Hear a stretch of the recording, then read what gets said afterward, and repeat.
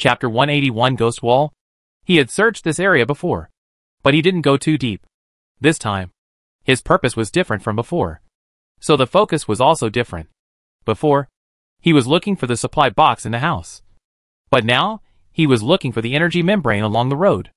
The place was not big, and Chung-Moo arrived in front of the membrane after walking on the road for a while.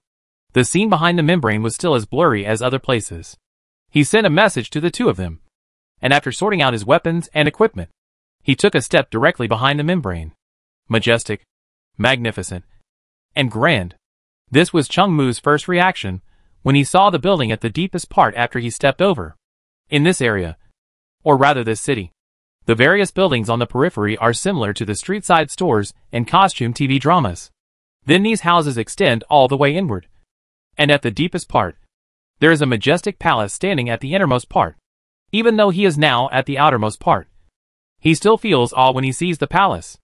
Seeing the huge and majestic palace, Chung-Moo couldn't help but think of the text Fu on Afong Palace that he learned in his previous life. The slightly exaggerated words and phrases in it are not an exaggeration to describe it. There are also some palaces of different sizes surrounding this huge palace. Although it is not as tall as the office buildings in the upper area, its momentum is not comparable to that of the office buildings. It is like a dignified and generous lady from a noble family, and a coquettish and slutty woman with a strong worldly aura. Chung-Moo decided to explore this lady now. The outer area where he is currently located has not been searched, which means that no one has been here. But he does not know what is inside. If no one has been here before, then Chung-Moo has picked up a great bargain. Be careful when you search for supplies. I've arrived at a new area. Come back after I go in and take a look at the situation. Yeah, I understand. Don't worry. Are you coming here for lunch? No. It takes too much time. Okay. Then tell us when you're done. After briefly explaining it to the two of them, Chung-Moo strode along the wide road in front of him and walked towards the majestic palace. Through the countless shops on both sides of the street, it is not difficult to see that this city was once prosperous. But unfortunately there is no one inside. It is too deserted. I don't know if this city has existed in reality. If this city is really copied from the history of Blue Star in the game. It feels like this should be a building from the Han and Tang dynasties. Or even earlier. But unfortunately, he has not studied these and cannot be sure. Chung-Moo walked on the street along the walls of the shops on both sides. He paid attention to the surrounding situation while walking, and did not find any traces of other players. But what surprised him was that he had been walking towards the towering palace for nearly half an hour from the beginning to now. But he felt that the palace was not much closer. This shouldn't be the case. At my current speed, I should have reached this distance a long time ago. Chung-Moo was very confused. During the time he was walking on the road just now, he smoked 4 or 5 cigarettes, and his clothes were soaked with sweat twice. As a result, when he looked up at the palace that was like a mountain, he found that the distance between him and the palace was still not much closer. Hallucination? After discovering something was wrong, the first thought that came to Chung-Moo's mind was whether this was an illusion. He stretched out his hand and pinched his arm hard. Hiss. This pain doesn't seem fake. He looked back at the place he had just opened. The membrane that blocked his vision had long disappeared as he moved forward. So far, the game has not had any hallucinations. But the name of this huge city is the Lost City. I won't get lost here. Right? Even Chung-Moo began to doubt himself. What time is it now? He sent a message to Yun-Chi. 10:17. Is your watch broken? I'll trade one for you. No. I'll ask. Chung-Moo looked at his watch. It was 10:17 in the morning. The same as theirs. If Yun-Chi and Xiao Lu-Cha didn't fall into hallucinations, there would be no problem on his side. He had been in the previous area for several days, and didn't find anything unusual. And the pain he felt when he pinched himself just now was normal. The most important thing is that Chung-Moo just recalled the things that gave him a headache before. And sure enough, the familiar tingling pain still appeared in his head. All signs show that he is not in an illusion. If the illusion can be so real, no one can get out of it. This seems to be a bit inconsistent with the principles of the game. After walking for so long and not reaching the destination, Chung-Moo was a little irritated. But he thought about it and came up with a test method. He took a bottle of ice cola from the storage box, took a big sip, and immediately felt that the irritation in his heart just now was swept away. Then he threw away the remaining half bottle of Coke. After all, the first sip was worth 2.9 yuan.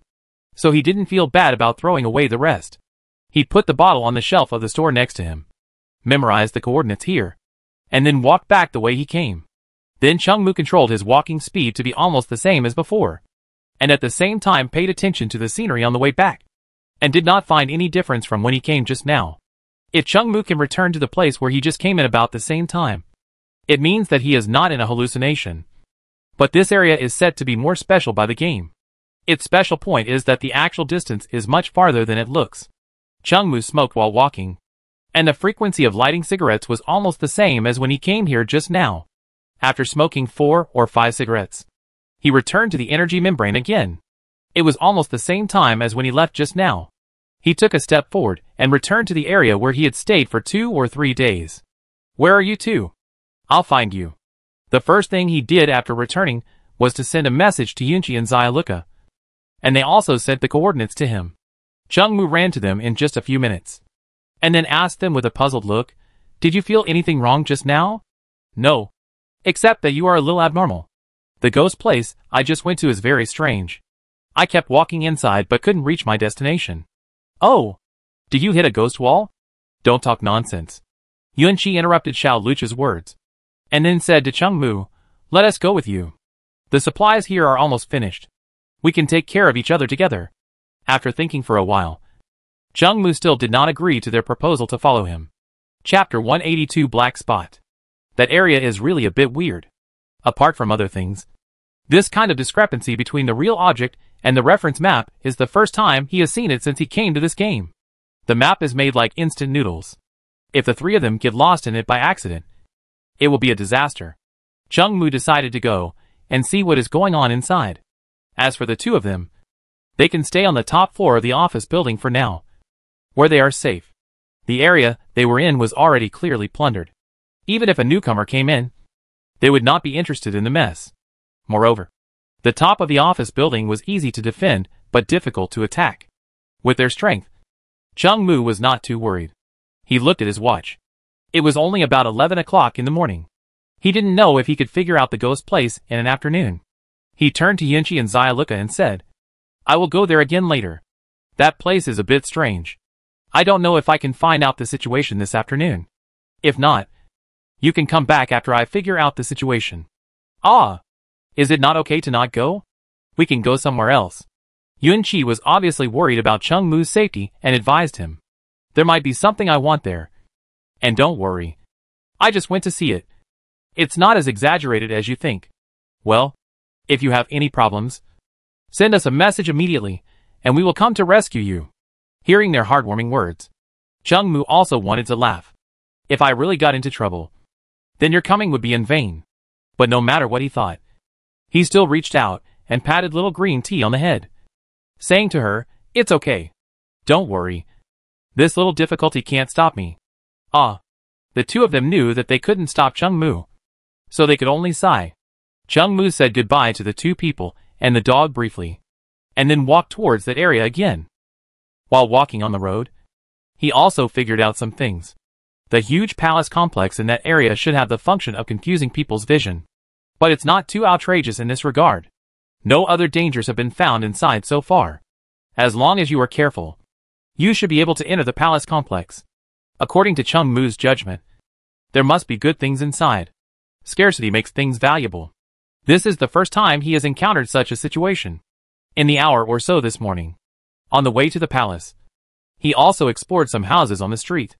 There were only some yellow and white supply boxes inside, and even purple ones were not seen.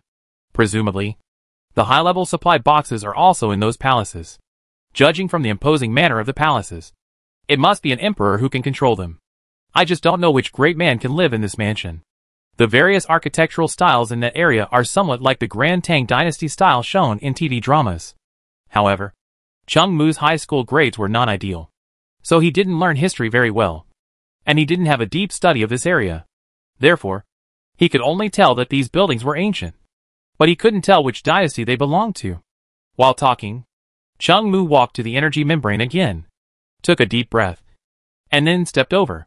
The scene in front of him did not change from when he came just now. which made Chung Mu more determined in his idea.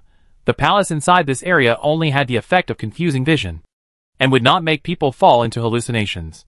He walked to a shop not far ahead, and looked at the wooden pillars supporting the door of the shop. There was a mark on it when he left. He touched the marks on the pillar with his hand, and the uneven feeling was transmitted to Chung Mu's fingers. After patting the pillar, Chung Mu continued to walk along the road he had just taken. He still walked along the original road. After walking for about 20 minutes, he saw the Coke bottle he had left in the store. After picking up the Coke bottle and playing with it for a while, Chung Mu felt relieved.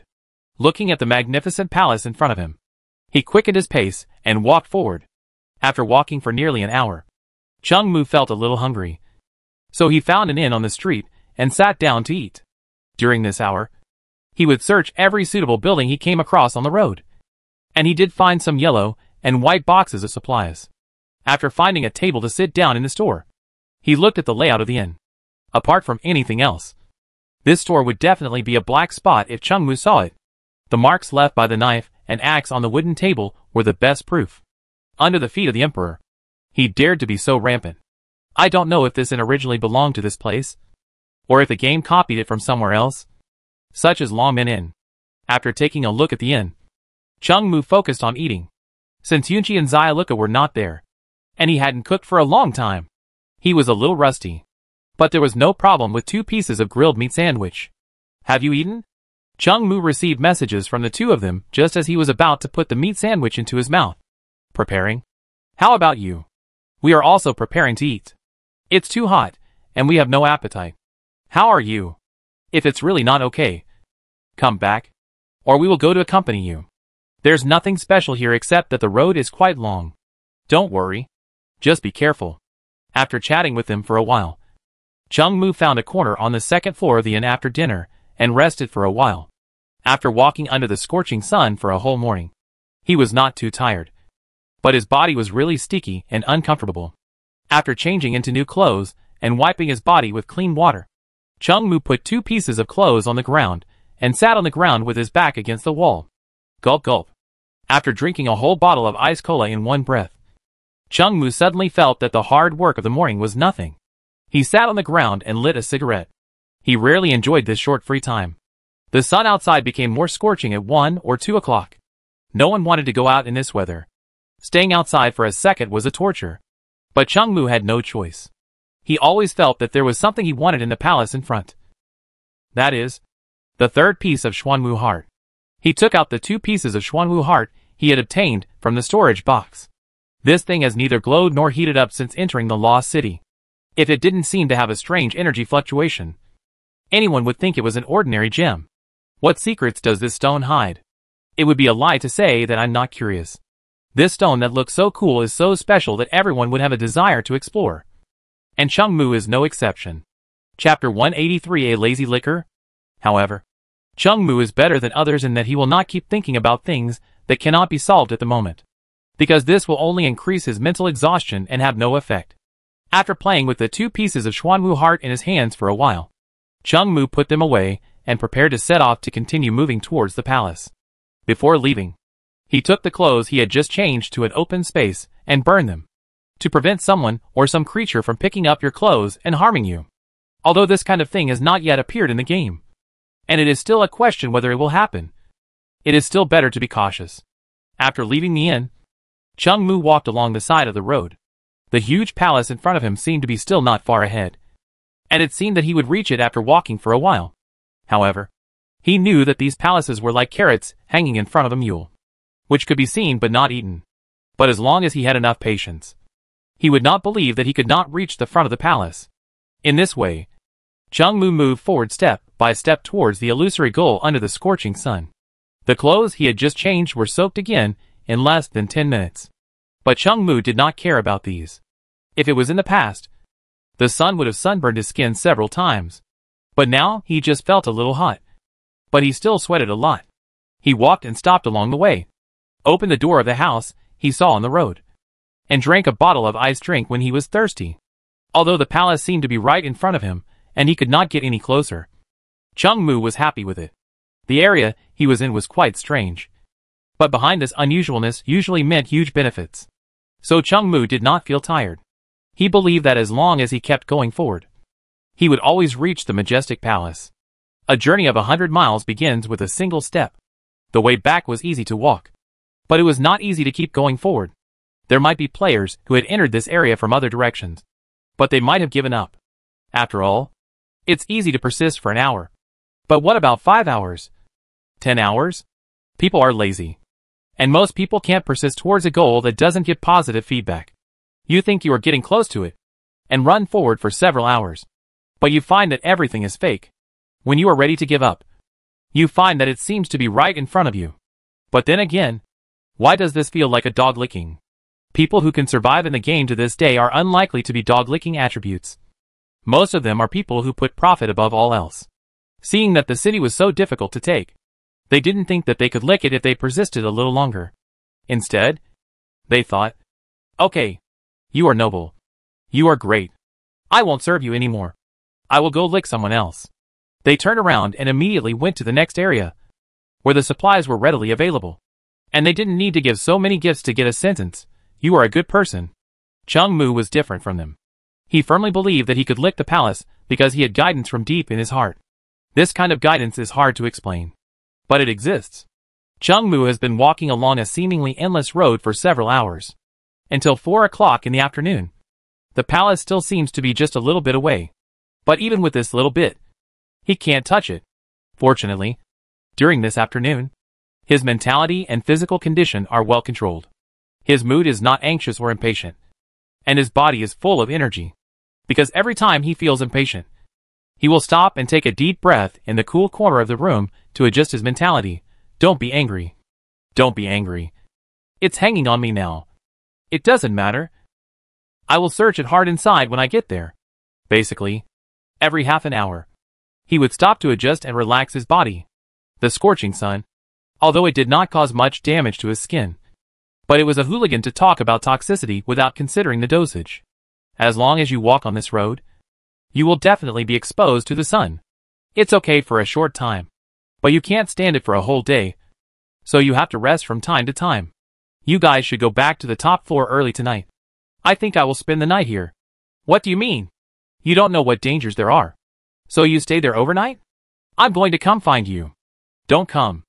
This place is just a road that goes nowhere. There's nothing else to do. Besides, you don't know my coordinates. It will be troublesome if you go to the wrong place. After Chungmu sent the message, the other party was silent for a long time, as if regretting not letting Chungmu send the coordinates first. Okay. Then you must pay attention to safety. And report to us every hour before going to bed. No. Once every half an hour. Okay, baby. I'm going to sleep. Good night. Just kidding. Don't worry. Once every half an hour. After flirting with Yunchi and Zailuoka for a while, Chungmu also smiled knowingly, and then continued to walk towards the palace. It was already past 4 o'clock, and the sun hanging high in the sky was still dazzling. This game of the lucky day must have deliberately set the temperature so high during the day. If I find the creator of this game, he will definitely be in trouble. He thought angrily in his heart. Is there really a creator of this game? As soon as this thought came to his mind, the familiar tingling in his mind came again, and Chungmu quickly changed his mind. He shifted his thoughts to yesterday's attempt to use various props with Yunchi and Zailuoka. Now it's better. The head above doesn't hurt anymore. But the other one? On a hot day. From a distance, a slender figure was walking firmly on the street in a surging heat wave, with a cigarette between his fingers. Even from a distance, you can still feel his handsome face, although his whole body is wet with sweat. In the eyes of some mature women, this is the temptation of young hormones. This figure is Chungmu. He took a puff of the cigarette in his hand. This is the second one in a row, since the tingling pain just now appeared in his mind. He has never stopped smoking. Just now, he couldn't help but recall what happened on the deck. It was the stinging pain from the burnt cigarette that brought his thoughts back to reality. Otherwise he would have died. So during this period of time, he didn't dare to put down the cigarette in his hand. And at the same time, he was frantically diverting his attention. Chapter 184, Visible but Intangible. Fortunately, after Chungmu shifted his attention to finding supplies, he didn't feel so uncomfortable. However, in such a hot day, he was sweating all the time. Chung Mu basically had to take out some ice water from the storage box and pour it in every 10 minutes to cool down. Otherwise, it was too hot and he couldn't stand it. He himself was fine. But no matter what, he had to consider his good brother. As we all know, Chung Mu has always been a person who pays attention to other people's feelings. After walking on the road for another hour or two, it was already past 6 o'clock. Although the sun had set a little, it was still scorching. It was time to find a place to spend the night. Chung Mu thought to himself. He looked ahead. In addition to the invisible palace, there were some large houses on both sides of the road, such as the house not far in front of the right-hand side. Chung Mu walked into the house and looked up. There was a huge plaque on it, with 4 large characters written in a flamboyant style, Chingy Bofu, which looked quite imposing. Standing outside and looking at the size of the house, it was not small, and could be considered a mansion. But he had never lived in such an ancient-style house, so he didn't know what it would be like inside. As Chung Mu walked in this area for a day, the deeper he went, the more luxurious the houses on both sides of the road became. At first, when he was in the outer area, most of the houses there only had some white supply boxes, and then as he walked, he could find some yellow ones. As for the house in front of him, it was estimated that he could find purple supply boxes. This house has white walls and red tiles. The modeled walls show traces of time, but it does not look dilapidated. Instead, it has a unique charm. The 2 doors under the plaque are several meters high. The doors are made of wood and are very hard. Chung Mu scratched them with a knife, leaving only a shallow mark. It would be nice to take down this door to make an explosion-proof shield. But the treasures in the palace must be of better quality than these. A small earl has such a luxurious door, so you can imagine what the palace is like. Chung Mu took a rough look at the house from the outside. It was not much inferior to the large flat on the top of the office building. Both of them had their own merits. However, after looking at the house, he looked at the palace not far away, and the difference was immediately apparent. They were not at the same level at all.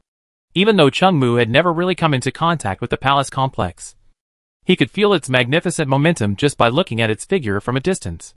It was like a beautiful woman with a veil. Although she had not taken off the veil, you could still feel her peerless beauty. After taking a sip of iced drink and putting aside the distractions in his mind, Chung Mu pushed open the ancient door in front of him. Branches. Probably because no one had lived there for a long time. After pushing the door open, a sound of wood friction came into his ears, and then a cloud of dust floated down from above his head. Chung Mu waved his hand to fan the dust in the air, and then walked into the house. As soon as he opened the door, he saw a small arch-shaped house with a huge screen in it. The painting on the screen was exquisite. Although Chung Mu was not good at calligraphy and painting, it looked like it was painted by a famous artist. However, he had no time to appreciate this masterpiece. Instead, he raised his gun and looked around cautiously to prevent any special situation. After cautiously bypassing the screen, the scenery in front of him suddenly became clear. An artificially excavated lake appeared in front of him. The area of the lake was not large, but it was definitely not small. Above the lake, there were small bridges that connected in all directions. There should have been thousands of koi in the lake, but now they were gone, and the lake became a pool of stagnant water. After passing the screen, you can reach various places in the house through these small bridges. Damn, these dignitaries really know how to enjoy themselves. They make a house so fancy. More than corruption? It's corruption. When Chung Mu searched the whole house, it was almost 7 o'clock. In this house, he found 2 purple supply boxes, one of which was high-end. Then, there were some yellow and white supply boxes, and several packs of cigarettes were opened from them, which was quite gratifying for him. After a busy day today, it's time to rest at night. Apart from anything else, my calves are still a little sore from walking. It's a pity that no one will come to give me a massage tonight. He has already found a place to sleep. When searching for rooms just now, he found the largest room, which should be where the sincere uncle lives. This room alone is more than 100 square meters, with a large mahogany carved bed. Although there is no mattress on it, Chung Mu has all these things, so he can sleep on it. It was just a layer of dust in the room, which needed to be cleaned up. The houses in this area were basically covered with dust, and other places were not much better. Moreover, this house was relatively safe. It took several rounds inside, and outside to find the room where Chung Mu was going to stay. If there was really a reckless man who walked all the way here and happened to enter this house. Even if this probability was extremely small, Chung Mu would have enough time to react. Have you eaten yet? When Chung Mu was about to clean up the room, the messages they sent appeared in his mind. This afternoon, they would send a message every half an hour. I'm going to clean up the room and move in. What about you? We've returned to the room. When can I go find you? I don't know when this road will end. There's a huge palace in front of me. It looks like it's right in front of me. But I can't get there no matter how hard I try. Then if you can't find it, we can't go looking for you. No. I have a feeling that I might see it tomorrow. Now we have seen the Beau Mansion. And deeper in the house should be the Marquis Mansion, the Prince Mansion, and even the Imperial Palace. Well, then, is there anything you need over there? Do you have enough food and daily necessities? Don't worry. There's a storage box full of them. Don't worry. I won't tell you for now. I'll clean up the house first. Okay. Okay. Chung Mu spent a few minutes wiping the dust off the bed, then put a mattress on it, and used it as his simple bedroom. As for other places in the house, he didn't touch them. He was leaving tomorrow anyway, so it would be useless to clean them up. He took out some clean water to wash his sticky body, then took all the clothes he had changed to a place and burned them. Chapter 185. It's starting again. Right? After burning the clothes, Chung Mu returned to the room and sat on a mahogany chair smoking. It must be said that the houses these old men live in are so comfortable. The sun outside is not as hot as at noon, but it still has some residual power. And in this room, because of the layout, Chung Mu actually felt it was quite cool. I guess he would have to add a bed and quilt when he went to bed at night. Otherwise, he might be woken up by the cold. This is definitely warm in winter and cool in summer. Worthy of being the master's house. Taking advantage of the fact that he had nothing to do now, Chung Mu climbed to the highest point of the house and looked at the surrounding environment. He had a panoramic view of all the buildings of all sizes around him, and the palace not far away still seemed to be just a few steps away. But Chung Mu knew it was all fake. The house around him seemed to be the largest one, and after looking for a while and finding nothing, he returned to the room and took out the cooking pots to prepare something to eat. After a hard day's work, Chung Mu felt a little hungry after taking a rest in the shade. He used the cooking pot to make a few pancakes for himself. Then he made some barbecue, washed some vegetables, and paired them with his own iced fruit wine. A delicious dinner was freshly prepared. After enjoying this delicious meal, Chung Mu felt his morale boosted instantly. It seemed that the hard work of the day was nothing. He wanted to go deeper inside now. However, he still restrained his thoughts. It was not easy to find a place that was more comfortable to live in. If he went deeper, he didn't know when he would find a similar place. Go to bed early tonight and get up before dawn tomorrow, so that you can maintain sufficient energy and avoid the scorching sun. I am such a clever little ghost. I can even think of such a perfect way. Thinking of his reasonable arrangement, Chung Mu couldn't help but be proud of his IQ. After dinner, Chung Mu leaned back in the chair, his feet on the mahogany bed, playing with the ordinary Xuanwu heart in his hand, then lit a cigarette and opened the chat channel. It has been a long time since I saw what the silly netizens were talking about. It's quite comfortable to live on this island. I don't want to leave. I found a big villa, and it's so comfortable to live in it. Your place is nothing. I have an American mansion here. Damn. I don't even want to search for supplies here. Humph. You bunch of rubbish. I'm either sleeping or searching for supplies. When I see you, I'll kill you all. Are you pretending to be your mother? Speaking of which, this lost city is so magical. A city is actually divided into different areas, and some places have the function of blocking vision. You just found out? 6. This is actually worth mentioning. What a loser. Even my son has already found out. This person's words obviously aroused public anger, and dozens of people immediately stood up to criticize him. He wanted to say a few words at first, but was soon drowned out by the saliva of netizens. Stop. Stop. Stop scolding. Stop scolding. I am your son. Okay. Another version update is coming soon. I am a little panicked. What are you afraid of? You've been here for so long, and you don't have this awareness? What do you think? If we live for a certain number of days in this game, such as 100 days, we will return to Blue Star? Why are you missing your Blue Star? I think it's pretty good here. If I go back to Blue Star, I'll take the attribute points with me. With the attribute points? Then I'll definitely transform into a native. I found several purple supply boxes today, and I'm going to reward myself. Brother, take care of yourself. Is there any elder brother who can give me something to eat? I haven't eaten for 33 days. Today, a fierce conflict broke out in the group. And this is exactly what Chungmu wanted to see. After closing the chat channel with satisfaction, Chungmu sent a message to Yunchi and Xiaoluka. He was going to sleep, and asked them to be safe. Now it was dark outside, and the temperature had dropped a little. He took out a thin quilt from the storage box, said goodnight to them, and then lay on the mahogany bed and slowly fell asleep. In less than a minute, Chungmu's long breathing sounded in the room. The sun, which was so rampant during the day, had completely disappeared in the sky, replaced by a bright moon. A gust of wind blew open the wooden door of Chungmu's room. Branches. As soon as the door was blown open, Chungmu, who was still sleeping soundly, jumped up from the bed in an instant. He held a 95-style gun that he kept next to him when he slept, and he jumped up to find cover in the room. Chungmu looked outside the door to see who was so unethical as to disturb his sleep in the middle of the night. When he saw that it was only a gust of wind that blew the door open, he breathed a sigh of relief.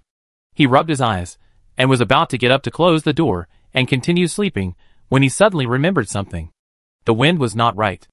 The wood used for the wooden door of this room was of excellent quality, and was wrapped with iron sheets. The door alone weighed at least 100 pounds. The wind was not strong. If it was strong enough, Chungmu would have been awakened by the wind with his vigilance, and would not have been able to sleep until now. And judging from the strength of the wind, it is definitely not enough to blow open the two doors of the house. Chungmu was a little strange. Raised his hand to look at his watch. It was just past 12 o'clock. But with such a strange thing happening, he would definitely not be able to sleep.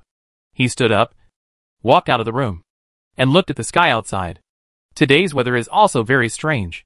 There is a breeze outside, but the wind makes people feel a chill. But the weather is not cold. What's even more weird is that the huge moon is obviously hanging high in the sky, adding a bit of brightness to the night. But it makes people feel unstoppable depression. And the air seems to be full of materialized energy. Damn it. It started again. Right? Chungmu cursed in his heart. This is obviously a trick of the game. It's not even time to update yet. And it's doing this again? He opened the chat channel to see how the stupid netizens were cursing the game. But after watching for a few minutes, he was surprised to find that they didn't seem to care about the weird weather at all. Although it was already 12 o'clock. There were still many people chatting in the chat channel. And they were talking about some random things, as if there was nothing unusual on their side. Is it just me who is experiencing this situation? From the chats in the group, it seems to be the case. Send a message to Yunchi and Xiaoluka to ask. They should have fallen asleep. And sending messages to them will not help me except disturbing their sleep. Chapter 186. The Yin soldiers borrow the road. Chungmu randomly picked a person with a number that he liked from the players, who were still active in the group, and sent him a private message. Brother, are you there? Fuck. It's 9527. Boss, is it really you? Hack fuck hack fuck. Well, brother, don't get excited. Boss, I didn't expect you to take the initiative to send me a message. How can I not be excited? Boss, can you take me with you? If you don't mind. I'd like to be your foster father. Ahem. I'm not going to ask you anything. I just want to ask you something. Boss, let alone asking you something. I'd be willing to go through fire and water. Brother, how's the weather over there? Boss, what do you want to ask me? Actually, I can do it. If you ask me, I can do it. Seeing that things were going to go in a strange direction, Chungmu hurriedly stopped him. Don't get me wrong. Brother, I just want to ask about the weather. Well, I thought you were going to do something. The weather here is normal. Just like it should be at night. Okay. Brother, you go ahead and do your work. Thanks. Godfather, would you like to chat with me again? After closing the chat with this funny guy, Chungmu looked at the weather in the area where he was, and his expression became serious. Judging from the content of most people's chats in the group, there was nothing unusual there. Then why did the only weirdness appear on his side? Is it because he is more handsome? Did he cause the jealousy of the game? Chungmu took out a mirror and looked at his face. It is indeed possible. After putting away the mirror, he took out the dragon blade from the storage box. This is his strongest equipment at present, and also a life-saving skill. Although he carried the pendant of the Mudhead King, the Mudhead King of the size of the pendant could not use the magic core cannon. After holding the dragon blade, he changed his mind and took out a piece of the heart of the black tortoise from the storage box. To his surprise, the heart of the black tortoise burst out with a dazzling red light as soon as it was taken out of the storage box. And Chengmu was so scared that he quickly stuffed it back into the storage box. If there was any danger on his side, then this red light would undoubtedly make him a target. After taking a deep breath, Chengmu held the dragon blade tightly, checked the various firearms in his hand, and then put on all the equipment that could add attributes on hand. He planned to go outside to see the situation. Just after walking past the screen outside the gate, a gust of wind blew open the outermost gate again. In an instant, several pairs of eyes looked over and stared at Chengmu.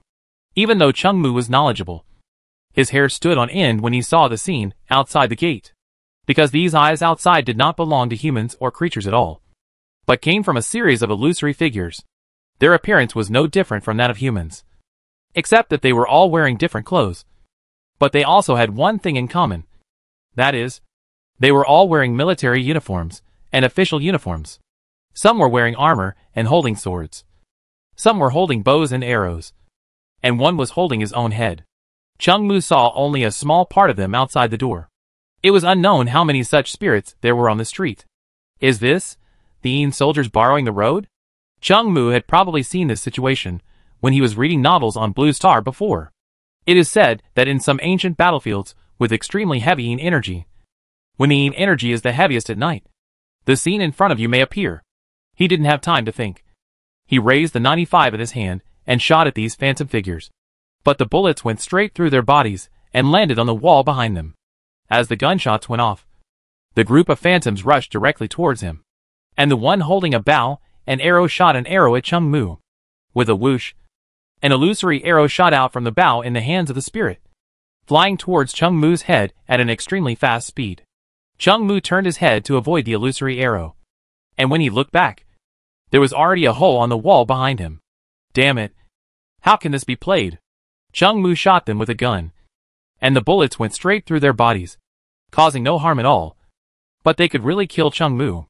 He didn't have the heart to complain about this now. Since he couldn't beat them, he would just run. But it was obvious that he couldn't get out of the gate in front of him. The swords of several spirits were about to chop him in the face. Fortunately, they were all ancient soldiers and didn't have guns. If they had guns, they wouldn't need more. And each of them would have shot him like a honeycomb. Seeing that the spirits outside the door were about to rush in, Chengmu remembered the method he used to deal with Baldi Chong at the beginning. So he shouted to the spirits in front of him, "Wait a minute. Brothers, please listen to me." After shouting this, the spirit leading the way, the one wearing armor and holding a big knife, raised his knife higher. It is estimated that he will chop Chengmu's head in the next second. Whack! Explode!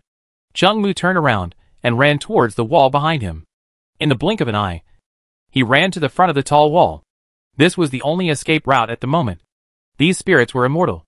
If they were still hiding in this house, they would follow him all the time. However, although these spirits were immortal, they were not fast enough. As long as he climbed over the wall and ran away, they would not be able to catch up with him. Chengmu looked at the tall wall in front of him, jumped lightly, and grabbed it with both hands. Then he pushed hard, and the whole person was carried up by the strong arms. As he climbed over the wall, he turned his head and paid attention to the ghost soldiers to prevent the old six with bows and arrows from attacking him. When most of his body had climbed over the wall and was about to land on the other side, he found that the 2 or 3 meter wide path between the wall of this house and another house next to it was densely packed with ghost soldiers. These ghost soldiers were walking forward normally, but when they saw Chengmu in the air, they all looked over. There was also a headless knight, who originally had his head hung on his waist. Maybe because they were standing too close together, the headless knight's head could not see what happened. The headless knight also untied his head from his belt with both hands, and then held it high, looking at Chengmu with a pair of eyes. "Damn, you are the tallest." Chengmu had just cursed in his heart, and the group of ghost soldiers raised their weapons at the same time. If Chengmu really fell down, he would probably be chopped into meat sauce in an instant. But of course, he would not let himself fall to the ground like this. Chung Moo's legs kicked hard against the wall in midair, and the whole person leaned back, and then folded his body slightly, completing a perfect backflip. Chapter 187. This brother is my relative. This backflip not only prevented Chung Moo from being chopped into a pulp when he landed, but also avoided several sharp arrows shot by Lao Lu. After drawing a beautiful arc in the air, Chung Moo landed perfectly, with a difficulty coefficient of 9.9.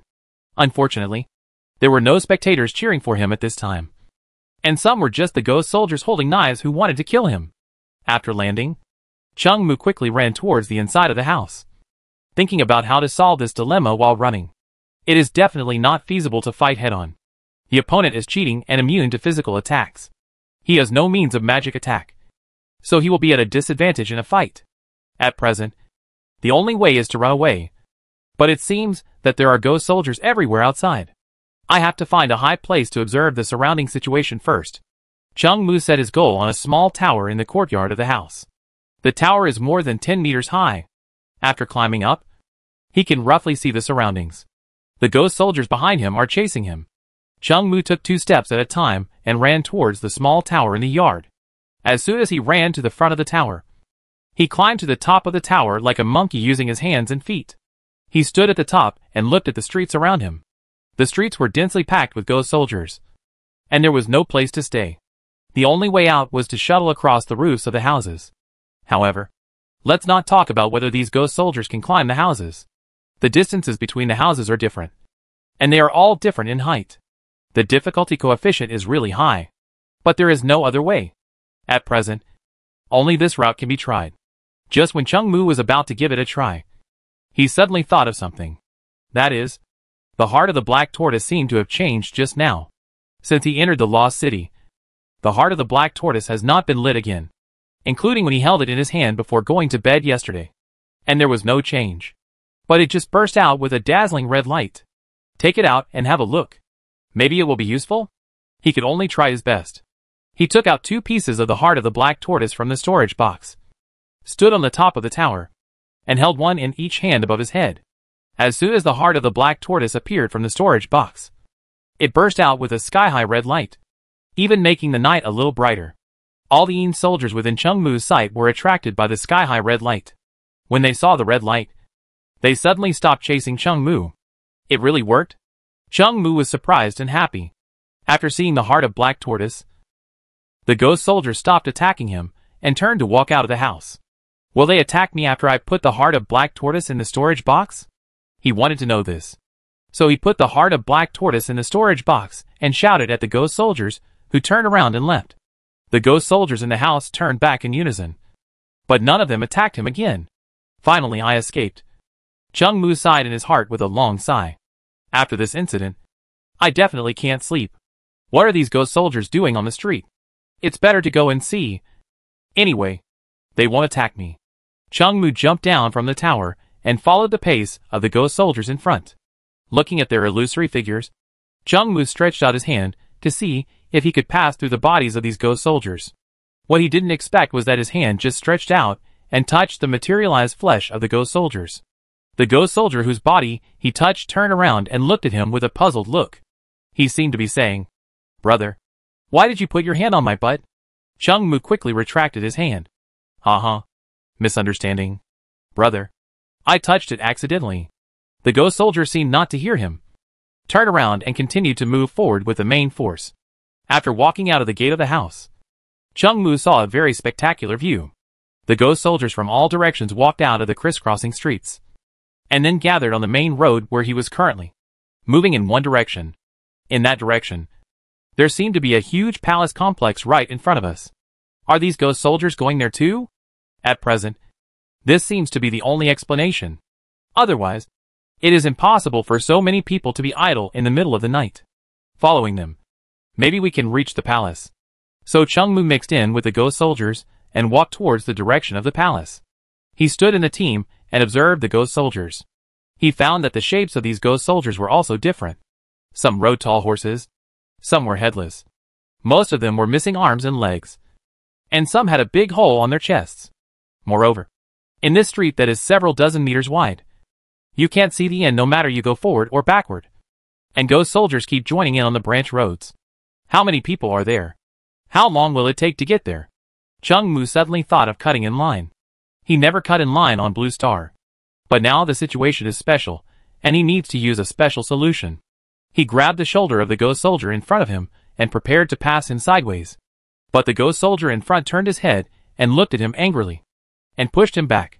Brother, please let me pass. I have to pee urgently. Chung Mu was frustrated and a little unconvinced. So he said to the ghost soldier. As a result, the ghost soldier not only did not give him any face, but also raised his fist and pretended to hit him. No. No. Big brother. You go first. You go first. I will stay behind. Looking at the fist as big as a casserole, Chung Mu could only admit defeat.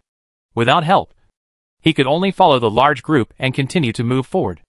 After walking for a few minutes, Chung Mu was a little anxious. How long would it take to walk like this? Although the palace in front of him looked close, it was actually very far away. I have to think of a way. Chung Mu walked while thinking with his head down. Suddenly, his eyes turned and a brilliant plan came to his mind. Second brother, is that you? Why are you in front? Wait for me, Chung Mu shouted. And the ghost soldiers in front of him turned back to look at him. Then he pushed the ghost soldiers in front of him away and ran forward, waving his hands and shouting, Second brother, wait for me. Don't walk so fast. Maybe these ghost soldiers saw that he was looking for relatives. So they didn't stop him. And some even took the initiative to make way. It really works. After running forward for a while, Chung Mu was overjoyed. And then he shouted to the front with a louder voice, Third uncle. Why are you here too? You have gained weight after not seeing you for a few days. Wait for me. Second uncle. Woo woo woo. Where is your head? I will find it for you right now. Aubin. Aubin. It's me. We killed someone together last time. Have you forgotten? The knife in your hand was given by me. Fourth uncle. Don't walk so fast. Look. Your legs are gone. What? Was it chopped off? Oh. Look at my memory. Uncle. Uncle. Slow down. Your head fell off and was kicked around like a ball. Don't worry. I'll take it to you right away. Goshen. You forgot your brothers after you became a soldier. Right? Look at this scar. It was caused by the fall when we were peeping at Widow Wang taking a bath. Don't worry. I'll take a closer look. Chapter 188 Before the Palace. Chung Mu kept shouting and walking, pushing forward for an hour or two. Chung Mu actually ran to the head of the team. But he didn't push to the front again. It wasn't that he didn't want to, but he didn't dare. The people in front looked difficult to deal with. Chung Mu was a low-key person and didn't like to do such rampant things. At the front of the team were 4 people riding tall horses, dressed like generals. The heavy armor they wore and the weapons in their hands showed that they were not easy to deal with. The lives on his hands are probably a mountain of corpses and a sea of blood. Although Chung Mu's attribute points are very high, this group of ghost soldiers is too weird. It's good that they don't have any ideas about him. So how dare he offend them again? At the beginning, when Chung Mu shouted and squeezed to the front of the team, the 4 generals turned back at the same time on horseback, frowning at this kid who came from nowhere and dared to disrupt the team's discipline. Although their faces are not particularly handsome, they are extremely majestic. In addition, the murderous aura accumulated from years of fighting in all directions. Chung Mu was also a little scared at a glance. However, Chung Mu also had his own way of dealing with it. He kept smiling, waved and greeted the 4 people at the same time. Adoptive father. You are here too. The 4 generals looked at Chung Mu and wondered whose adopted son this was. Then the 4 looked at each other. Since the 4 of them were of equal status, and none of them knew whose adopted son this person was, if they spoke rashly to stop him, it might affect their relationship. Although their main job was to kill people, they still had to consider the social etiquette. So they turned their heads away, as if this incident had never happened. Then, they stopped caring about Chung Mu. Seeing that their leader had expressed his opinion, the soldiers naturally did not dare to say anything, and the whole team continued to head towards the palace. Chung Mu's voice was hoarse from running all the way here. He took out a bottle of drink from the storage box to moisten his throat. The soldiers next to him immediately cast a contemptuous look at him, as if to say, you are already dead, and you still want to eat? It is simply a shame for the Yin soldiers. Chung Mu was unmoved. After putting away his things, he continued to follow the main force and observe the situation on the road. This group of ghost soldiers seemed to regard him as one of them. He looked down at his body. Fortunately, it was not as illusory as the ghost soldiers next to him. It seemed that it was because of the heart of Xuanwu that they regarded him as one of their own. But why did the heart of Xuanwu have this function? This was another question that puzzled Chengmu. Maybe this was the reason why the heart of Xuanwu was so awesome. He could only explain it to himself in his heart. How are you doing? I'm worried. I always feel like something's wrong with you, and I can't sleep. Chengmu, who was walking on the road, suddenly received a message from Yunqi. It's okay.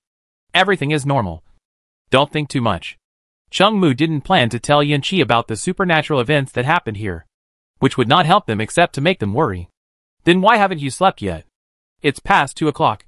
You must have something wrong. Ignoring this point, Chengmu walked with the ghost soldiers and replied to the message.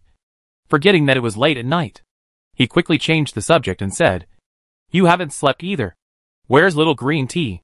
She hasn't slept either. Don't talk about this. What happened to you? There must be something wrong. Otherwise you wouldn't be awake now. Hurry up and tell me. Seeing Yunqi's crying voice, Chengmu felt that he couldn't keep it a secret any longer. Otherwise the two of them would be worried. He briefly described to them what had just happened here. On Blue Star, they would definitely not believe in such a supernatural thing. But this is a game. Anything can happen here. After repeatedly confirming that Chengmu was safe, the two of them were still worried and asked Chengmu to report to them every once in a while. But Chengmu didn't have so much free time.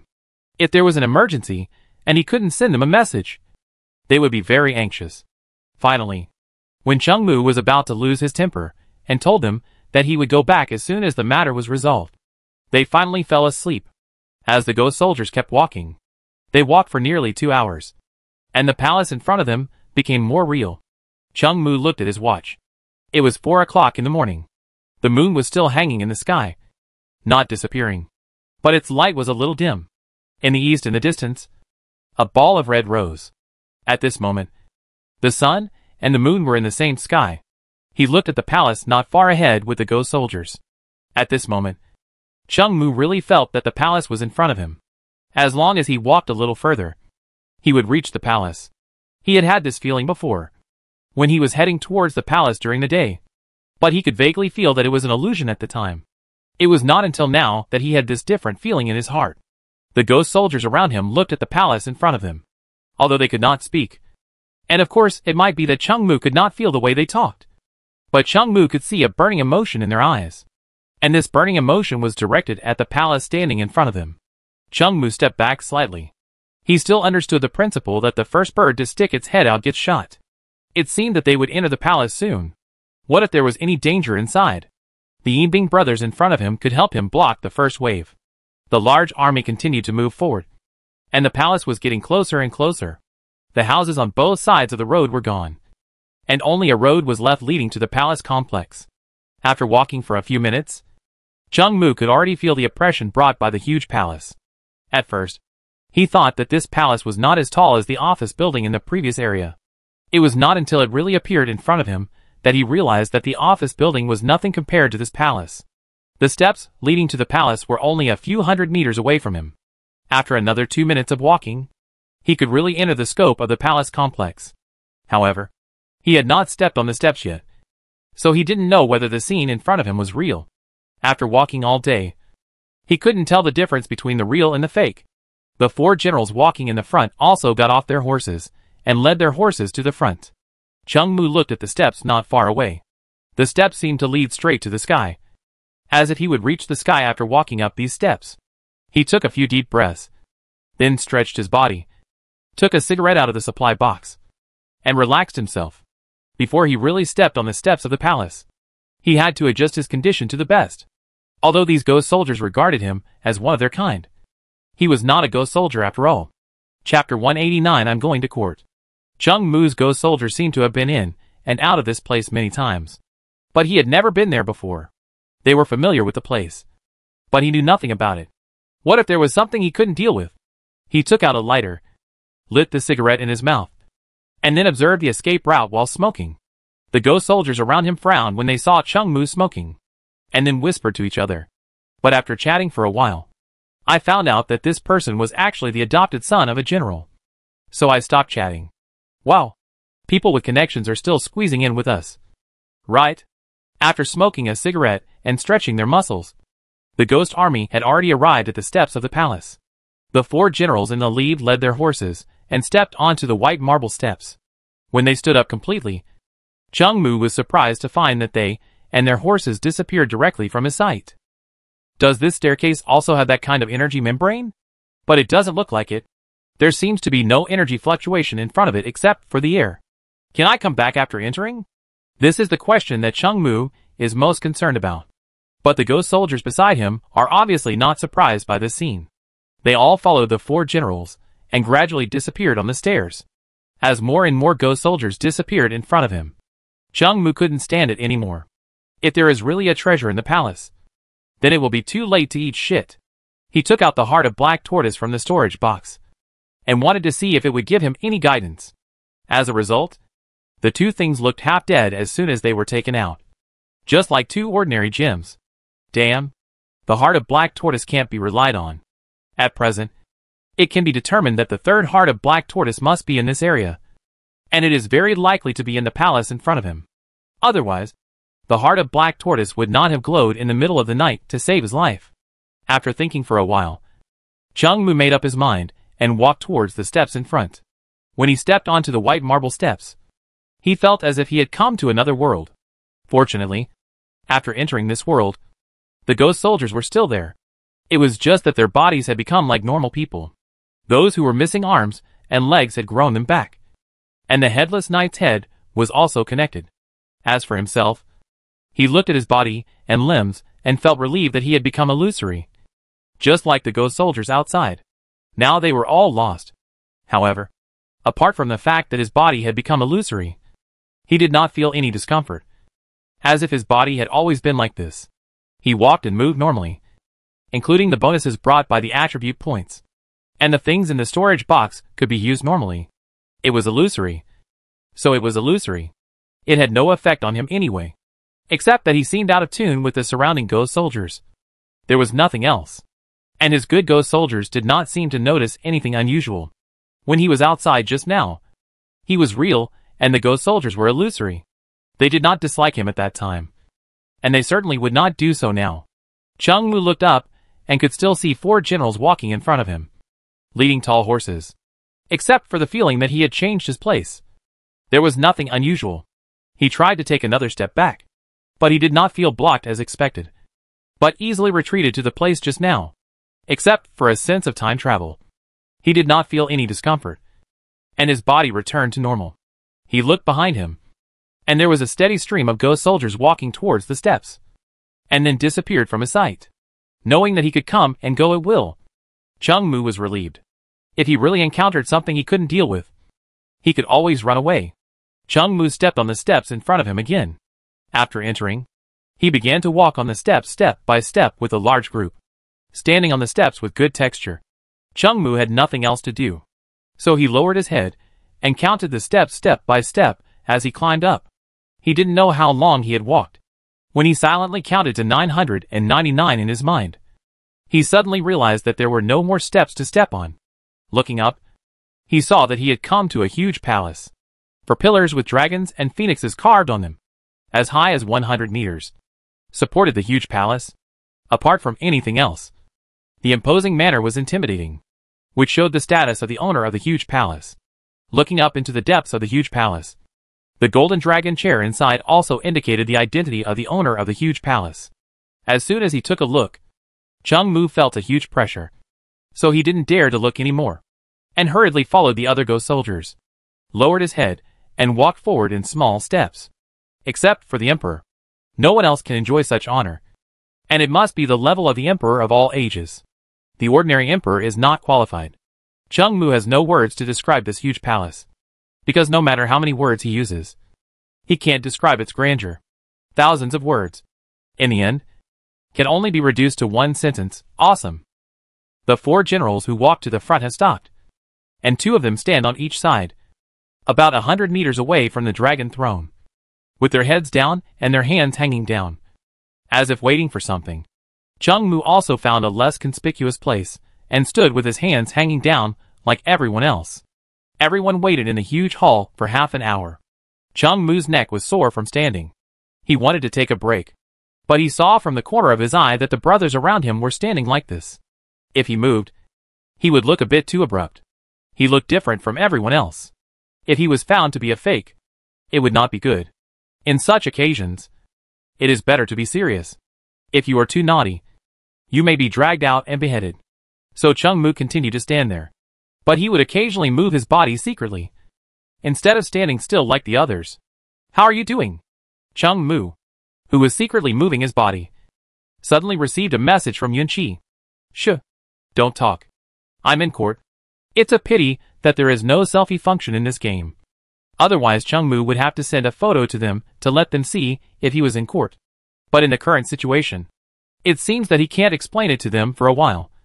So Chung Mu can only send a message saying, it's hard to explain it for a while. Anyway, there's no danger here. You don't have to worry. Did you two sleep when I asked you to sleep? No. I just closed my eyes for a while. And I was worried that you would always sleep uneasy. Chapter 190 Emperor. When Chung Mu saw their messages, he felt warm in his heart. And then he replied to them, you should take a rest. I don't know if I can go back during the day. If you two don't keep in good condition. What if something happens? It's okay. We won't go out to find supplies. We'll just stay in the room. Okay. I can't finish explaining my things for a while. We'll talk about it when we meet. Anyway, nothing will happen. Don't worry about that. Okay. Then you must be careful. No more. No more. It's time to go to court. Chung Mu closed the chat with the two of them in his sea of consciousness. Just now, a thin voice came from the huge hall, go to court. From the sound, if he judged correctly, this voice should come from a eunuch. Chung Mu secretly glanced at the position of the dragon throne through the gap between the ghost soldiers. I saw a man in a bright red python robe, with a clear face and a head full of silver hair, bending over and walking forward. It is estimated that the voice just now came from this person's mouth. This eunuch-like man has a good physique. Although he is still hunched, Chung Mu can see that he is probably more than 2 meters tall. Except that he is thinner and not as strong as the 4 generals. His momentum is almost the same. It seems that this old eunuch is also a ruthless person. But compared with the figure behind this eunuch, the man in the red python robe looks like a primary school student. The figure behind is wearing a black dragon robe and is probably nearly 3 meters tall. There are 4 young eunuchs beside him, 2 in front and 2 behind, holding a corner of the dragon robe. When this person appeared in this huge hall, Chung Mu found that all the ghost soldiers lowered their heads a little more. Chung Mu secretly glanced at the appearance of the man in the dragon robe and found that he was extremely oppressive. As if the words he said were irresistible. Just by taking a sneak peek, he felt that the air became much heavier in an instant, as if a materialized pressure was falling on him. The man in the black dragon robe walked towards the dragon throne step by step. There was a pendant on his jade belt with a red gem tied to it. Even though Chung Mu only took a glance at it, he recognized that it was the heart of the black tortoise. But even though he recognized it, Chung Mu couldn't help but feel worried. The heart of the black tortoise was hanging on this person. How could he get it? If he tried to rob it openly, I'm afraid that the group of ghost soldiers next to him would immediately capture him as soon as he made any unusual moves. Although their individual strength was far inferior to Chung Mu, they had more people. Even if they used up all the bullets in their hands, they probably couldn't kill even 1/10 of the ghost soldiers here. The old eunuch and the 3-meter-tall emperor above don't look like they're easy to mess with. And my attacks don't seem to work on them. What about using the dragon blade? But the dragon blade seems to be a physical attack, and it can only be used once. If it doesn't work on them, then I'll be at a big loss. In addition, the other side has a large number of people, and a mouthful of spit from each person can drown me. Today's matter is very difficult to deal with. System, are you there? Is there any way? Chung Mu called the system in his mind. But unfortunately, there was no response. Damn it. If it doesn't work, I'll just give it a try later. I finally got this chance. But I don't know when the next one will come. All officials kneeled down. Just as Chung Mu was thinking about countermeasures in his mind, a shrill voice suddenly came to his ears. He looked out of the corner of his eye and found that the man in black dragon robe had already sat on the dragon throne. And the eunuch in red was ordered all officials to kneel down. As the shrill voice fell, all the ghost soldiers in the hall knelt down at the same time. Fortunately, Chung Mu's reaction speed was fast enough to keep up with their kneeling speed. After kneeling down, Chung Mu heard the ghost soldiers around him shouting something in unison. It was nothing more than something like, "Long live the Emperor." There were so many people, and it shouldn't be a problem if he was the only one left. Chung Mu lowered his head. The ghost soldiers next to him were singing praises. He was thinking in his mind how to get the things from the Emperor. When everyone stopped talking in unison, Chung Mu heard a faint low voice in the air, "Stand up." The voice was not loud, but it was accurately transmitted to the ears of every ghost soldier and person present. And the voice was irresistible. Hearing the Emperor's words, the ghost soldiers stood up in unison. And then another voice came. "Minister 1. How is the matter going?" This time it was not the majestic voice just now, but the shrill voice at the beginning, which came from the mouth of the red-clothed eunuch. As soon as the voice fell, Chung Mu saw an old man in gorgeous clothes standing out from the group of people standing in the front of the huge hall. He looked like a civil servant. Chung Mu ignored the old man at first. He was busy cutting in line, and didn't even notice him. The old man walked to the center of the line twice, then bowed down to the upper seat. "Your Majesty." Chung Mu listened to the old man kneeling on the ground and talking for half an hour. But he couldn't understand anything. For every 3 sentences the old man said, 2.5 of them were praising the Emperor for his greatness, his wisdom, and his virtue, which surpassed the 3 emperors and the 5 emperors. Chung Mu was confused. "Damn you. If I were the Emperor, I would drag you out and chop you off for talking so much nonsense." Chung Mu was furious. This old man was flattering and wasting his time. He didn't sleep much at night, and after being hypnotized by this old man, he was afraid that he would fall asleep right away while standing in the court. Unfortunately, the ghost soldiers present were listening carefully to the old man's nonsense, and everyone looked intoxicated, as if the person the old man was praising was themselves. Chung Mu no longer paid attention to the old man's lullaby. He pinched his thigh with his fingernails to wake himself up a little, and then began to think of countermeasures in his mind. After about half an hour, the old man finally finished what he wanted to say. Chung Mu summarized it, and the old man reported his work while flattering him.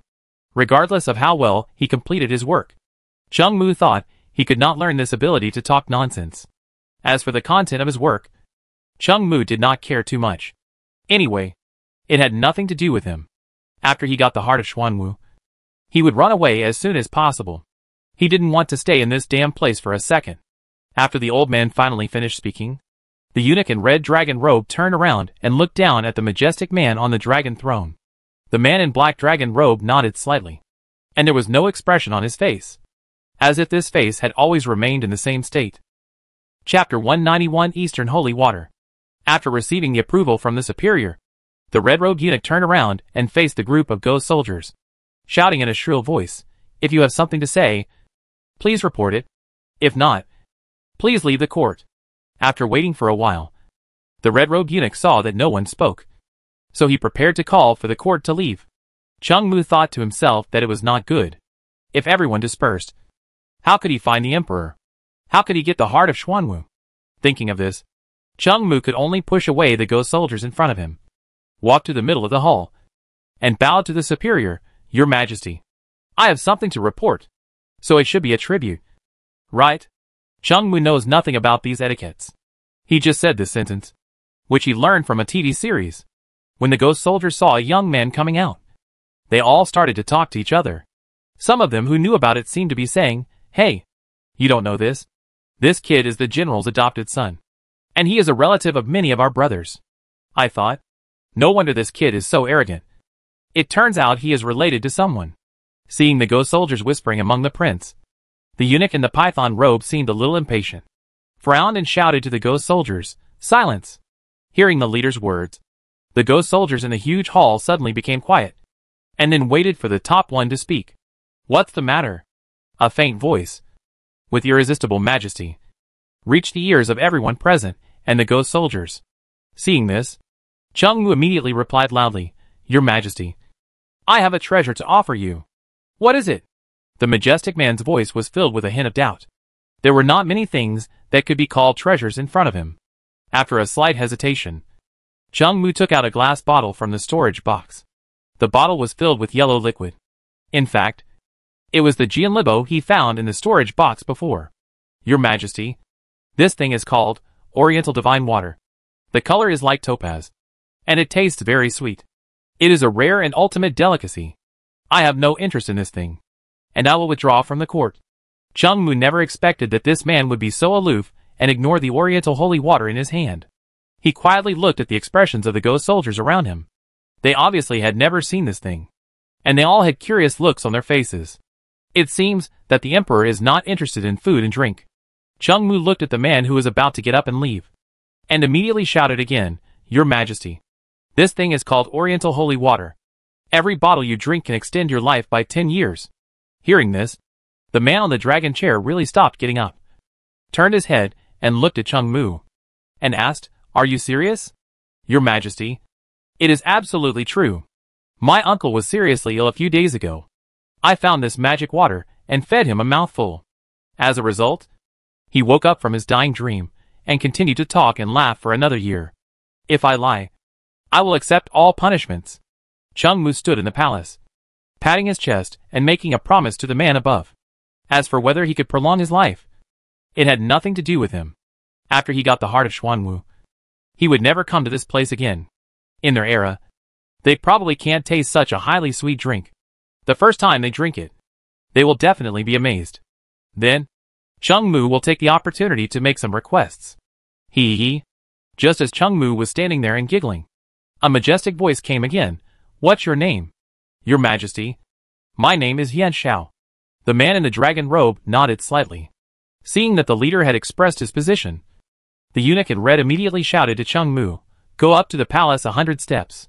Hearing the summons, Cheng Mu hurried forward, and then secretly glanced at the waist of the man on the dragon chair, confirming again that it was the Xuanwu heart he was looking for. As for why the heart of Black Tortoise appeared on this man, he didn't know. It might be a setting of the game.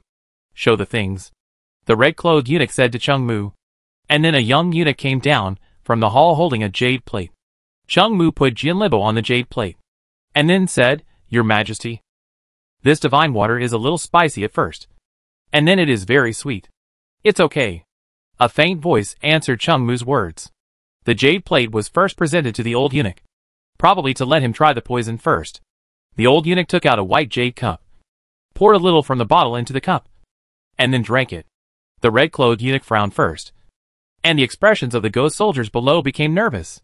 After a few seconds, the old eunuch's brows relaxed, and an expression of enjoyment appeared on his face. Everything was within Cheng Mu's expectations. Although these ancient people were of noble status, they obviously had never seen modern industrial beverages. In other aspects, ordinary people today cannot compare to the kings and generals of ancient times. But when it comes to eating and drinking, a bottle of Fat House Happy Water can kill them. Where have they tasted something that is much sweeter than candied fruit? So it is natural for them to be intoxicated by it. The old eunuch kept the Jianlibo in his mouth for a long time before swallowing it. Then he turned to the man in the dragon robe and said, Your Majesty, this thing is indeed a bit spicy when you put it in your mouth. But after a while, it is extremely sweet. I only took a sip and felt happy and comfortable. I think this magic water must have the effect of prolonging life. Nonsense. This is the first time you drink something so delicious. And the sugar makes dopamine secreted, so you will feel comfortable all over. Cheng Mu muttered in his heart. But no matter what, his goal has been achieved. And now it depends on what the emperor says. As the old eunuch finished speaking, the emperor's face on the dragon throne also relaxed. President. As the emperor's faint voice fell, a young eunuch hurriedly took the jade plate from the old eunuch and knelt in front of the emperor. Another young eunuch poured Jianlibo from the bottle into a jade cup, and the emperor took the jade cup and drank it. After a while, the emperor was very pleased. Seeing this, Cheng Mu hurriedly struck while the iron was hot. Your Majesty, I have a total of 10 bottles of holy water, all of which I am willing to offer to your Majesty, which can increase your Majesty's life by 100 years. This is a matter of celebration for the whole world. Cheng Mu took out 9 more bottles of Jianlibo from the storage box. Feeling that the heat was not enough, Cheng Mu added a few more sentences. This is because your Majesty is the Son of Heaven. All of this is given by God, and it is God's will that my emperor has obtained this treasure. And so on. The man on the dragon throne could not contain his excitement when he learned that there were 9 more bottles besides this one, which could extend his lifespan by 100 years.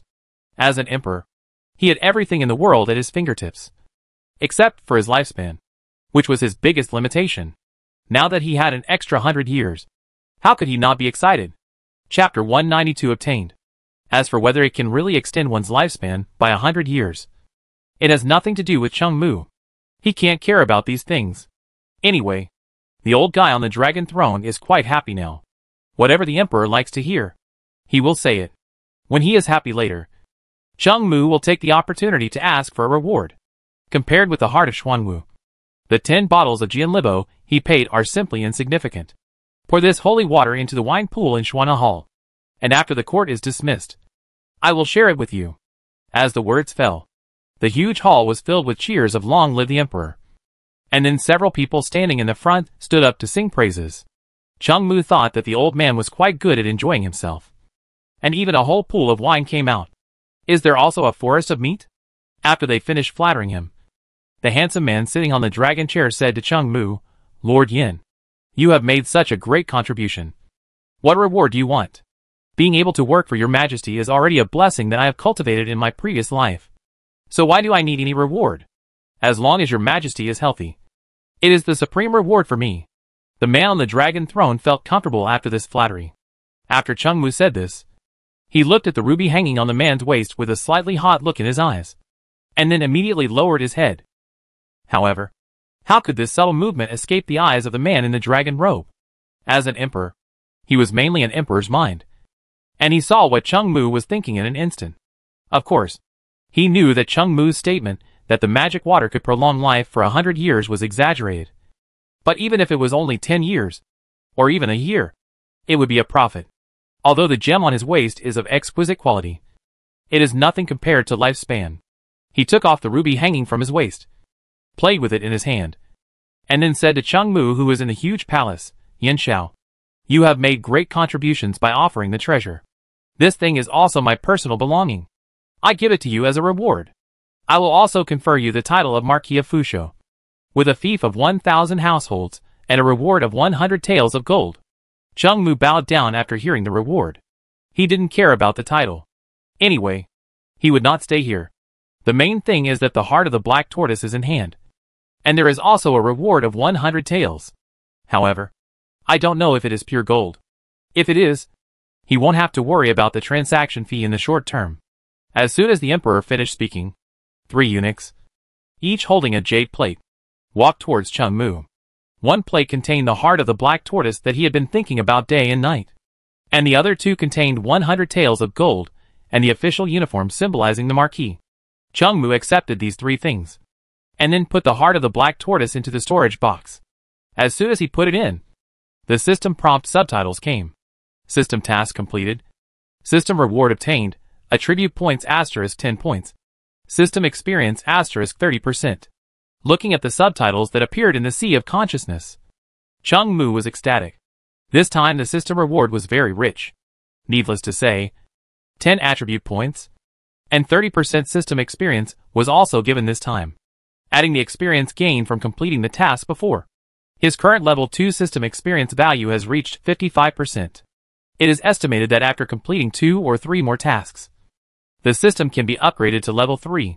The task has been completed, and you have obtained a chance to participate in the system lottery. Note, the lottery system will show any form of rewards, and these rewards may also bring you danger. Please choose whether to participate in this lottery. If you choose no, this lottery opportunity will disappear. Then Chung Mu's sea of consciousness once again appeared. Yes. And no. 2 options. System. Are you serious? Do you really want to do this in a place with so many people? If someone finds out, it would have a very bad impact. However, the system would not change just because he was embarrassed. He could only pray in his heart that the system would not draw out anything. Otherwise, at such a close distance, he might be suspected of regicide. It was more likely that he would be hacked to death by his ghost soldiers. Fortunately, Chung Mu's prayer was useful. After he chose yes, the system prompt appeared in front of him. You have obtained a blueprint through this lottery, which has been put into your storage box. before Chung Mu had time to look at the blueprints put into the storage box. The old eunuch's shrill voice reached his ears. If you have something to say, please report it. If not, please leave the court. Your Majesty will host a banquet for all the ministers in Xuanha Hall. Hurry up. Everyone is waiting to drink. And I am also waiting to leave this damn place. With the dragon robe man's voice. Leave the court. The ghost soldiers in the huge hall, the emperor and the eunuchs in the hall, who had already materialized, became illusory again, until they slowly disappeared. Shit! Godfather. Third uncle. Second uncle. Where are you guys? Chung Mu was surprised that the ghost soldiers disappeared. But at the same time, he was also relieved. Luckily, he stood up decisively just now. Otherwise, when all his relatives disappeared, where would he get the Xuanmu heart? He breathed a sigh of relief and wanted to take out the 3 Xuanmu hearts he got to appreciate them, and see what special effects they would have after collecting all 3. Shit! Where is my Xuanmu heart? 3 Xuanmu hearts that big are gone. Chung Mu was shocked. And then he thought calmly. Could it be that it disappeared after he found all 3 pieces? Isn't there a secret about the heart of Black Tortoise? Now that everything is gone, how can he decipher it? Just as he was wondering about this, the game prompt suddenly appeared in front of everyone. 3 days later, a huge storm will appear in the sea. Zhao. Rubbish game. Ruining my youth. I haven't had time to search carefully in this palace complex. And you've done this to me. How are you doing? As soon as the game subtitles appeared, Yunchi and Xiaoluoka sent messages. It's okay. It's been resolved. But it will probably take several hours to get out of this area. You two should take this opportunity to get some sleep. We will leave the Lost Island and return to the land later. We will need you to drive the boat. We don't know how big the storm is now. It may be dangerous to stay on the island. Okay. Let's rest for a while. Are you sure everything is fine? Don't worry. Everything has been solved. I'll search the supply boxes for a while, and then come to find you. Yeah. Then you must pay attention to safety. After finishing the chat with the two of them, Chung Mu lit a cigarette and added the attribute points he just got. With the infusion of a warm current, he instantly felt that the fatigue of a day and a night was washed away a lot, and then began to search for the places in the giant palace where the supply boxes might be. Chung Mu's time is running out. It will probably take him a long time to run back from this area to the original area, so he can only search this palace complex in a hurry. Chapter 193 Red Supply Box.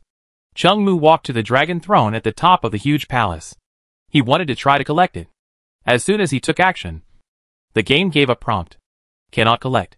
It doesn't matter if he can't collect it. Anyway, he has gold in his hands now. He walked past the golden dragon throne and was about to enter the side room at the back. Just as he was about to leave, he suddenly found something wrong. And then a thought suddenly came to his mind. There seems to be something under the dragon throne. Chung Mu returned and walked around the huge dragon throne carefully, then grabbed a point of force and lifted it up. The dragon throne was extremely heavy, but in front of Chung Mu, who had been strengthened by countless attribute points, the weight was nothing. After lifting the dragon throne, he found that the bottom of this thing was indeed hollow. A good place to hide things. But he hadn't found out what was underneath. Chung Mu took a deep breath, and then pushed hard. He just overturned the dragon throne, and it rolled twice on the ground before turning upside down. He hurried over and found that there was something attached to the dragon throne. It was a kind of supply box he had never seen before. The supply box was red in color, and there were several circles of gold lines around the box. It looked very textured and was obviously a high-end product. Chung Mu reached out and took the red supply box that was originally attached to the bottom of the dragon throne. In the process of taking down the supplies, he only felt a little resistance and nothing else. After getting the supply box in his hand, he quickly used the system to see through the supply box. Red supply box. Profit level, B. Danger level, unbeatable. After seeing the system's introduction, Chung Mu's heart was pounding with excitement. The profit level of this supply box was actually a whole level higher than that of the black supply box. The things in the black supply box were already so awesome, and the red supply box was even more amazing.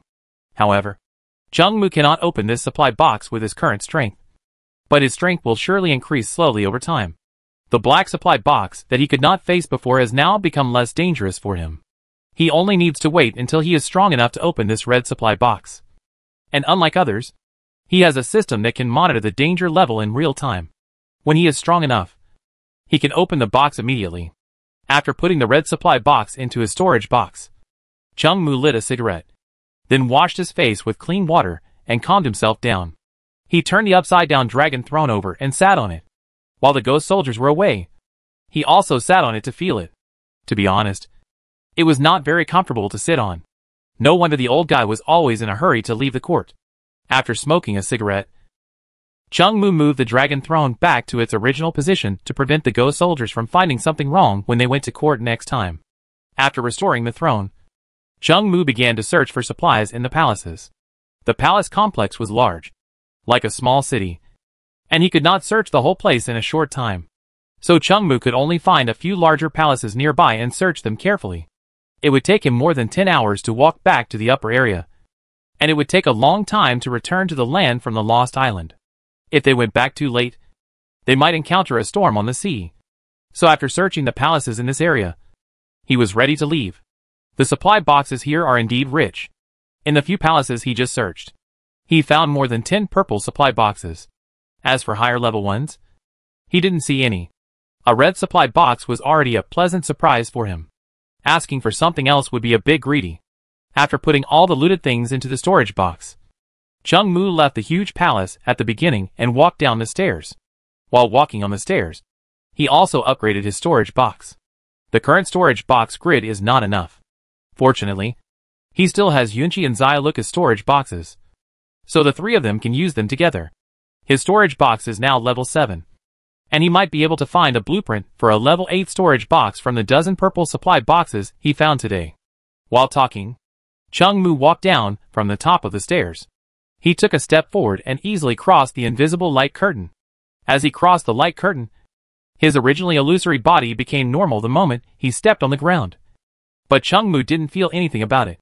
It seems that there is no difference between now and before.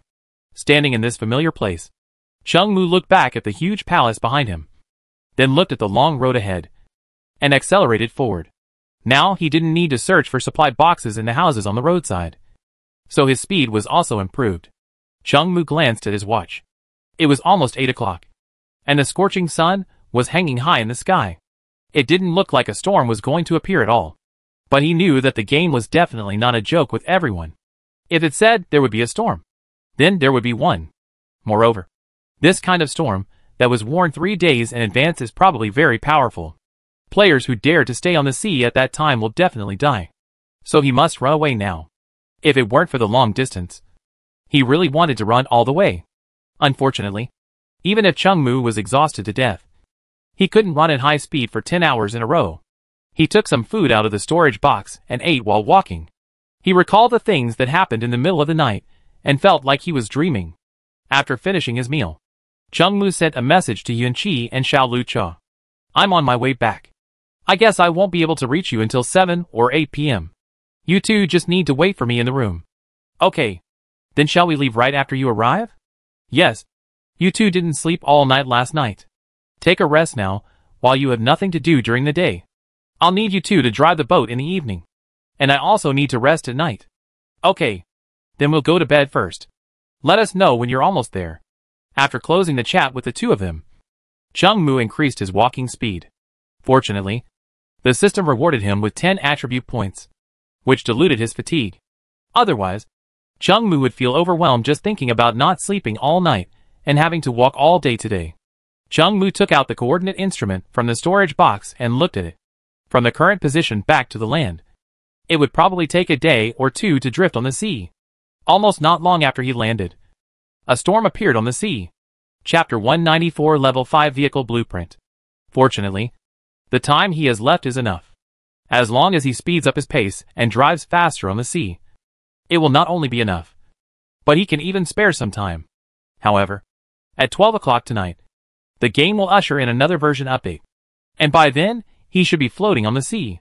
What changes will this version update bring to the game? Chung Mu was looking forward to it. Chung Mu had been on the road all morning. He walked very fast. If he continued to walk at this speed, he would probably be able to leave this area at 6 or 7 in the evening. When it was noon, Chung Mu found a cool house, soaked a bucket of instant noodles in it, and rested in a corner after eating. He was tired and sleepy under the scorching sun. He had not slept all night, so he needed a short rest to replenish his energy. After all, he still had a whole afternoon to go. He set an alarm for half an hour, in order to prevent himself from accidentally oversleeping. He also sent a message to Yunqi and Xiaoluke, asking them to wake him up half an hour later. At 12:30, Chengmu opened his eyes on time. But as soon as he opened his eyes, he felt a huge drowsiness, and his eyelids seemed to be heavy, as if they were filled with lead.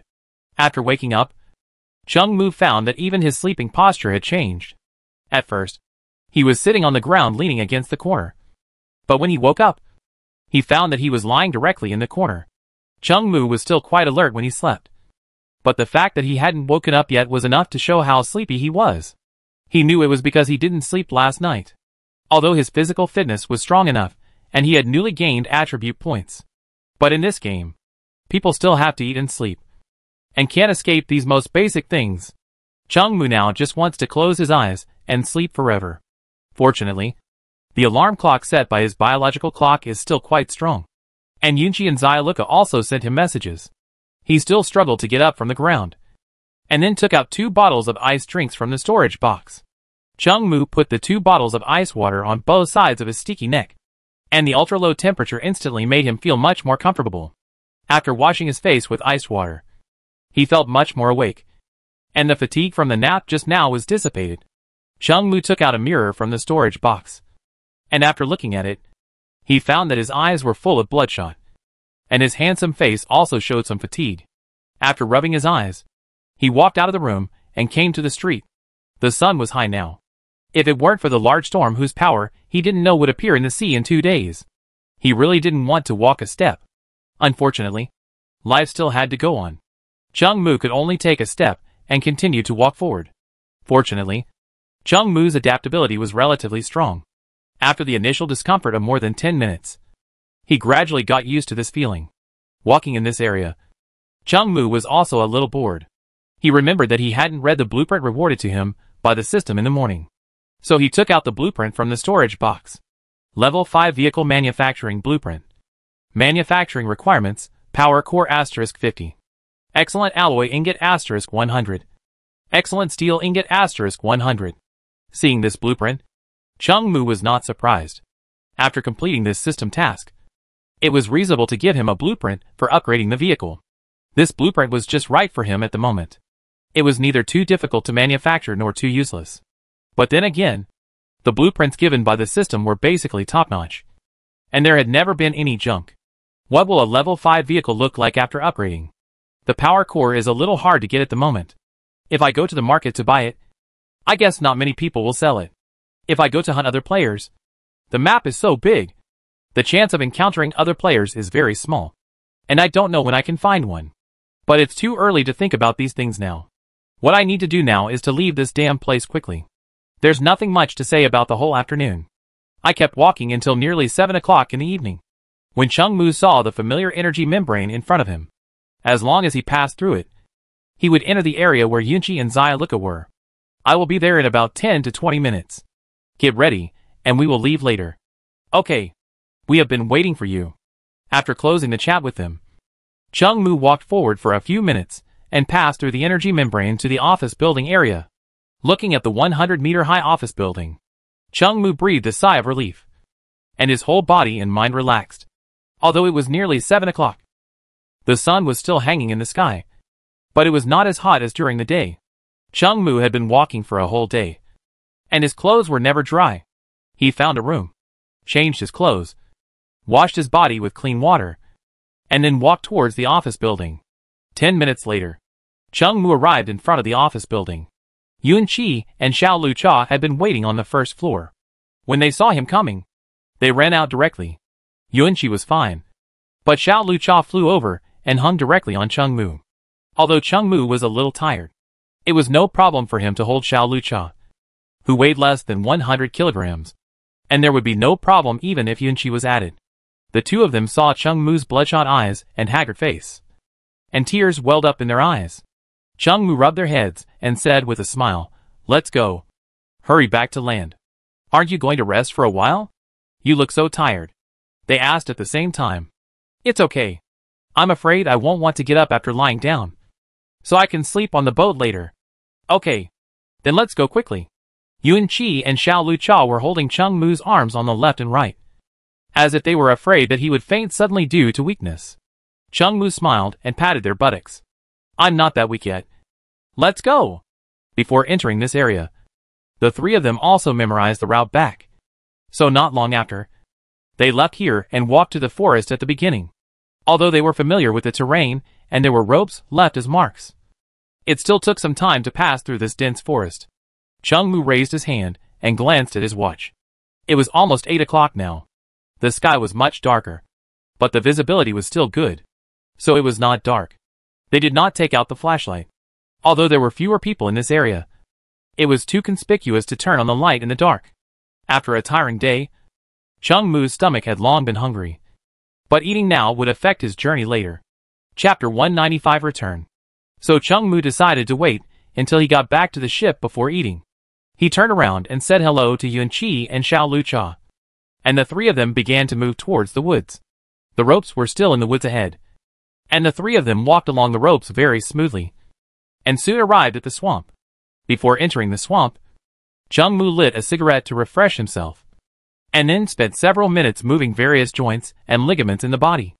Xia Luoka and Yunqi had a good rest today, but he had been traveling for a whole day. Later, he would have to use the extreme spear to fly over the swamp. If he accidentally fell, it might not be a joke. So he tried his best to adjust his condition to the best he could achieve. After moving for a while, Cheng Mu felt that he was in good condition. At least, he would not fall while walking. And the three of them began to shuttle over the swamp. Because of their previous experience, the speed of the three of them was much faster this time, and they quickly passed through the swamp. Looking forward, you could already see the sea with countless waves. Taking a sip of the salty sea breeze, Cheng Mu couldn't hide his excitement. Finally, I can go back to the boat to sleep.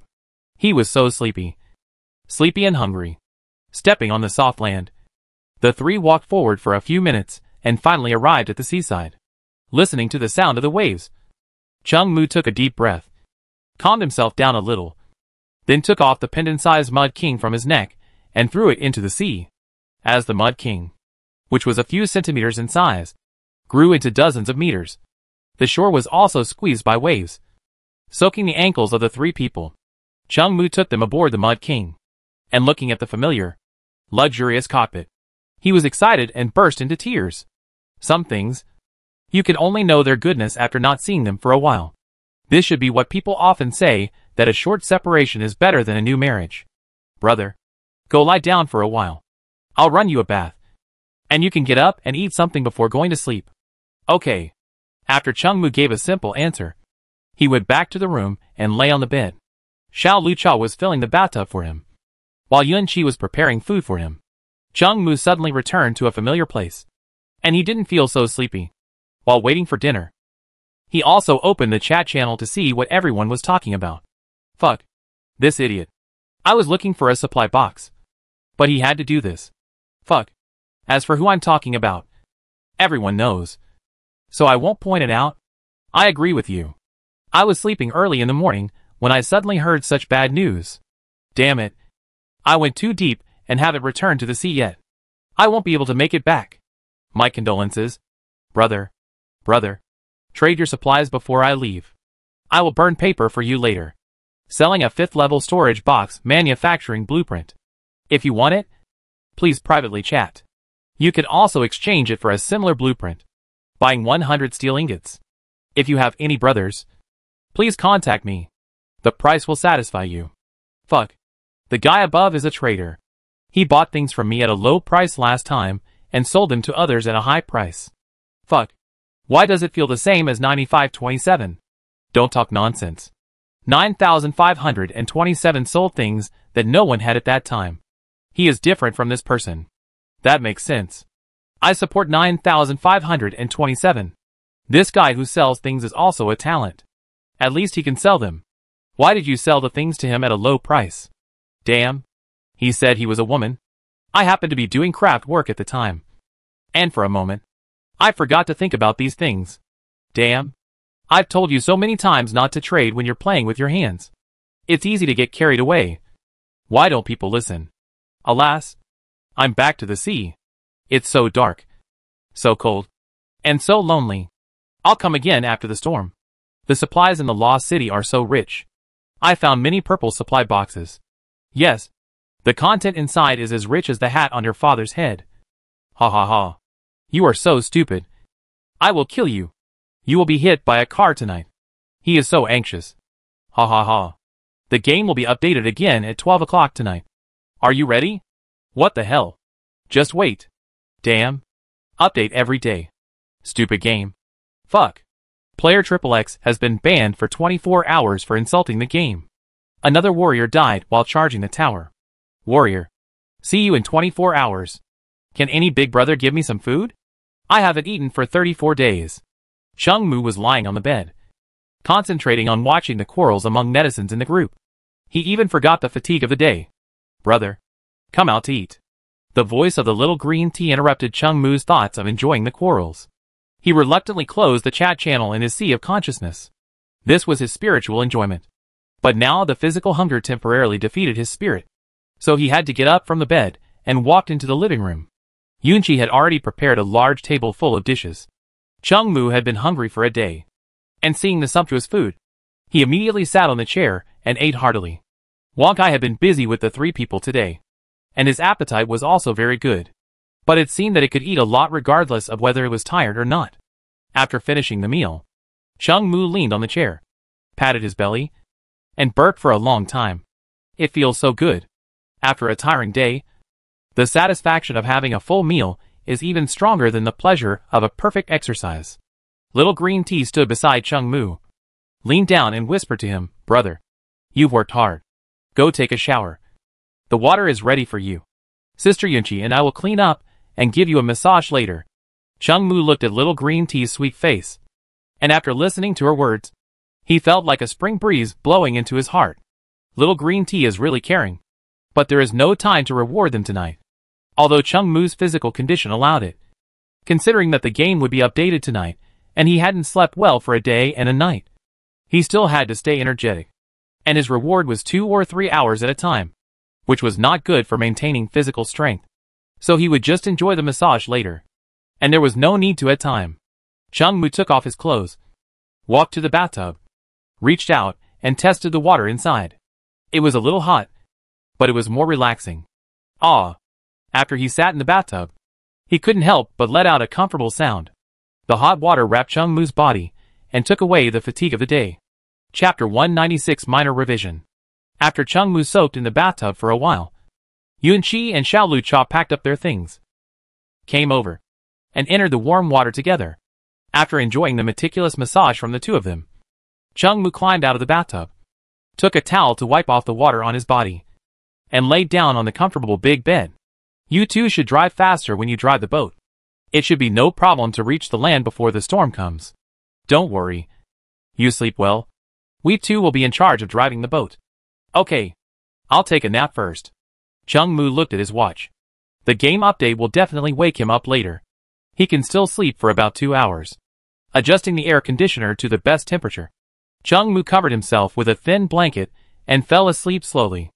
At 12 o'clock in the night, the prompt from the game was transmitted to everyone's sea of consciousness. Survivor game will usher in a version update. This update is a minor change. Update content is as follows. The types of supplies that can be found in the supply box will be more abundant, and the power core can now also be found in the supply box. There will be more diverse creatures in the game, and the overall danger difficulty will increase. All surviving players will receive 5 attribute points. Chung Mu was awakened by a prompt from the game while sleeping soundly. He opened his bloodshot eyes, and after knowing that this update did not bring any major changes, he turned his head and fell asleep again. That night, Chung Mu slept until 10 o'clock in the morning before waking up. He rubbed his eyes, got up from the bed, and walked into the cockpit.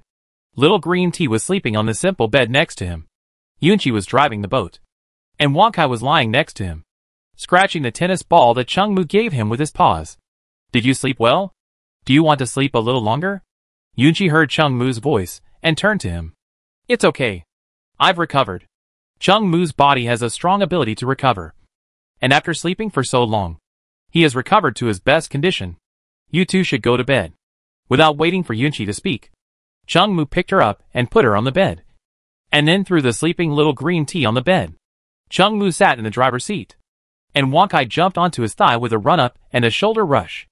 Touching Wang Kai's head, Cheng Mu suddenly felt that the dog's hair had become much smoother recently, and it looked shiny.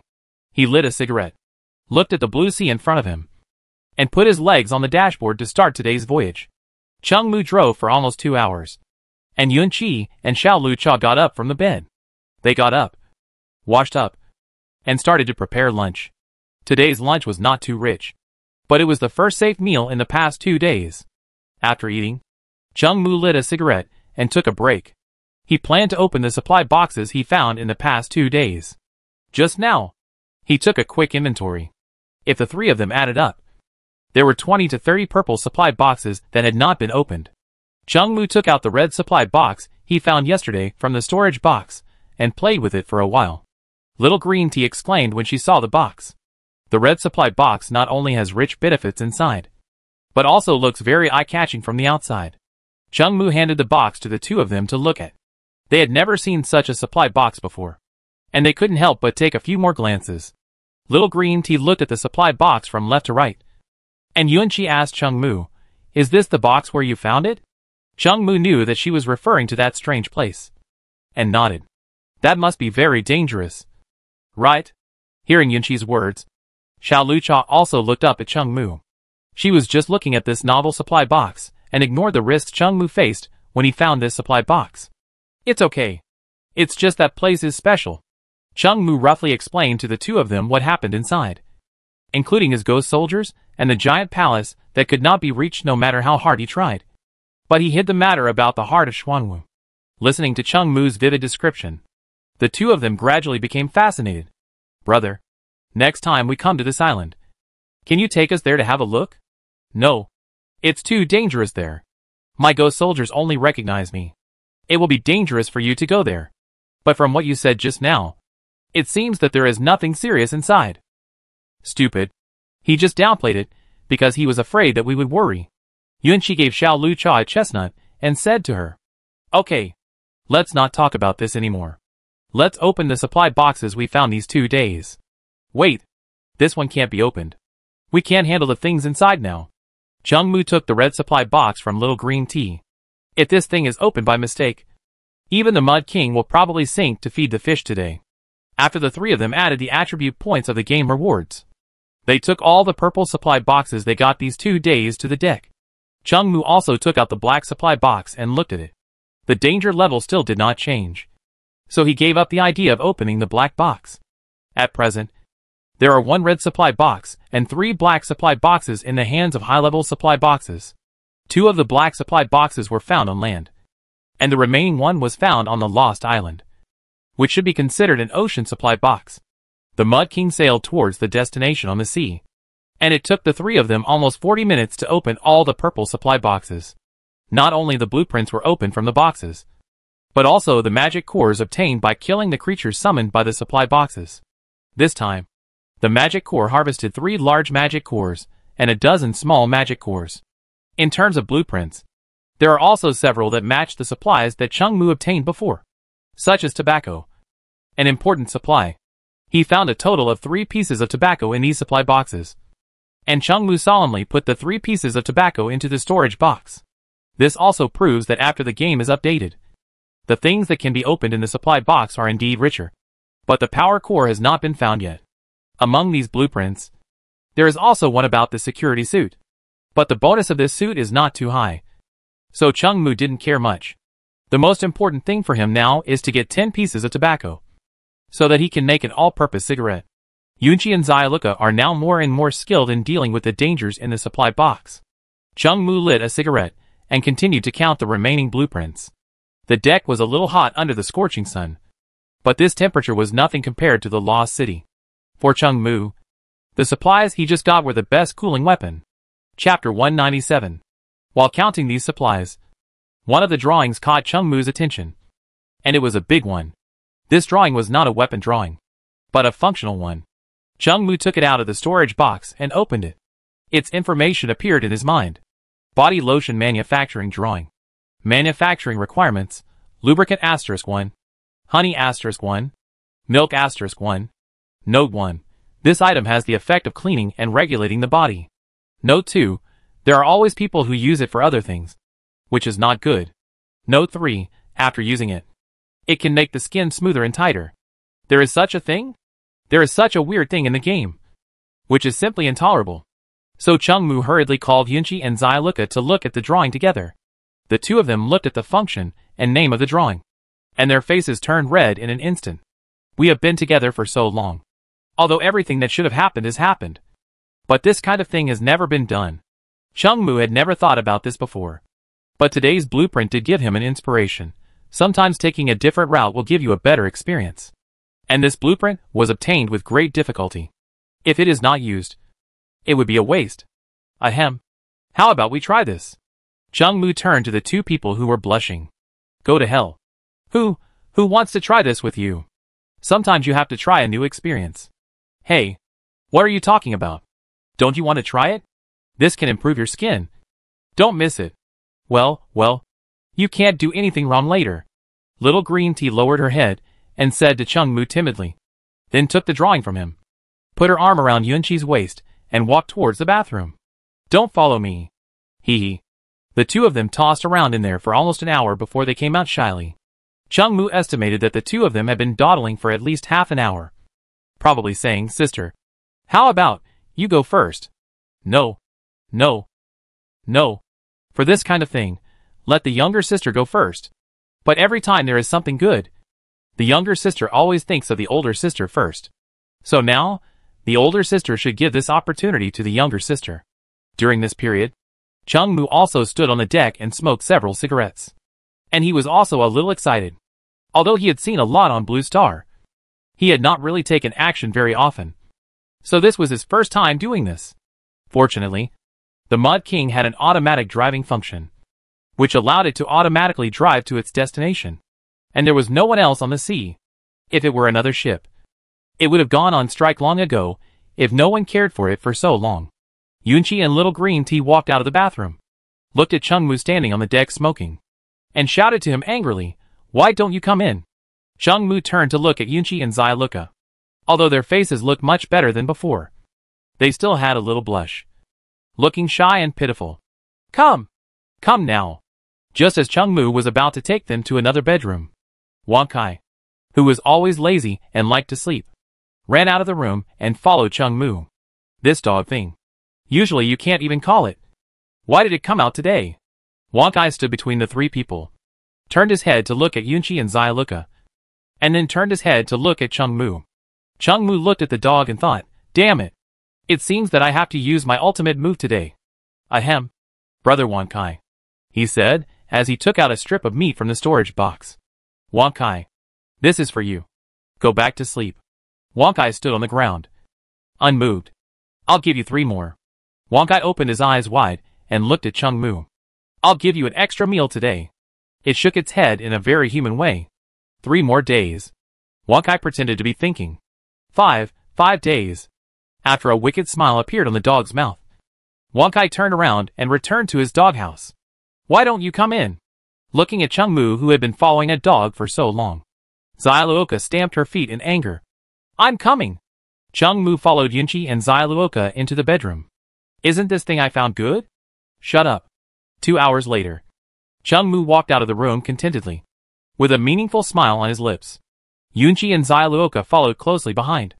Judging from their expressions, the relationship between the three seemed to have been sublimated. Chungmu sat in the driver's seat and looked at his watch. After tossing for so long, it was already past 4 in the afternoon.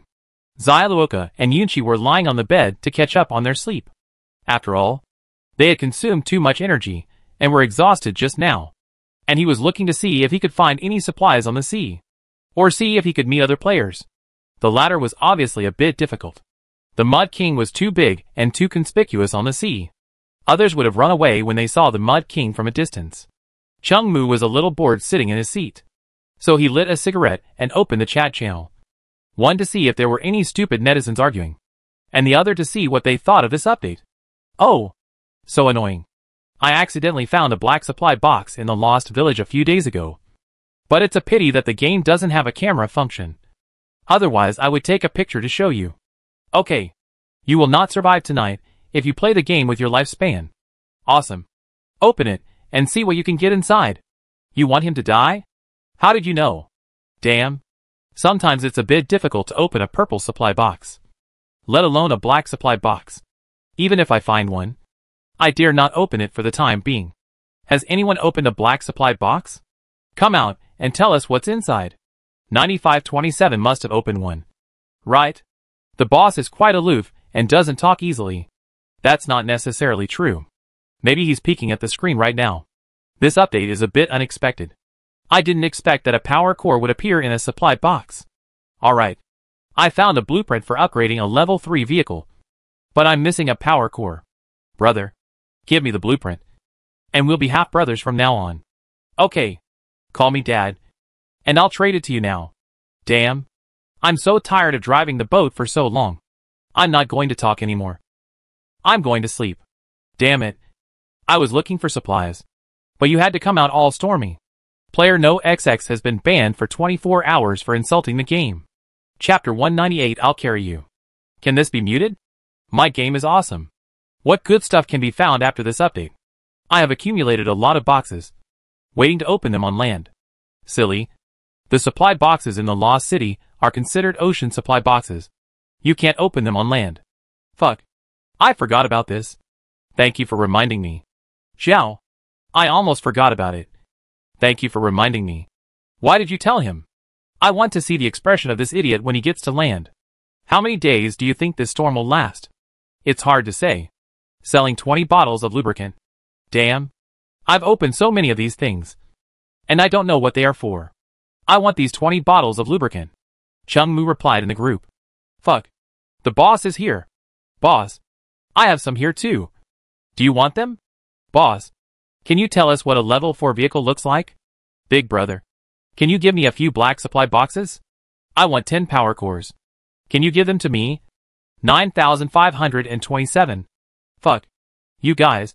Why should 9527 help you? You are so protective of him. Have you slept with him? No. I have slept with your mom a few times. You? Me? Your mom. Stop swearing. Stop swearing. Can't I admit that I am your father? Is there any big brother who can give me some food? I haven't eaten for 35 days. Seeing that his appearance had triggered a war of words, Chung Mu hurriedly completed the transaction with the lubricant seller. Then he lit a cigarette, cut a fruit plate, leaned on the sofa, and concentrated on appreciating the comments of netizens. It must be said that if the game did not have a chat channel, everyone would probably go crazy and commit suicide. The most terrifying thing in the game is not the lack of food and clothing, but the endless loneliness. The chat channel just gave everyone a platform to communicate and vent stress. Some people like to speak enthusiastically in it, and some people like to dive and peek at the screen, half lying on the sofa. Chung Mu looked at the silly netizens chatting for a while, and then looked at his brother Chong. Time passed quickly, and it was already past 6 o'clock in a blink of an eye. Chung Mu took out the coordinate instrument from the storage box and looked at it. If nothing unexpected happened, they would reach the land around noon tomorrow, and the storm would not appear until the morning of the day after tomorrow. The time was very loose, and he could even go fishing. But unfortunately, he didn't have a fishing rod. He originally wanted to see if he could buy one in the chat channel. But considering that he had never been interested in fishing and might lose interest after fishing for 3 minutes, he decided not to waste the money. Just as Chung Mu was sitting on the sofa watching TV, a groan suddenly came from the bedroom next to him. Hum. Then he heard a slap. And it was Yunqi's light voice. If you wake up, then wake up. Don't disturb my sleep. Slap. This sound was louder than the previous one, and it could better show the texture of the object being hit. Lolyalu. Just quarrel. Just quarrel. With the sound of footsteps, Xyluoka, wearing hot pants and a small vest, appeared at the door of the bedroom. She saw Chung Mu holding a cigarette, and greeted him first, muttering smoking again. Then, as if she remembered something particularly embarrassing, she turned around and ran back to the room. Chung Mu followed Xyluoka into the room. Yunqi was still sleeping, and Xyluoka also ran into the quilt and covered her head. He walked over and lifted the quilt on Xyluoka's side. Why are you here to join in the fun when you're already awake? Let your sister Yunchi have a good sleep. No. I want to sleep. Chungmu picked up little green tea without saying anything, then covered Yunchi with a blanket and walked out of the room. Put me down. Put me down. As soon as she left the room, little green tea struggled gently in Chungmu's arms. How did you feel just now? Shut up. Okay. Okay. I won't say anything. Then put me down. What for? I need to go to the bathroom. How can I go when you are like this? Okay. I'll carry you there. After a while, Chungmu washed his hands, shook them off, walked out of the bathroom, and sat in the driver's seat of the Mud King again. Looking at the scenery in front of him, he put little green tea back in the room. They would take turns driving the boat later in the evening, so he didn't bother her too much. Chungmu found the cooking tools and made some food for himself and Wang Kai. After eating, he and the dog returned to the cab. He also moved the TV into the cab, and just leaned on the sofa to watch TV, and looked at the sea from time to time. Wang Kai also lay on the ground, watching TV intently. The man and the dog stayed in the cab until about 9 o'clock, and Zailuoka and Yunchi climbed out of bed. Brother Chan on the TV was beaten to a pulp by 2 bears. After getting up, the 2 of them washed up, got some food, and came to the cab to replace Chungmu. Chungmu didn't hesitate. He slept a little longer so that Yunchi and Zailuoka could rest earlier. After a brief flirtation with them, he returned to the bedroom, leaving Wang Kai in the cab to accompany them. After taking a shower in the bathroom, he lay on the bed and fell asleep slowly. At 4 o'clock in the morning, a fish belly white appeared in the sky far away from the ocean. Chungmu rubbed his eyes and got up from the bed. Although it was still early, he had slept for 6 or 7 hours. He would sleep for another half an hour at noon, which would be enough for a day's rest. Chungmu stood in front of the bathroom mirror, looked at himself, and thought that time passed so quickly. Today was already the 36th day in this crappy game. More than a month seemed to have passed in the blink of an eye. He was quite satisfied with his current situation. He had no worries about food and drink, and there were 2 people who loved him. His strength was also the best in the game, but there were some secrets that bothered him. He stood in front of the mirror and just wanted to sort out the clues about those things. But he felt a sharp pain in his head, which scared him so much that he lowered his head to wash and didn't think about it anymore. Damn! What the hell is giving me a headache? I'll kill you when I find it. But he found that his headache seemed to be slightly relieved as his strength increased. The fact that he had gained so many attribute points in the past 2 days may have alleviated this problem.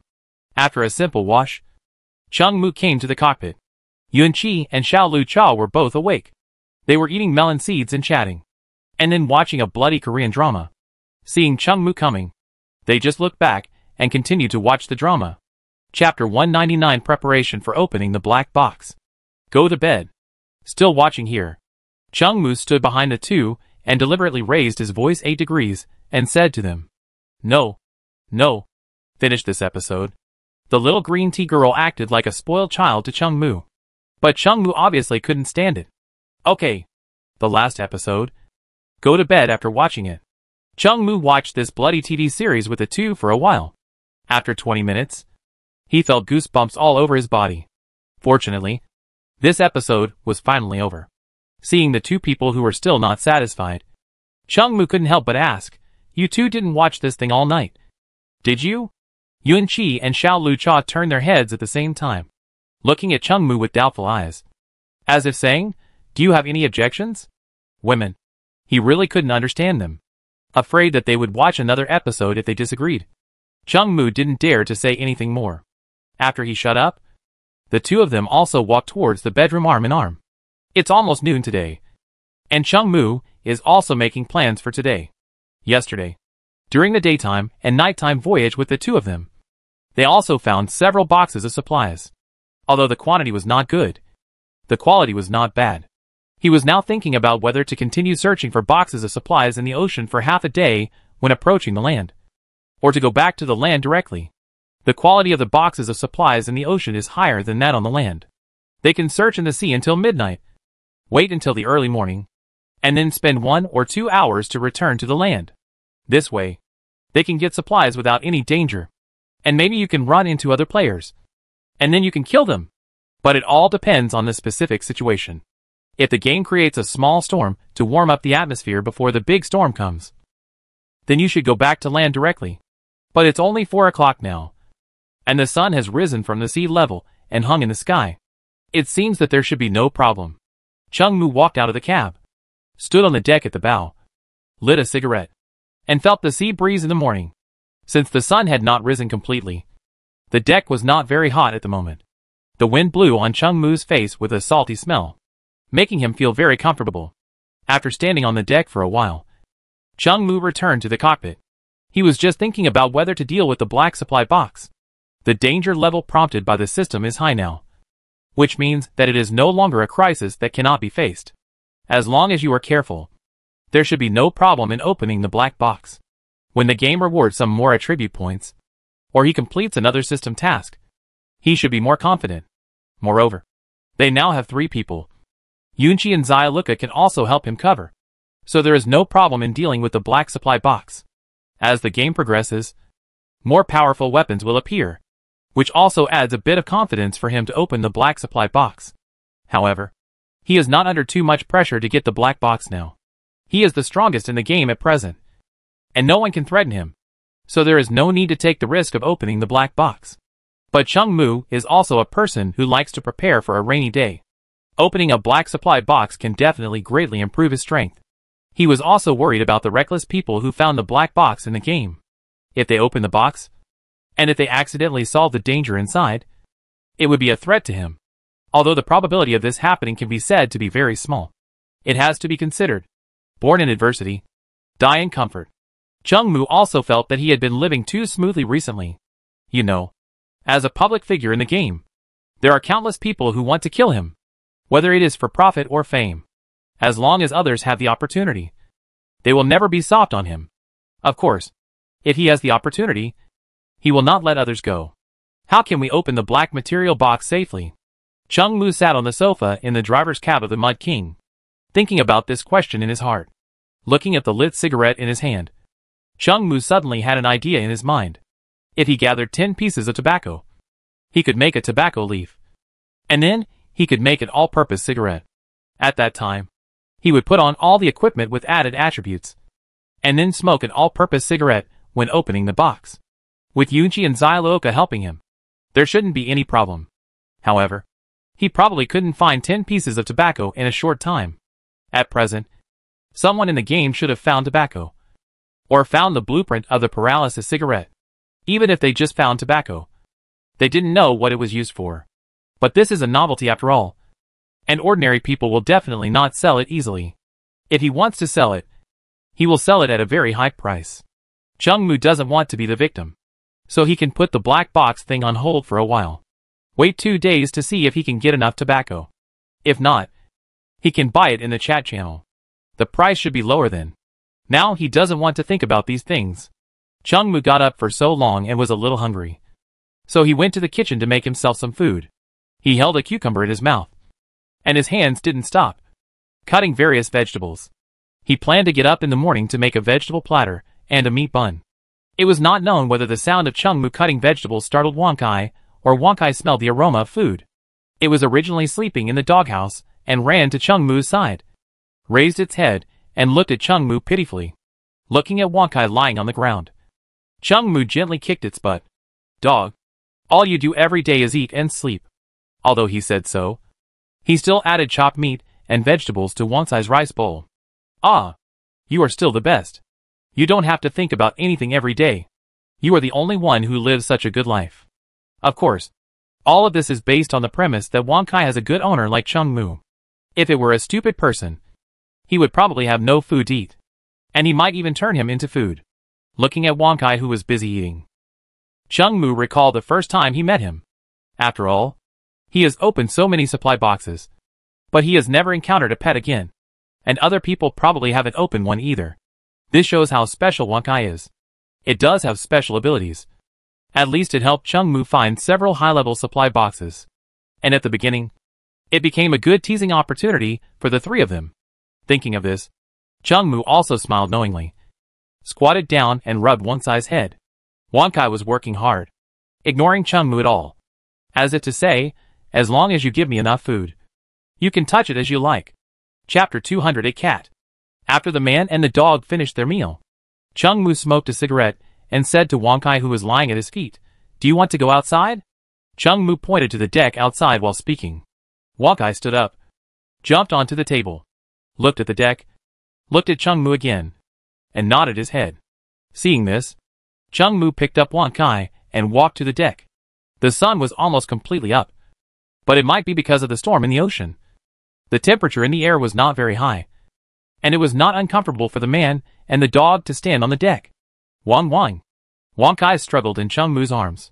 "You want to get off?" Wang. Chung Mu tied a rope around Wang Kai to prevent him from running and falling off the deck, and then put him down. As soon as Wang Kai landed, he performed a chase for Chung Mu. But his chubby body was obviously not suitable for such a difficult move. Chung Mu put his arms on the railing of the deck, half lying on it, and then took out a bottle of fruit wine from the storage box, sipping it while looking into the distance. The scene of a man and a dog on the deck is quite artistic. Wang. What? Chung Mu turned his head to look at Wang Kai. Wang Kai saw Chung Mu heard his cry and shook his head in a direction. The direction he shook his head was what Chung Mu had not noticed just now. "You mean, there is something over there?" Chung Mu knew that Wang Kai had a special ability to find treasure, so he did not dare to neglect it, and immediately looked at the place where Wang Kai turned his head. "Wang, I didn't see it." He looked over there for a long time, and even took out the telescope. But he didn't see anything on the sea. Wang. Wang. Wang Kai shouted and shook his head again, with a hint of disappointment in his tone. "You mean, we should get closer to that side?" Wang. Chung Mu heard a sense of affirmation from the sound of Wang. "Anyway, there is still plenty of time now. The storm will not appear until tomorrow morning. It is better to go over there and take a look." Wang Kai is always very powerful. He picked up Wang Kai, returned to the cab on top of the Mud King, and then placed Wang Kai on the dashboard. "The view here is the best. Wang Kai can see most of the sea ahead." Chung Mu turned the bow and drove in that direction while paying attention to the sea. After driving in that direction for about 5 minutes, Chung Mu saw through the telescope that there was a purple supply box on the sea ahead, floating up and down with the waves. Damn! Wang Kai is really a god dog. It's a pity that Wang Kai only found a purple supply box this time. It would be better if it was more advanced.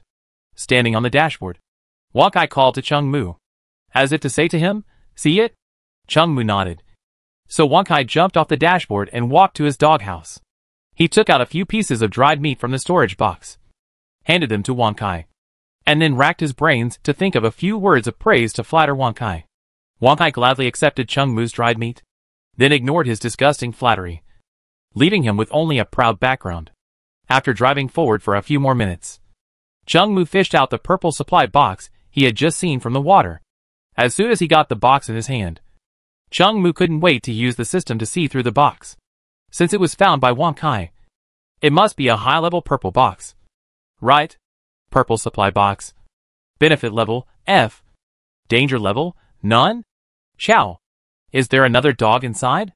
Chung Mu stood on the deck and looked at Wang Kai behind the glass, with a hint of expectation in his eyes. Is there a female dog inside? Forget it. Since he's here, he might as well open it and take a look. He reached out and pressed the switch of the supply box in front of him. With a pop sound, the lid of the supply box popped open, and a palm-sized kitten appeared inside. Damn! It was a cat.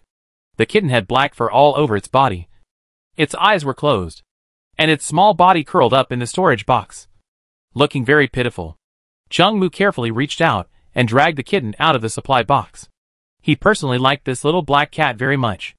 Apart from anything else, having one more pet means having more company and more fun on this lonely journey. Yunchi and Zailuoka will definitely like this kitten. Women like furry things. I just don't know what this cat's personality is like. Will it be fierce? Will it scratch people? The kitten held in Chung Mu's palm slowly opened its eyes. The kitten's pupils were yellow with a little black in the middle. Meow.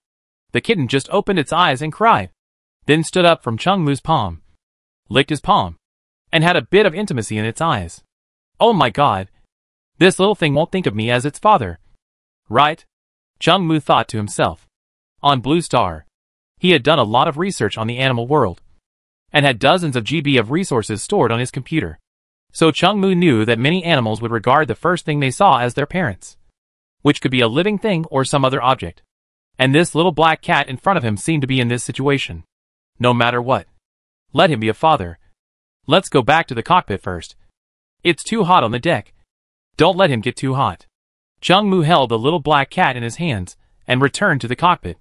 When Wakai saw him, he ran over excitedly, circled around him, and jumped up from time to time to touch him, as if saying, "Take it down and show it to me. Be careful. Don't let it bite you to death." Chungmu said to Wakai solemnly. Although Wakai is not big, with its weight, plus it is just a newborn kitten, it is very likely that it will be crushed to death by one, but Chungmu slowly put the little black cat in front of Wakai. Wakai saw the little black cat, lying on the ground with its front legs, and gently touched the kitten in front of him with its nose. The little black cat stood on the ground, stretched out its paw, and gently touched Wakai's head. It stands to reason that cats and dogs should fight every day. But looking at the two of them, they get along well. Maybe Wakai eats and sleeps every day. And now he finally has a playmate. So it is understandable that he is so excited. Although the three of them sometimes play with Wakai, most of the time, they are busy searching for supplies. Now it's good. The two of them should be considered the same kind. And they can probably play together and communicate more smoothly. It's good for Wakai to have fun with the little black cat every day and exercise his body. I don't know if this cat has the same treasure hunting ability as Wakai. If so, it would be a big profit. Chapter 201 Back in the Clouds. He put the little black cat and Wakai together, and then made a simple nest for it and a food bowl. Chungmu had no experience raising cats on Blue Star, but the cats in the game should not be so fragile and would not be easily killed. It should be no problem to raise it like Wakai. He poured a bottle of room temperature milk into the food bowl, and the little black cat immediately ran over and licked it with its tongue. Looking at the little black cat drinking milk, Chungmu smiled and decided to give it a name. It must have a name, not just a little black cat. He stretched out 2 fingers and rubbed the kitten's head. "I'll call you Fugue from now on. How about that?" Wakai and Fugue. The 2 names are a perfect match. When the kitten heard the name, it immediately opened its mouth and meowed to protest. "What about Yuan Bao?" "Meow." That doesn't work either." "Then I'll call you Xiuhei." "Meow." This time, there was some joy in its cry. "Xiao, I didn't expect you to like such a silly name." The black cat's name was temporarily set as Xiuhei. After settling Wakai and Xiuhei, Chungmu sat in the driver's seat and continued to drive towards the destination. The morning passed quickly.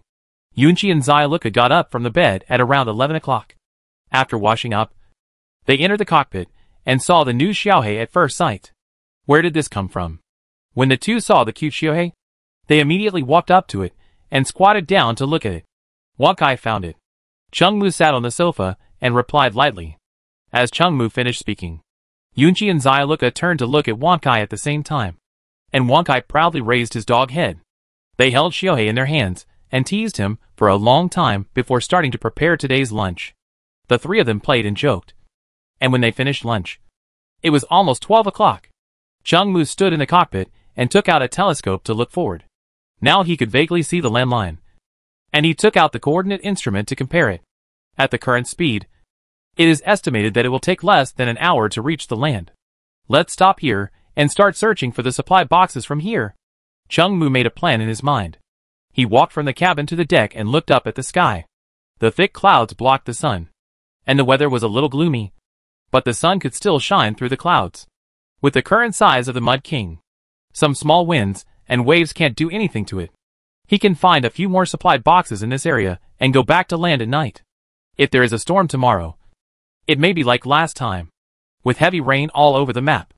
The heavy rain will block the view, and it will be impossible to find supplies. Chungmu thought about it for a while and made a decision: continue to stay here to find supplies. The game has updated the things that can be found in the supply box. Maybe some powerful weapons can be opened in the purple box. Finding more supply boxes will give you more confidence to deal with others. And it will also be helpful to open the black supply box in 2 days. After telling Yunchi and Xiaoluka about his plan, they both agreed. Chungmu returned to the room to rest for a while. He was a little tired after sitting for a whole morning. The 2 of them had just woken up and stayed in the cockpit to search for the supply boxes on the sea. Chung Mu, lying on the big bed, felt a little dizzy and fell asleep after closing his eyes. In the towering sky, Chung Mu felt that he was stepping on clouds.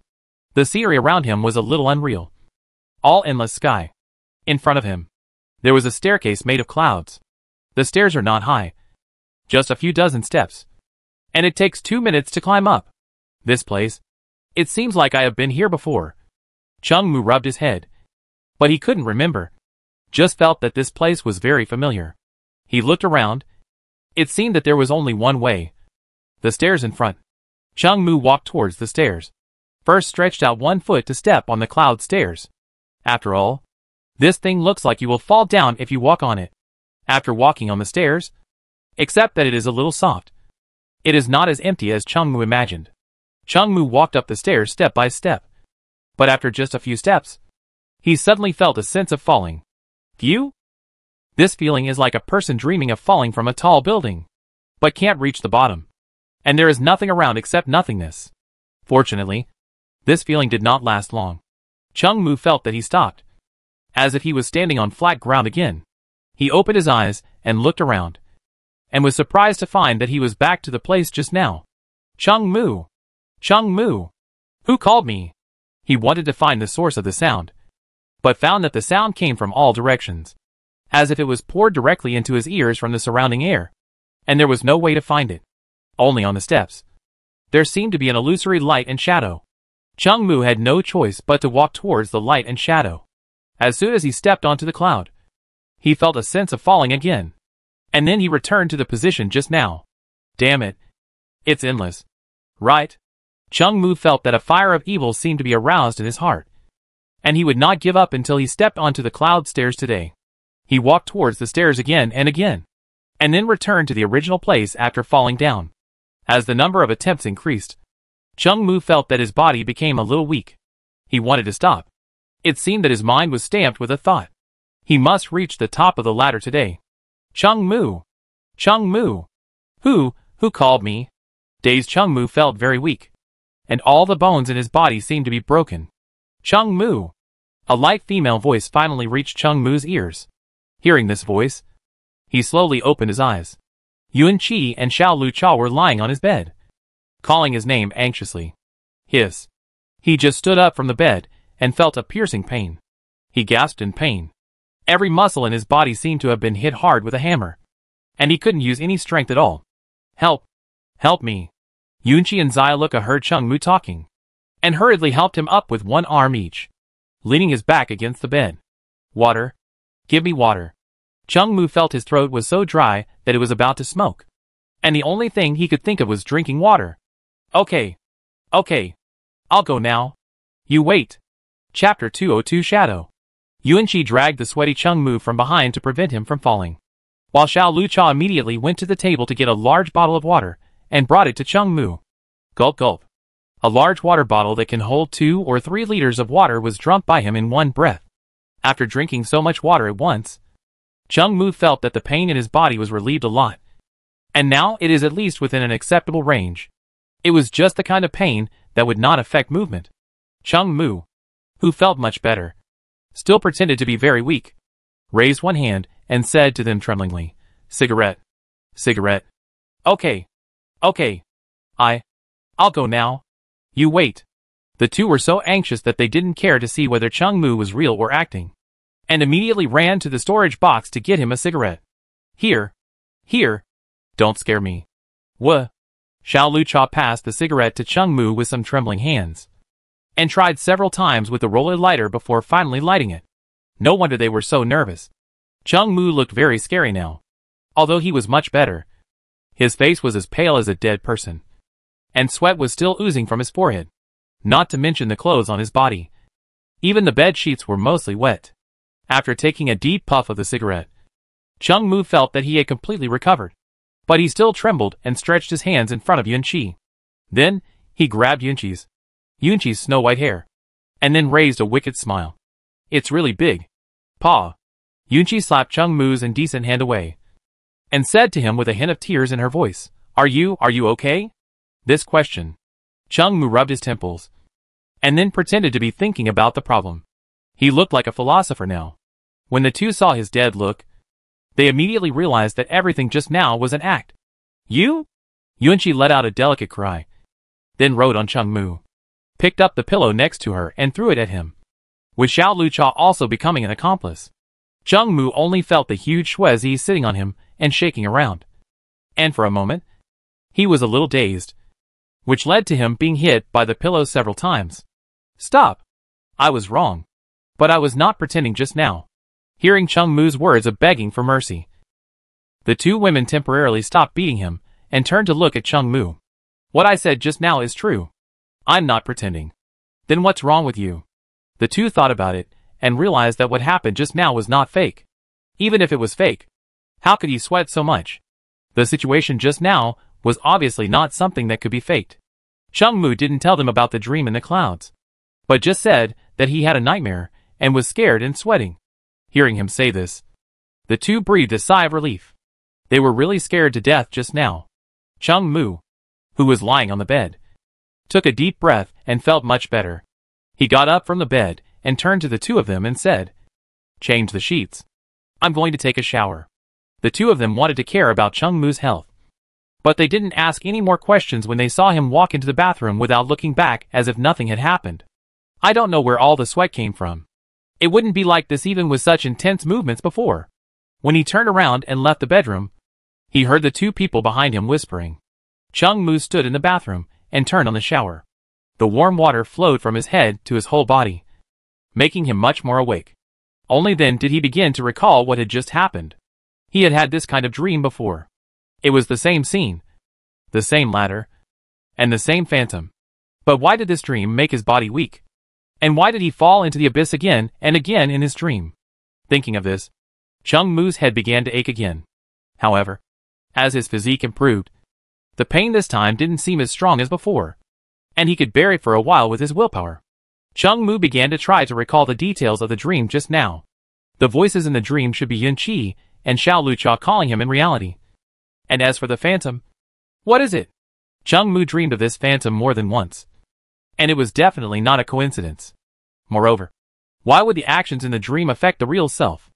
In his dream, he fell again and again, and his body began to become weaker and weaker. His body in reality was also affected in the same way. Could it be because of the phantom? Before Chengmu could think about it, a more intense pain suddenly exploded in his head. Chengmu squatted on the ground with his hands on his head, and at the same time frantically diverted his attention to stop thinking about these things. Even though the warm water kept pouring on him, he couldn't stop sweating.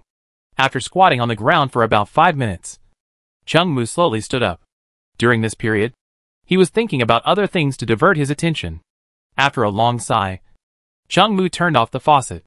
With his current physical condition, he couldn't think too much about these things. He could only think about these things later. Chengmu, who had just wiped off the water stains on his body, suddenly felt a strong sense of hunger. He walked out of the bathroom and shouted to Yunqi and Xia Luca, "What time is it now? It's already past 8. What? Chengmu walked into the cab and looked at the sky outside. Only then did he realize that it was already dark. How long have I slept? It felt like less than half an hour had passed. Chengmu was about to recall when the two of them came out of the room. Yunqi said to him, "You have been sleeping since you entered the room at noon. You slept soundly in the afternoon and didn't wake up until dinner time. We didn't wake you up because you were sleeping so hard." Little Green Tea added, "It was only just now, when we went in to see you after dinner, that we found that you looked particularly scary, and you were sweating all over. Are you too tired these 2 days?" Chengmu rubbed his head. "Maybe. I've been thinking a lot lately." Yunqi came forward and hugged Chengmu, her face pressed against Chengmu's chest. "Alas, you must be under too much pressure." Little Green Tea also hurried over. Yes. Chengmu was about to be intimate with them, but suddenly remembered that there would be a storm tomorrow morning. So he hurried into the cockpit. Fortunately, there were still 10 hours before the storm arrived, and they were very close to the land, which was enough time for them to reach the land and then drive a distance inland. Chapter 203 Huge Pressure. Chengmu sat in the driver's seat, took out the coordinate instrument from the storage box, and then started to drive towards the land. Yunqi and Xia Luca were preparing dinner for him.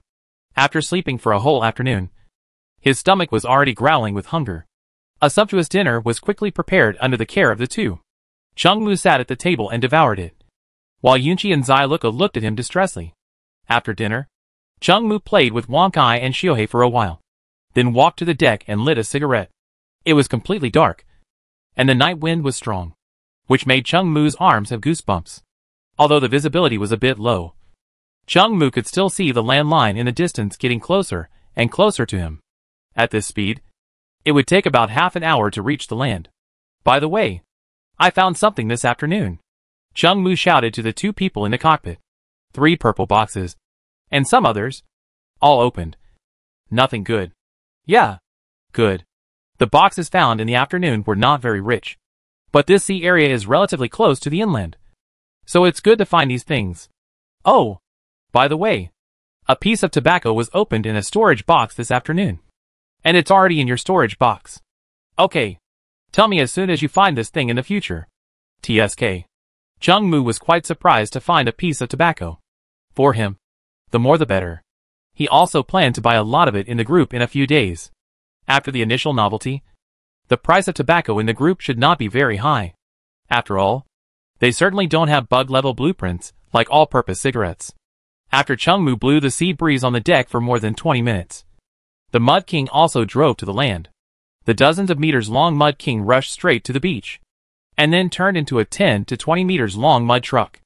I haven't driven on land for a long time, and I was a little uncomfortable at first. But fortunately this discomfort disappeared after a short time. After driving inland for more than an hour, the three of them stopped to rest. At this distance, the storm would definitely not affect them, but they didn't know how long it would last. Just now on the deck, Chungmu also looked at the sky. Although it seemed that there was no sign of rain, no one could be sure about this. It was very likely that there would be a torrential rain that would last for several days like last time. After stopping at the Mud Queen inland, Chungmu also returned to bed to rest. The newly laid bed sheets were dry and warm. Zailuka and Yunchi also laid down on the bed with him after cleaning the car. The three of them watched TV together. It felt good to hold 2 soft balls in his arms. But Chungmu wanted to vomit blood watching the Wise TV series in front of him. Can we change the channel? No. It's so hard to get you to watch a TV series with us. And you still want to run away? Alas. How dare I? I feel that you are under a lot of pressure recently. Are you thinking too much? Yes. I feel it too. Little Green Tea echoed. Maybe. But not completely. I guess I've been too busy lately. What are you two doing? Don't move. You're under too much pressure. Let me help you adjust it. Hiss. Slow down. Don't talk. Just bear with it. After passively adjusting his mental pressure, Chungmu looked at his watch. It was already past 10 o'clock. It has to be said that the effect of their pressure adjustment is really good. At least, he feels much more relaxed now. Chungmu had slept for the whole afternoon, although he had spent the whole afternoon in a strange dream. At least, he was asleep. So even though he had just done high-intensity exercise and consumed a lot of physical energy, he was not very sleepy. If he slept now, he would not be able to fall asleep at all. Chungmu, who was somewhat bored, could only sit in the cockpit and look ahead in boredom. He lit a cigarette, put his legs on the instrument panel, and began to think quietly about life. It has been more than a month since I came here. If nothing unexpected happens, I should not be able to return to Blue Star. But it's pretty good here. Just a little lonely. Although I have Yunchi and Zailuka to accompany me, it's definitely not as good as the feeling of being everywhere on Blue Star. And the people here only know how to cut each other with knives, and don't know how to get along with each other in a civilized manner. When thinking of this, coupled with the cold weather, Chungmu couldn't help feeling sad. This sadness intensified, and soon, he felt a strong sense of sadness in his heart. He suddenly wanted to hit his head against the dashboard, or take out a pistol and shoot himself in the head. Wang Wang. Just when Chungmu was about to put his idea into action, Wakai suddenly ran out of the doghouse, with Shuhei behind him. When he heard One's cry, the sadness in his heart quickly dissipated. Recalling his previous state, Chungmu suddenly felt scared. What's wrong with me? Why did this happen? Chungmu's mental state has always been very healthy, and he has never had the idea of suicide. And his life is so good now. It is even less likely that he would have a reason to commit suicide. Why did he have such thoughts in his mind? What influenced him? What made him have such thoughts? He suddenly recalled the dream he had. The illusory figure in the dream. The various strange things that happened to him. The mysterious voice at the bottom of the undead lake. And the moment when he almost lost consciousness while standing on the deck. All kinds of memories intertwined and reflected in his sea of consciousness. And he suddenly came to a terrible conclusion. Is there something that wants him to die? This thing. Could it be the creator of this game?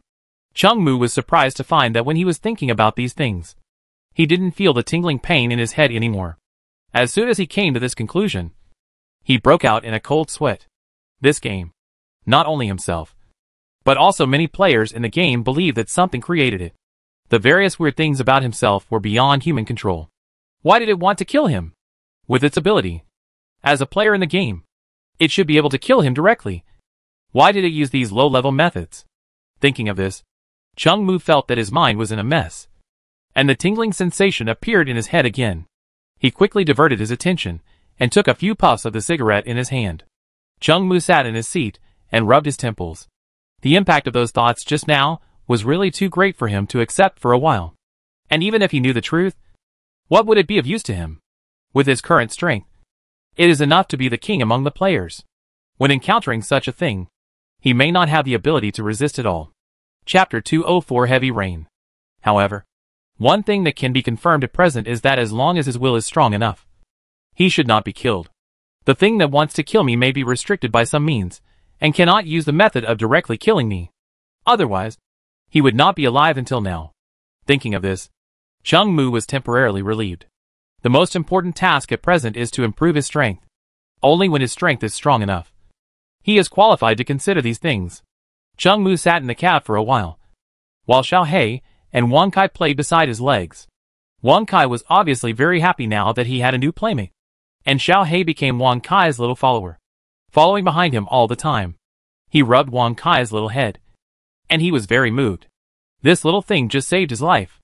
However, after thinking about those things just now, his mood became cheerful, and he played with Wang Kai and Xiao He for a while. I have to say that the biological physique in the game is really good.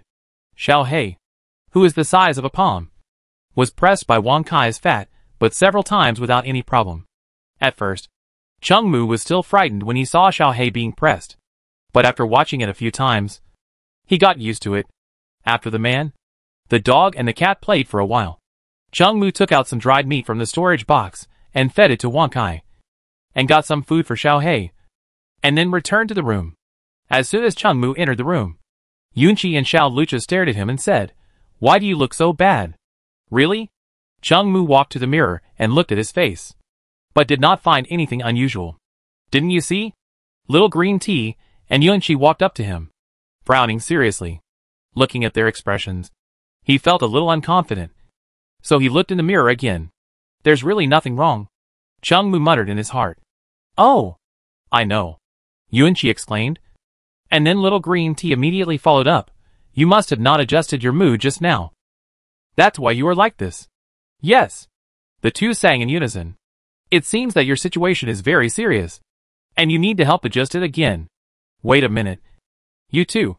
Shut up. 2 hours later, Chung Mushung lay on the bed with no desire, staring at the ceiling with lifeless eyes. Yunqi and Xiaoluka beside him were smiling with peach blossoms on their faces.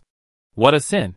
I just experienced such a serious dream accident this afternoon, and being treated like this by the two of them, it can be said to be inhumane. Chung Mu shouted silently in his heart, but unfortunately no one could hear it. After Yunqi and Xiaoluka finished their showers, Chung Mu also went to wash his body briefly. Fortunately, the two of them gave him a full body massage, which helped him recover some blood. Otherwise, he would definitely feel sore in the waist and knees when he got up the next day. The three of them lay on the bed, whispered a few words, and then slowly fell asleep. Chung Mu woke up at just 6 o'clock the next morning. To be precise, he was awakened by the sound of rain outside. He climbed up carefully from the bed, and Yunqi and Xiaoluka were still sleeping beside him. The two of them were swaying around like crazy yesterday.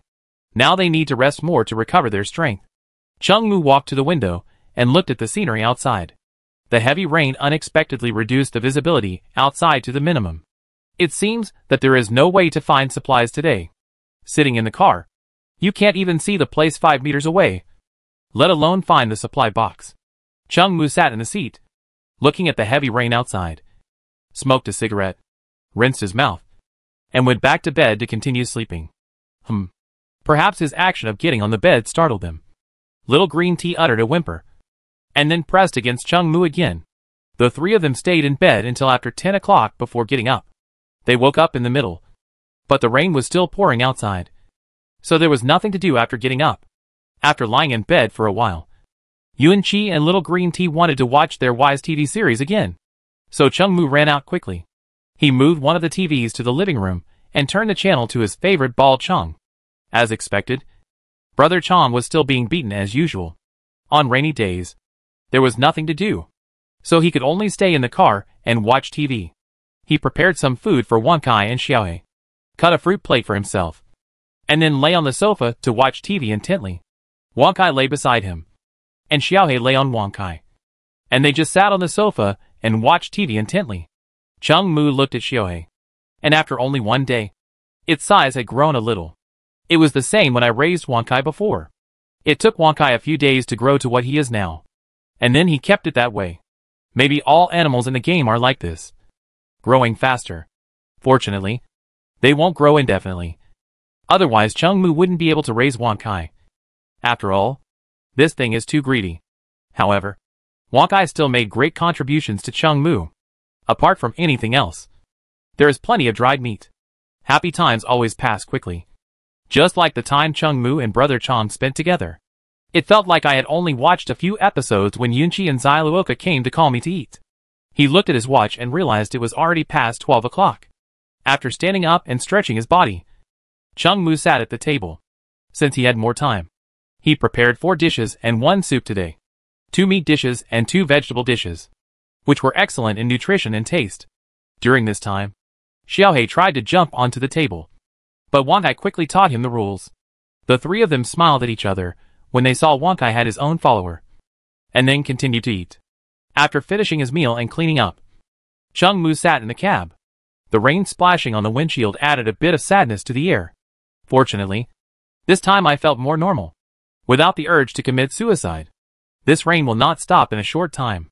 I'm afraid it will rain for several days like last time. It may rain until the next game update. But if this is true, it's good. Now the players in the game are not short of basic survival supplies, so they can take this opportunity to have a good rest. Chung Mu also wanted to relax for a few days. Now, one is that he can't find supplies, and the other is that the system has not given him any tasks. So he has nothing to do, staying in the car, chatting with the two of them, adjusting his mood, and doing some exercise is also a very happy thing.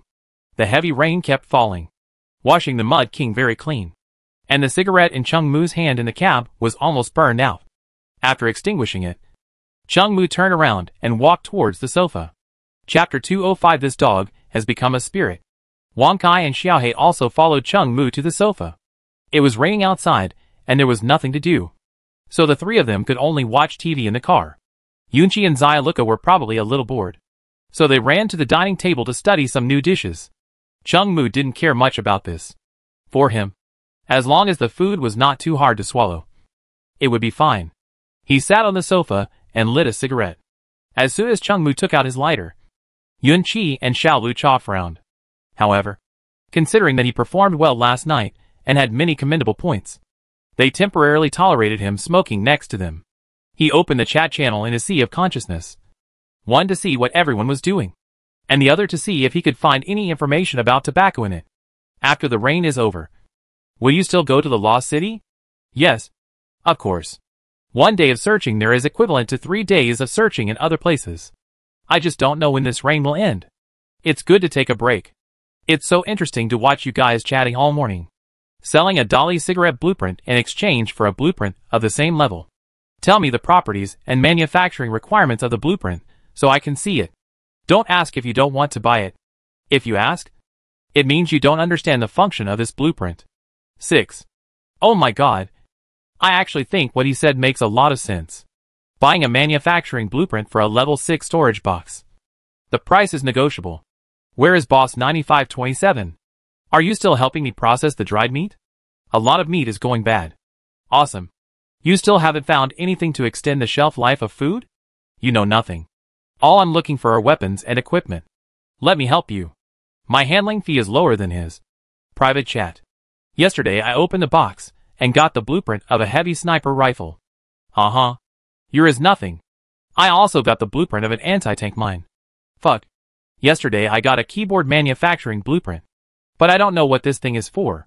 Oh my god. If there is a keyboard, it means there will be a computer in the game. Damn. Everyone remember the ID of that bastard just now. He cheated me out of 50 pieces of meat and said he would help me process it. And then ran away. You are too naive. You have to trade something as collateral first. Xiao. I have been busy looking for supplies during this period. So I don't have time to think about these twists and turns. Brother. How did you survive until now? It's better to be cheated by me. At least I will say thank you. Remember to find 9527 next time. The boss has a good reputation. The boss's character is still guaranteed. I have traded with him many times. Oh. I should have known not to be greedy for such a small bargain. It's just 50 pieces of meat. It's nothing. Just be careful next time. Is there any brother who can give me something to eat? I haven't eaten for 37 days. After Chungmu looked at the chat group for a while, he found that someone had found the manufacturing drawings of the keyboard, which surprised him. As that person said, if there is a keyboard, it means there may be a computer in the game. As time goes by, he will definitely find a computer manufacturing blueprint.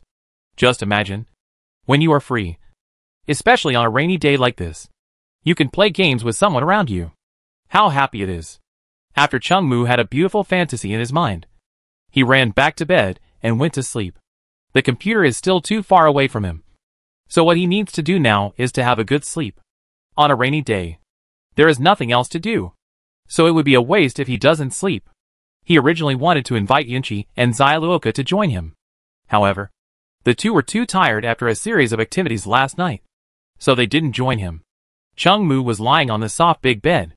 The weather outside was gloomy, and the rain was still falling.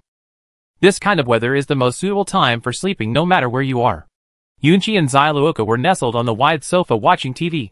Wankai was nestled in his puppy bed, and Shuhei was lying on Wankai's chubby body.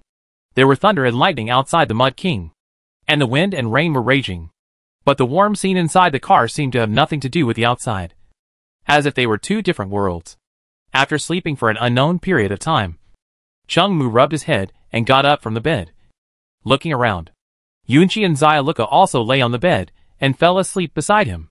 The sound of the TV came faintly from outside the room, and Chungmu was a little confused. Didn't they turn off the TV when they came? Listening to this sound, it seems to be the sound of cartoons. They probably don't watch cartoons.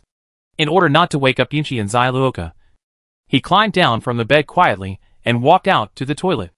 As soon as he walked out of the door and came to the living room, he saw Wankai and Xiaohei lying on the sofa, watching TV intently. And when they saw a program they didn't like, Wankai would use his paws to change the channel. Is this dog a spirit? Chungmu didn't expect Wankai to be able to play such a trick.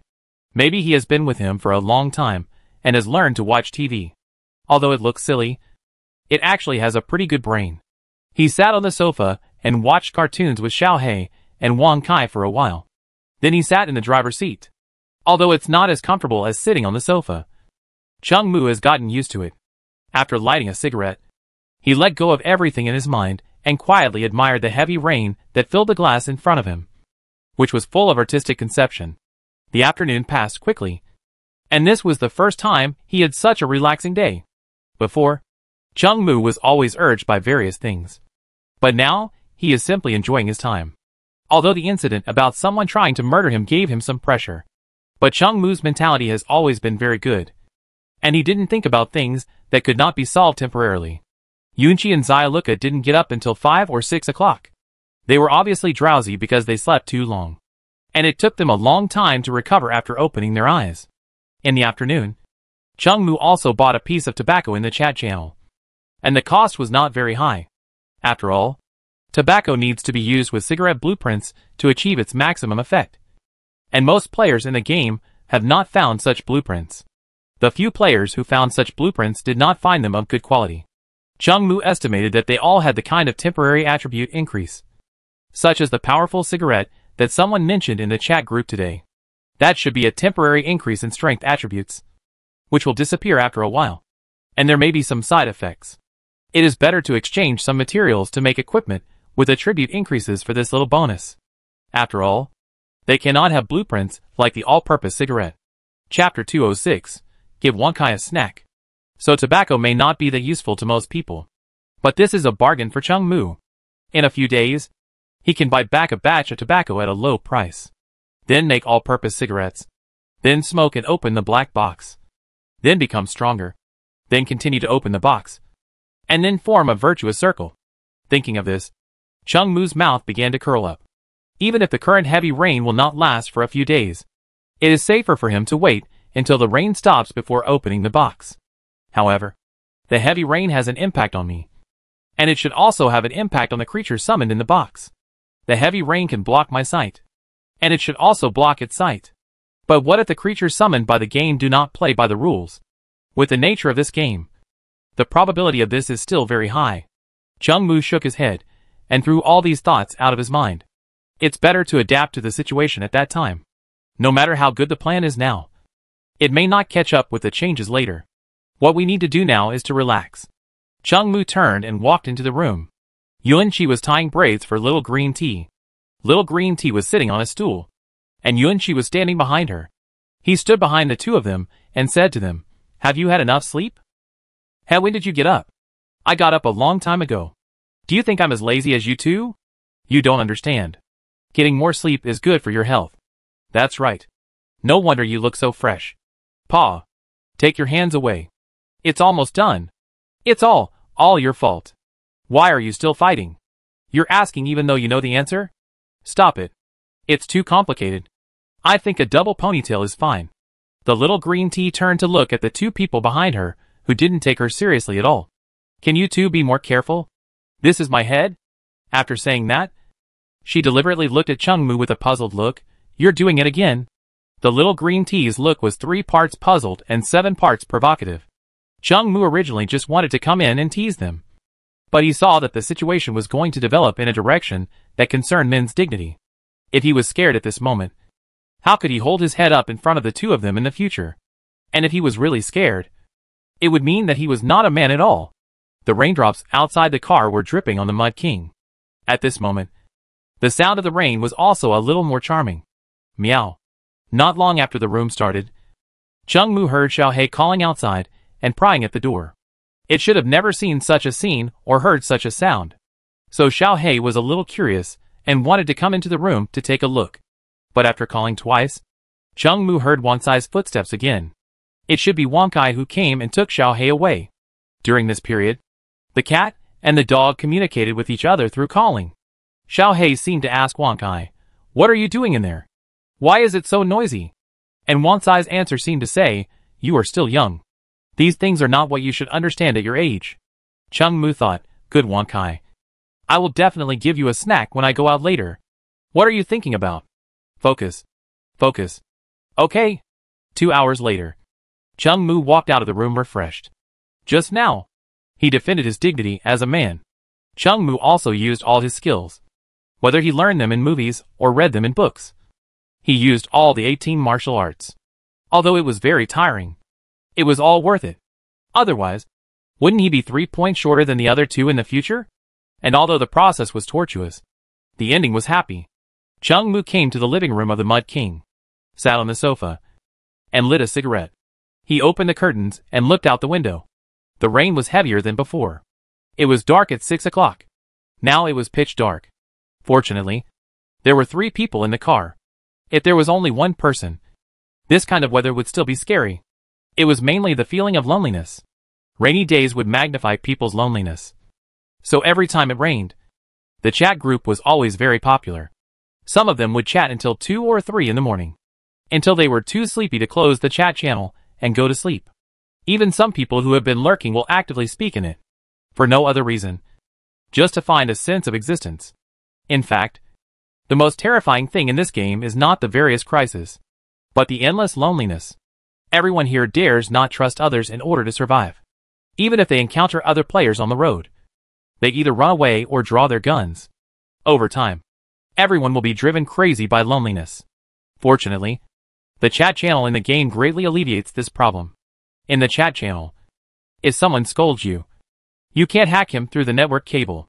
But at the same time, if you scold others, others can't do anything to you. Cursing back and forth may even bring out feelings. At least in the chat channel. You don't have to worry that the person who was still chatting with you with a smile in the last second will suddenly shoot you in the next second. I don't know if everyone will continue to kill each other like this as the game develops in the future. But it's too early to think about these things. And these are not things he can change alone. What he needs to consider now is to fill his stomach. After the intense exercise just now, Chung Mu's stomach has been growling with hunger. Fortunately, Yunchi and Xiaoluka cleaned up the battlefield inside and hurried out to prepare dinner. They said that they would come up with a new idea for Chung Mu's dinner today and make a dish they have researched today. The two of them fiddled in the kitchen for a long time. Chung Mu sat in the living room and heard the sizzling sound of frying things. He was still wondering what they could make. After more than 10 minutes, the two brought out a plate with something that looked a bit strange. He took a look and asked them, "Is this a baked sweet potato?" "What baked sweet potato?" "This is clearly ham with eggs. I'll make a sample for you to taste." Chung Mu picked it up and took a look. He found that it was a ham sausage cut in the middle. An egg was beaten into it. And then it was fried. The skin of the fried ham sausage was wrinkled. And the vision was not good. So it really looked like a baked sweet potato. The white eggs are also spread on top like a layer of cheese. At first glance, it is easy to mistake it for a baked sweet potato with cheese. But after all the effort, why not just eat fried ham and fried eggs? It doesn't taste much better this way. And it's even harder to eat. Is it to sell it at a higher price? Chung Mu was a little speechless. Chapter 207 Wrong Place. Chung Mu obviously couldn't accept this kind of food that looked strange, tasted average, and took a lot of time to prepare. However, considering that the two of them might have nothing to do on a rainy day, he didn't say anything else.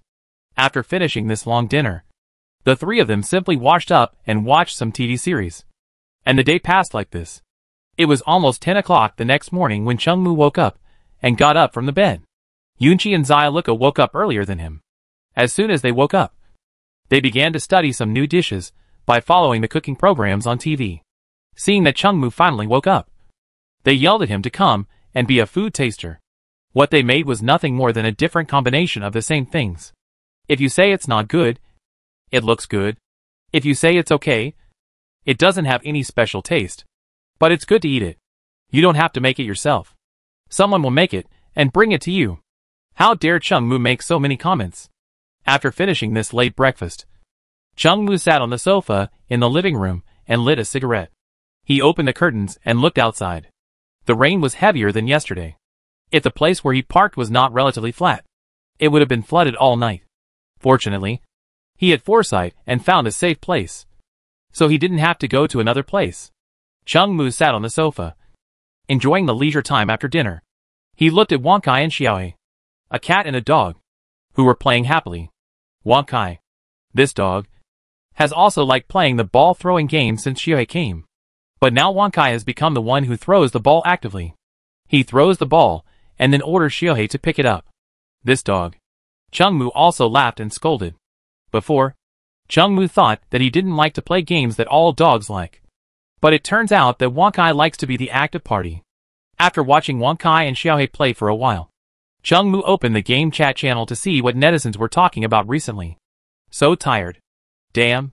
You chatted until 3 a.m. yesterday. And appeared in the chat group again after 7 a.m. this morning. If you're not tired, who else would be tired? I can't help it. It's too boring. It's raining so hard that I can't do anything. It's all because of this stupid thing. You know what I mean? I don't quite understand. Can you explain it to me? Okay. Look at this stupid word. Does it look like your dad? Does the word beep look like your mom? You'll understand if you put them together. Oh, I'd better go ask your mom. She's right next to me. Yes. That's it. Chung Mu shouted for the two in his heart. In these boring days, there must be people who are brave enough to make trouble. Brothers, can you lend me 2 kilograms of rice? I will definitely return it 100-fold in the future. The game says that the power core can be found in the storage box. But I haven't seen any shadows of it yet. Damn. Stupid dog. The man above added another sentence. The dog thought that it could stop us by banning it. It's still too naive. Player X has been banned for 24 hours for insulting the game. Awesome. This can be banned. Nonsense. The only thing that can ban others in the entire game is the game. Isn't this just pointing at your nose and scolding you? Don't you know how to be low-key? Good. That makes sense. Your analysis is good. As a reward, you can call me Dad. Family. I don't want to live anymore. Before I commit suicide, I want to give all my supplies to a lucky person. And give me 5 magic cores. So that I can have the opportunity to inherit my legacy. I'm selling a large magic core. If you're interested, please chat privately. What's the price? Don't rush to buy it. I want it. Who are you sending it to? I want it too. What a coincidence. I just happen to want this magic core.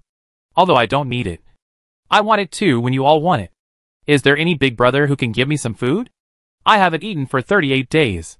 After watching the chats of the players in the group for a while, Chungmu felt a little bored. What he wanted to see was a river of blood. Not a group of people chatting here. There is no point in chatting. Let's find something interesting to do. So, he turned his attention to Yunchi and Xyluoka. They were lying on the bed in the bedroom watching TV. With their slender white legs raised upwards. Yunchi was lying on the bed. From her back to her waist. And looking down, there was a perfect curve. Xyluoka's figure seemed ordinary. But her legs were thin and straight. And coupled with her light temperament, she looked lovable. The two were concentrating on watching a melodramatic TV series. When Chungmu came in, they just turned their heads and took a look. Then continued to focus on the screen. Chungmu walked to the bed. Then found a place between them, and squeezed in. What are you doing? They both turned their heads, and said to him at the same time. I'm here to watch TV with you guys. You're not welcome? Then I'm leaving? TSK. Don't you think these are childish? It depends on who you're watching with. With others, it's indeed childish. But with you too, it's the happiest thing in the world. Pooh. After Chungmu watched the bloody TV series with the two of them for a while, the hands that had just been placed on their waists began to become dishonest. What are you doing? The little green tea girl's voice was a little trembling. She couldn't help but think of the last time she questioned Chungmu. As a result, she was immediately punished. Thinking of this, she was a little scared. This hasn't recovered yet. Why is it happening again? Watch TV carefully. You see the plot. It's almost reaching the climax. Concentrate. After a while, Yunchi blushed and looked at Chungmu with a hint of anger in her eyes. Where are you putting your finger? Sorry. I found the wrong place. I'll start over. You? After almost an hour or two, Chungmu finally walked out of the room. Chungmu sat outside for a long time and watched TV for a while. Then the two people in the room slowly came to their senses and began to tidy up the sheets.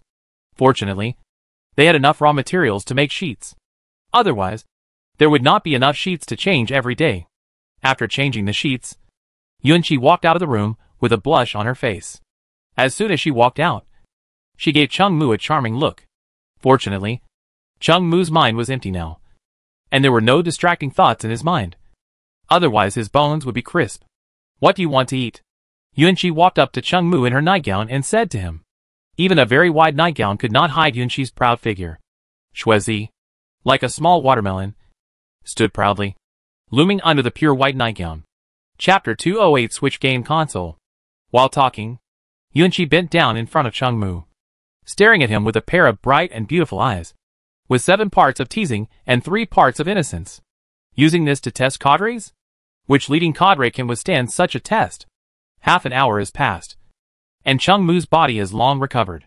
That is, his spirit is still in a relatively ethereal state.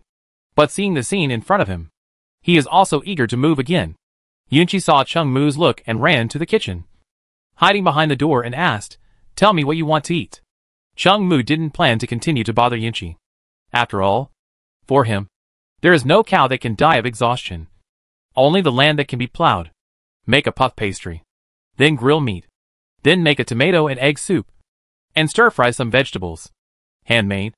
Not made in a cooking pot. That has no soul. Chungmu added. Food made in a cooking pot is indeed not as delicious as handmade. Besides, the two of them had nothing to do. So Chungmu found something for them to kill time. After a while, Xiao Lucha also walked out of the room and went to help Yunqi cook. After the enhancement of attribute points, Xiao Lucha's physique was also different from that of ordinary people. So she recovered after a short rest. But the shyness on her face had not completely disappeared. The kitchen was busy until 1:30 in the afternoon, when the three of them had lunch. But they had their breakfast late, so they weren't very hungry. As for Wankai and Xiaohei, they had come to Chengmu several times to ask for dried meat. Xiaohei had grown a lot bigger and could already tear the dried meat with his little teeth.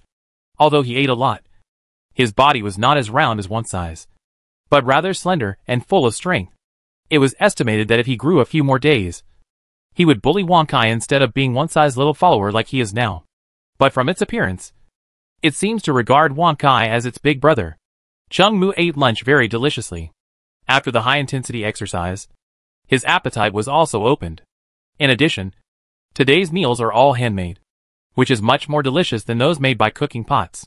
After the three of them finished their meal, Yunqi and Zailuoka went back to watch the bloody Korean drama, while Chengmu sat on the sofa and found a movie to watch.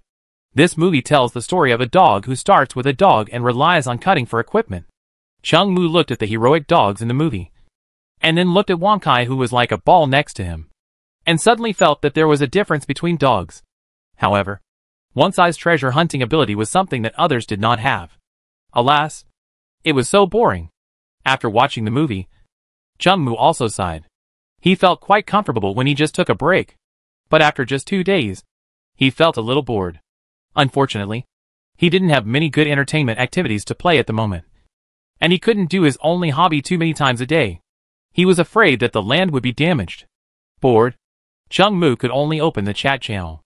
Unfortunately, there was no fierce quarrel in the chat channel. Everyone was talking about things from all over the world.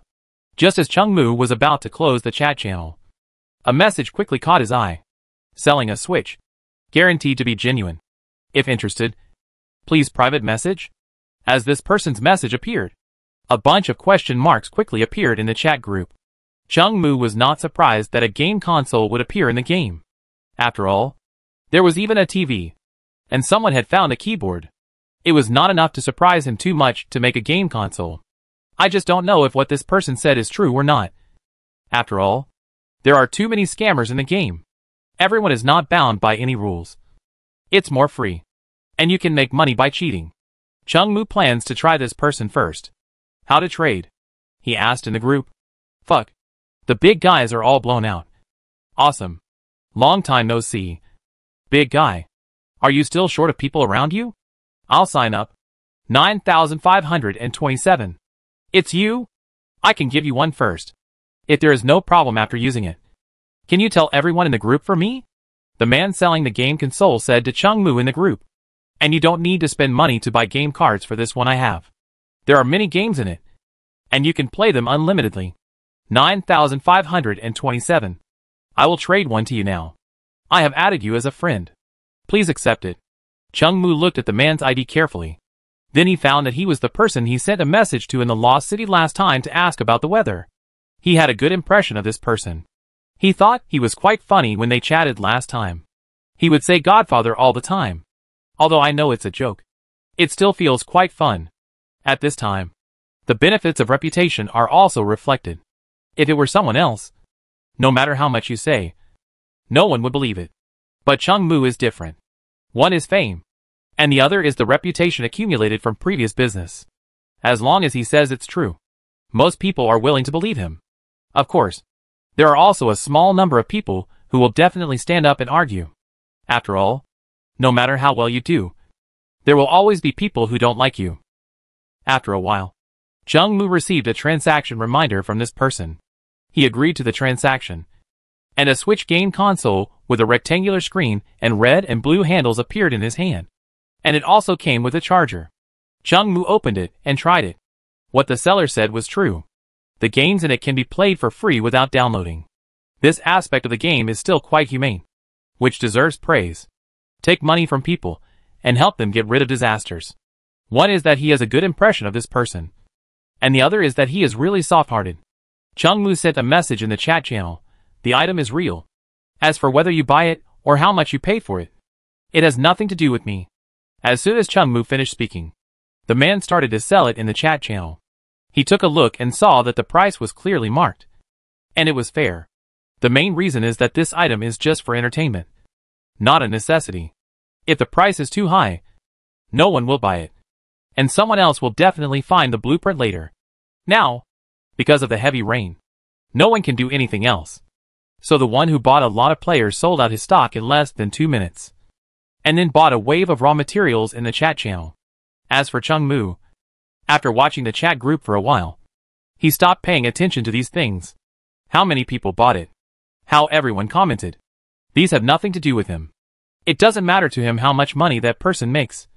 Anyway, he must have made a lot of money.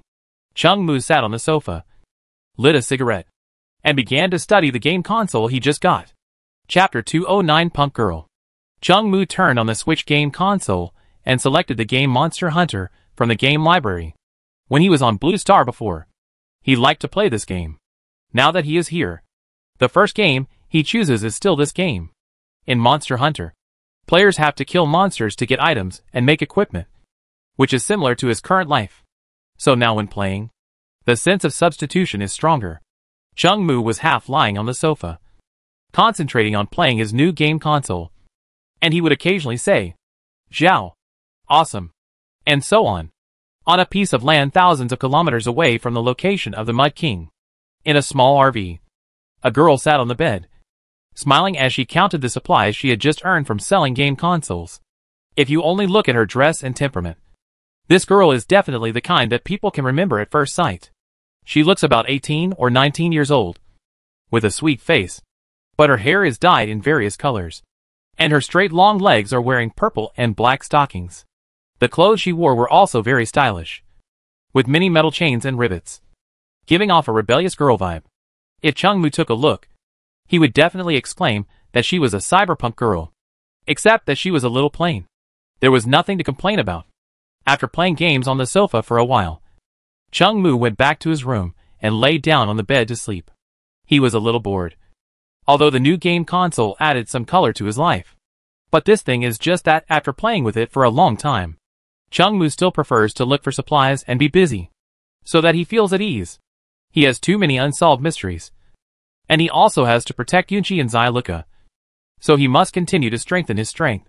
He is unwilling to accept the current state of doing nothing. He likes to take some time to relax in his busy life, rather than having nothing to do all day. After waking up in the afternoon, the three of them watched TV for a while. It was a bit boring, so Chung Mu took out the game console from the storage box. Yunchi and Xyluka saw the game console and thought it was very novel. They also wanted to play with it. So Chung Mu went to that person and bought one for each of them. The price that person sold was not very expensive, and Chung Mu had no shortage of these supplies, so he didn't care much.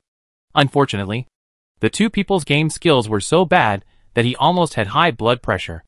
He hurriedly left the room where they were and ran to the sofa. The afternoon passed quickly. After the three of them finished dinner, they repeated what they had done in the afternoon, and the day passed like this. Before going to bed, Chung Mu stood in the cab and lit a cigarette, looking at the rain splashing on the windshield.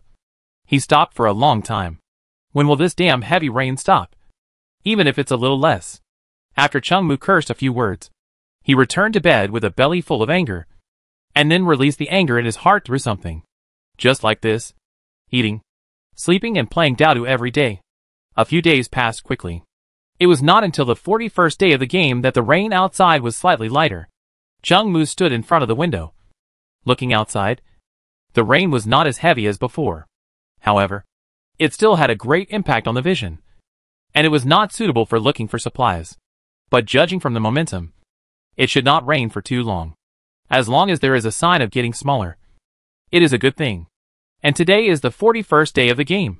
And at 12 o'clock at night, the game will usher in the next version update. He raised his hand to check his watch.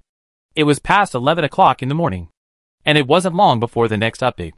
After standing in front of the window for a while, Chung Mu returned to the living room to stretch his body. He had been lying down for the past few days, and his limbs were almost degenerated. If he didn't warm up in advance, he would be very uncomfortable when the time came. Moreover, the last version update was a minor change, and this time it was very likely to be a major one. such as making another thing to hunt down players in the game. Although the probability of this is very small, it has to be taken into consideration. Chung Mu stood in the living room, starting from his fingers, moving his muscles 1 inch at a time, stretching the ligaments of his whole body. After warming up for nearly an hour, he was sweating in this cold weather. Yunchi and Xiaoluka also followed him, and moved for half an hour. They also knew the pros and cons of this. They had been lying down for too long in the past few days, and had forgotten that this was a survival game. If you keep this mentality in your heart, it will be very dangerous. Maybe they will die if they encounter a trivial accident next time. Not only them, but also other players in the game.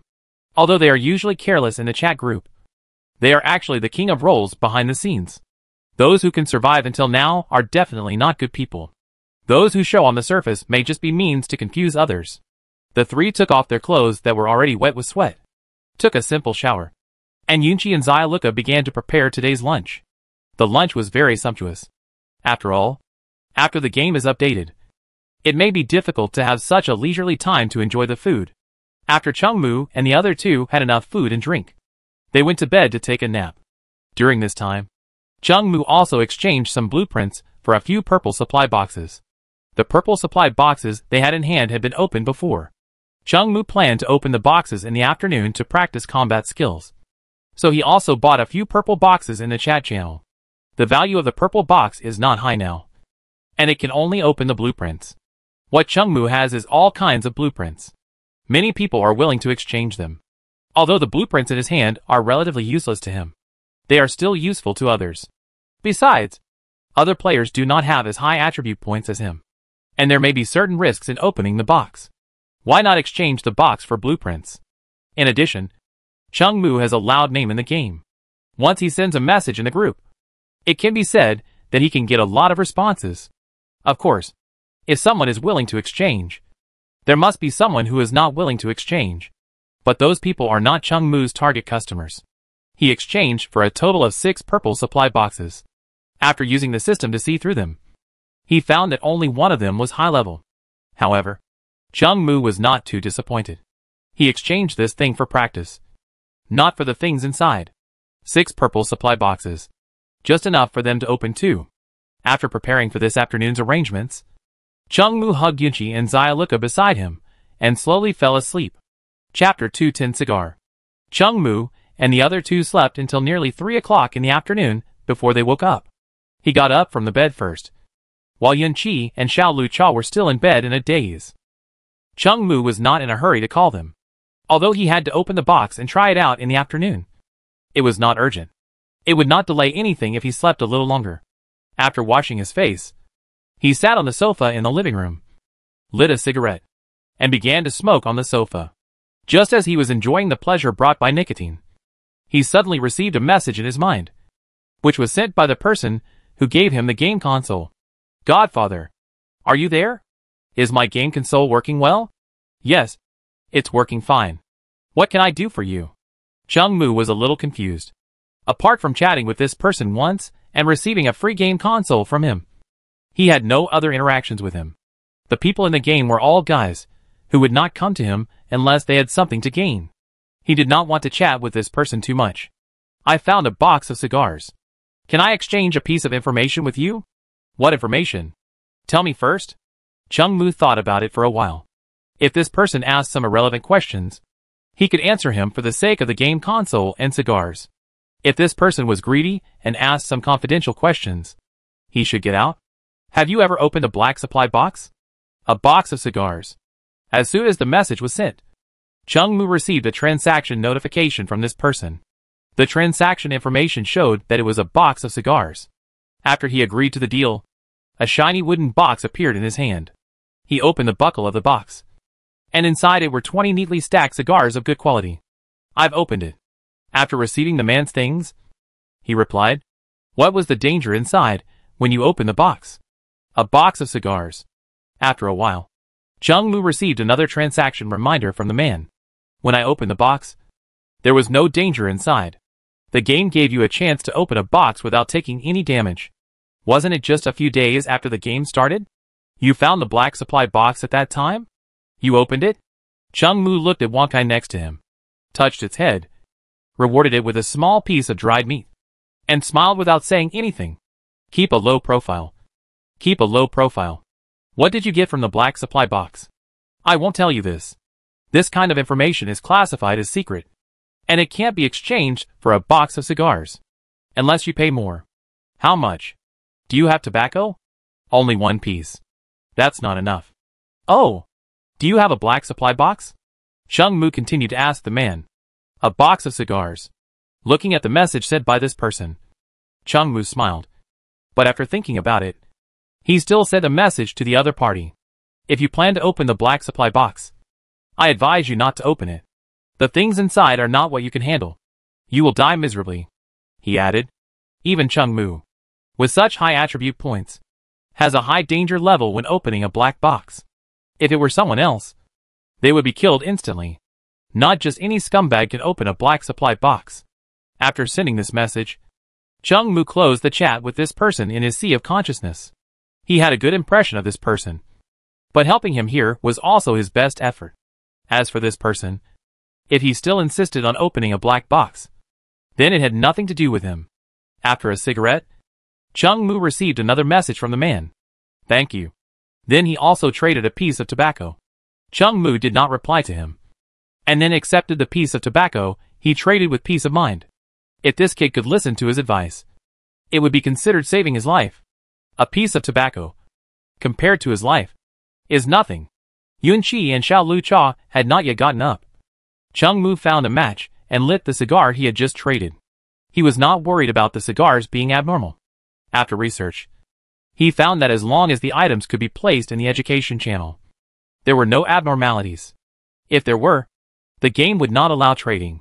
These abnormalities also included situations where traders poisoned the items, or the items deteriorated. The game did a good job in this regard and deserves praise. Chung Mu on Blue Star. As a person with no money, no power, and no influence, had never enjoyed high-end goods like cigars. But he did watch some video tutorials that taught people how to smoke cigars. This thing. Just suck it into your mouth to taste it, and then spit it out. It doesn't go into your lungs. And this thing is large and full. One can smoke for an hour or so. I heard that a good quality cigar can taste different flavors, even depending on how fast you smoke. There will be a slight difference in the same taste. He had never enjoyed this thing before, but here, he could really enjoy it. Anyway, it was still raining outside, and the two of them were still sleeping. Chung Mu had enough time, and the current environment was quite suitable. Chung Mu sat on the sofa and smoked. The cigar smoke smelled quite strong.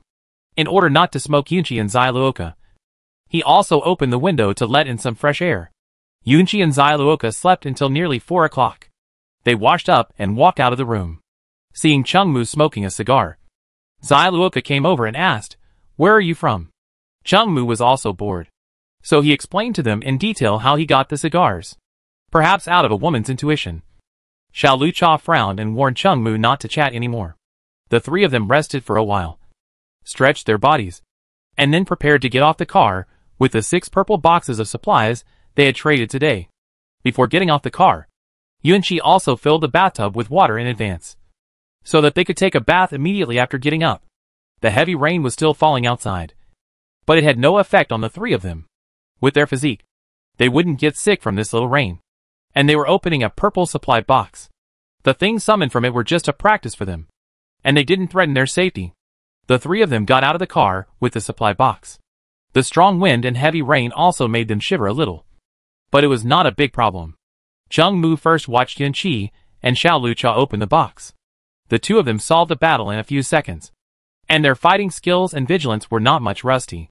Chung Mu was even more simple and rough. He opened 2 boxes at the same time, one of which was a purple supply box. Then, without using any weapons, he only relied on his brute physical strength to beat the 2 creatures summoned from inside inhumanely. Chapter 211 Silencer. Perhaps because Chung Mu beat them too brutally at the beginning, the 2 beasts shed some tears of relief when they finally died. Among the monsters summoned by these 6 boxes, a small magic core exploded. After dealing with these purple supply boxes, the 3 returned to the car and took off their clothes that had long been wet by the rain. Chung Mu saw the 2 people's white jade bodies, and his throat rolled, and his eyes became a little more hot. But now is not the time to do these things. After getting in the car, the three of them went straight into the warm bathtub. The heavy rain just now poured on their bodies, and some cold air accumulated in their bodies. After soaking in the water for a while, some fine beads of sweat appeared on the foreheads of the three people. Chung-Moo half lying in the bathtub, hugging one on the left and one on the right, while puffing out smoke.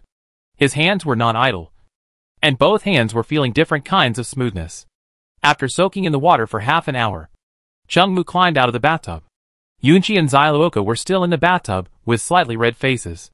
When they opened the 6 purple supply boxes just now, they took out a piece of tobacco and 4 blueprints. He took a rough look at the 4 blueprints, and one of them was of good quality, and he could use it. Rifle muzzle silencer manufacturing blueprint.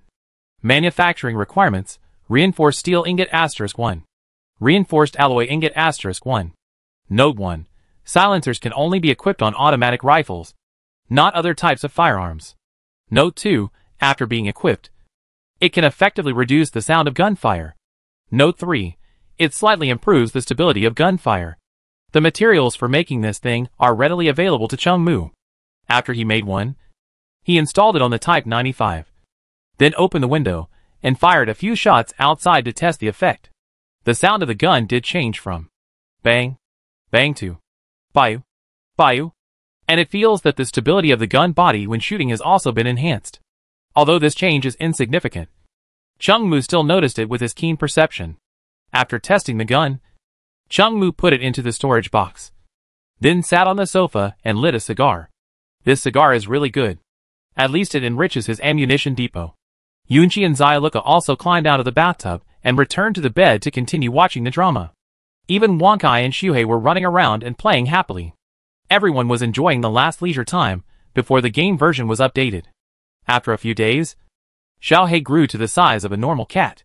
He was slender, and his hair became smoother and shinier. He has now completely become Wankai's little follower. The afternoon passed quickly, and it was almost 7 o'clock. Yunchi and Xiao Lucha were preparing dinner in the kitchen, while Chung-Moo was lying on the sofa, with Wankai and Xiaohei lying in his arms. Chung-Moo was lying with them and watching cartoons, and the scene was very warm. Today's dinner was very sumptuous, with more than 10 dishes. The reason why the two of them cooked so many dishes at once was that they would update the version tomorrow. Another reason was that they couldn't finish all the ingredients, and some of them had a short shelf life and were about to expire. After eating and drinking, Chung-Moo sat in the cab, patted his belly, and lit a cigarette. Xiaohei also followed Chung-Moo's example and walked over to pat Wankai's round belly. Chung-Moo smiled knowingly when he saw it. He sat in the driver's seat. The air was a little chilly, but it was much better than the previous 2 days. The rain was still pouring on the windshield like it was free. After sitting and watching for a while, he went to wash up and prepare for bed. The game version was updated tonight, so I had to go to bed early. But it was too early now. I could check the chat channel later to kill time. Chung-Moo ate some fruit plates cut by Xiao Lucha, and asked them to fill the bathtub with water. He wanted to take a comfortable bath. Although I soaked for a while this afternoon, I was focused on my hands and didn't pay much attention to it. Huh? After entering the bathtub, Chung-Moo breathed a sigh of relief. Chung-Moo sat in the bathtub, with nothing to do, so he opened the chat channel. I really didn't expect that the rain would continue until now. You are really good at playing games. You should be used to this kind of thing. It should stop tomorrow. It was like this last time, but it's still quite comfortable to lie down these days. Bullshit. My car is a compact, and it's a first-class vehicle. I've been lying there for a few days, and it's almost falling apart. I can only go out in the rain every day to exercise my body. I can't help it. You're such a loser. Are you scolding me again? A second-class vehicle is nothing. It's just a little better than a first-class one. Although I upgraded my car to a second-class one a long time ago, I really don't think it's a big deal. I usually don't tell others that I've upgraded my car to a second-class one. The rain should stop today. We will continue to go to the Lost City to find supplies tomorrow.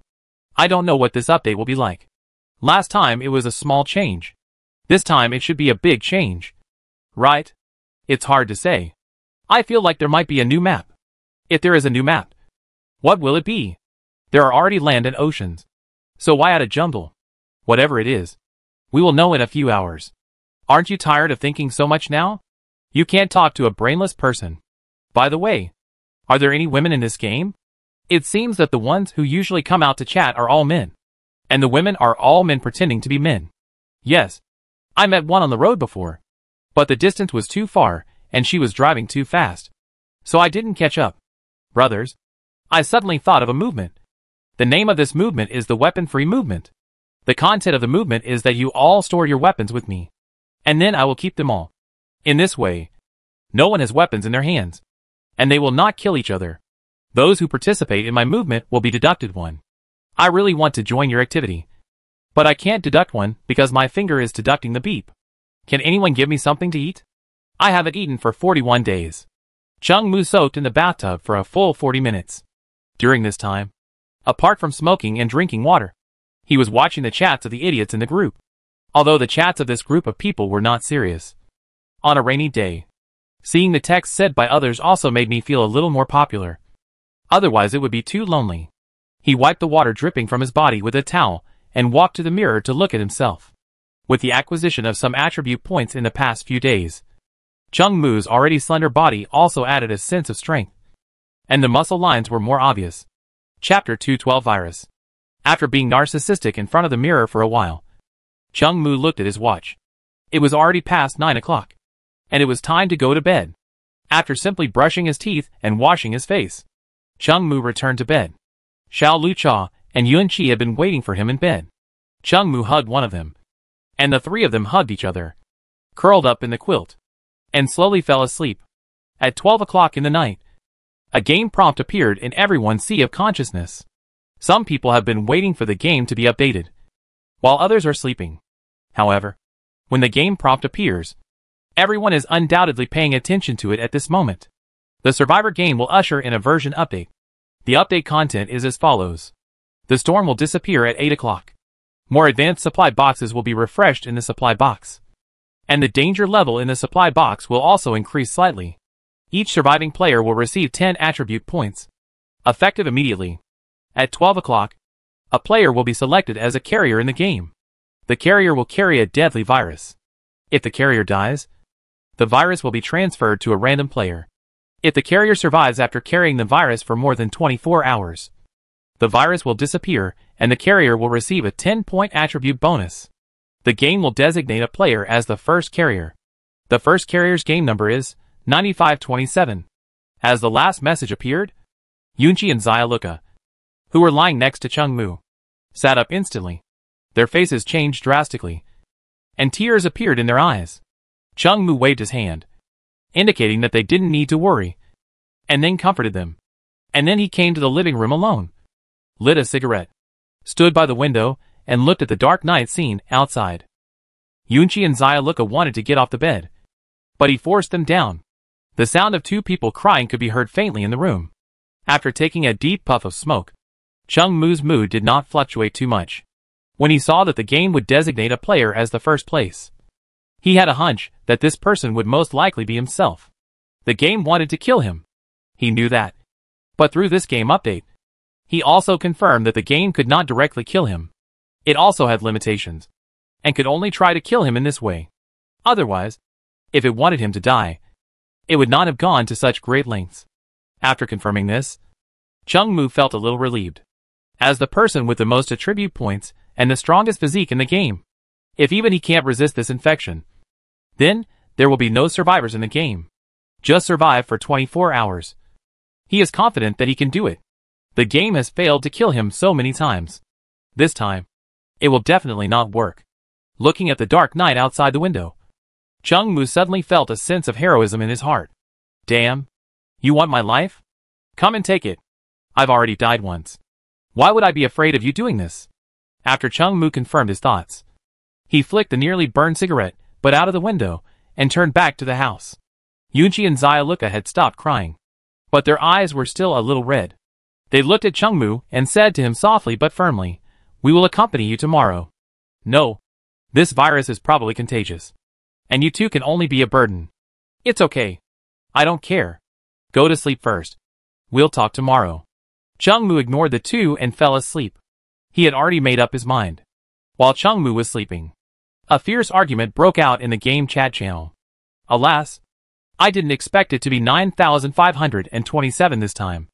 I hope he can make it. Ha ha ha. He's finally going to die. I wish he would die sooner. What the hell? 9527 saw Ball Chong before. Otherwise everyone would have died. You bastard still owe him a life.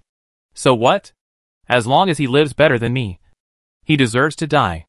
I hope you don't survive this morning. Bastard. Die soon. Alas. If 9,527 doesn't make it, then next time we meet a creature like Baldy Chong, no one will be able to deal with it. It doesn't matter. I can live one day at a time.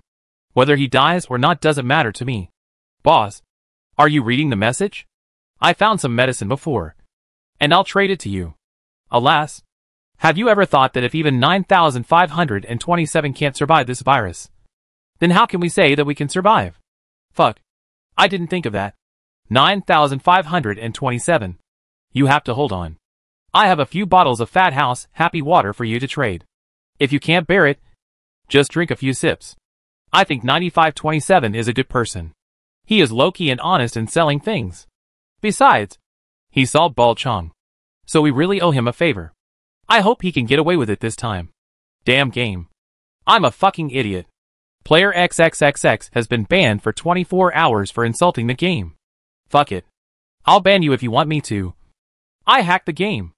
As the first person insulted the game, the chat group was instantly indignant, with insults coming one after another, and news of game bans appeared densely in the channel. At 3 o'clock in the middle of the night, Chung Mu, who should have been sleeping soundly, quietly opened his eyes. He looked at Yun Chi and Xiao Lu Cha beside him. Both of them were asleep now, sobbing from time to time. Chung Mu had no intention of staying with them during the day. The virus was likely to be contagious, and he didn't want to implicate them. So he made up his mind before going to bed, and sneaked away when they were asleep in the middle of the night, in order to make sure his plan would not go wrong. He hugged them tightly before going to bed, and kept them in bed, fearing that they would have a premonition and take some precautions. Chung Mu climbed out of bed on tiptoe, in order not to alarm them. He moved very slowly. It took him nearly 10 minutes to climb out of bed. After getting off the bed, he gently turned the door handle, and came to the living room. Fortunately, the facilities on the Mud King were of high quality, and Chung Mu was very cautious, so there was no unusual noise. He looked out the window. The rain had lightened a lot, but it still blocked his sight. He let himself adapt to the darkness for a while, so that he could see the road clearly when he left here later. Wang Hai and Xiaohei were sleeping in the doghouse in the living room. Chung Mu looked at them, smiled, and then walked into the cockpit of the Mud King. The storage boxes of the three of them were all placed there. He went to the cockpit to take his box with him. It is definitely better to have various supplies in hand when you are sick than to be empty-handed. Chapter 213 Preparation Before Infection. Chung Mu picked up the storage box, then blocked the bedroom door with something, and then quietly got out of the car. He untied the trailer chain connected to Yuan Chi's vehicle, and then got into her red supercar. When he started the engine, the roar still woke up Yuan Chi and Xiao Lu Cha, who were sleeping lightly. When the two heard the sound, they immediately opened their eyes, and when they saw that Chung Mu was no longer beside them, they instantly understood what happened. Chung Mu did not hesitate at all. The moment he started the engine, he immediately started the high-speed mode and rushed into the dark night. When Yunchi and Xiaoluka opened the door and ran to the window, Chung Mu had already disappeared in the dark night. In order to prevent Yunchi and Xiaoluka from finding him, Chung Mu drove for nearly 2 hours in the dark rainy night before stopping. The sky was getting brighter. In front of him, there was a small cave-like terrain with some large gravel scattered around. In order to prevent Yunchi and Xiaoluka from taking risks to save him, Chung Mu also took out all the boxes in the Mud King that were taller than the purple supply boxes, so that they would not have the opportunity to open these boxes. He drove the car into this small cave. The cave was a little damp, but it was not rotten, and the environment was pretty good. Anyway, when he was out, he was lying in the car, not sleeping on the ground, so it didn't matter if it was a little damp. After driving the car into the cave, he simply cleaned it up, and then moved some boulders from around the cave entrance to block most of the cave entrance, leaving only one ventilation hole. After doing all this, Chung Mu took off his soaked clothes, dried his body with a hair dryer, and got into the car. He just checked the message. The man who called him Godfather before actually traded 2 bottles of antibiotics for him, and left a message saying take care. He really didn't expect that this man would help him. After all, everyone in the game is just a casual acquaintance, and everyone must prioritize their own interests. Chung-Moo guessed that this man must have figured it out. With his current ability, he couldn't open the black supply box. In this case, he was doing him a big favor. He gave him medicine, which was also a return of favor. He accepted the man's things, but didn't say anything. Let's think about how to survive today. Although Chung-Moo is not afraid of death, it is better to live one more day. He sat in the car, lit a cigarette, and thought about the countermeasures while smoking. As a carrier, that is, the virus created by the game, it is definitely not that easy to deal with. Even if he has some medicine in his hand, it may only have a little relief effect. After a long time, he will still die. The crisis caused by this game update is definitely not something that can be easily solved. His attributes are much higher than others, and his physique is also stronger, which is an advantage. However, if he only relies on his body to resist, I am afraid the chance of survival is very small. Chung-Moo estimated that this virus is not only a test for the body, but also a great test for the perseverance of the carrier. At present, he does not have any powerful medicine, but he has one more life. If he was really killed by the virus, he could still be resurrected on the spot, and then all adverse effects would be removed and he would be restored to his best condition. However, the resurrection armor should not be used unless it was absolutely necessary.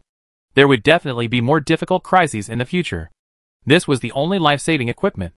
If he used it now, it would be difficult in the future. So he planned to use his body and will to fight it. After thinking about his resurrection armor, he relaxed a lot. After thinking about these things, Chung-Moo's cigarette was burned out. He flicked the cigarette butt out of the window, closed his eyes, and slowly fell asleep. There are still several hours before the virus appears on her body. During this time, she must adjust her body to the best condition through sleep. Yoonchi and Xia have been sitting on the bed in the bedroom since Chung-Moo left. Both of them have clear tear marks on their faces. They just sent countless messages to Chung-Moo, but unfortunately, there was no response. They knew that Chung-Moo was afraid of infecting them with the virus. But even if they knew everything in their hearts, they still couldn't accept it. After wiping the corners of her eyes, Yoonchi pulled Xia out of bed, walked into the bathroom, washed her face with water, and then said to her, "Let's go and find him." Although they didn't even know which direction Chung-Moo ran, the two of them still decided to find him resolutely. At 9 o'clock in the morning, Chung-Moo woke up from his sleep and found that he was sweating all over, and even his clothes were mostly wet with sweat. He got out of the car, walked to the entrance of the cave, and looked outside through the gap between the boulders. The rain had stopped. The sun was hanging high in the sky, and the air became hot again. The water accumulated due to the heavy rain a few days ago was also evaporating under the scorching sun. Chung-Moo took a deep breath, returned to the car, took out the toiletries from the storage box, and packed up briefly. Then he made himself breakfast. Although he was going to be the first guinea pig among many players, there were still a few hours to get there. So now it was time to eat and drink. And there was no need to think about that. Even if the virus is fatal, the worst that can happen is that you just need to use the resurrection armor once, and the virus doesn't necessarily kill you. After dinner, Chung-Moo got into the car and lit a cigarette. To be honest, although Yoonchi's supercar is already a level 3 vehicle, it is not comfortable to live in, because the upgrade of this car brings mostly improvements in speed and driving. It's really good to drive, but it's really bad to live in. After taking a deep breath of smoke, Chung-Moo opened the game chat channel. He wanted to see what netizens were talking about. In 2 or 3 hours, we will see 9,527 die. I am excited just thinking about it. He is a cerebral palsy guy who can't even eat 4 hot dishes in his life. Whether he lives or dies has nothing to do with you. 9,527. Come on. I believe you can survive. I also support 9527. Mainly because if he dies, we will definitely not survive. Now that you put it that way, I have to support 9527. 9,527. I also have painkillers. Do you want them? If you want them, I will give them to you. You must hold on. For yourself and for us. Damn it. Everyone is going to die anyway. I want to see 9,527 die before me. I'm selling a bottle of cough syrup. If you're interested, please PM me. Alas, I haven't slept well since the game was updated yesterday. The game will definitely get more and more difficult in the future. It feels so hard to live. I might as well restart. Is there any big brother who can give me some food? I haven't eaten for 42 days. Chapter 214 Outbreak. Chung Mu looked at the messages sent by the players in the group. He simply ignored those who scolded him, because he would not be affected by them anyway. As for those who encouraged him, Chung Mu felt a little warm in his heart. Although most of these people did not want him to die, because they were afraid that the virus would be transferred to them after his death. But at least their feelings of not wanting him to die were sincere. Yunchi and Xiaoluka were still sending him messages. It was not a big deal if Chung Mu did not reply. So he sent them a message. Don't worry about me. You two can't find me. Just pay attention to your own safety. After sending this message, he closed the chat channel directly. Then Chung Mu began to search for equipment, cooking dishes and medicines that could add attributes from the storage box.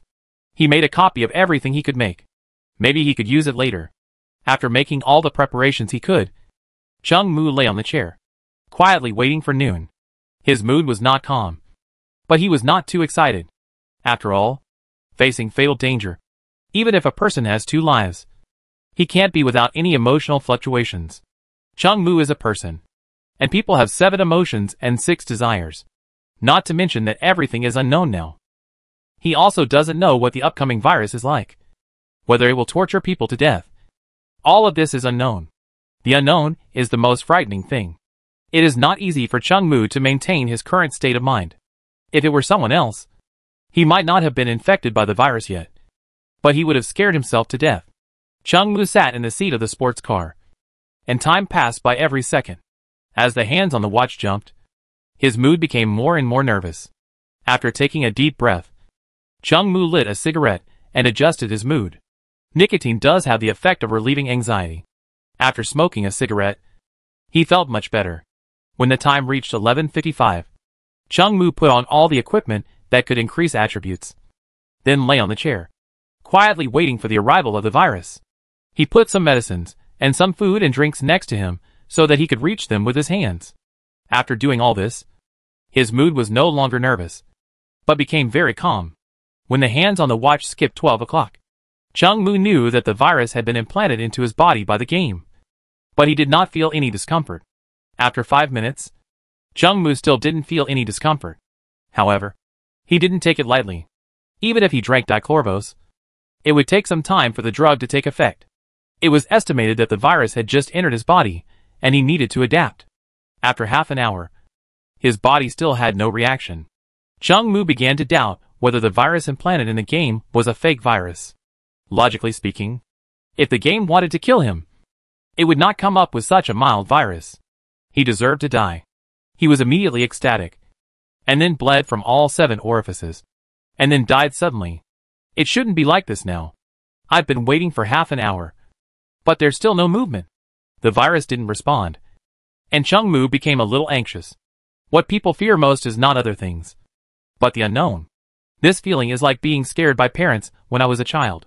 What mistakes did you make in school today? The teacher told me a long time ago.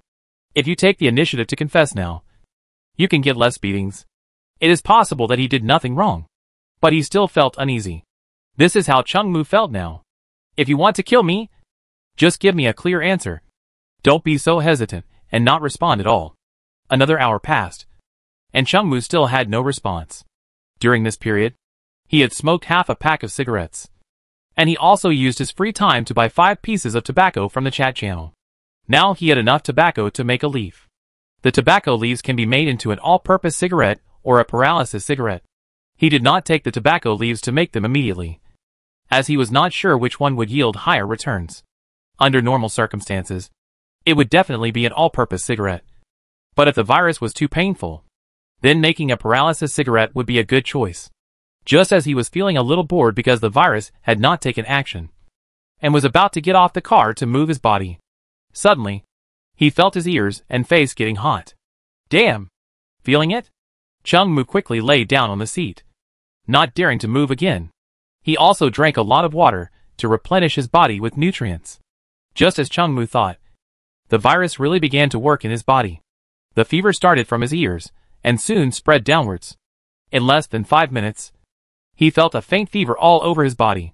He looked in the mirror on the car and found that his entire ear was frighteningly red, like the unhealthy red of being exposed to the cold outside in the winter. After about half an hour, Chung Mu began to feel pain all over his body. But the pain now was very mild. Just like the pain when he had a fever on Blue Star. His physique had been strengthened so much since he came here, and this effect was just an appetizer for him. But Chung Mu also knew that this was just foreplay, and the main event was still to come. He sent a message to Yunqi and Xyluka to let them know that he was safe. Otherwise they would be very worried. Then he took out the kettle and wire from the storage box, connected the wire to the interface in the car, and boiled a pot of hot water for himself. Chung Mu adjusted the air conditioner to a suitable temperature. After drinking some hot water, he sweated a little on his forehead and felt a little better. However, this feeling did not last long. He could clearly feel that the pain in his limbs, and even the whole body, became more intense. He glanced at his watch. It was only about 2 o'clock, which meant that he still had more than 20 hours to endure. If it was just like this, then one day and one night would be nothing, and it would pass in a sleep. But Chung Mu knew that the game would never let the players go so easily after creating this virus. As time goes by, the pain caused by the virus will become more and more severe, and other symptoms may also appear. If it is the kind of extreme pain, people may be unable to resist suicide.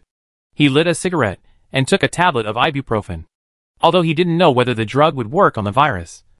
At least, he wouldn't be poisoned to death after taking it. As long as it has some effect, it would be a profit. Chapter 215, Excruciating Pain. After taking ibuprofen, Chung Mu lay down on his seat and closed his eyes to rest. After a while, he felt that his condition had worsened and became much more serious. Now not only did his body begin to hurt, but even his internal organs felt a faint burning sensation. He took out a bottle of ice water from the storage box, and after drinking it, he felt a little better. He took out another frozen glass bottle of drink and put it on his forehead. Judging from the current situation, it should be that his immune system is fighting the virus. So his body temperature rises, and he is now in a feverish state. If the virus is just like this, then it should be no problem for Chung Mu to overcome it. It was normal to have a fever for a day or two on Blue Star before, let alone here, until 5 or 6 o'clock in the afternoon. Chung Mu felt okay. A little uncomfortable, but not a big problem. He took out a bag of bread from the storage box, lowered his head to tear open the packaging bag, and was about to grab a piece of bread to eat, when his nose suddenly felt warm, and then a piece of red was left on the bread. Chung Mu looked up at the mirror on the car and found that blood was constantly coming out of his nose. He quickly took out a tissue to plug his nose, but after a while, the blood soaked the tissue. Fortunately, the nosebleed stopped soon after. Otherwise, at this rate, he would definitely die from excessive blood loss. After this incident, Chung Mu was obviously in no mood to eat anymore. He reclined his seat, lay on the seat, looked up at the top of the car, and the pain in his body became stronger and stronger. Chung Mu currently felt numbness in his elbow joints, and even the fingers of his right hand felt like they were cramping. Although this pain and numbness was not too painful, it was indeed very torturous. Now the fingers of his right hand felt that they could not even do simple movements such as grasping something. He kept moving his fingers, trying to make the tormenting cramping feel less severe. When he raised his head to stop the nosebleed, Chung Mu felt that some blood flowed into his throat through his nasal cavity. He wanted to spit out the blood, but found that he was so weak that he didn't even want to move. It's only been a short while, and I'm already so weak? Chung Mu was a little scared. He forced himself to stand up from his seat, picked up the medicine at hand, and forced it into his mouth. When he did this, he could clearly feel his hands shaking, as if they didn't obey him. It took him several minutes to barely complete the simple action of taking medicine and drinking water. When he finally swallowed the medicine, Chung Mu began to feel that all his joints seemed to be rubbing, and this kind of pain between bones was transmitting from his limbs to his brain. Chung Mu gasped for air due to the pain from his bones, and then began to think about various things to distract himself from the pain. When Chung Mu was alone in the cave, suffering from the pain, Yunqi and Xiao Lu Cha were also frantically looking for Chung Mu's traces. But the game map was so large, and the traces of Chung Mu's departure last night had long been washed away by the rain. It was like looking for a needle in a haystack for the two to find Chungmu in this area.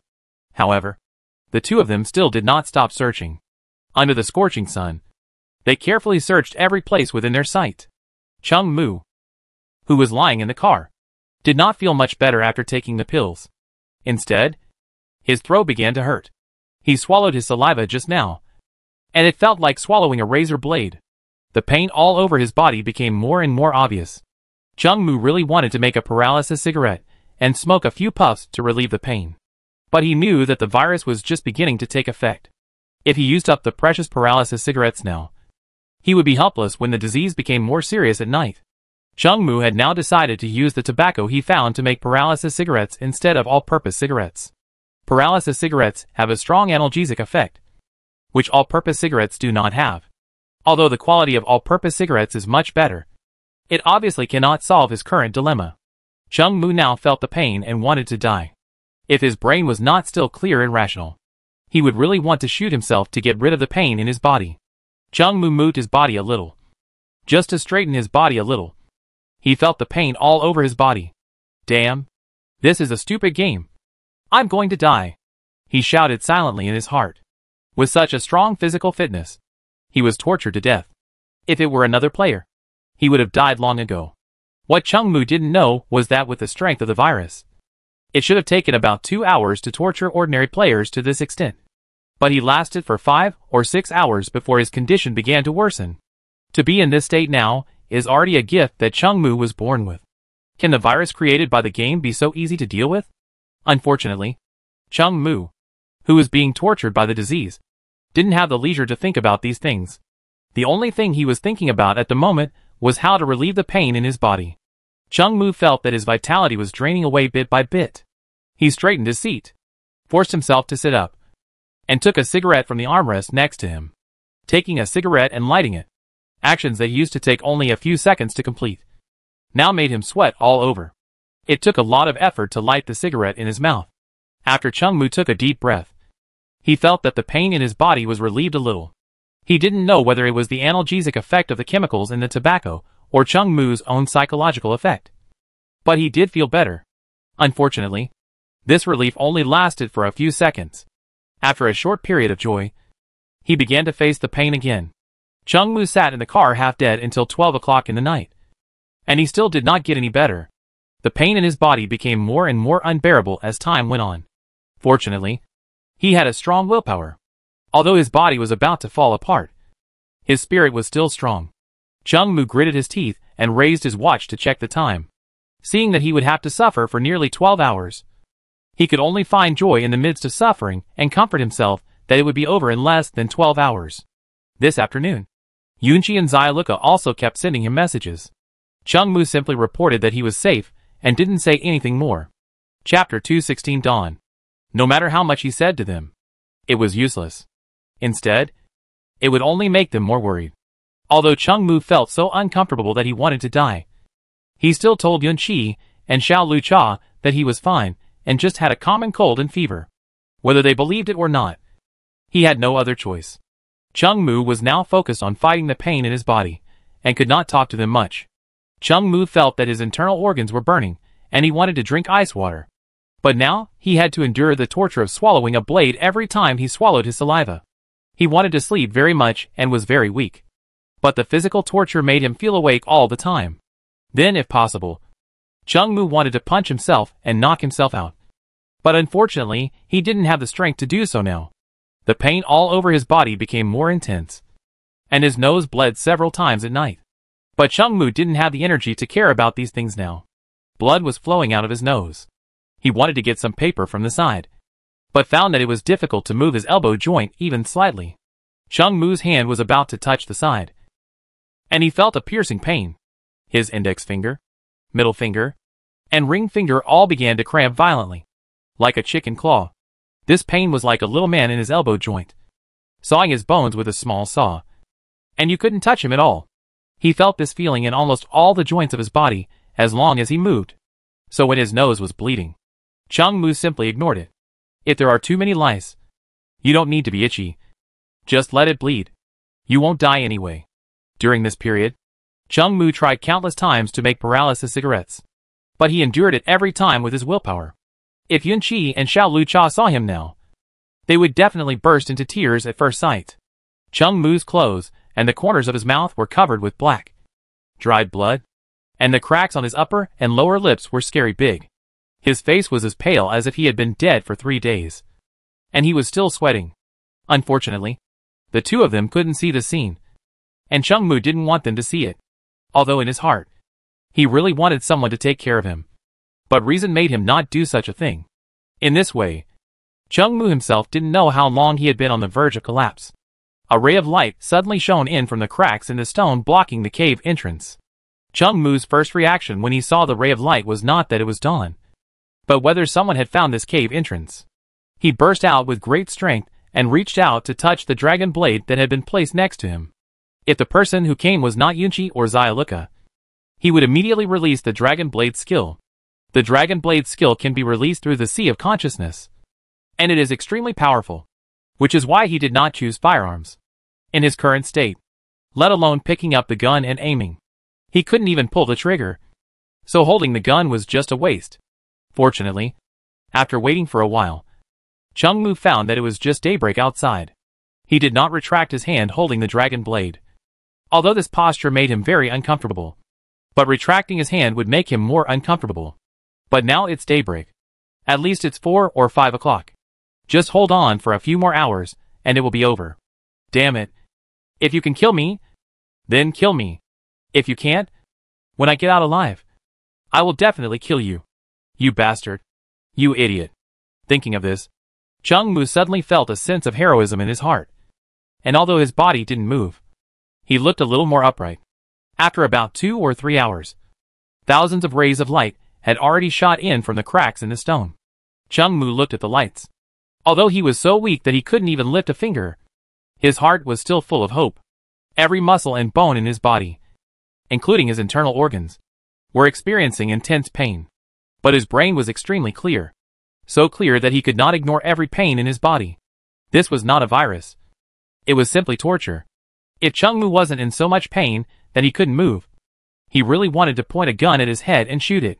He would rather waste a chance to revive the armor than endure this torture again. I don't know how long it has been. Anyway, every second is a torture for Chung Mu. He just hopes that time will pass faster. In his mind, it feels like more than 24 hours have passed. But in reality, only 1 hour has passed. He opened his eyes and looked at the time on the dashboard. 9:37. There are more than 2 hours left. And the tobacco leaves in his hand have not been used yet. It shouldn't be a problem if I can hold on for 2 hours. As soon as this thought came to his mind, Chung Mu felt a little itchy in his chest. Before he could react, the itching spread from his chest to his whole body. The combination of pain and itching made Chung Mu feel like he was dying. Soon, the itching became even stronger than the pain. But he was so weak that he didn't even have the strength to scratch. Chung Mu felt as if countless ants were crawling all over his body, biting his flesh and blood as they crawled. Fuck you. I thought the pain from the bone marrow was tormenting enough.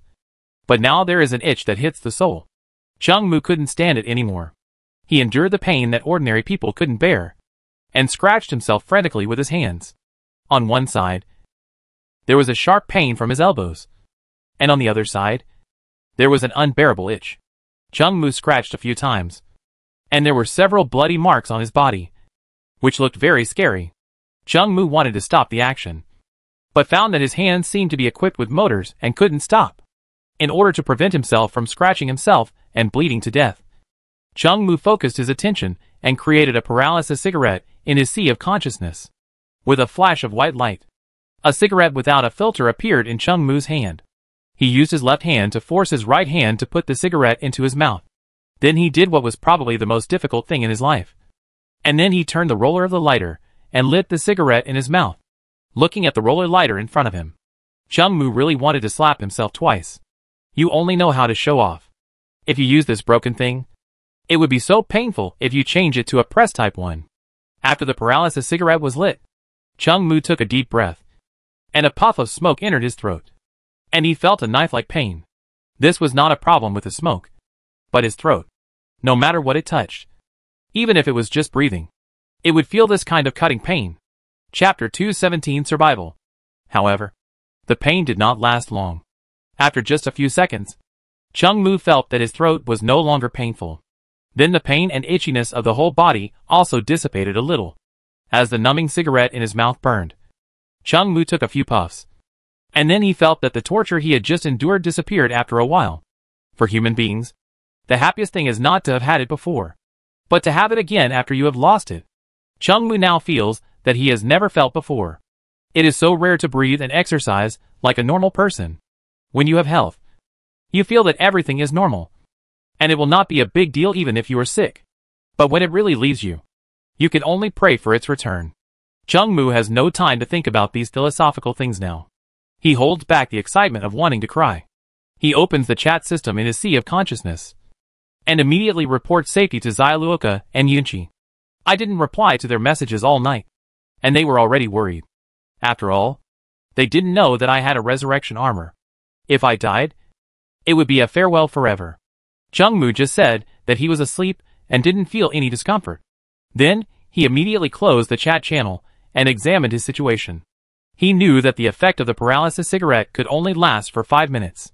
In this situation, he could only try his best to adjust himself to the best state he could. At present, Chung Mu felt that he was a little weak. It was inconvenient to raise his hands and turn around. His body was a little numb, but there was no discomfort. He looked in the mirror and saw that he was covered in blood and his face was frighteningly pale. Anyone could tell that he looked like a dead person. Time was running out. So Chung Mu took the pills next to him and stuffed them into his mouth. Then took out some water, bread, and some fruit and ate a little of each. From yesterday to now, he had not eaten for almost a day and a night. And coupled with the torture of the disease, he was already too weak to walk. But he did not feel any hunger at all despite the severe pain. However, in order to replenish his body with energy, he still forced himself to eat something and drink some water. He didn't dare to take too much, so he only tasted a little bit of each thing, and then adjusted his body to a relatively comfortable position and lit a cigarette. There was a hint of determination in this cigarette. After the effect of the numbing cigarette was over, the pain all over the body would rebound more violently like a tide. Fortunately, there was not much time left. As long as he persisted for a while, this level would be passed. After seeing that the duration of the paralysis cigarette was about to pass, Chung Mu extinguished the cigarette in his hand, half lying on the seat, quietly waiting for the virus to attack. Huh? Chung Mu gently pounded his chest and encouraged himself. When the 5 minutes of the paralysis cigarette had just passed, Chung Mu suddenly felt a huge pain from all parts of his body. However, the itching sensation was much relieved. If it was just pain, it would be better. He could rely on his willpower and strong physical fitness to resist it. Chung Mu took a deep breath, and then began to frantically divert his attention to other things. He didn't dare to think about the mysterious events he encountered. It was already uncomfortable enough. If he was tortured mentally, he would definitely die. Chung Mu lay on the seat, watching the time on the center console of the car pass by minute by minute. What he didn't know was that the chat channel of the game was erupting with unprecedented heated discussions. And Yun Qi and Xiao Lucha were also praying for him in the car. It's past 11 now, and the game hasn't announced 9,527's death. Nor has it said that the virus will be transferred to the next person. This means that he, 9,527, is still alive. Many people will be very happy if he is alive, and some will be very unhappy. Of course, there are also some people who hold a mentality of not caring about it. However, if 9,527 really survives this virus, then the threat of the virus to them will be gone. So most players still hope that he can survive. Those who wished him dead would curse him in the group, and those who supported him would curse at them. Add to that many people who wanted to watch the fun, and dozens of messages were being sent out in the group every second. Chung Mu obviously didn't know this, and even if he did, he didn't want to watch the fun. His eyes were fixed on the numbers jumping on the center console. 11:20, 11:50, 11:55. When there was only 1 minute left before 12 o'clock, Chung Mu's breathing became rapid. He no longer cared about the pain in his throat. Damn it. It's finally over. Ah. When the time jumped to 12 o'clock, Chung Mu breathed a sigh of relief. Then he felt that the discomfort in his body was fading away little by little. Then, A game prompt appeared in everyone's sea of consciousness. Player number 9527 survived for more than 24 hours after being infected with the virus. The virus has been cured and 10 attribute points are awarded. As the game prompt appeared, Chung Mu opened the game panel and immediately received a reward of 10 attribute points. After receiving the attribute points, he immediately added them. With the infusion of a warm current, Chung Mu felt that his body, which was just dying, was instantly restored to most of its original state. Now he just felt a little weak, and it was no problem to move his body. Chung Mu sat in his seat and moved the joints that were about to fall apart, and then quickly sent a message to Yun Qi and Xiao Lucha to report that he was safe. He could imagine that the two of them must be very anxious, but he couldn't go back to find them now. He also had to disinfect himself and the car in all directions. Although the virus on his body had disappeared, he didn't know if there were any residual viruses on his clothes, skin, and in the car, so he had to act with caution. With Yunqi and Xiaoluca's physical fitness, it would be difficult for them to survive. And this time the virus tested not only a person's physical fitness, but more importantly, their perseverance. Chung Mu bought a few bottles of disinfectant from the group, and then told Yun Qi and Xiao Lucha that he couldn't go back for the time being, although the two were eager to see him immediately. Considering that it was already quite difficult for him to survive, they dared not say no. Chung Mu's appearance in the chat group naturally caused a burst of exclamations. Chapter 218 Unlucky Bear. However, Chung Mu ignored these people in the group. These people said nice things, but they didn't do anything. They were not as good as his adopted son. He traded some medicine for him yesterday. When he survived successfully, he just said congratulations and nothing else. Chung Mu wanted to go back to see Yun Qi and Xiao Lucha. After escaping death, what he wanted most was to see someone who knew him well. Currently, Yunqi and Xiaoluca are the only ones he can trust in the game. Unfortunately, Chung Mu probably won't be able to go back to see them in the short term. After he completes the disinfection, he will test it again. As for how to test, Chung Mu just bought a purple supply box in the chat channel, and he will use this supply box to test it later. After spraying the disinfectant all over his body and every corner of the car, he took out some food and drinks from the storage box. Now Chung Mu felt that being able to eat a meal without any pain or itch was an absolute happiness. For the first time, he felt that the bread he ate was so delicious, and even tasted a taste he had never tasted before. If his estimate was correct, this smell should be the smell of disinfectant. The cave was not very spacious, and Chung Mu sprayed almost every corner, so although there were many ventilation holes, the whole cave was still filled with a strong smell of disinfectant. But this disinfectant is harmless to the human body, so don't worry. After finishing his meal, Chung Mu moved one of the boulders blocking the cave entrance and climbed out through the gap. Then he lit a cigarette. If he lit a fire in the cave, it would be very likely that the disinfectant in the air would be ignited, and he would go back to suffering after coming from suffering. Chung Mu climbed to the top of the mountain and sat on the rocky ground quietly savoring the cigarette in his hand. The pain from an hour or two ago was still vivid in his mind, making people shudder. He sat on the top of the mountain, looking into the distance. The sun above his head burned Chung Mu's body like a furnace, but he felt a warmth he had never felt before. After the cigarette in his hand burned out, Chung Mu smoothed the traces left behind, returned to the cave, and then blocked the stone. He lay down on the seat of the sports car, holding the dragon blade in his arms, and then slowly fell asleep. Not long after, Chung Mu, who was half asleep, came to the cloud again. Compared with the clouds he had seen before, this time, the clouds felt a lot different.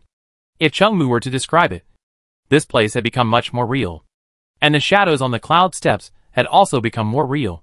When Chung Mu was about to walk towards the cloud steps, a sense of weightlessness enveloped his entire body, and he quickly fell down. A moment later, Chung Mu, who was sitting in the car, opened his eyes, and the sky outside was completely dark. He hadn't slept all day and all night yesterday, and this sleep was directly until after 9 o'clock in the evening. Fortunately, he sent a message to Yunqi and Xiaoluca before going to bed. Otherwise they would be anxious again. Chung Mu opened the chat channel and found that even though he had said it in advance, the two still sent countless messages. He got up from his seat and walked outside the car. There was still a faint smell of disinfectant in the air. Chung Mu stretched and felt that his condition had almost recovered. Then he looked around. It was completely dark, and the visibility in the cave was much lower than outside. He climbed out of the cave with the purple supply box he traded today in his hand. It was much brighter outside the cave, and the moon hanging in the sky added a bit of brightness. Chung Mu took a deep breath, observed the surrounding situation, and pressed the switch of the purple supply box. He just used the system to see that it was just an ordinary purple supply box.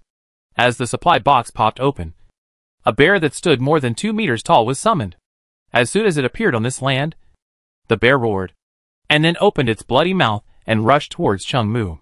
Then, Chung Mu pinned the bear to the ground and beat it violently. After the beating, the bear stood up, with a hint of timidity in its eyes, but it still ran towards Chung Mu with a fierce look on its face. As expected, it was beaten again. This bear was also reckless. After repeating this several times, it finally calmed down and lay on the ground pretending to be dead. "Get up," Chung Mu said indifferently to the bear on the ground. Except for a gust of wind, there was no reaction. "If you don't get up, I will continue to beat you." The bear lying on the ground stood up in an instant. "Come here and sit." Chung Mu pointed in front of him. The bear immediately crawled over on all fours, then squatted in front of him and raised its front paws. Except for a bruised face, the bear really looked like a dog now. "Come on. Follow me into the cave." Chung Mu pointed to the cave next to him, and the bear immediately crawled in obediently. He collected the things in the supply box scattered on the ground, then crawled into the cave and blocked the entrance. The main reason why Chung Mu caught the bear was to use it for experiments, to see if the virus in his body had disappeared. He planned to spend some time with the bear to see if it would be infected with the virus. Given the ferocity of the virus, not to mention a bear, even a stone elephant could be knocked down by it. Chung Mu took out an apple from the storage box and took 2 bites. In order to make the experiment more accurate, he deliberately kept some blood on it, then cut a small cut on his arm with a knife and squeezed some blood on it. He took the apple and handed it to the bear squatting on the ground. "Eat it." After just a second of hesitation, the bear sitting on the ground got a big fight. Seeing the bear swallowing half an apple without chewing it, Chung Mu was very satisfied, and then sat next to it and dozed against the wall. The poor bear didn't know whether the person next to him was really sleeping or pretending to sleep, but he knew that if he dared to act rashly, he would definitely be beaten again. After a few hours of staying in the cave, it was already 1 o'clock in the morning. Chung Mu stood up and asked the bear sitting beside him, "Do you feel uncomfortable?" The bear was about to nod, but the person in front of it said, "Except for the ones I beat you with."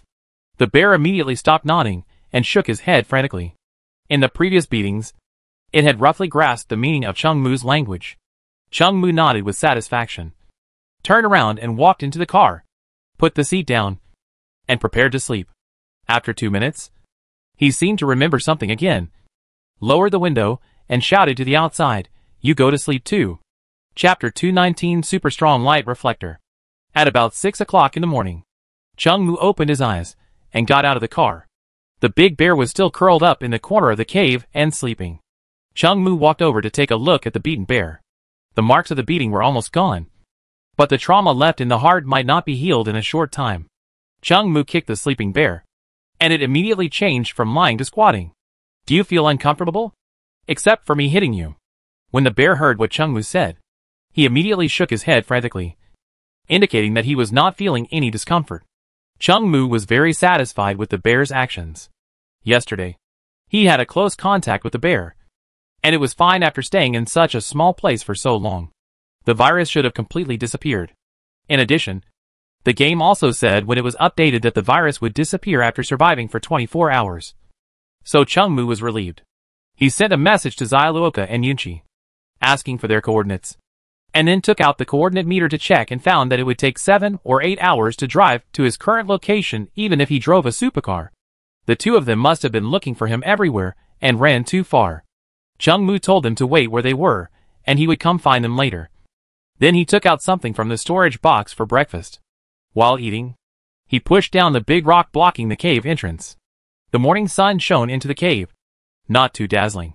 Chung Mu waved his hand to signal the bear behind him to leave, and the bear saw his action, and the initial disbelief turned into surprise, and then moved towards the cave entrance step by step. Seeing that the man next to him did not react, the bear walked out of the cave and immediately ran away on all fours. Chung Mu looked at the rising sun, stretched his body, got into the car, and started driving towards the coordinates of Yunqi and Xiaoluke. Chung Mu, who survived the disaster, had a faint smile on his face, one hand on the car window. The sun shone on the car body, and with a gust of dust, he started driving towards the coordinates of Yunqi and Xiaoluke. It was not until nearly 3 o'clock in the afternoon that Chung Mu saw the lonely Mud King in the desert. Yunqi and Xiaoluke, who had been waiting in the car for a long time, ran down from the Mud King as soon as Chung Mu's car appeared in their sight. Chung Mu saw the two excited people, and he also accelerated the car to the side of the Mud King, and then stopped the car with a perfect drift. As soon as he got down from the car, Yunqi and Xiaoluke rushed over and threw themselves on him. Crying bitterly, Chung Mu carried the two people into the car, and then took a lot of effort to coax the two angry people. During this period, Wang Kai and Xiaohe also circled around Chung Mu. They hadn't seen Chung Mu for 2 days, and thought he was dead. Yunqi and Xiaoluke looked very haggard, with dark circles under their eyes, and they looked particularly distressing. It's easy to know that they were worried about Chung Mu these 2 days. They didn't even sleep much, let alone eat. Chung Mu hugged them in his arms distressfully. When they saw Chung Mu coming back, they couldn't resist the fatigue of the past 2 days, and snuggled in his arms, and slowly fell asleep. He picked up Yunqi and Xiaoluke and gently put them on the bed. As soon as they left Chung Mu's arms, they suddenly opened their eyes, as if they were afraid that Chung Mu would disappear again. Chung Mu smiled and touched their heads. After comforting them, they went back to sleep. After settling Yunqi and Xiaoluke, Chung Mu got into the driver's seat. He missed Mud King a little after not coming back for 2 days. After all, after living in the sports car for 2 days, he felt the difference firsthand. Moreover, the low-sitting posture of the supercar, when compared with the invincible vision of the Mud King, the difference is immediately determined. Chung Mu started the engine of the Mud King and started to drive away. He didn't find any supply boxes in the past 2 or 3 days, but others didn't stop. The group of people were always chatting happily in the chat group, but this did not affect their search for supply boxes. So when he thought of this, Chung Mu felt a strong sense of crisis in his heart. Moreover, he had to prepare to open the black supply box in the next 2 days. Now he made more preparations, which would give him more protection. On the way from the cave, he also found a few supply boxes, but the quality of these boxes was not high and could not meet Chung Mu's needs. Chung Mu drove the Mud King in the desert. Less than half an hour later, a purple supply box appeared in front of him. He got out of the car and picked up the purple supply box. He used the system to see through it and found that it was a high-level purple supply box. Chung Mu pressed the button of the supply box, and then used his enhanced Type 95 to easily deal with the creature summoned inside. The creature summoned from the box this time was a crocodile over 6 meters long. This crocodile was a little special, with scales all over its body reflecting light like a mirror, and people who were exposed to the light would feel dizzy, and bullets hitting it would basically have no effect. However, Chung Mu soon discovered its weakness, which was the eyes, and then easily killed it with a few bullets. After killing the strange crocodile, Chung Mu focused his attention on its corpse. Animal corpse. Decomposable. Decomposition can obtain. Large magic core *1. Prism sleeping crocodile scales *5. Meat *30 pieces. Chung Mu chose to disassemble. Looking at the game prompt, he also remembered the manufacturing blueprint of the sleeping bomb he had found before. This scale is needed to manufacture that thing. After putting the decomposed things into the storage box, Chung Mu picked up the only blueprint in the supply box. Super strong light reflector manufacturing blueprint. Manufacturing requirements: prism sleeping crocodile scales *10. Excellent glass *5. Excellent alloy ingots *2. Note 1. The mirror made of prism sleeping crocodile scales has a strong ability to reflect light. Note 2. Aim the mirror at the sunlight to reflect strong light, making people dizzy. Note 3. Be careful not to shine it into your eyes. After seeing the effect of this blueprint, Chung Mu immediately felt that this was a good thing. As long as it is made, it can be used all the time, and the effect is very good. It has a certain effect on both people and summon creatures. With it, there is another 2 points of chance to deal with the black supply box. Thinking of the black supply box, Chung Mu suddenly remembered that he had not checked whether its danger level had changed. He gained another 10 attribute points. So the danger level of the black supply box should be reduced. Right? He put away the spoils he got, and turned to walk towards the Mud King. Chapter 220 The Lost City That Disappeared? After entering the Mud King, Chung-Mu found the black supply box from the storage box, and used the system to see through it. Black supply box. Benefit level, C. Danger level, medium. Sure enough, it has been reduced. Looking at the prompt subtitles from the system, Chung-Mu was a little surprised. If the danger level is medium, there should be no problem opening the box by himself. The system hasn't assigned tasks to me for a long time. Chung-Mu was still looking forward to the system's tasks. The rewards for each system task were very generous. And he could also upgrade the system by accumulating experience points. Unfortunately, it was not up to him to decide whether the system would give him tasks. So he could only wait. After putting the black supply box back into the storage box, Chung-Mu continued to head forward to look for the supply box. He was now heading towards the sea. Chung-Mu still planned to search for supply boxes in the Lost City, where the supply boxes were most densely packed. Spend the least effort to accomplish the greatest things. And maybe he will encounter some adventures in there. Just like the ghost soldiers last time. While driving, Chung-Mu looked in the chat channel to see if he could buy some excellent glass. He probably couldn't buy the blueprint, but it should be no problem to bring back high-quality glass. As expected, with Chung-Mu's current popularity in the chat group, he just said it in the group, and several people immediately came to trade with him. Chung-Mu effortlessly acquired enough materials to make a super strong light reflector. He chose to make it, and a moment later, a palm-sized mirror appeared in his hand. The back of the mirror was made of pieces of prism crocodile scales, which felt very textured. The front of the mirror looked no different from an ordinary mirror. Chung-Mu first tried to reflect it with the light source in the Mud King, but found it was useless. It is estimated that this mirror can only reflect sunlight. He got out of the car with the mirror, pointed it at the sunlight, and then shone it in one direction. After the mirror absorbed the sunlight, the reflected light was extremely dazzling, and even Chung-Mu, who was a bystander, saw it. If this light hit someone's face directly, it would probably cause temporary blindness. However, there must be some equipment to protect eyesight in the game, such as goggles. The sunlight now is not the strongest at this time of the day. After today's experiment, he plans to wait until around noon tomorrow to open the black supply box. By then, after half a day and a night of rest today, the three of them could recover to their most recent state. With Yunchi and Xyluka using the magic core cannon to assist him, it would be much easier. After testing the mirror he had just made, Chung-Mu returned to the car and continued to head forward to find the supply box. He looked at the coordinate meter.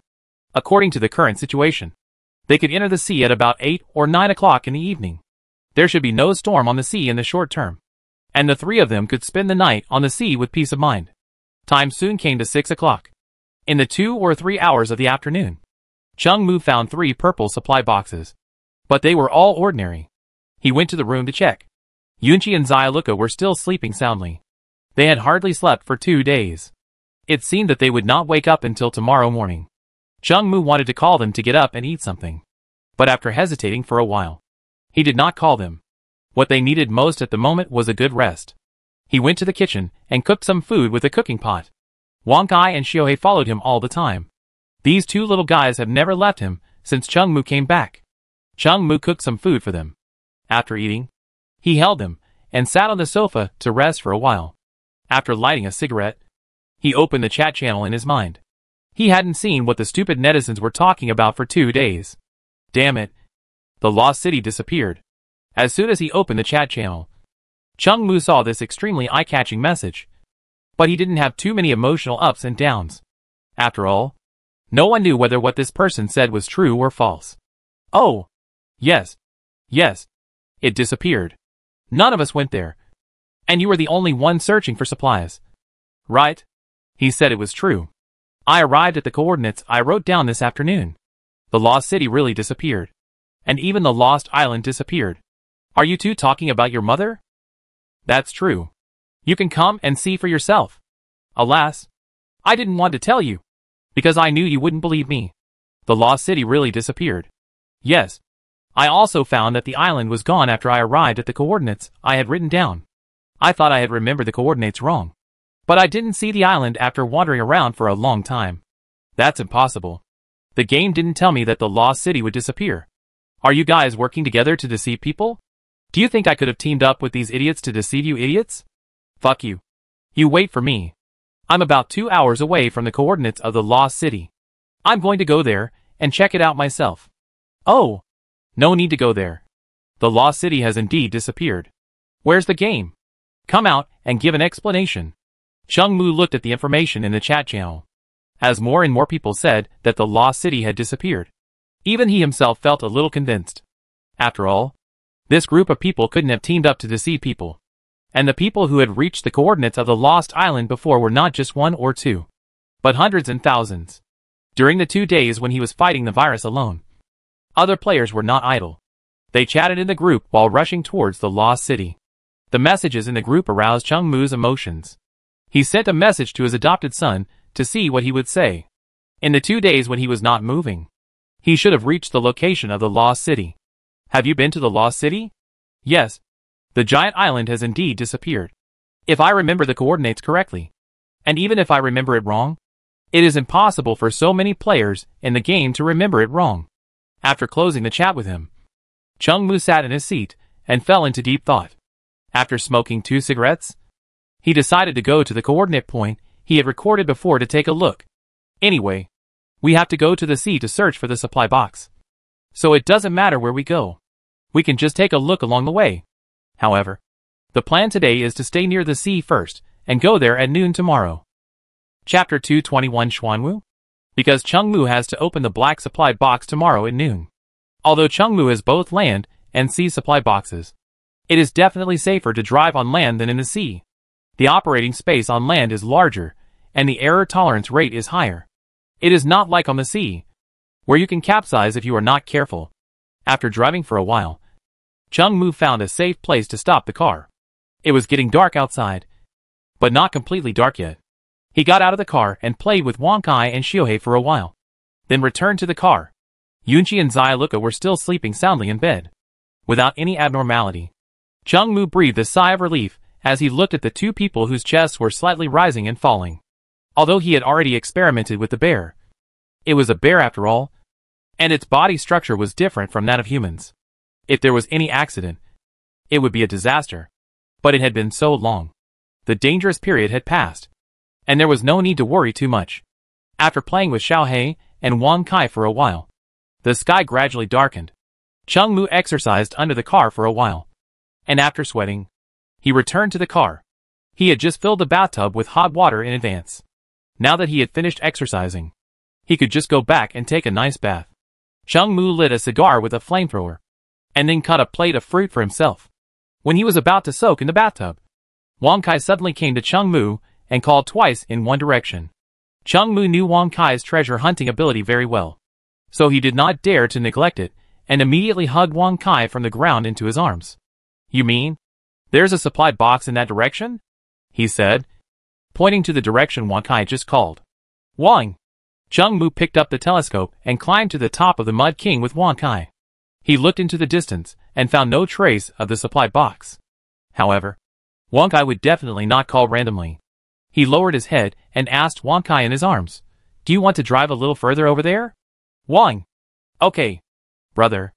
After getting Wang Kai's approval, Chung Mu immediately returned to the cab and drove in that direction.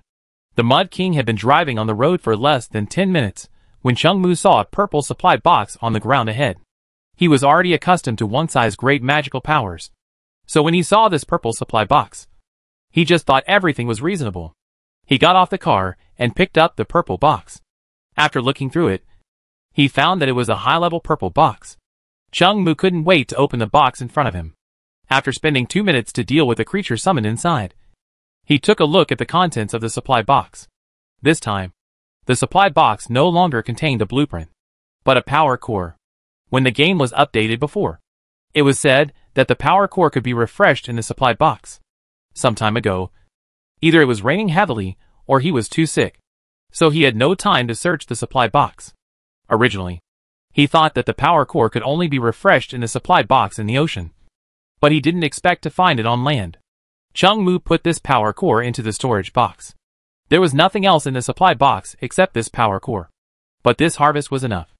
After returning to the car, Chungmu took out some small pieces of dried meat from the storage box and gave them to Wang Kai as a reward. After Wang Kai got the small pieces of dried meat, he ran back to his doghouse and shared the reward with Xiaohe. People are in high spirits when they are happy.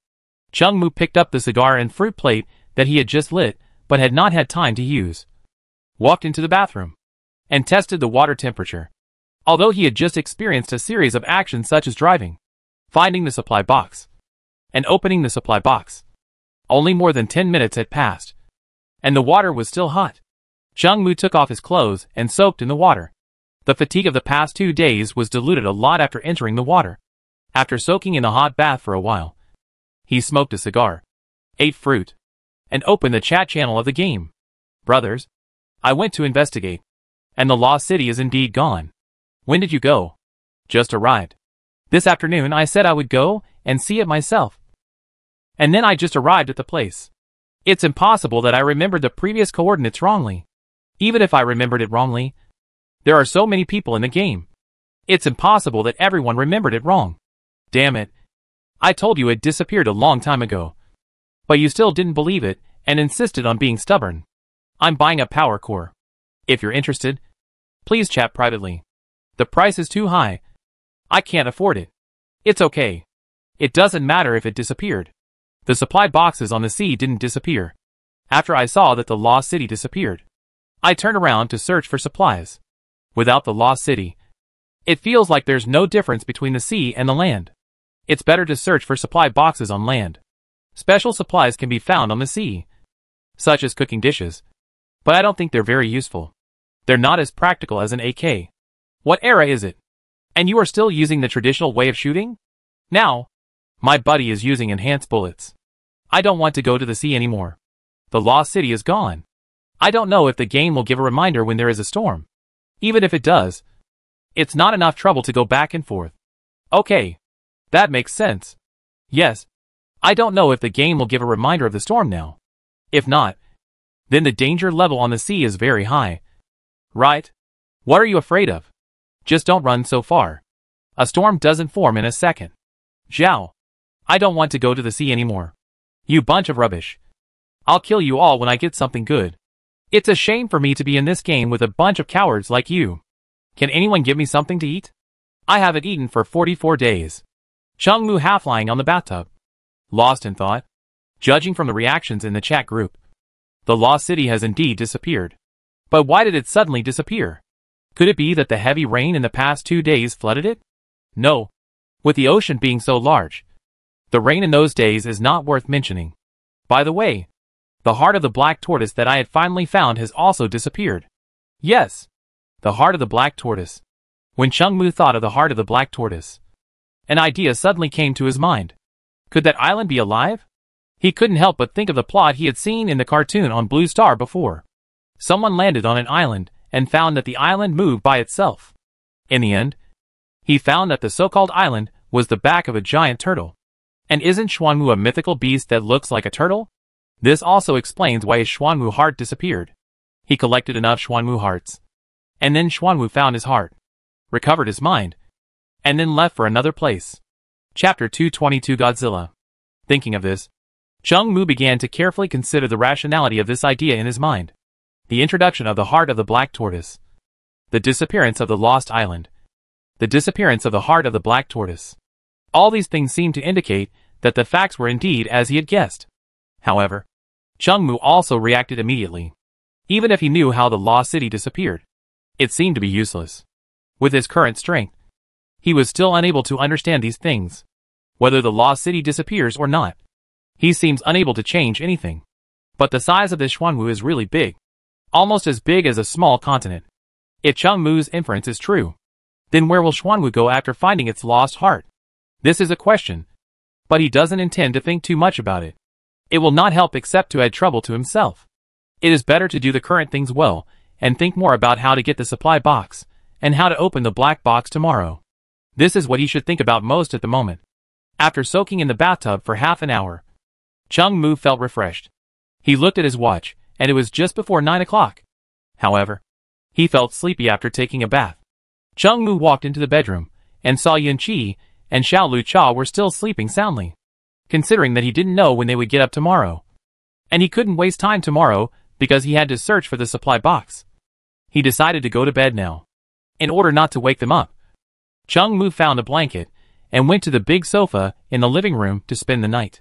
Before going to bed, Chung Mu turned on the TV and watched a TV series, then adjusted the air conditioner to the best temperature. Wang Kai and Xiaohei also jumped from the small nest into his bed. After watching 2 episodes of cartoons, he hugged Xiaohei and Wang Kai and fell asleep slowly, because he went to bed early the night before. Chung Mu woke up at around 6 in the morning. After getting up, he stretched himself, and sleeping on the sofa was still not as comfortable as sleeping on the bed. He walked into the bedroom quietly, tucked in the quilt for Yunqi and Xiaoluca, and then went to the kitchen to make some simple food for himself, Wang Kai and Xiaohei. After finishing his meal, Chung Mu continued to search for the supply box. Yunqi and Xiaoluca didn't know when they would wake up, but they should wake up this morning. When they woke up, he could consider opening the black supply box. Chung Mu drove on the road for more than 3 hours, and Yunqi and Xiaoluca woke up at nearly 10 o'clock. When the two walked to Chung Mu's side, he was startled. He thought they would sleep until noon, and he was concentrating on driving to find supplies. So when they appeared behind him, he was also scared. The two were in pretty good condition. After all, they had quite a few attribute points, and they had rested for so long. Apart from being a little hungry, everything else was normal. Yunqi and Xiaoluca snuggled up to Chung Mu for a while, then ran to the kitchen to cook. They hadn't had a good meal in the past few days, and today they were adjusted, so they were hungry. In the morning hours, Chung Mu found 3 purple supply boxes, but there were no high-level ones in them. There were also some yellow and white supply boxes, but the things in them were not worth mentioning. After finishing their meal, Yunqi and Xiaoluca ran to Chung Mu and talked a lot. After experiencing the separation of life and death in the past 2 days, the two of them now had endless things to say. Chung Mu's ears were almost calloused from listening to them, but the two still had no intention of stopping, so he had to interrupt them forcibly and tell them about the plan later. The content of the plan was that Chung Mu would go to a distance to open the black supply box later, and if Yunqi and Xiaoluca used long-range weapons and the magic core cannon of the Mud King to assist him. Although the plan is relatively simple, the simplest plan is often the most useful. After explaining the plan, Chung Mu continued to endure the nagging of the two. Fortunately, this situation did not last long. He felt that the two had rested enough, so he prepared to open the black supply box. He took out the black supply box from the storage box, and the system prompt appeared in front of him at the first time. Black supply box. Income level, C. Danger level, medium. The danger level was the same as before, without any change. Chung Mu comforted the excited Yunqi and Xiaoluca. The two of them were mainly because they were too worried about Chung Mu in the past 2 days. Now that they suddenly saw him, their emotions naturally fluctuated. Fortunately, the two of them were also good at regulating their emotions. After experiencing the initial excitement, they slowly calmed down. Seeing Yunqi and Xiaoluca, who had returned to normal, Chung Mu got out of the car with the black supply box and ran to the land a few hundred meters away from the Mud King.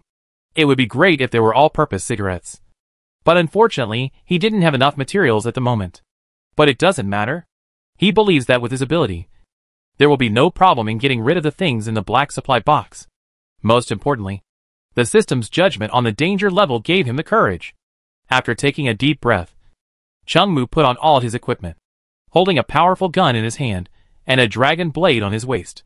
For the sake of safety, he also prepared some medicine in his pocket. In case of an accident, he could take a sip of medicine. After taking a deep breath, Chung Mu pressed the switch of the supply box and quickly retreated to the distance. When Chung Mu ran away, a black object appeared in front of the supply box. As soon as the black object appeared, it grew rapidly. In just a blink of an eye, the black object turned into a monster that was 20 to 30 meters tall. This monster was brown and black in color, covered with indestructible scales. The back extended to the tail, which was all high-arched triangular giant scales. Its tail was more than 10 meters long, and in addition to the armor scales, it was also covered with barbs. If you are hit by this tail, you will definitely die. In Chung Mu's opinion, this thing is a Godzilla. In the game, It is the largest creature Chungmu has ever seen except Baldy Chung. As soon as Godzilla appeared here, Chungmu immediately aimed at its eyes, where its defense was relatively weak, and fired. And at the same time sent a message to Yunchi and Xyluoka, asking them to go further away. Unfortunately, Godzilla's reaction was also very fast. When it saw the bullet flying in the air, it directly stretched out its forearm to block its eyes. The bullet blocked its arm, like a mud cow entering the sea, without causing a ripple. Godzilla's hand confiscated all the bullets shot by Chungmu, and at the same time his body was not idle. It twisted its waist, and the huge tail behind it swept towards Chungmu. If it was hit by this tail, not to mention Chungmu, even the Mud King would be torn into pieces. Chapter 223 Flying Godzilla. Chungmu never expected that a Godzilla would come out of the black supply box. Fortunately, although its tail was fast, Chungmu ran faster. The giant tail with the sound of breaking wind just swept over, and Chungmu had already run out of its attack range. Before Chungmu could fight back, a huge explosion sounded from Godzilla's throat. Then, a ball of fire was spit out from its mouth and hit Chungmu. The size of the fireball was not large at first, but as the distance moved increased, the fireball itself became larger and larger. Chungmu looked at the huge fireball in front of him and ran back without any hesitation. While running, he was also thinking about how to deal with this thing. Godzilla has thick skin and flesh, and ordinary bullets will definitely not be able to hurt him. The magic core cannon can be tried later, but I don't know what the effect will be. When Chungmu was thinking about how to deal with Godzilla while retreating to a certain distance, a huge fireball suddenly exploded in the air. The flames floated in the air, and then slowly fell like countless meteors. Although the distance was still far, his skin instantly felt a burning pain. Aim at his head with the magic core cannon. I will attract its attention. Wait for my message before releasing it. He quickly sent a message to Yunchi and Xyluoka in his sea of consciousness, and then took out a gun and shot at Godzilla's eyes. Godzilla, who had just spewed out a huge fireball, did not stop attacking. He moved his huge body towards Chungmu. Although Godzilla was extremely large, his movement speed was not slow at all. It took only a few seconds for Godzilla to rush to Chungmu. Chungmu did not intend to fight it head-on. He retreated while aiming at Godzilla's head and pouring bullets from his rifle. Now! He sent a message to Yunchi and Xiaolucha. Just a moment later, a purple light appeared in the air. This purple light was the magic core cannon fired from the Mud King. The purple light hit Godzilla's head accurately, but unfortunately it only tilted its head. And then the scales on its head broke a little, and some blood stains appeared. Other than that, there was no substantial damage to him. Chungmu frowned as he looked at the damage caused by the Mud King. He had prepared himself mentally for the defense of this Godzilla in advance. He knew that the magic core cannon on the Mud King alone would not be able to do anything to it. But what Chungmu did not expect was that Godzilla's defense was so amazing. The power of the large magic core cannon only caused some superficial injuries to him, which was a bit more exaggerated than he had imagined. It looked like even if Chungmu used up all the magic cores in his hand and fired them as magic core cannons, he couldn't do anything to this thing. Don't use the magic core cannon for now. It's useless to it. He sent a message. Okay. The magic core in his hand had to be kept. At present, the only weapon in Chungmu's hand that could hurt, it was probably the dragon blade. But the skill of releasing the dragon blade required a large magic core, so the magic core couldn't be wasted at all. Fortunately, Godzilla, who was hit by the magic core cannon, did not turn around to deal with Shuchi and Xyluoka. This is also in line with the characteristics of the game. Chungmu has studied before that whoever opens the supply box, the creature summoned inside will attack him first. If Godzilla turns around to attack the Mud King after being hit by a cannon, it will be a real trouble for Chungmu. He can't use his own body to stop Godzilla. Godzilla, whose skin and flesh were broken by a cannon, turned all his anger to Chungmu. It roared to the sky. Then it lay on the ground with the triangular scales on its back bulging. Just as Chungmu was wondering what Godzilla was going to do, he suddenly felt that the temperature in the air was getting hotter. Godzilla, who was lying on the ground, suddenly emitted countless fireballs of different sizes from the scales on his back and flew into the sky. After the fireballs reached the sky, some of them hit Chungmu directly, and a small part flew towards the Mud King. Run! Use the extreme speed mode directly. Chungmu suddenly felt something was wrong when he saw the fireballs flying towards Yunchi and Xyluoka. He didn't expect Godzilla to have group attack skills. Fortunately, Yunchi and Xyluoka reacted quickly. When they received Changmu's message, they immediately activated the extreme speed mode of the Mud King. Looking at the two people quickly moving away from the battlefield, Changmu was slightly relieved, and then began to dodge the fireballs. The falling speed of the fireballs was not very fast, and Changmu could easily dodge these fireballs with his current attribute points. Although the speed was not fast, the power of the fireballs could not be underestimated. The fireballs, which were less than 1 meter in diameter, fell on the ground and created a deep pit. Changmu was nearby and his clothes smelled of burning. He quickly took off the clothes that were about to be ignited. After dodging the fireballs in the sky, Changmu touched the dragon blade in his hand. He did not intend to continue to waste time with Godzilla. If he continued to waste time, he did not know what tricks this thing would have. At present, the most important thing for him was to fight quickly and decisively. After Godzilla had sprayed the fireball, he stood up from the ground. Changmu was about to draw out the dragon blade to release the skill, but Godzilla unexpectedly kicked the ground with his legs, and his entire huge body flew up to a height of 100 meters. He didn't expect that Godzilla had the skill of flying. Before Changmu could be surprised, Godzilla, who was hundreds of meters in the air, fell rapidly towards his position on the ground. As Godzilla fell from the air, a very hot flame came out of his mouth. This jet of flame was different from the previous one, and it covered a wide area. Godzilla came from the sky with flames, like a huge fire net that was going to cover him. Changmu saw that the situation was not good, and immediately ran away. He was very fast, and ran hundreds of meters in a few seconds. But what he never expected was that Godzilla, who was already huge, actually had a pair of even bigger wings behind him, soaring in the air, and swooping down in the direction of Changmu's escape. Godzilla now looks like a dragon spitting fire. Damn. You can transform. Right? I should have used the Dragon Blade skill on you from the beginning. In Changmu's estimation, even if the Dragon Blade skill cannot kill Godzilla instantly, it will cause great damage to him. After all, the system has determined the danger level of the black supply box to be medium, which means that Godzilla is not invincible. Chapter 224 Rising Dragon Fist. If even the Dragon Blade skill can't seriously injure Godzilla, then for Changmu, the danger level in the black supply box should be invincible. After all, the Dragon Blade skill is the most lethal equipment in his hands, and judging from Godzilla's performance, he is not too difficult to deal with. In addition to being tough and hard to hit, his attacks did not hurt Changmu at all. However, this is of course also due to Changmu's too many attribute points. If it were any other player, he would have been killed by the sitting on his butt. Feeling the heat behind him, Changmu did not dare to relax at all. And Godzilla was also flying in the air, following closely behind him.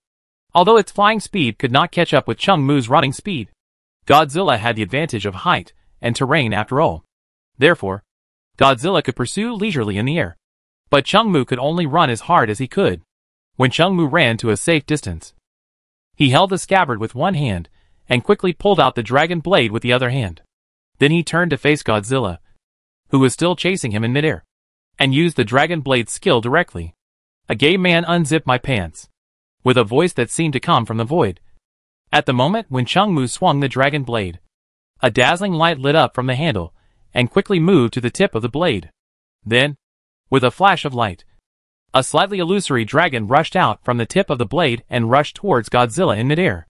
Changmu opened his eyes wide and stared at the dragon that moved out from the tip of the blade. When dealing with Baldy-chan before, the dragon went straight through Baldy-chan's body.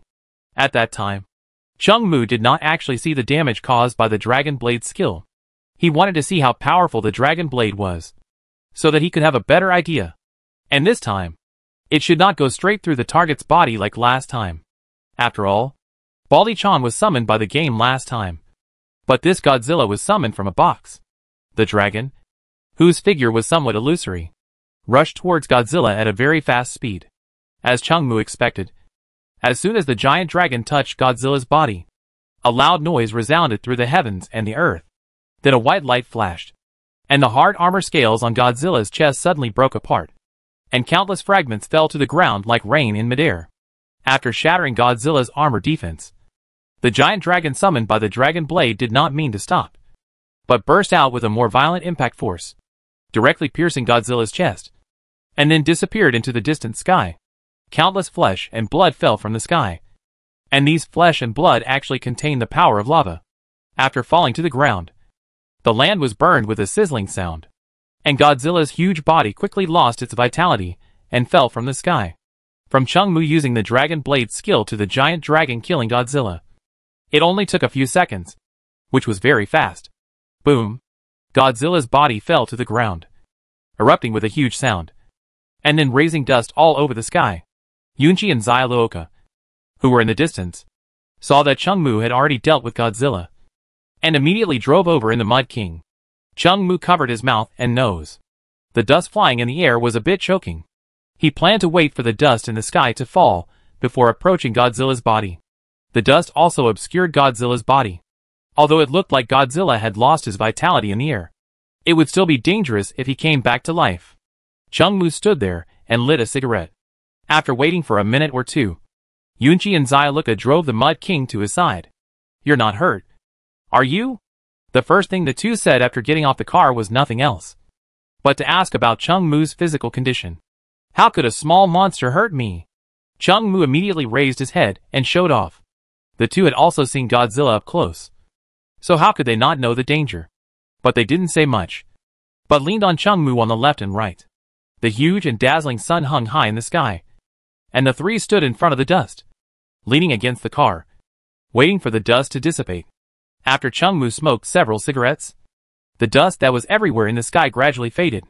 At least now, standing outside, you can roughly see Godzilla's body.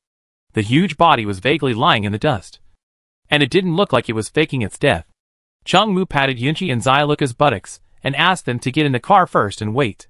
He himself held the dragon blade in his hand and walked towards the body in the dust. While waiting for the dust to dissipate, he also used the magic core to create another dragon soul. But he didn't let the dragon blade absorb it yet. In other words, the dragon blade in his hand can still release a skill once more. This is also to prevent any changes in Godzilla in front. Chungmu walked slowly towards Godzilla, feeling a little excited. This was the first black supply box he had truly opened. The supplies inside and Godzilla's body made him feel a little hot inside. After cautiously approaching Godzilla's body to a certain distance, when Chungmu's eyes focused on it, the game's prompt subtitles appeared in front of him. Animal corpse. Decomposable. Decomposition can obtain. Lava core *1. Seeing the prompt from the game, Chungmu was relieved. The decomposition prompt showed that Godzilla was dead and could not be deader. But there was only one lava core for decomposition, which was a bit too little. After all, Godzilla looked pretty cool, was so big, and was not weak in strength. So it was a bit unreasonable to give him only one thing. But on second thought, since he only gave him one thing, it must be pretty awesome. Chungmu walked forward and chose to decompose it. A ball the size of an ostrich egg covered with black scales appeared in his hand. Except for the fact that it felt a little warm in his hand. There seemed to be nothing special about this lava core. After playing with it for a while, Chungmu turned around and went to the black supply box to look through the contents. There was only a pair of boxing gloves in the black supply box with a mysterious luster. After calming down, he picked up the box from the supply box. Rising Dragon Boxing Gloves. Skill Passive Skill. Lushan Shinglongba. Note 1. The gloves contain the power of the dragon. Note 2. The skill is a melee skill.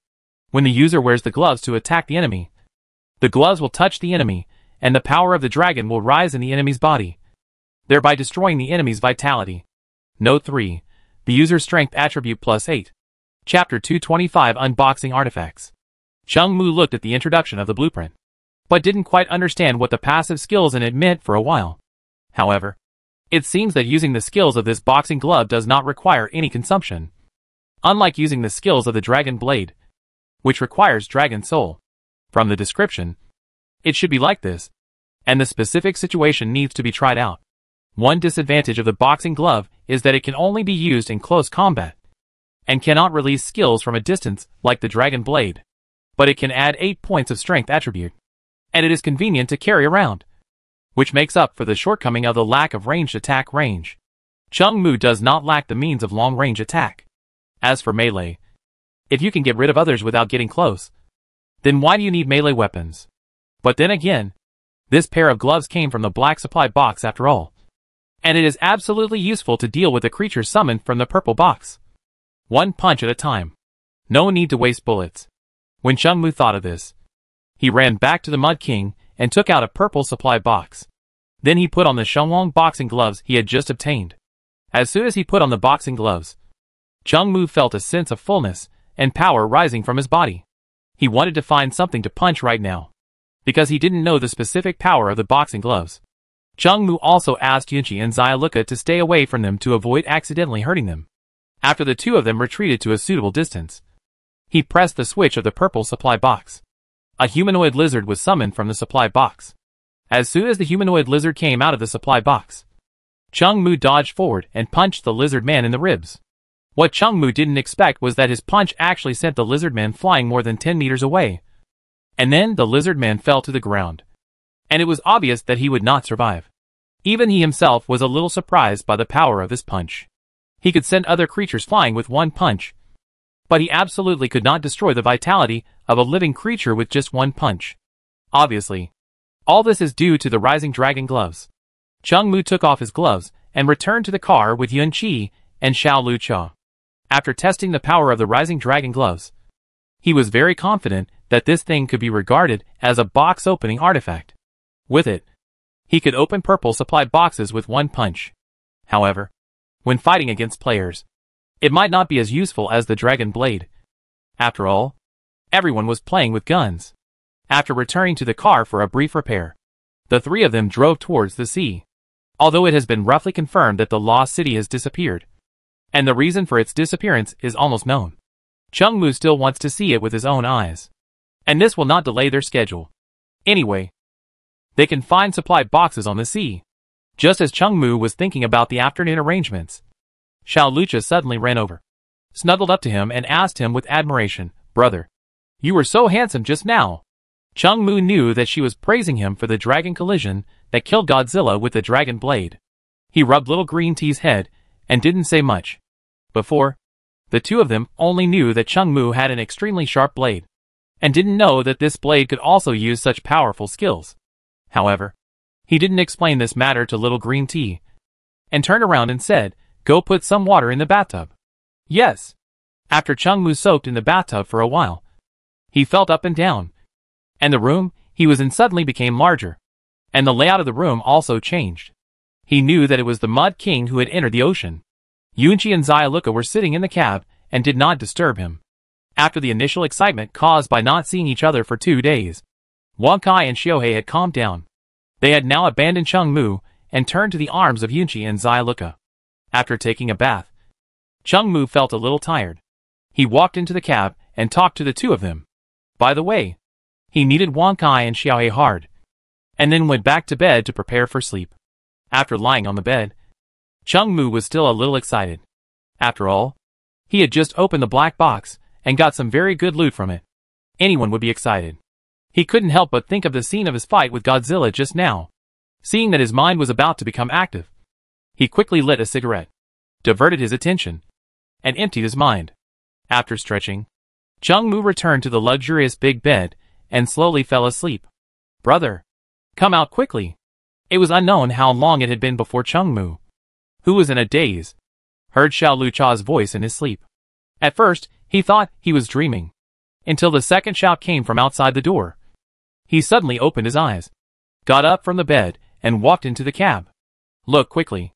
As soon as he entered the cab, Xiaolucha handed him a telescope, pointed forward and said to him. Changmu looked through the telescope and saw a huge dark cloud floating over the sea in the distance. He hurried to the deck, looked up and found that his area was actually sunny. Not only that, the sun was very dazzling, and the iron plate of the Mud King was baked like a steamer, which formed a sharp contrast with the dark clouds in the distance. Changmu set up a telescope and looked carefully at the dark clouds in the distance. Some lightning and thunderstorms could be seen in it. Damn! What is the game doing again? After a brief look at the giant dark cloud in the distance, Changmu walked into the cab and asked Yunqi and Xiaoluka to turn back to land. Although there was nothing unusual in their area, the dark clouds in the distance were not fake. The dark cloud area definitely meant there would be a storm, and that sea area was definitely not peaceful. They had not been sailing in the sea for long when they encountered such a thing. If they went deeper, who knows what would happen? And the most important point is that there was a storm in the ocean. But the game did not give any prompts. It seems that since the disappearance of the lost city, the game will not warn in advance even if there is a storm on the sea. This also means that they will be worried when looking for supplies on the ocean. Although the Mud King can withstand a small storm in the ocean without any problems, if it encounters a big one, it will be fatal. Chungmu has no need to gamble.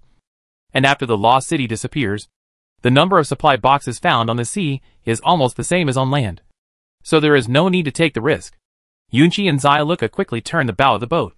Chungmu stood on the top deck of the Mud King, looking at the blue sea, and fell into deep thought. Everything is because the lost city disappeared. Chapter 226 Change of Mentality.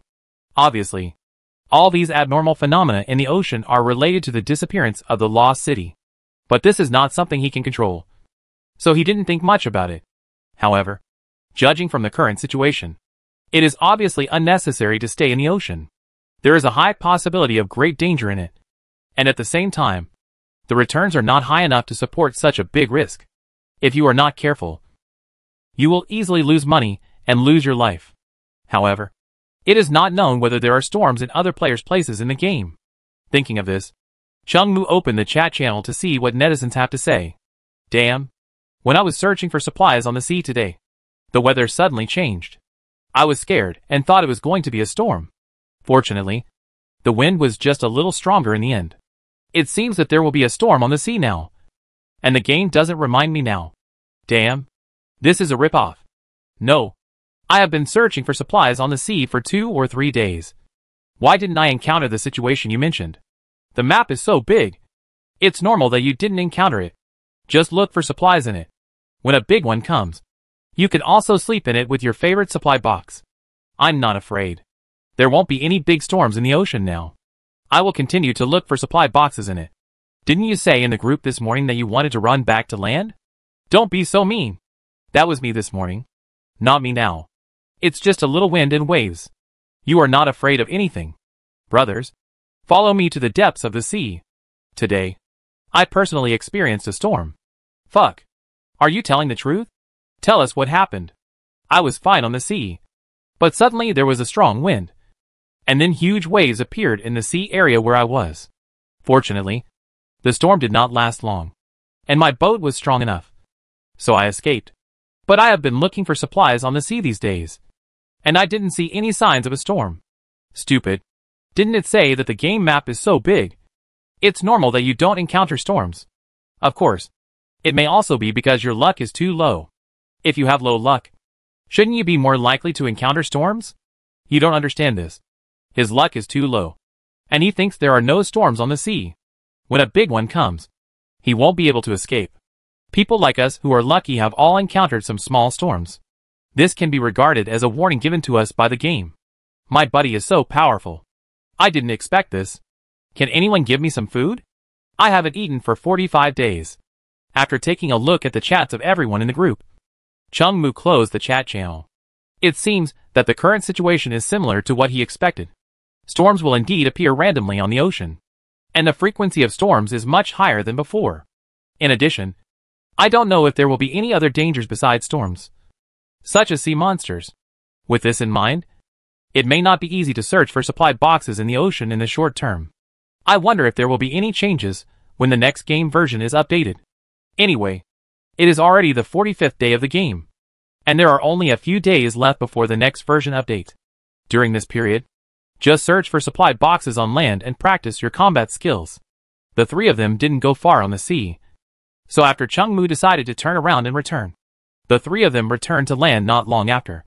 Chungmu looked at his watch. It was only 4 o'clock. After the big storm, the sun was very bright. It looked like it would be dark around 8 or 9 in the evening. He walked into the cockpit and said to the 2 people who were driving, "We won't go to the sea these days. We can just look for the supply boxes on land. Don't open them immediately after finding them. We will open them together. I will take over after dinner." Okay. After explaining to Yunchi and Xyluka, Chungmu returned to the living room, sat on the sofa, and turned on the TV. Wang Kai and Xiaohe left the cab when they saw there were cartoons to watch, and ran to Chungmu and lay on the sofa on his left and right. Although Chung Mu was watching TV, his mind was constantly thinking about the plans for the next few days. The feeling of being worse than death after being infected with the virus 2 days ago also left a deep memory for him. With the nature of this game, similar things will definitely happen to him more and more in the future. So Chung Mu must adjust his mentality, and he must make himself stronger. Otherwise, it is very likely that after a few more version updates, his life may be in danger. Before being infected with the virus, Chung Mu had never faced any major crisis, including the situation when he faced Bal Chan at the beginning, which was at most a close call, and being infected with the virus made him feel the approach of death firsthand. Coupled with that kind of pain, Chung Mu still shudders when he thinks back on it now. Chung Mu is obviously unwilling to face these pains again. If he had more attribute points, or more medicines and other supplies, he would have been able to survive more easily. And the most important point is that he was not infected by the virus at that time, but was forced to die by the game. He had no choice but to do it. Although the game has certain limitations, and cannot kill him directly. What if he gets a virus every time it is updated? And each time it is a different virus. This is so sour. He dare not even think about it. Therefore, he must constantly enhance his own strength and constantly collect supplies, so that he will have enough ability to face these crises. For Chung Mu, the best way to enhance his strength is undoubtedly to complete the system's tasks. But the system tasks are randomly assigned, and he can't do them whenever he wants. However, according to Chung Mu's research, he found that sometimes the system's tasks are triggered by some events. For example, at the beginning, the system suddenly asked him to kill a certain number of beasts, and sometimes the system's tasks were triggered by changes in the version when the game was updated. This means that the more things he experiences, the more likely it is to trigger the system task. Maybe he will see a white supply box while walking, and then the system will give him a task to open the box. Chapter 227 Training. So if you keep sitting in the car waiting for the system's tasks, you probably won't get them. But as long as you take action, the chances of the system giving you tasks will increase a lot. Chung Mu also decided that in the few days before the next version update, except when he was sleeping, he would continue to look for supplies. Anyway, they have 3 people to share the work. So even if they spend more than 10 hours a day looking for supplies, they won't be that tired. And there is enough time to rest, which can be regarded as a combination of work and rest. After making plans for the next few days, Chung Mu felt relieved. After lighting a cigar, he began to concentrate on watching the cartoons on TV. Xiao He is much more lively than Wang Kai. He jumps around in his arms while watching TV. Chung Mu watches TV, touches Xiao He's soft body, and pats Wang Kai's chubby buttocks. Time passes quickly. Chung Mu lay leisurely on the sofa until after 6 o'clock. He stood up from the sofa and walked into the cab. You two should go and have a rest. I'll drive tonight. Okay. What do you want to eat tonight? Just a full banquet will do. No need to be too grand. Heh. After a while, Yunqi and Xiaoluka came to the cab and called him to eat. Chung Mu sat at the table and ate a few bites, then returned to the cab to continue looking for supplies. Yunqi and Xiaoluka found 6 purple supply boxes in the afternoon. He just took a look and found that there were 2 high-end ones inside. He didn't say he found more than them, but at least the difference was not too outrageous. It was not even 7 o'clock yet, and he had to find supplies until about 10 o'clock tonight. It should be no problem to find 3 or 4 purple boxes in 3 or 4 hours. Chung Mu stopped thinking about it and began to focus on the desert ahead, searching for supply boxes in the distance. He searched on the road until 10:30, and Chung Mu stopped looking for supplies. The harvest tonight was not bad. A total of 4 purple supply boxes were found, and some lower-end boxes, although there were no high-end ones. Such a harvest was already quite good. After putting all the supply boxes into the storage box, Chung Mu went to the bathroom to take a shower, and then covered his eyes with a hot towel. It was already dark at around 8 o'clock just now. In order not to waste precious time, he did not stop looking for supply boxes even in the dark. Although the high beam of the Mud King was still quite bright, it was indeed quite dark in this game at night. So Chung Mu had been using his eyes intensively for nearly 2 hours, which caused his eyes to be a little sore. But he felt much better after applying a hot towel. Chung Mu dried his hair, changed into pajamas, smoked a cigarette, and then went to bed with Yunqi and little green tea. After sitting for a while, He prepared to go to sleep. As soon as he closed his eyes, little green tea next to him leaned over and whispered in his ear, "Did you forget to do something?" Chung-Mu thought about it carefully, and found that he seemed to have forgotten to do something. He left Mud King because of the virus 2 days ago, which made them both worried to death. Now he should make up for it. He looked at his watch. It was exactly 11 o'clock. If he finished quickly, it wouldn't be considered staying up late. Chung-Mu turned around and hugged one of them. "Shh. Keep your voice down. Don't wake up Wankai and Shiohei." The next morning, at 7:15, Chung-Mu opened his eyes on time, looking at Yunchi and Zyuoka, who were still sleeping beside him. He climbed up from the bed carefully. There was a faint sound of the TV outside the room. It should be Wankai and Xiaohei watching TV. After he turned the door, he saw Wankai and Xiaohei lying on the sofa watching TV. Wankai saw him and turned his head and called twice, as if to say, "You are here? What are you going to eat for breakfast later?" Damn. This dog thing is getting more and more rampant. It's okay for him to watch TV privately, but he didn't watch his favorite brother Chung, but Tom and Jerry. But Chung-Mu didn't have time to think about these things now. He still had to look for the supply boxes. After washing up and getting some simple food, he sat in the cab and headed forward. After driving on the road for about half an hour, Chung-Mu only found 2 white supply boxes and 1 yellow supply box. But his purpose at this time was not to find supplies, but to find something to do to kill time. Now more than half an hour had passed, and he had finished digesting his breakfast. Chung-Mu got out of the car with a few purple supply boxes. He wanted to practice his combat skills by opening these boxes. He did not choose to bring the Rising Dragon Fist gloves, although this thing is a box opening artifact. It is too powerful and can kill the monsters instantly. This is not what he wants. Chung-Mu did not plan to use any weapons and equipment for training, but for the sake of safety, he still brought a gun with him. You cannot use it, but you can't do without it. In 20 minutes, Chung-Mu killed a total of 3 beasts summoned from the supply box. In fact, if he really fought, he could kill all 3 beasts in less than 2 minutes. However, his purpose of attacking was not to kill them, but to train his combat skills through them. When to attack, when to defend, how to dodge the attack with the smallest amplitude, how to inflict the greatest damage with the smallest cost. These are not something that can be thought of through empty thinking, but must be trained through repeated actual combat. After dealing with the 3 beasts, Chung-Mu was also sweating. Although it was only 7 or 8 o'clock, the sun was already very scorching. Even if you stood here motionless, you would sweat, not to mention fighting with the beasts. He looked at his fists, which were a little red. These were caused by beating monsters, but it was not a big problem. He had just put on gloves to protect his hands, and with his recovery ability, these redness and swelling will disappear automatically after a while, so there is no need to worry about it. After dealing with the 3 beasts, Chung-Mu walked to their bodies, but unfortunately, he did not decompose the magic cores. Then he looked at the 3 open supply boxes, and there was still nothing good inside. But he was not particularly disappointed. There were high-quality supplies inside, which was just icing on the cake. His purpose was not for the supplies inside, and he was not short of supplies at the moment.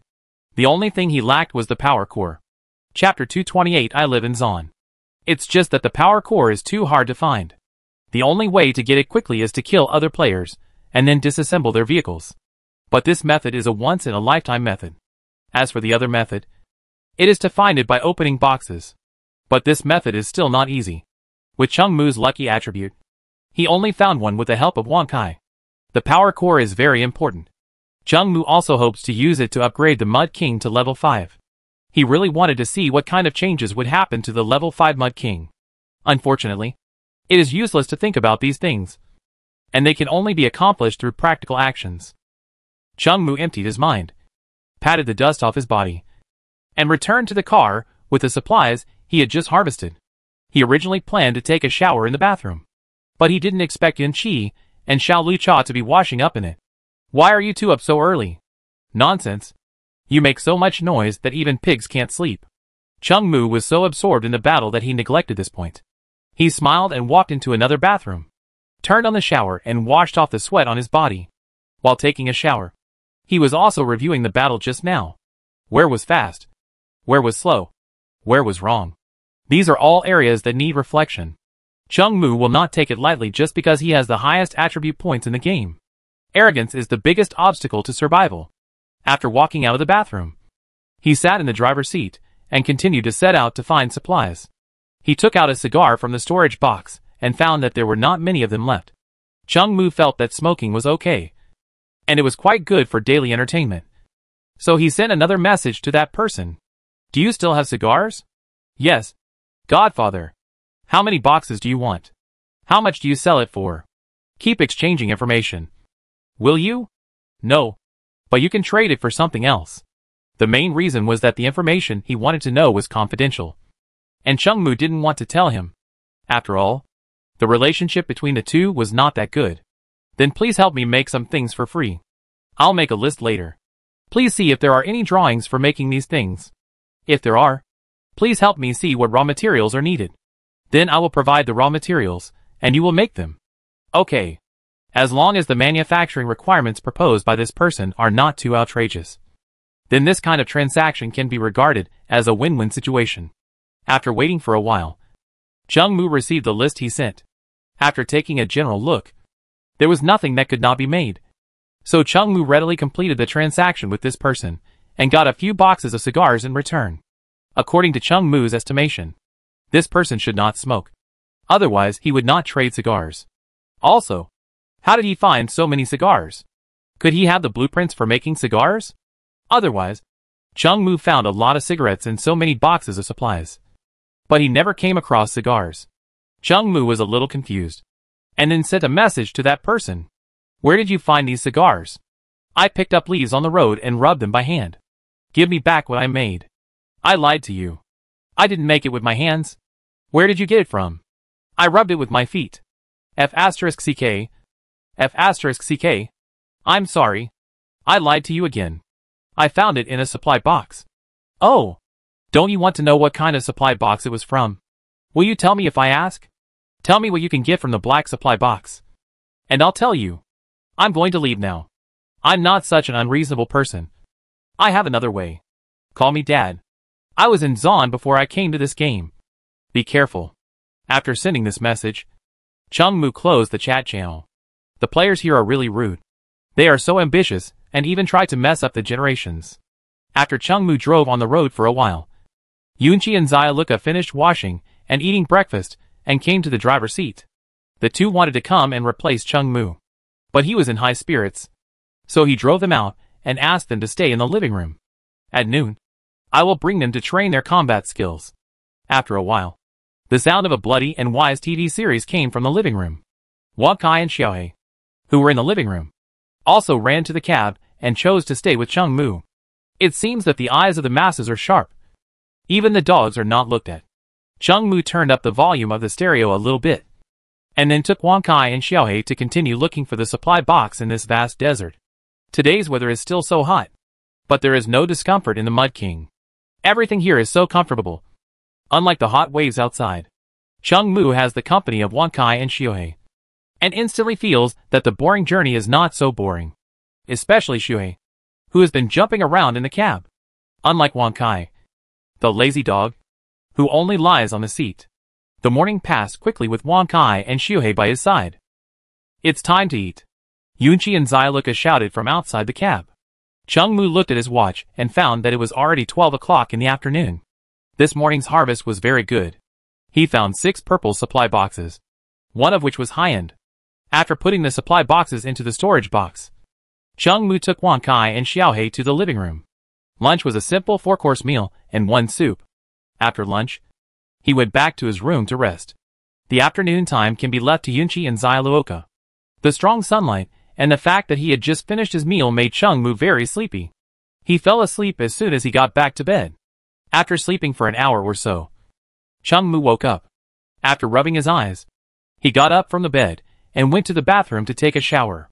The cold water poured on him, instantly taking away the fatigue after the nap. After taking a shower, Chung Mu walked into the cab. Xiaohe and Wang Kai were sleeping beside him, while Yunchi and Xiaoluka were driving to search for supplies.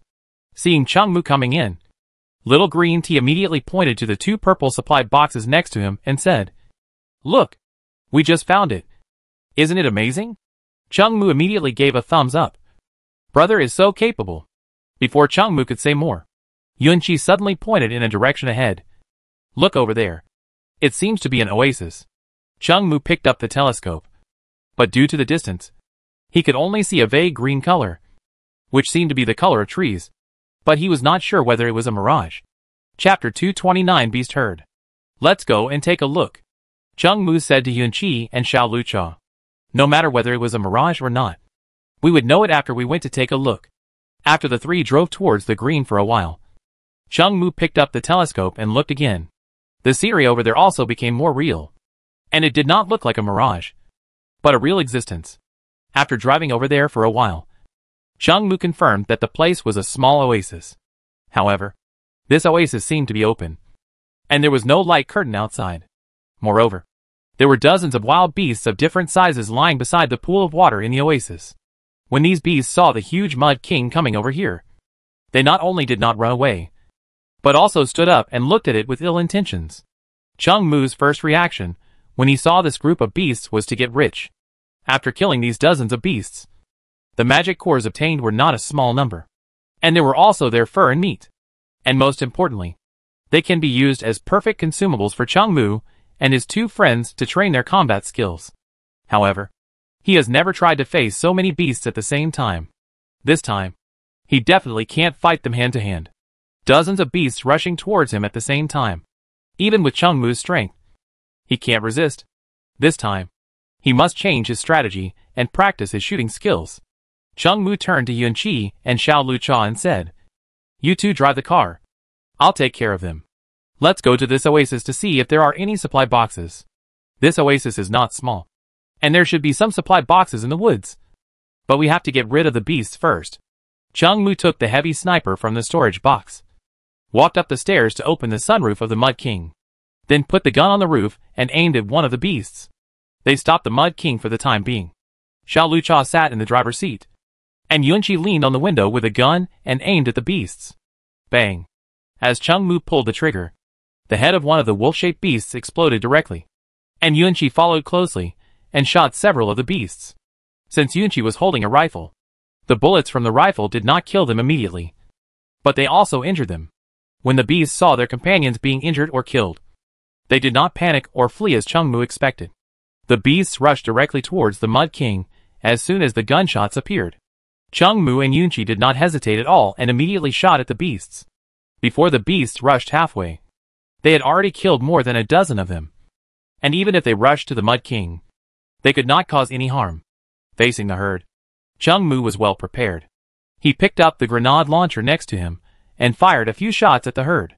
The grenade launcher had already been loaded with several incendiary bombs.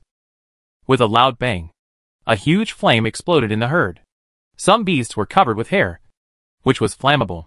In addition, the distance between each individual in the herd was very close. So in an instant, the entire herd was engulfed in flames.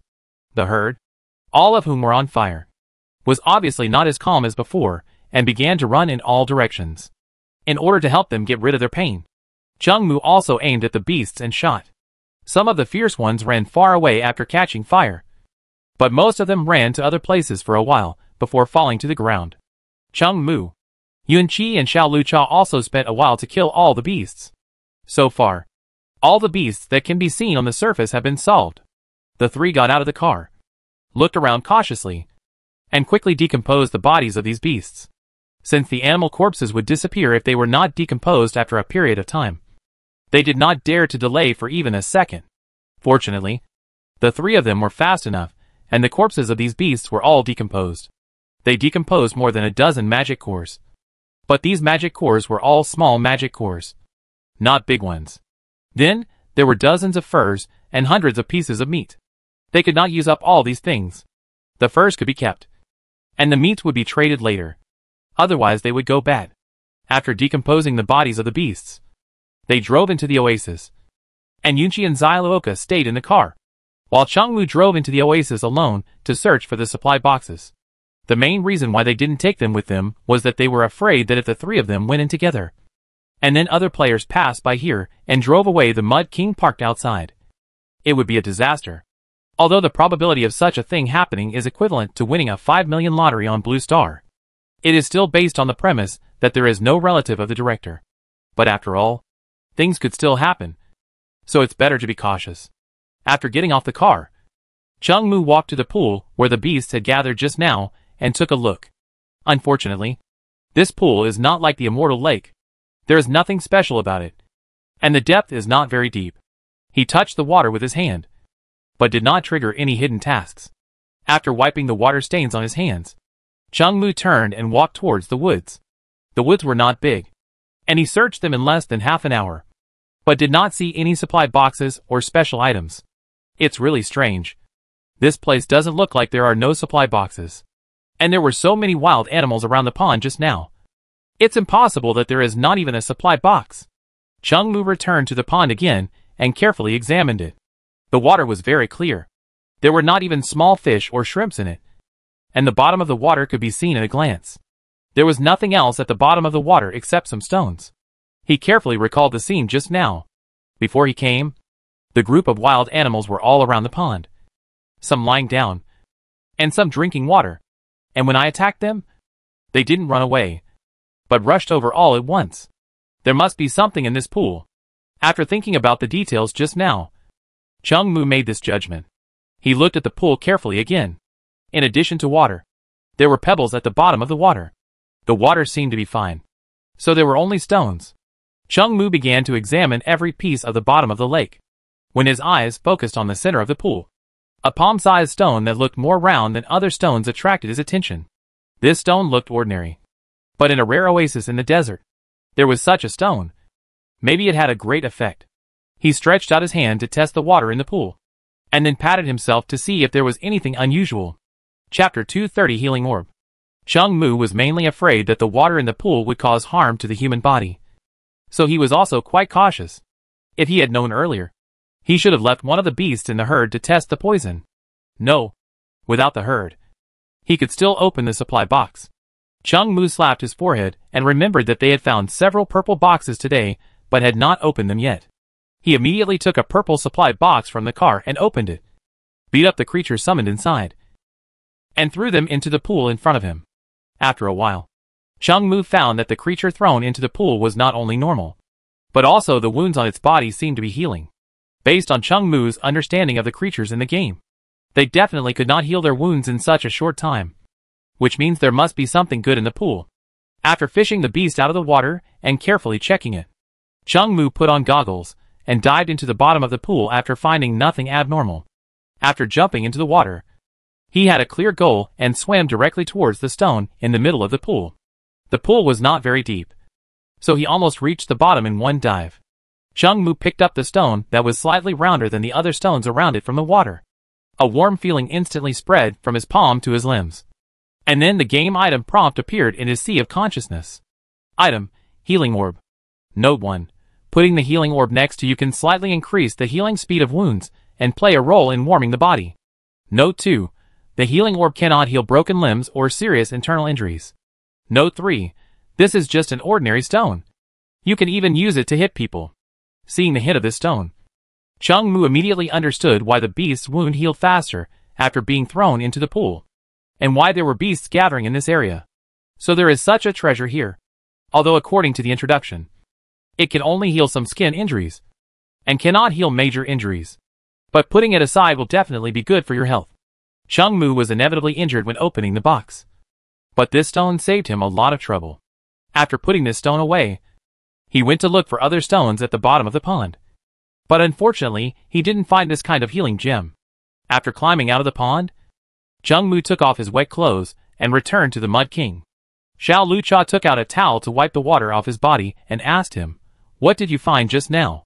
Chung Mu handed the healing orb he had just obtained to Xiao Lu Cha to have a look. Although the effect of this thing was not so amazing. After all, things are rare and valuable. Xiao Lu Cha and Yun Qi were very happy after seeing it, and put the stone on a shelf. The effect of this stone was indeed good. Since Chung Mu took it out of the pond and carried it with him, he did feel more comfortable. This stone should be healing some hidden diseases in his body. Even if Chung Mu obtained a large number of attribute points, he could not guarantee that there was nothing wrong with his body. For example, the shoulders, because of long-term driving. The shoulders are inevitably a little sore. With this healing orb, you don't have to worry about these small problems anymore. And you can keep your body in the best condition at all times. This healing orb can warm the body and accelerate wound healing. Does this mean that Changmu will no longer have a refractory period? Directly enter the no-CD state. Thinking of this, Changmu also fell into deep thought. For this kind of thing, you still have to actually operate it to know the effect. But it's not suitable to verify this in broad daylight now. So let's wait until night. After lighting a cigarette in front of the window, Changmu returned to the room. He just entered the pool. Although the water there is very clean, there are still many wild animals living nearby. If he doesn't take a bath, he will definitely feel uncomfortable. He filled the bathtub with water, then rinsed his body with a shower, and sat in the bathtub. It's still nice to take a bath. As soon as he sat in the bathtub, he sighed. Changmu was so happy with his daily life that he almost forgot about his life on Blue Star. He was an orphan on Blue Star and had nothing to worry about. Although here he often had to keep looking for supplies because of the pressure of survival. But after all, this was done for himself. So Changmu was enjoying it. While soaking in the bathtub, Changmu calculated the time. Today was the 46th day of the game. In 2 days, the game would be updated again. He didn't know what the specific update direction would be. But he knew one thing. That is, he had to make himself stronger. The game would definitely target him later. And if his strength couldn't keep up, he would definitely die. But fortunately, the game also had certain limitations and couldn't directly wipe him out. So although there was pressure, it was not to the point of anxiety that he couldn't eat. Overall, Changmu was quite satisfied with his current situation.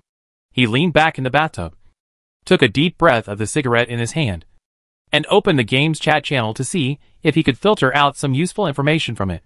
Although most of the time, the players in the game are talking about some meaningless things, it is undeniable that sometimes there is some valuable information in it. Speaking of the guy who said he was searching for supply boxes on the sea a few days ago, I don't think I saw him speak recently. He was quite active before. Is he dead? On average. So many people die in the game every day. Isn't it normal for it to be dead? I know that person. I guess he went on a business trip to the underworld and may not come back. Looking to buy a power core. Private chat brothers. Yo-ho. What do you need a power core for? To upgrade the vehicle? Don't trade it to him. The sea is too dangerous. It's scary. How is it scary? Can you tell me? Those who understand will understand. And those who don't understand won't understand even if I tell you. Is there anyone still on the sea? They all ran away a long time ago. There's no need. There's no lost city on the sea now. And it's not peaceful. Even dogs don't go there. I'm selling a small cart manufacturing blueprint. If you're interested, please chat privately. Damn. Your blueprint is worthless. Does anyone have anti-inflammatory drugs? I'll buy a box. Damn. I had diarrhea yesterday, and I'm almost fainting. Are you fainting? Or are you fainting? Or are you both? Is there any big brother who can give me some food? I haven't eaten for 46 days. Chapter 231 I Want to Fight 3. Changmu lay in the bathtub and watched the netizens chatting for a while. Then closed the chat channel. The group was just talking nonsense.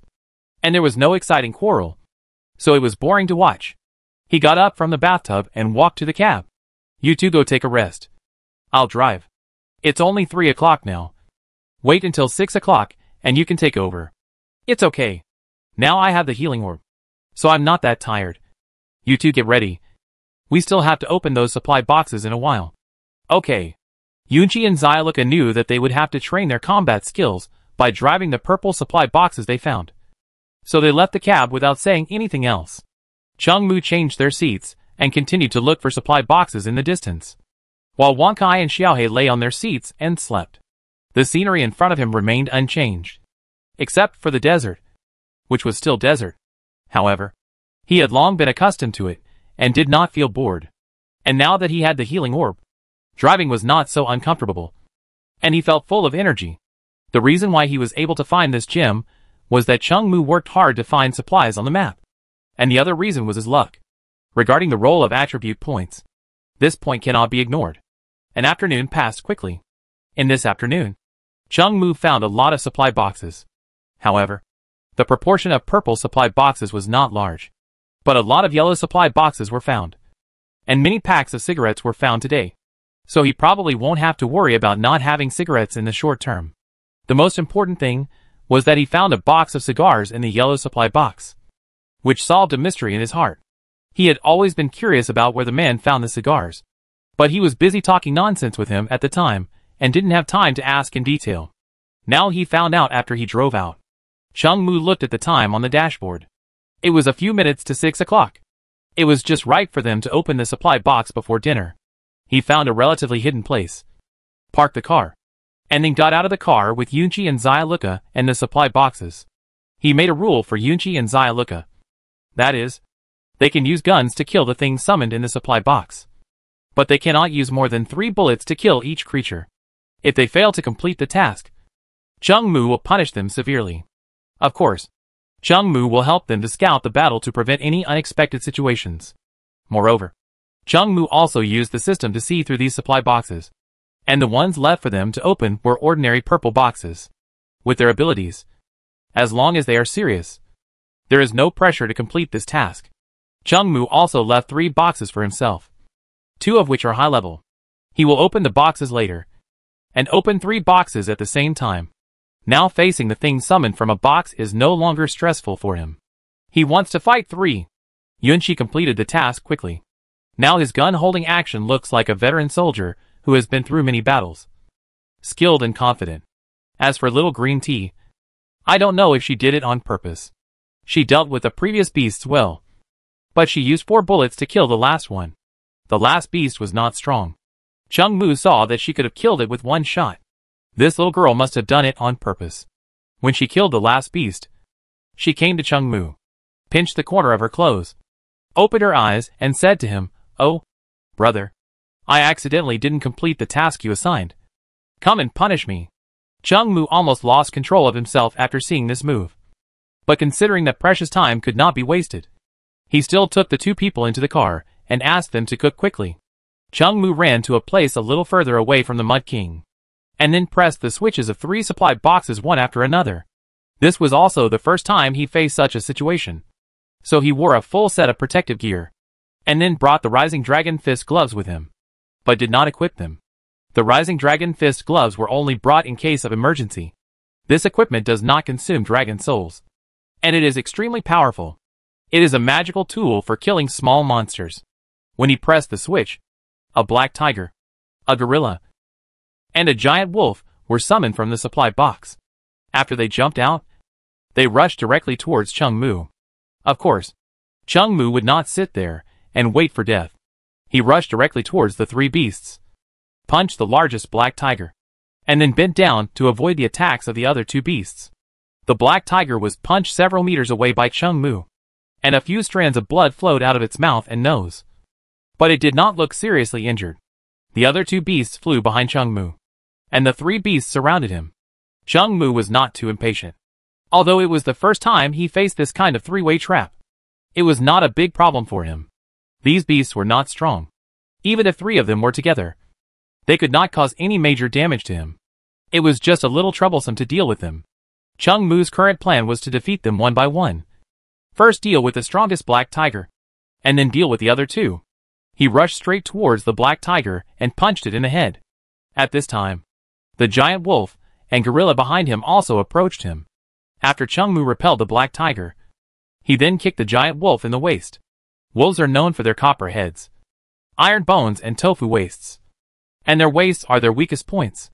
The giant wolf was kicked in the waist by Chung Mu, and its whole body was bent like a shrimp. This kick directly knocked it several meters away. After falling to the ground, it seemed to have lost some of its combat power. This wolf was summoned from the ordinary purple supply box, and its strength was the weakest. In addition, Chung Mu had already thought of the tactics in his mind, and this kick was powerful and heavy, so it was within his expectations to kick the giant wolf to pieces. However, he didn't have much time to care about the wolf now, because the gorilla's fist as big as a casserole behind him was about to hit the back of his head. Chung Mu twisted his waist and punched his right fist diagonally upward, choosing to fight it head-on. The 2 punches collided, and the gorilla howled fiercely instantly. Chung Mu also felt some pain, but he did not hesitate at all, and instead punched the gorilla in the head with a set of combined punches. Chung Mu's punching speed was extremely fast, and the gorilla's strength was simply unable to resist. So after a few punches, the gorilla's fate was even worse than the giant wolf. It was beaten directly to foam at the mouth and looked like it would not survive. After dealing with it and the giant wolf, the remaining black tiger was no longer a threat to Chung Mu, and he also killed the black tiger in no time. Chapter 232 DP Data Cable. After Chung Mu killed 3 beasts with his bare hands, his hands also became red and swollen. But now with the healing orb, these injuries will be completely healed in no time. He decomposed the bodies of the 3 beasts, and also decomposed a large magic core from the body of the black giant tiger, which surprised him, because Chung Mu opened these 3 supply boxes just to practice his combat skills. The extra gains now can be regarded as a pleasant surprise. After getting a large magic core, Chung Mu's mood also became lighter.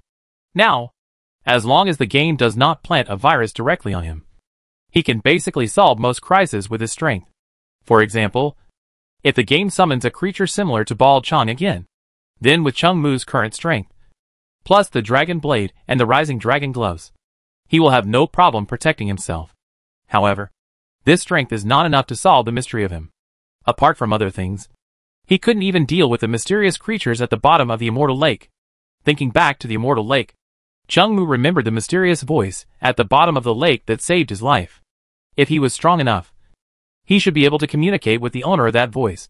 Chung Mu shook his head, threw out these things that he didn't want to do at the moment, and began to count the drawings he had just found in the supply box. Drawings were found in all 3 supply boxes, one of which was a manufacturing drawing for rifles. Chung Mu is currently using the Type 95 very smoothly, and has no plans to change his gun. So this blueprint is of little use to him. The other blueprint is a completely useless blueprint. He took a look at it, and threw it into the storage box next to him. As for the third blueprint, when he opened it, he was immediately attracted by it. DP Connection Data Cable Manufacturing Blueprint. Manufacturing Requirements, Rubber *1, Gold *1, Alloy Ingot *1. Note 1, you can use the data cable to connect the computer host and the monitor. There really is a computer in the game. It's just that he hasn't found the blueprint for making a computer yet. This was the first thought that came to Chung Mu's mind after he saw this blueprint. And the blueprint for making this data cable is the best proof. He has all the materials to make a data cable. And after opening this blueprint, he immediately made one. Chung Mu looked at the DP cable in his hand and found that it was no different from the one on Blue Star. He ran to the back of the TV and took a look. There was also a DP interface on the back of the TV. This means that as long as he finds the manufacturing drawings of the computer host, he can play games, and maybe even play LOL online. It's time to eat. Just as Chung Mu was imagining himself galloping in the Summoner's Canyon, Xiao Lucha's shouting suddenly came from outside. Chung Mu heard the voice, and walked out of the cab, and came to the living room. Yun Qi and Xiao Lucha had already prepared the meal, and Wang Kai and Xiao Hei were already ready, just waiting for his order to start eating immediately. Chung Mu didn't hesitate. He sat down and started eating. Taking advantage of the weather, he had to hurry to search for the supply box later, in order not to waste precious time. Chung Mu finished his meal in just a few minutes and returned to the cab. While he was eating, Yun Qi kept asking him to eat slowly, so as not to choke. With Chung Mu's strength, he could easily beat Baldy Chong, let alone eat. Chung Mu sat in the seat of the cab, drank a mouthful of water, and smoothed his chest. He had eaten too fast just now, and he really couldn't swallow it all in one breath. After lighting a cigarette, Chung Mu set out to look for the supply box under the setting sun. While driving on the road, Chung Mu was also thinking about the black supply box in his hand.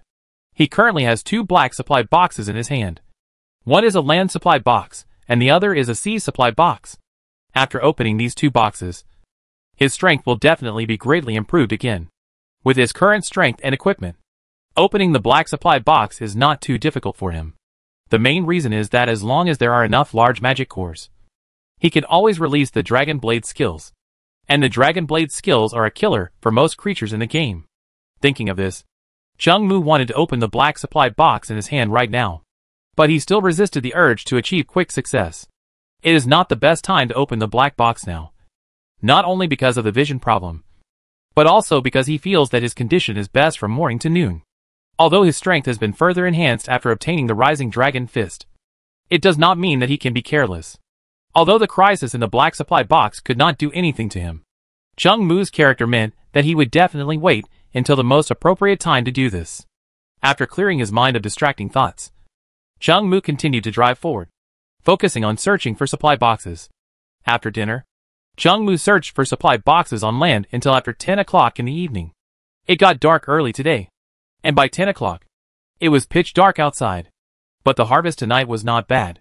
Just before he was about to stop, Chung Mu found a purple supply box, together with the one he found just now. He found a total of 5 purple supply boxes tonight. Although the quality is not very good, none of the 5 boxes are high quality, but the quantity is okay. Chung Mu only searched for more than 3 hours a night, and such a harvest is already quite good. Of course, this may also be due to the credit of Wang Kai and Xiaohe. They stayed in the cab tonight, adding some luck to Chung Mu. Chung Mu also rewarded them with dried meat as a reward. Chung Mu stood up and left his seat. He looked at his hands. The redness and swelling caused by beating the beast this afternoon had long disappeared under the effect of the healing orb. He himself didn't even know when the wound healed. And the healing orb also had another effect. That is, Chung Mu drove for an afternoon and a night today. But he didn't feel too tired. Although it can't completely eliminate the feeling of fatigue, at least it has been greatly improved. Chung Mu took the healing orb in his hand and played with it. If he had had this thing with him when he was infected with the virus, he probably wouldn't have been so painful. Thinking of this, he also smiled. He smiled because he survived the virus in the game. In recent days, whenever Chung Mu felt unhappy, he would think of the feeling of excruciating pain, and he would feel that all his troubles disappeared. Chapter 233 What the hell? Soul Palace Guardian? Since he was infected with the virus, Chung Mu felt that being able to live healthily was a great enjoyment. He put the healing orb back to its original place, then turned and walked into the bedroom. After pushing open the bedroom door, he did not see Yunqi and Xia. He shouted to the outside, "Where are they?" "Here." Chung Mu followed the sound, and finally found the 2 of them in the bathroom. Yunqi and little green tea were bathing in the bathtub. Under the light in the room, Chung Mu looked at the 2 figures, and he realized what white glow was. From the angle of light reflection, the 2 were even whiter than the lotion foam floating on the water. Chung Mu looked at them, and thought of the healing orb in his hand just now. It was a good opportunity to try the healing orb's effect on the body's recovery. And little green tea didn't complete the task today, and he hadn't punished her yet.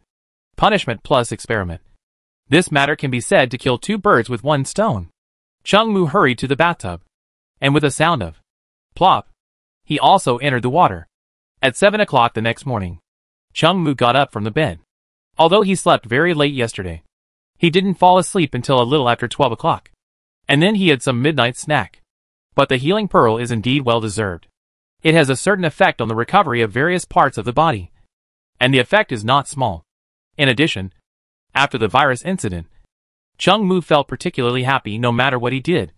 So he slept very well after finishing yesterday, and did not feel particularly tired after getting up. After stretching in bed, Chung Mu climbed out of bed. After a simple wash, he came to the kitchen.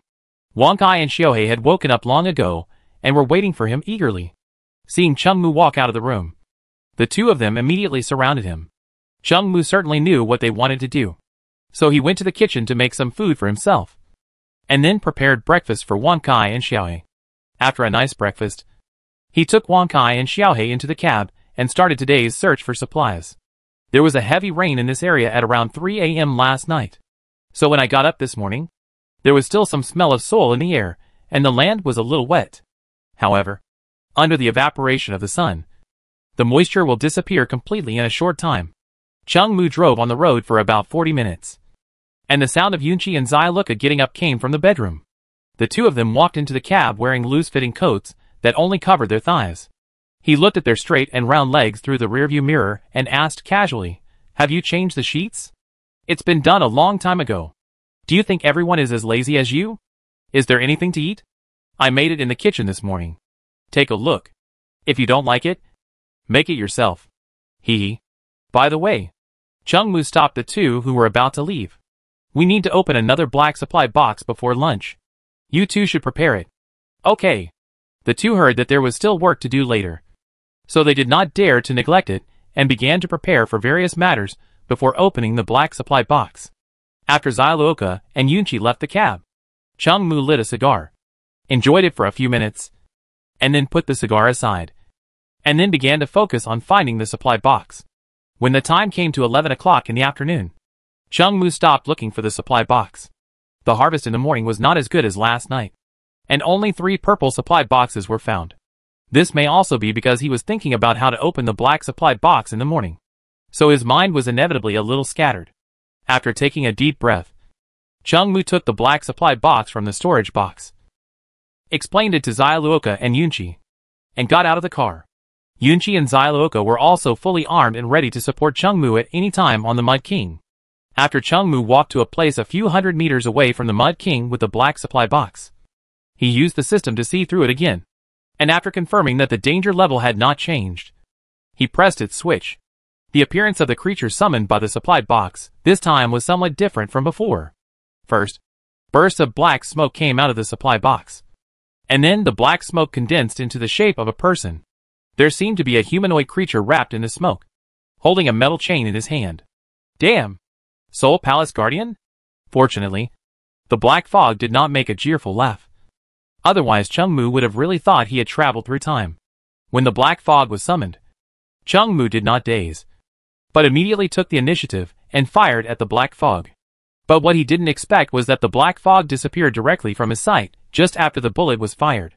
Before he could look around for the black fog, Chung Mu felt a chill coming from behind him, accompanied by the sound of rattling iron chains. Damn! Can it teleport? Chung Mu didn't have time to think about it, and hurriedly ran away to avoid the attack of the iron chain. When he looked back, he found that the black fog was just behind him. This was his first time to come into contact with something that could teleport. Fortunately, his reaction was fast enough and his attribute points were high enough. If it were someone else, he would be whipped by the iron chain if he was not careful. Although the iron chain in its hand looks ordinary, it is hard to say what effect it will have if it is hit. Chung Mu did not stop after avoiding the iron chain attack, but immediately turned around and continued to shoot at the black fog. This time, the black fog did not use the teleportation skill, but turned the iron chain in his hand like an electric fan, blocking all the bullets. Chung Mu did not stop shooting with the rifle in his hand. After a few seconds, the black fog used the teleportation skill again and ran behind him. Seeing the black fog's actions, Chung Mu also understood that this thing could not teleport infinitely, and it would take at least a few seconds to activate. This is easy. As long as the black fog can't keep teleporting, Chung Mu can deal with it, even without using the dragon blade. Although this group of black fog is more agile, its defense is obviously not as good as Godzilla, and it may not even be able to withstand a magic core cannon. Wait until it uses the teleport skill next time, and use the small magic core cannon to attack it. Okay. He quickly sent a message to Yunchi in his sea of consciousness, and the black fog threw out the iron chain to attack him. This attack method is obviously different from the last time. The iron chain, which was only more than 1 meter long in its hand, was thrown out by it. The volume expanded rapidly in the air, and the length increased more than 10 times in an instant, attacking Chung Mu like a poisonous snake. And Chung Mu didn't know how many times he had faced similar attacks. He dodged bullets countless times. So although the iron chain was extremely fast, he still dodged it easily. Chapter 234 Space Crack Orb. After Chung Mu dodged the chain attack, he did not stop and immediately raised his rifle to continue shooting at Black Mist. When the magazine of his rifle was about to be empty, Black Mist finally used the teleportation skill again. Quick! Now! He shouted loudly in the direction of the Mud King. As soon as Chung Mu finished speaking, a dazzling light appeared in front of the Mud King's car. As the light appeared, Chung Mu immediately ran away. He knew the power of the magic core cannon, and if he didn't run far away, he would be injured by mistake. Chung Mu looked back at the black fog while running, and the attack of the magic core cannon accurately hit the black fog behind him. Boom! With a huge explosion, Chung Mu saw that the black fog was directly blown away for dozens of meters. After landing, the black fog on it became much lighter, and it seemed to be seriously injured.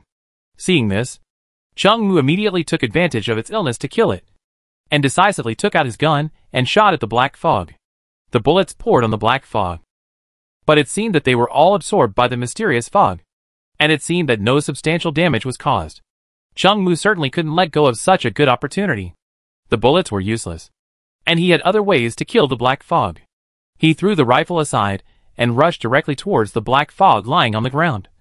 And his hands were already equipped with the Rising Dragon boxing gloves. Clang.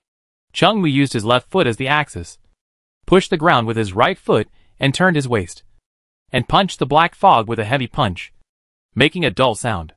The black fog was hit by his punch and flew backwards, and the fog around it quickly dissipated a little. Chung Mu saw that the attack of the Shenwang boxing gloves was effective against the black fog. So he immediately took advantage of the victory and chased after it, and punched it more than a dozen times. Chung Mu's fist hit the black fog, and it felt like hitting soft jelly. Although most of the power of his fist was removed by the strange black fog. As long as the Shenwang boxing gloves touched the enemy, they would directly destroy the enemy's body. Black mist was not known for its defensive power, and after being hit by a large magic core cannon, it was already in a state of severe injury. In addition, Chung Mu, who was wearing Shenwang globe, stabbed a dozen punch. So after landing, the black mist directly dissipated, leaving only a small black mist that was no longer rolled on the ground. Chung Mu walked forward, his eyes focused on the black fog underground. And the game's decomposition prompt came. Animal corpse. Decomposable. Decomposition can obtain. Rift mist *10 rift mist? What is this? The game didn't say what this thing was used for. Chung Mu was a little confused. But he still collected the black mist, although he didn't know how to use it. The things that this level of monster dropped must be good. He walked towards the black supplied box that had just been opened with the black mist. There was nothing else in it except a blueprint. He picked up the blueprint from the box. Space Rift or Manufacturing Blueprint. Manufacturing Requirements, Rift Mist *1. Black Diamond *1. Note 1. The user can use the special ability of the Space Rift Orb to tear the space, thereby achieving the purpose of traveling through time and space. Note 2. Using the orb, you can teleport.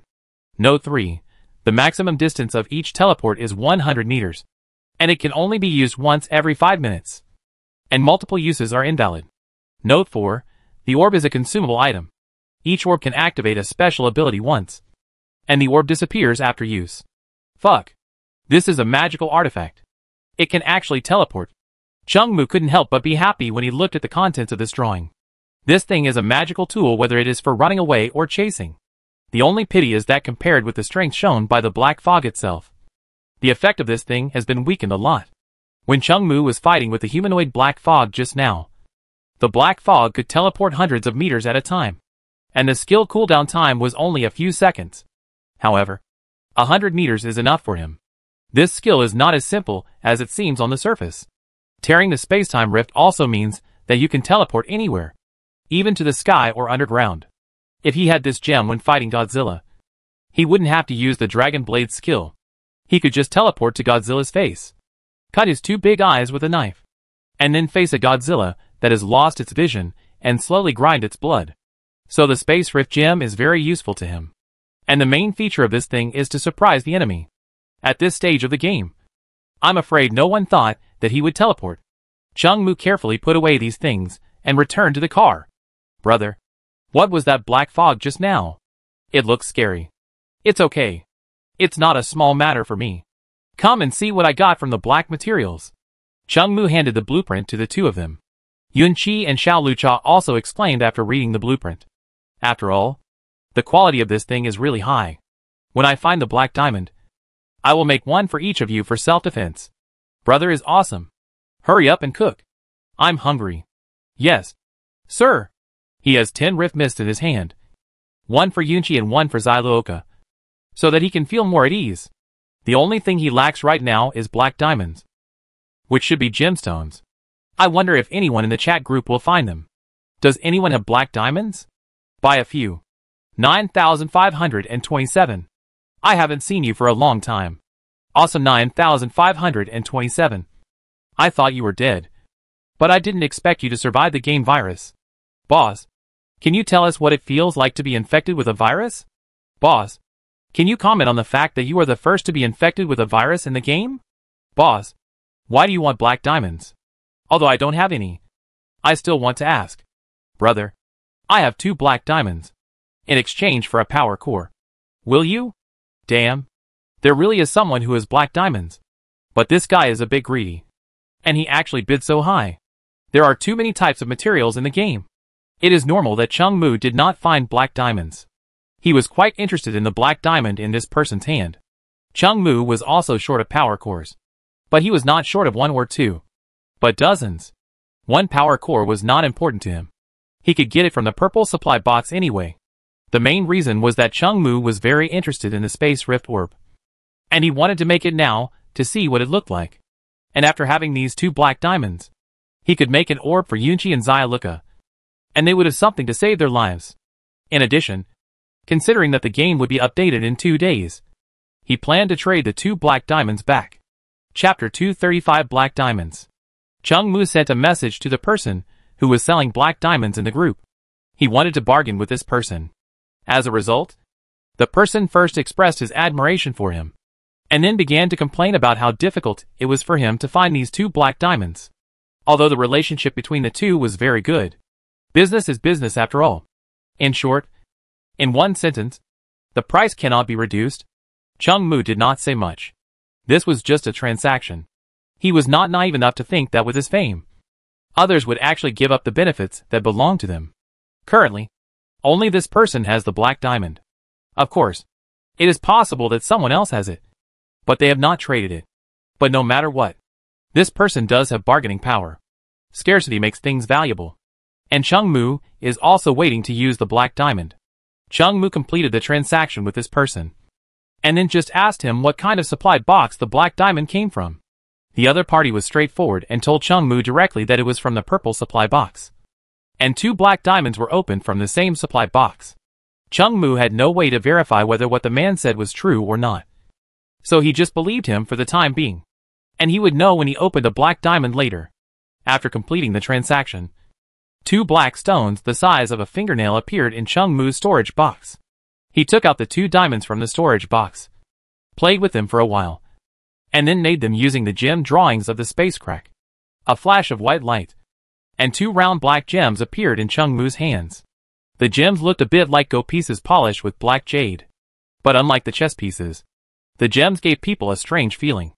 And anyone could see that they were extraordinary. The way to use this thing is quite simple. Just carry it with you.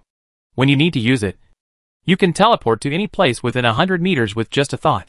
Chung Mu strung the 2 beads together with a thread, then walked into the kitchen and hung the beads around the necks of the 2 people who were cooking. Although the 2 did not say anything, Chung Mu could clearly see that they were touched from the bottom of their hearts. Call me when the meal is ready. After leaving a word, Chung Mu returned to the cab with Wang Kai and Xiaohei in his arms. After he smoked a cigarette, he heard Yunchi and Xyluoka calling him to eat. Chung Mu stood up, walked to the dining table, and said to Xyluoka with a proud face, "Go, prepare the bath water for me, and test the water temperature. If it is too hot or too cold, I will hold you responsible." As a man who has just harvested a huge trophy, his family status is beyond doubt. After eating and drinking, Chung Mu lay in the bathtub, taking a bath and smoking, and continued to watch the rest in the chat channel to see if he could collect some information. Hey! Guess what? Trading materials with Boss 9527 is really refreshing. No nonsense. Boss is awesome. Did you give it to him? He wanted it. So I gave it to him. You gave it to him if he wanted it? He wanted it. And I wanted to give it to him. So we discussed it, and I gave it to him. How did you feel after giving it to him? It was great. 2 black diamonds for a power core. Black diamonds are useless to me anyway. And I can upgrade the car to level 3 by collecting some more power cores. What the hell are you 2 talking about?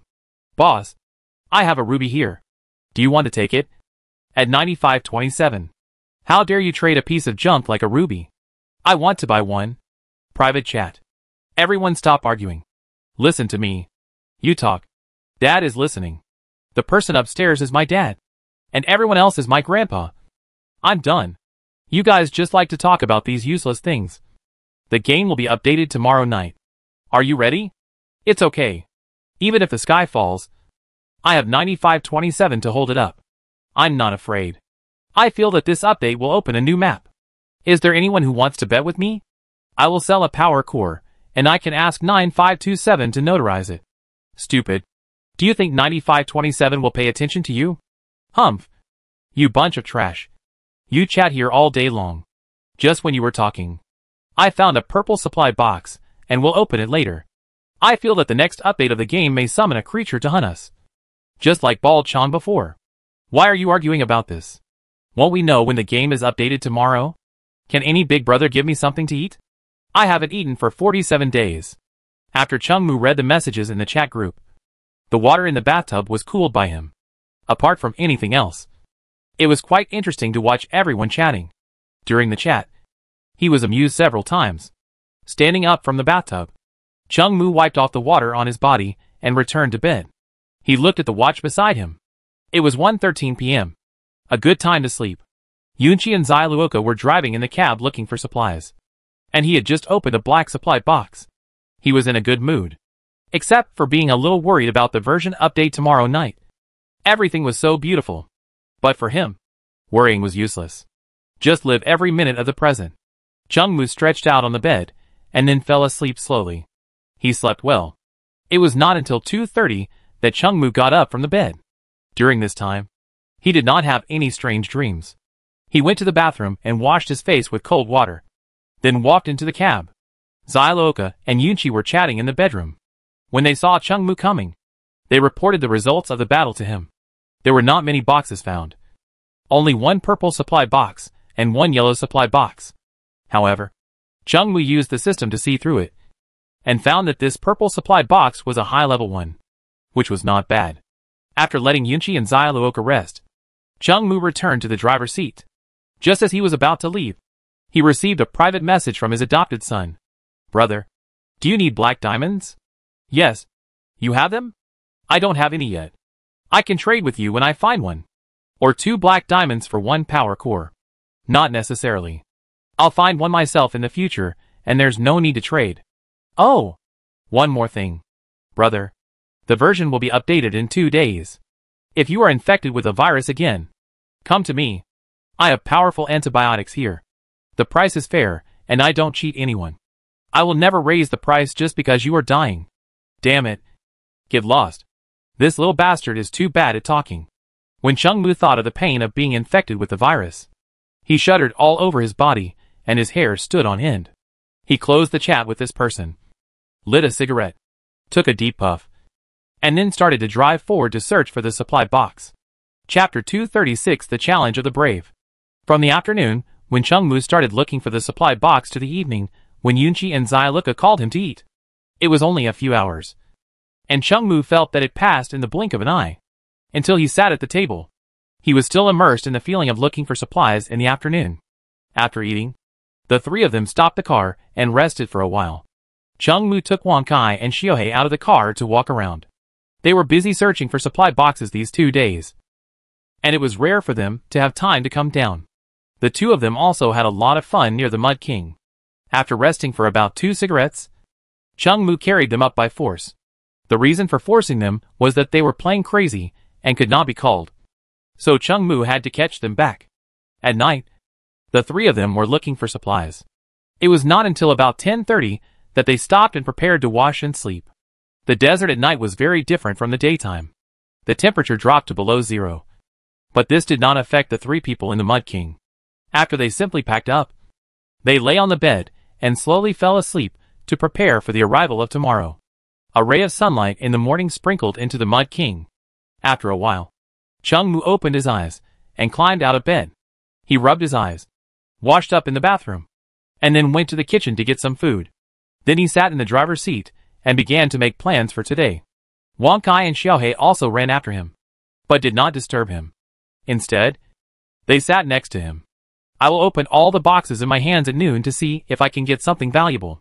Today is the 48th day, and the version will be updated at 12 o'clock in the morning. Chungmu was somewhat expectant and a little apprehensive. No matter how you update, just don't give me another virus. Thinking of the feeling of being in agony, Chungmu shuddered again. After taking a deep breath to clear these thoughts out of his mind, Chungmu started the engine and began to look for the supply box. The whole morning passed like this, and when it was more than 11 o'clock in the afternoon, Chungmu Yunqi and Xiao Lucha opened the supply box in their hands together.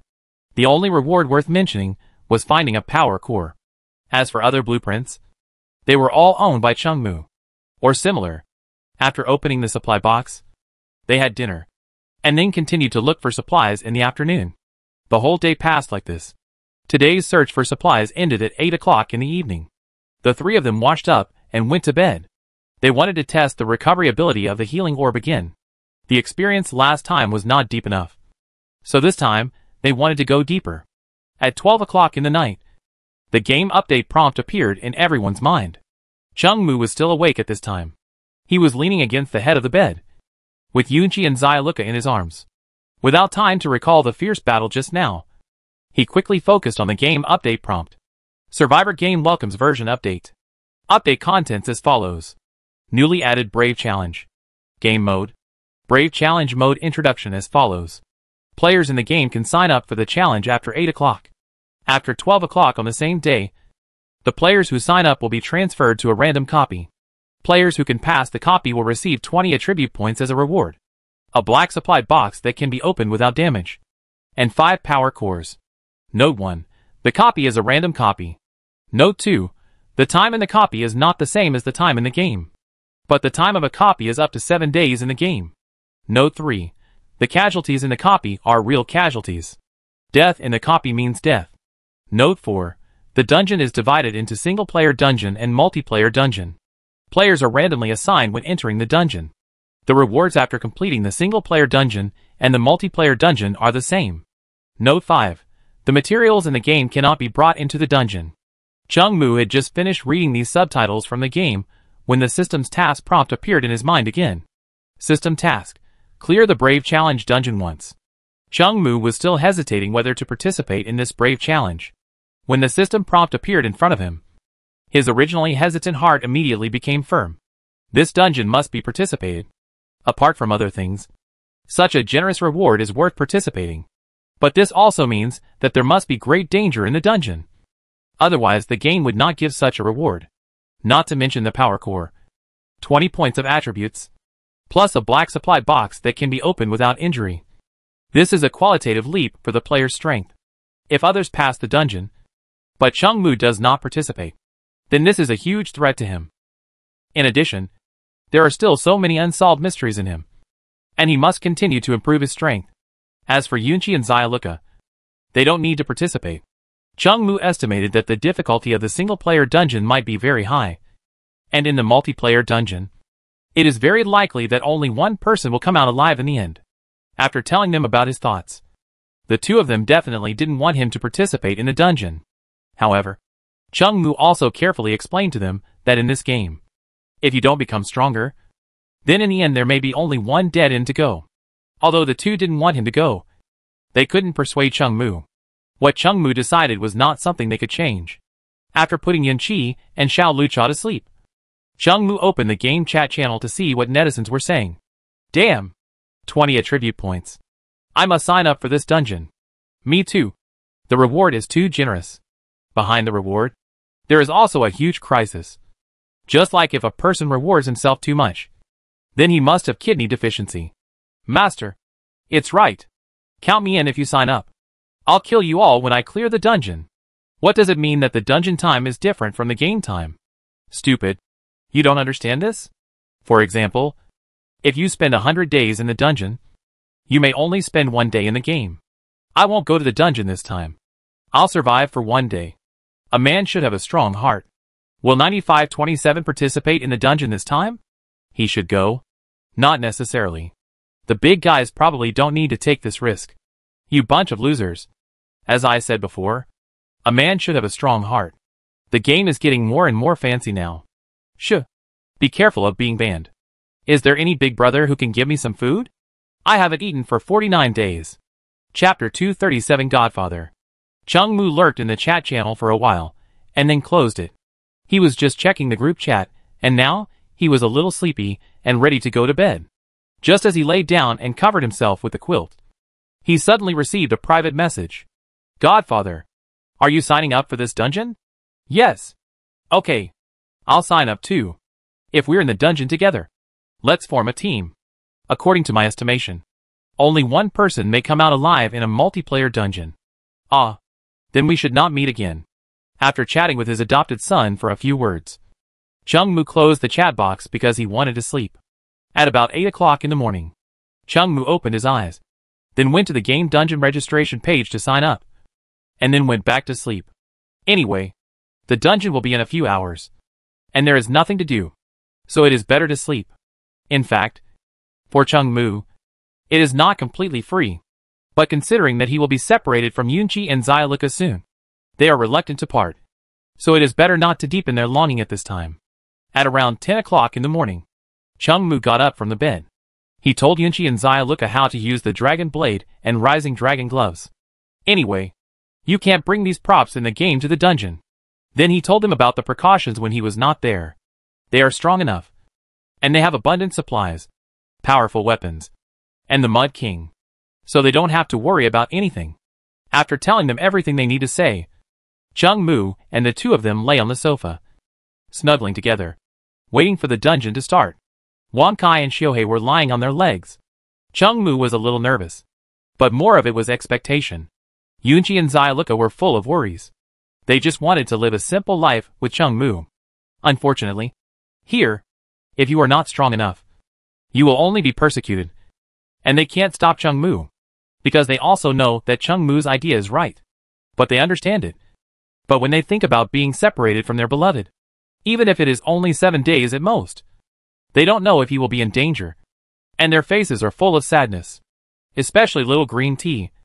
Her tears have been rolling in her eyes. If she is stimulated a little bit, she will probably cry immediately. Chung-Moo didn't say anything more. Just hugged the two of them in his arms, and patted their backs gently with both hands. There are 10 seconds left before the players who signed up for the Brave Challenge enter the dungeon. 10, 9. A prompt appeared in everyone's sea of consciousness. Bo bo bo. Chung-Moo kissed the two on the left and right, then smiled and said to them, I'm leaving. You guys take care of yourself. Don't worry. I will definitely come back. After that, he reached out and touched Wang Kai and Xiuhei's heads, and then a white light flashed, and Chung-Moo disappeared directly from the Mud King. Chung-Moo first felt a black screen in front of his eyes, and then heard a series of clanging sounds. The blurry scene in front of him became clear.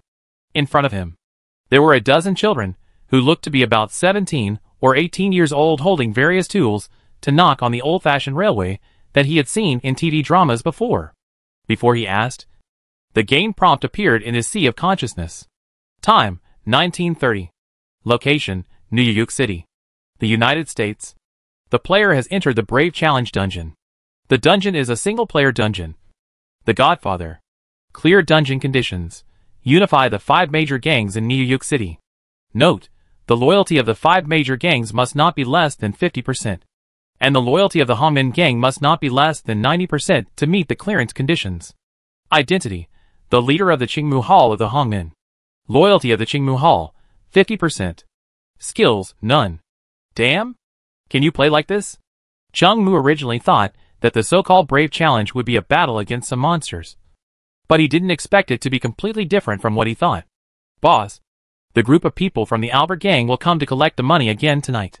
If we pay, Xiaowu may not be able to survive. Just when Chung-Moo was still thinking about this copy, a voice suddenly came from the front of him. The owner of the voice came from a young man who looked like he had just reached adulthood. With ragged clothes and pale face, he was casually hitting the railway with a shovel in his hand, pretending to be working seriously, and whispered to Chung-Moo. At the same time, a lot of memories came out from the depths of his mind, and Chung-Moo suddenly understood his situation. The boy who was speaking in front of him was called Wang Dong. Chung-Moo, like them, had smuggled from China to the United States a few years ago. Because Chung-Moo was good at fighting, he became the leader among them. When people are in a foreign country, the only ones who can protect them are the people who smuggled here before them. Similarly, in order to keep each other warm, this group of people formed a gang. And this gang was the Hongmen. As the leader of the children, Chung-Moo led a group of young people to join the Hongmen, and naturally became a hall master. It's just that the title of hall master sounds good, but it's actually shit. Qingmu Hall is just a lowest level branch under the Hongmen. Before, it was okay. They could make a living under the banner of the Hongmen. But now it's the Great Depression in the United States. And the Hongmen has no intention of caring about their lives. Now even a small gang that was not as good as them before. Because it has recently attached itself to a branch gang under the 5 major gangs. Now dares to collect their protection fees. Work first. And we'll talk later. Chung Mu looked at the supervisor holding a long whip not far away. And whispered to Wang Dong, while picking up the tools in his hand to start repairing the railway. Wang Dong also understood that now was not the time to discuss these things. Just now. He was just too worried about Xiao Wu's safety. So he spoke anxiously.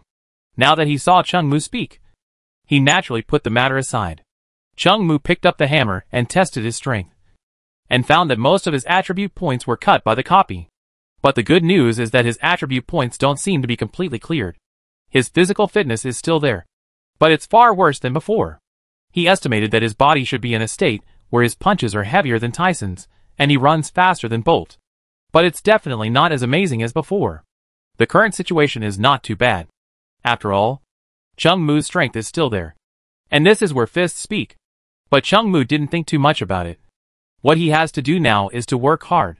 He just took a sneak peek and saw that the white supervisor still had a revolver on his waist. Although Chung Mu's body is much stronger than others now, he certainly can't dodge bullets as recklessly as before. So he can only endure it for now. Chapter 238: The Current Situation of Poverty. It is impossible not to be patient. The situation is stronger than the person.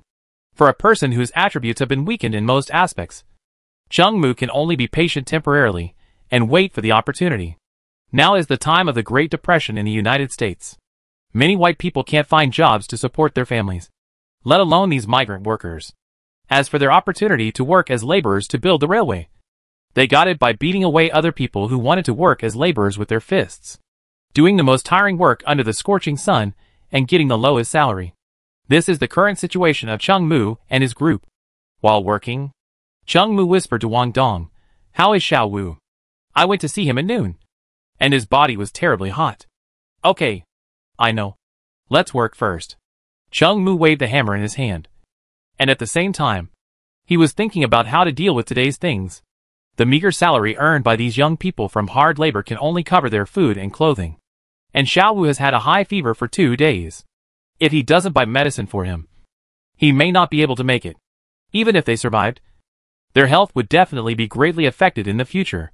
These teenagers were already malnourished due to lack of food and clothing during the Great Depression. Some minor illnesses and disasters could kill them. Not to mention this level of high fever. For Xiao Wu, it was easy to save his life. Although the United States was currently in the Great Depression, people were unemployed, prices were high, and society was very unstable. It was not a big deal to cure a fever. But the problem was that they had no money. The price of a piece of antipyretic medicine on the black market is as high as $1. And the total salary of this group of people doing hard labor for a day is less than $4. And this $4 also includes the food, drink, defecation and urination of these dozen teenagers. There is no way. In this period, it is quite difficult to find a job that provides lunch and a little salary. It's okay for these brothers to starve for a day for Xiao Wu. But recently the Albert gang has been looking for trouble with them, threatening to drive them away if they don't pay protection fees, and not even giving them the opportunity to work hard. The reason why the Abbott gang is so arrogant is that a few days ago, the daughter of one of their gang leaders was spotted by the boss of the subordinate gang of the Cobra gang by chance. Therefore, the Abbott gang also relied on the big tree and became more and more rampant. The Cobra gang is one of the 5 major gangs in New York City. Just a gang under their jurisdiction is not something Chung Mu and his gang can afford to offend. However, Chung Mu already had his own plan in mind. "Give me the cigarettes, and go back to take care of Xiao Wu later," Chung Mu said to Wang Dong, who was carrying a wooden stake. "Okay." Wang Dong took out a half pack of wrinkled Camel cigarettes from his ragged pocket and handed it to Chung Mu. Chung Mu took the cigarette box and put it in his pocket, then picked up 2 bottles of water and walked towards the supervisor. "Mr. Jack, how is the boss's business recently?" Chung Mu handed over a bottle of water while talking to the supervisor Jack. "I heard that he just bought a Cadillac yesterday."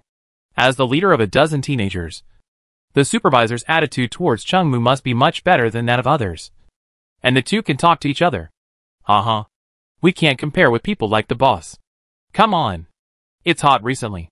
Let's go to the eaves over there to cool down for a while. Chung Mu smiled and replied, and at the same time put the half pack of cigarettes he had just asked for into the supervisor's pocket without leaving a trace.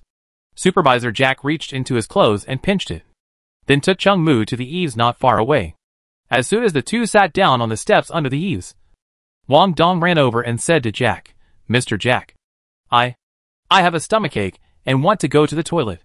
Well, go ahead and be back in half an hour. Jack took Chung Mu's cigarette and turned a blind eye to this kind of absenteeism. Anyway, this group of people work for his boss, not for him. And the lack of one person will not affect the progress of the project much.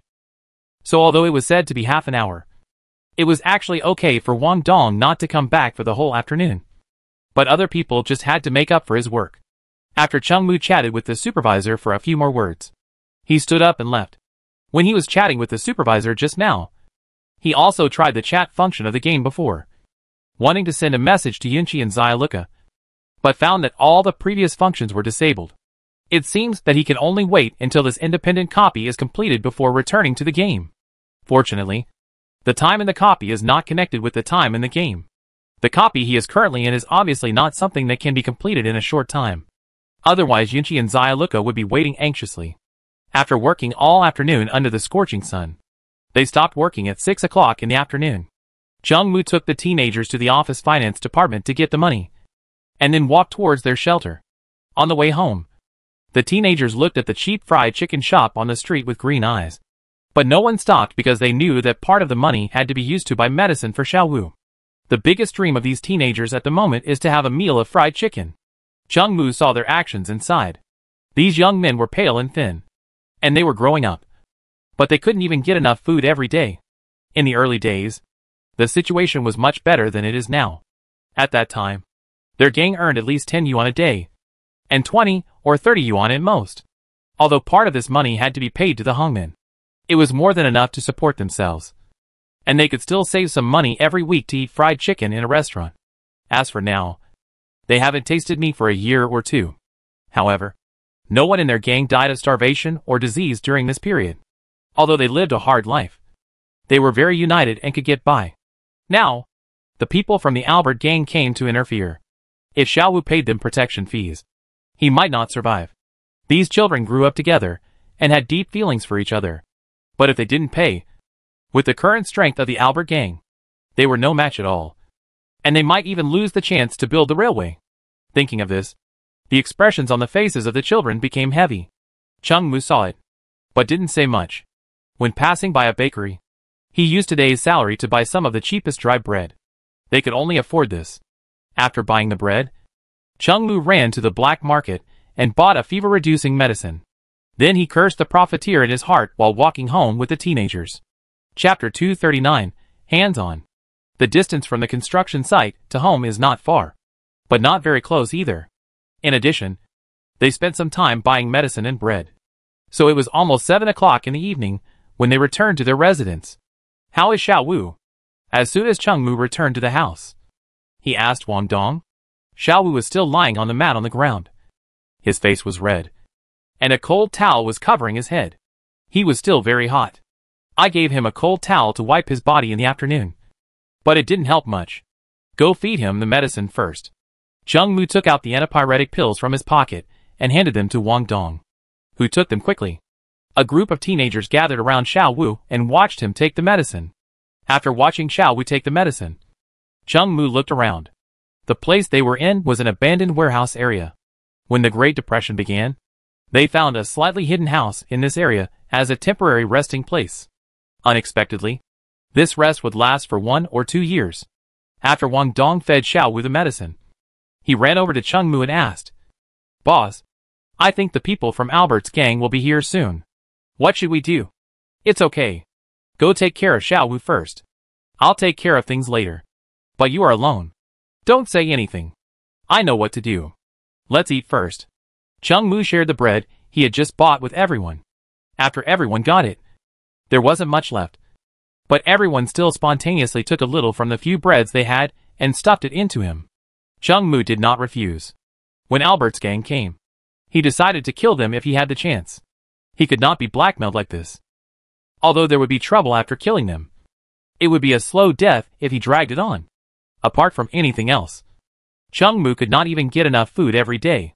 After being hungry for a few days, he probably did not even have the thought of resisting, let alone unifying the 5 major gangs. When a person is trapped by life, he will only think about how to fill his stomach, and how can he have any ambitions, while his physical condition is still at its best. He will try his best to turn a bicycle into a motorcycle. Although most of his attribute points have been reduced, he is still several levels stronger than ordinary people, and his previous combat awareness is still there. So as long as he is careful, there should be no problem with tonight's action. However, the most important thing is to see how many people the other party will come tonight. If more than a dozen people come at once, Chung Mu can only endure it temporarily. After Chung Mu finished his meal and rested for a while, he began to warm up and exercise every joint of his body. Boss, it seems that the Abbott gang is coming. There are 3 of them. Just as he was warming up, a teenager standing by the window suddenly said to him, "Damn it! Fight them! Fuck! These white people want our lives." I'm the first one to say no. Boss, they can't kill all of us at once even if they have guns. We can hold them back with our lives. You just need to avenge us. We're all going to die anyway, so we might as well fight them. These young men were full of vigor and vitality. As long as one of them took the lead, they would immediately become a powder keg that could be ignited at any time. Chung Mu certainly would not let them die. He stood up and shouted at everyone, "Shut up. I will handle this matter. Stay here and don't move. If anyone dares to act on his own, I will expel him from the gang when I come back. But, shut up." After shocking the young men in the room, Chung Mu walked downstairs alone. He could understand the thoughts of these children, but he couldn't bear to see them die in vain. Moreover, taking them with him would not be of any use, and would only cause trouble. Chung Mu stood on the deserted street. There were no street lights in this area, so it was very dark. In the darkness, the footsteps of 3 people were approaching Chung Mu. Chung Mu roughly saw that the people coming were from the Albert gang, so he smiled and went forward to meet them. The 3 people who came were the sons of the core members of the Albert gang. The one in the middle was called Ian Albert, who had some conflicts with the gang that Chung Mu belonged to before. Ian was about 20 years old, with a slightly wretched appearance, and the sparse yellow hair on his head made him look even more wretched. He wore a gray short-sleeved shirt, and the 2 straps of his overalls hung on his thin shoulders. He had a revolver on his waist, which was exposed, as if he was afraid that Chung Mu would not know that he was a man with a gun. Chung Mu continued to walk forward. There were dozens of eyes on the building next to him staring at him. The owners of these eyes were Wang Dong and his group. Ian obviously saw the people upstairs, but he didn't care. In his mind, a small gang like King Yutang was like dough, which could be manipulated at will. Chung Mu began to recall his memories of Ian. Before, Ian's status in their gang was not high. Although he was the son of the gang leader, this man was not only incompetent and ugly, but also very vulgar and lustful. So the people in their own gang were disgusted with him. However, since his sister married into a subordinate gang of the Cobra gang, his status has also risen, and he has a few more henchmen around him. Chung Mu walked in front of Ian with a faint smile on his face. As soon as Ian saw Chung Mu, he became particularly jealous. It was nothing else, just jealous of Chung Mu's handsome appearance. He was so angry when he saw Chung Mu that he immediately opened his mouth and sarcastically said, "You bunch of East Asians." Before he could finish this sentence, Chung Mu stepped forward and punched him directly at his Adam's apple with a right hand. Without the attribute points, Chung Mu didn't know how strong he was, so he used all his strength in this punch. Ian obviously didn't expect Chung Mu to dare to attack him. After being hit in the Adam's apple, his face quickly turned red, and a second later it turned purple like pig liver, and then he fell straight back, after knocking Ian down with one punch. Before the 2 henchmen next to him could make any move, Chung Mu's right arm, which had thrown a hook punch, used the force just now to transform it into an elbow strike and hit the nose of one of the henchmen. The elbow was like a knife cutting, accompanied by nosebleed and the sound of bones breaking. After dealing with 2 enemies, Chung Mu did not stop at all, and kicked the last one directly in the crotch. Although the last person reacted, Chung Mu was very fast. After being kicked, the man instantly bent like a shrimp, and Chung Mu followed up with a flying knee, hitting him in the face. Chapter 240 American II. Everything happened in the fight just now in a flash. It took only a few seconds from Chung Mu's attack to knocking down the 3 people. When the teenagers upstairs saw the fight, they immediately ran down from upstairs. When they got here, Chung Mu had already picked up a steel bar from the warehouse next to him, and was ready to finish off the 3 people. The teenagers didn't say much when they saw the scene. Chung Mu had already taken action. If he let the people of the Albert gang go back alive, they would definitely not let them go. Although these children are not very old, they have been struggling in society since they were young, so they naturally understand these things. The 3 people on the ground were still unconscious. Chung Mu raised the iron rod and smashed it on the heads of the 3 people one by one. The sound of the skull breaking reached the ears of everyone present. Some of the less courageous people immediately turned ugly, but no one fled from here. They themselves were mixed up on the streets and had seen blood. Although this was the first time they watched a murder scene up close, it was not unbearable for them. Moreover, they already had deep feelings for each other. As long as Chung Mu was still here, they would never leave. That was why when they started fighting just now, the teenagers ran down immediately when they saw Chung Mu making a move. When Chung Mu finished finishing the job with the iron rod, they lined up one by one, took the iron rod from Chung Mu, and continued to smash the corpse on the ground. Even Xiao Wu struggled to climb down from the upstairs. When others saw him, they hurried over to help him up. Xiao Wu also symbolically waved the iron rod and hit the 3 people on the head. Chung Mu looked at Xiao Wu. He was sweating after taking the medicine just now. His condition was much better than the previous 2 days. Chung Mu didn't say much about the behavior of his brothers in front of him. Sharing happiness and difficulties together is the common creed of this group of people after they gather together. There is no need to say more about this. Gang loyalty, 52%. After everyone finished finishing the knife, a game prompt message suddenly appeared in Chung Mu's eyes. Gang loyalty has increased? Chung Mu thought about it and realized that it was because he had just killed the Abbott gang member, and then everyone in the gang came together to finish him off, which led to the gang loyalty being increased. After all, Chung Mu killed these 3 people for the sake of everyone in the gang. Everyone is not a fool, and everyone can tell whether what they did is beneficial or harmful to everyone. Seeing the prompt subtitles appear, Chung Mu breathed a sigh of relief. He now knew how to improve the gang loyalty. In one sentence, how you treat others is how others treat you. After confirming that the 3 people on the ground were dead, Chung Mu turned to everyone present and said, "Hide the bodies in a secluded place, and we will go to Grand Street later." "Okay." With the unanimous response, Chung Mu was about to go upstairs to pack up his things, but suddenly thought of something else. Wait! The young men stopped their actions immediately after hearing this. Chung Mu walked towards the bodies, first pulling out the gun from Ion's waist, and then searching the pockets of the 3 people. Just now, I was so busy killing people that I forgot to touch the corpses. Before, I searched the storage boxes directly in the game. Now that I entered the dungeon, I haven't adapted to it for a while. He found a revolver from the bodies of 3 people, with 6 bullets in it, and more than 100 yuan in bills. More than 100 yuan is not a small amount in this era. If they save a little, they can live for half a month without worrying about food and drink.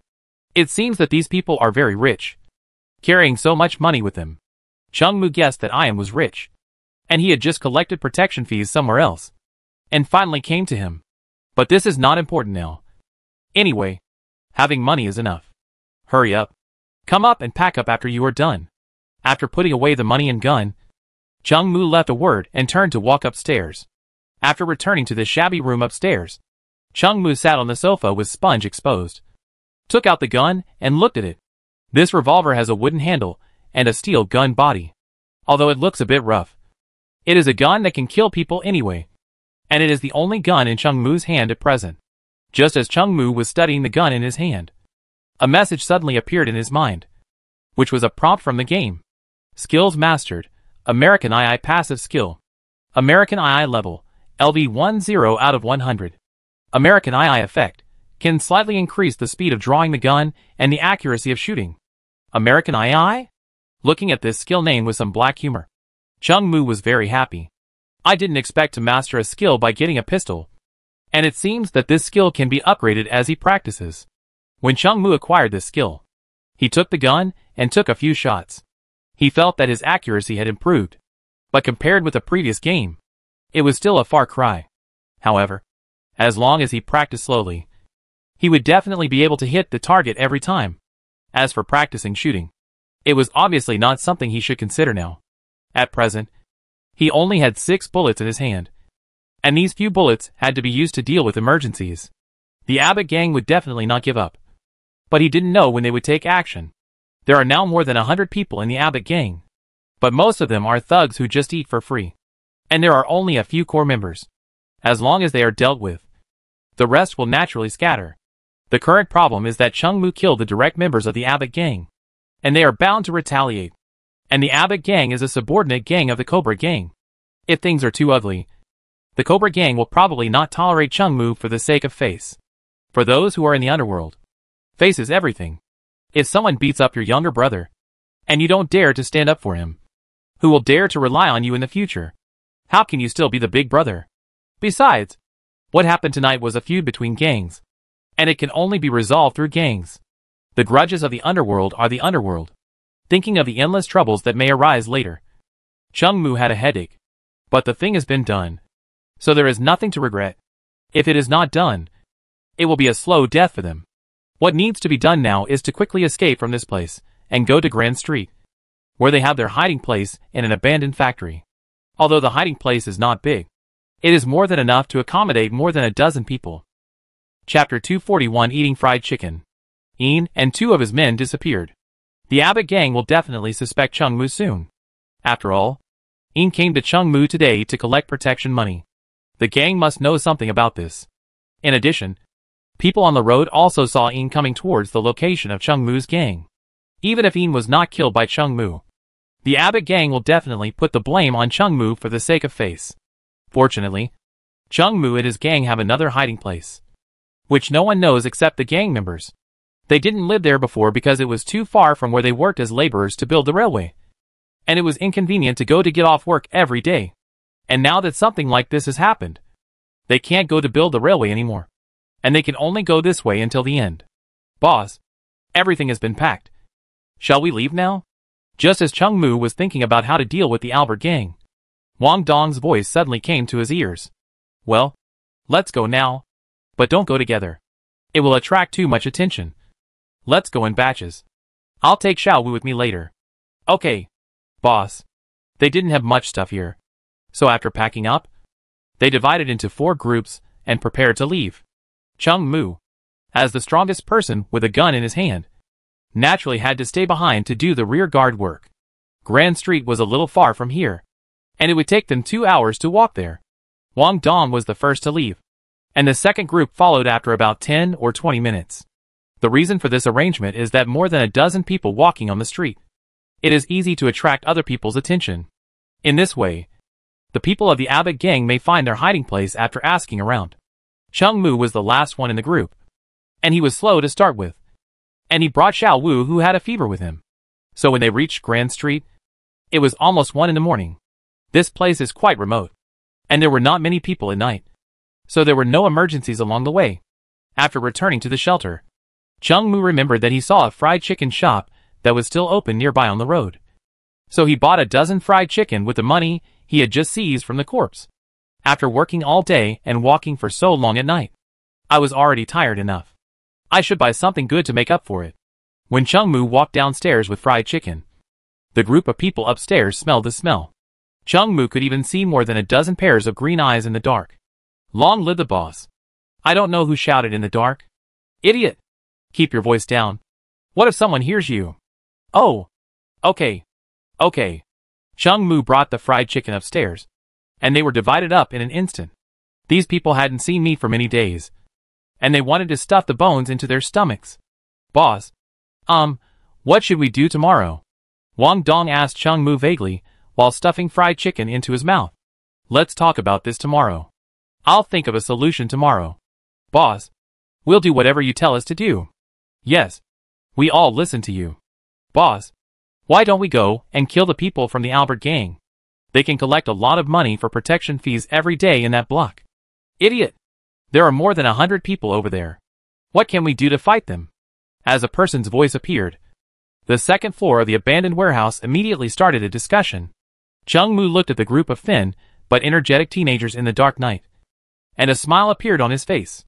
At about 10 o'clock in the morning, the sun shone into the abandoned warehouse, and the teenagers sleeping on the ground rubbed their eyes, and got up one after another. Chung-Moo woke up at 9 o'clock, but did not wake them up. Instead, he sat by the window and thought about the next countermeasures. The first thing they had to consider was not the people in the Albert gang. It would take several days for the Albert gang to find out that Ian was missing. After all, this guy often stayed out all night. After he was found dead, Chung-Moo was suspected, and then Chung-Moo's hiding place was found. These things would take more than a month to deal with. Chung-Moo had to consider money first. With so many people, they had to eat every day when they opened their eyes. How to keep them alive was the most important thing. It is definitely impossible to work. Not only can they not make money, but they will be in danger when the Abbott gang reacts. The money they rob from Ion can only get them through for a while. They can't rob and steal every day. The police in the United States are not just there to eat. Some things can be done secretly. In this era without surveillance, it is difficult to be caught. But these things cannot be the main business. The risk is too high, and there is no technical content. At present, the only way for them is to develop their own careers. Chung-Moo is currently considering the career development direction of brewing and selling wine. He is not sure whether the place where he is staying is the beautiful country on the blue planet. But the folk customs and history here are similar to those on the blue planet. Maybe this is a parallel world? Or maybe the game has the ability to travel through time and space, and directly put him in the beautiful country in 1930? Although it is not sure what the situation is. This place is in the Prohibition period just like the beautiful country in history. On the one hand, there is the strict control of the government. And on the other hand, there is a huge demand for alcohol among the people. Selling illegal alcohol is definitely a highly profitable industry in this era. However, this road is almost monopolized by some large gangs. But as long as you want to do it, you can still get some leftovers. For example, the block where Chung-Moo lives is not very wealthy. But there are many people living there a distance away from the abandoned warehouse. Most of these people are low-level workers in the United States. And they are the ones who consume a lot of alcohol. Since most of them have to face all kinds of trivial matters when they return home after a day of hard work. And all kinds of troubles are intertwined and cannot be effectively solved, which makes them only want to numb themselves with alcohol and escape from these pains for a short time. So as long as Chung-Moo can get the wine, he can definitely sell it at a considerable profit. Chung-Moo is not worried about this. They have channels in this regard. When buying medicine for Xiao Wu yesterday, Chung-Moo saw that there were bootleg wines sold in the black market. It's just that ordinary people don't know the location of the black market, and strangers can't enter the black market. But these are not a problem for Chung-Moo. Although their gang has not been doing well in the past 2 years, they still have the face to buy some things in the black market. Chapter 242 Chicago Typewriter. The only thing I need to worry about is that other gang members in the black market may come to trouble me when they see me buying large quantities of moonshine. But there is no way. In this era, if you want to do something, you can't be afraid of these troubles. And you even have to take the initiative to approach them. The method to deal with these people is also simple. Either show strong violent means, or have enough money. Money makes the devil work. This is applicable everywhere, let alone other gangs. As long as they offer enough benefits. Even the life and death feud with the Albert gang can be easily resolved. And they can even let other members of their gang tie up Ian's father and bring him to see Chung-Moo. Although everyone is in a gang. To put it bluntly, it's all about money. A few $100s a month. What's the point of playing with your life? However, Chung-Moo is currently just a small gangster with no money and power. And now he still has to think about how to make his first pot of gold. After everyone in the room got up and packed up, Chung-Moo called Wang Dong and 2 others. And the 4 of them walked towards the black market together. The others stayed in the room to keep an eye out. And Chung-Moo left them some money for lunch. The black market was a certain distance away from Grand Street. And Chung-Moo was also thinking about selling alcohol while walking on the road. A few years ago, when the prohibition was just beginning, a glass of low-quality alcohol that cost 1 cent could even be sold at a high price of $1 in the black market. And the profit was so high that it could scare people to death. The reason is that the government prohibits alcohol, and people can only buy alcohol in designated areas set up by them. The prices of alcohol in the designated alcohol selling points opened by the relatives of these officials are a few cents higher than those in the black market. So everyone would rather take the risk of going to the black market than go there. As time goes by, the underground alcohol industry in New York City has been divided up by the 5 major gangs. Among the 5 major gangs, the Guns N' Roses gang, which has the largest power, has even developed their illegal alcohol industry to Val Street and near Congress. Val Street is the financial center of New York City, and even the entire United States. They openly open stores that are not allowed by the government there. And this is only a small part of their business territory.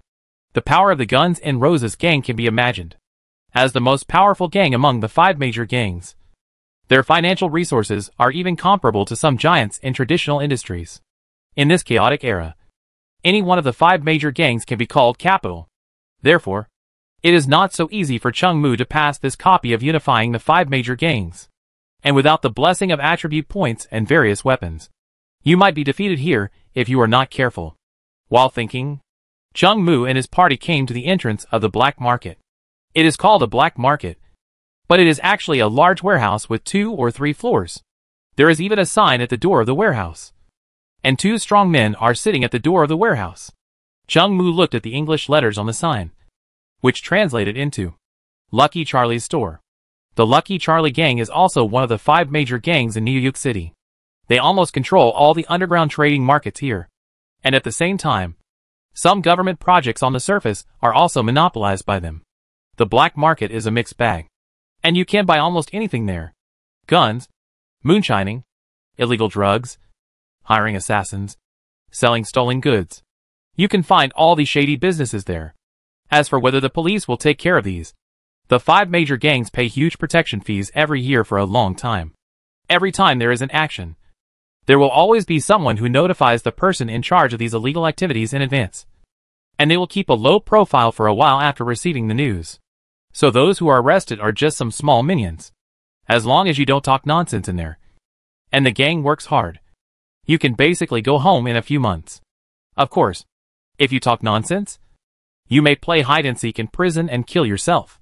Generally speaking, the members of the 5 major gangs are very loyal to their gangs. Because in New York City at this time, an ordinary person can only earn $12 a week at most, while the middle and lower levels of the 5 major gangs can earn hundreds of dollars a month.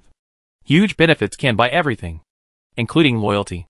The 5 major gangs focus on different areas of operation, so there is no major friction between them. In addition, the authorities also intend to balance these forces. So although there are various small cases every day in New York City, there has not been a big fight. This is the general situation of the United States in 1930, full of various dangers. And at the same time, there are a lot of opportunities hidden in the dangers. Chung Mu and his group walked into the warehouse. At this point, there are not too many people in the black market. It is the most popular time here at night. There are no products visible in the warehouse. And basically all the products are hidden under the counters. There is a counter every few meters. And these counters are not connected to each other. And the things they sell are different. Some counters have only one person, while others are operated by multiple people. These people have a common feature that they don't look easy to mess with. Some have fierce faces and tattoos all over their bodies, while others have a gloomy temperament, like a poisonous snake.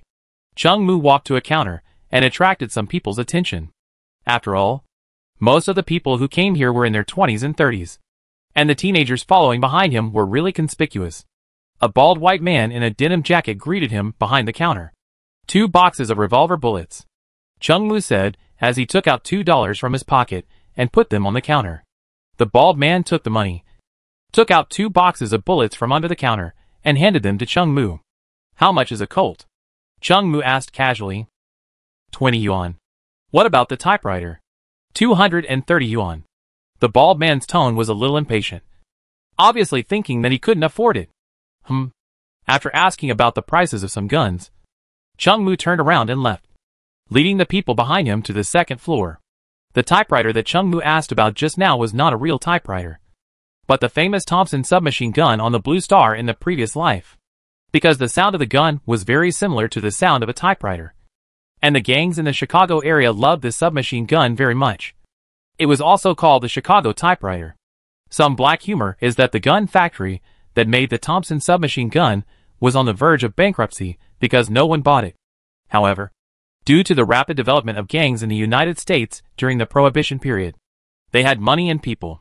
In addition, Al Capone, the head of the Chicago Mafia, became famous for using this gun, which attracted gangs from all over the country to buy it.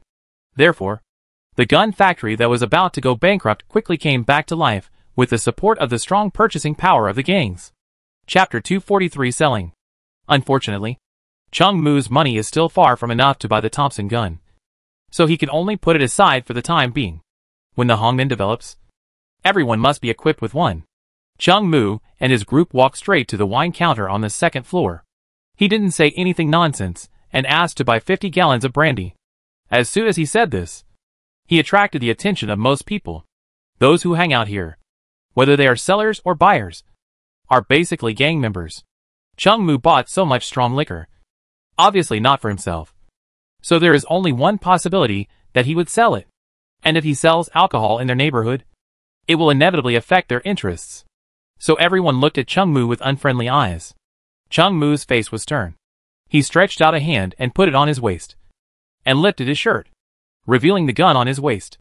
The teenagers behind him also naturally understood the principle of losing the battle. So they put their hands on their chests and pretended to carry guns with them. Their actions really frightened some people, and the hostile looks gradually decreased. In fact, no one dared to make a move in Lucky Charlie's store. Lucky Charlie opened a black market, so he would naturally protect all kinds of transactions in the black market. If you dare to make trouble in it, the Lucky Charlie gang will dare to tie a cement bucket to your feet and throw you into the sea. As one of the leaders of New York City, the Lucky Charlie gang will not tolerate anyone challenging their majesty. So some people who offended someone they couldn't afford to offend would choose to temporarily run to the Lucky Charlie store for refuge. The reason why it was temporary was that the place would be cleared after the black market transactions were over every night. As for whether you were dead or alive after leaving the black market, no one would care. So Chung Mu exposed the gun just to serve as a deterrent. Moreover, 50 gallons of wine were not enough to make others want to kill. So Chung Mu was not very worried about meeting some blind people after leaving the black market. However, if Chung Mu dared to take these wines to other people's territory to sell, it was estimated that a fight would be inevitable. In general, the profit of traditional industries is only 20 to 30 points, and only 10 points if it is less. During the Prohibition period, the profit of selling bootleg liquor was several times higher. With such a high profit margin, no gang would give up their territory. Fortunately, because the Grand Street where Chung Mu was located was too remote, no other gang intervened. After Chung Mu and his group wrapped 50 gallons of liquor in newspapers, each of them carried 2 barrels and left the black market. After showing the gun, no one followed them out of the black market. On the way back, they found a shop on the roadside and bought hundreds of small plastic bottles, which would be used to distribute the wine later. After buying everything they needed, Chung Mu only had a dozen yuan left, which was just enough for a day or two of food. But now they have a gold mine in their hands. As long as they dare to sell, there will be people who dare to buy. Although the prohibition is strict, it does not completely restrict alcohol. Ordinary people are still allowed to brew low-alcohol beer or fruit wine at home. Some breweries have taken a different approach and do not allow the sale of finished wine. So I will directly sell the raw materials for brewing, and then mark on the instructions, the following operations are prohibited. Otherwise beer may be fermented, and the factory will not be responsible for any consequences caused by this. Then below this statement is the operation process of turning raw materials into beer. However, these brewed wines are only low-alcohol wines. For the wine lovers in the United States, drinking this stuff will only increase their desire for real wine. Therefore, strong liquors like brandy don't have to worry about sales. After carrying a lot of things for 2 hours, Chung Mu and his group returned to their hiding place on Grand Street. After carrying so many things for so long, the 4 of them were exhausted. But when they thought that these things in their hands could be exchanged for a lot of green dale, they instantly became motivated. A dozen people quickly canned 50 gallons of brandy into the small plastic bottles they bought.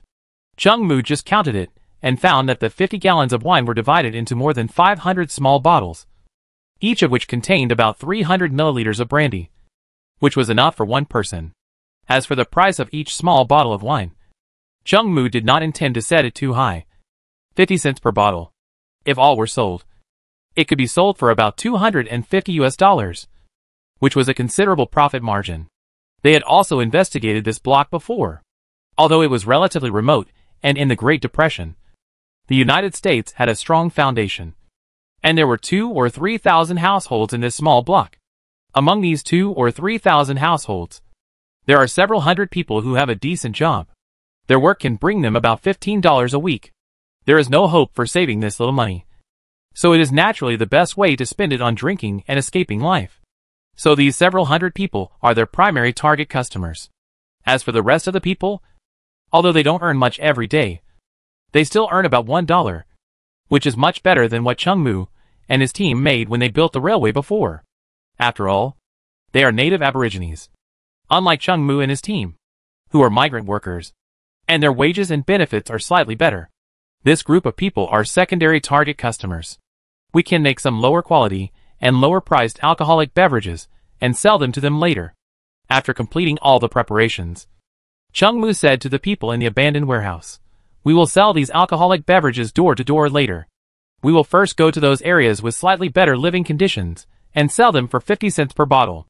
If someone else is looking for trouble, remember to admit defeat first and put your own safety first. We can talk about finding a place later. Do you hear me?" "I heard it, boss."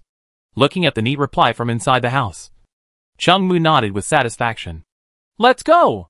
With the order, the teenagers inside the house, each carrying dozens of bottles of wine, rushed to the street outside.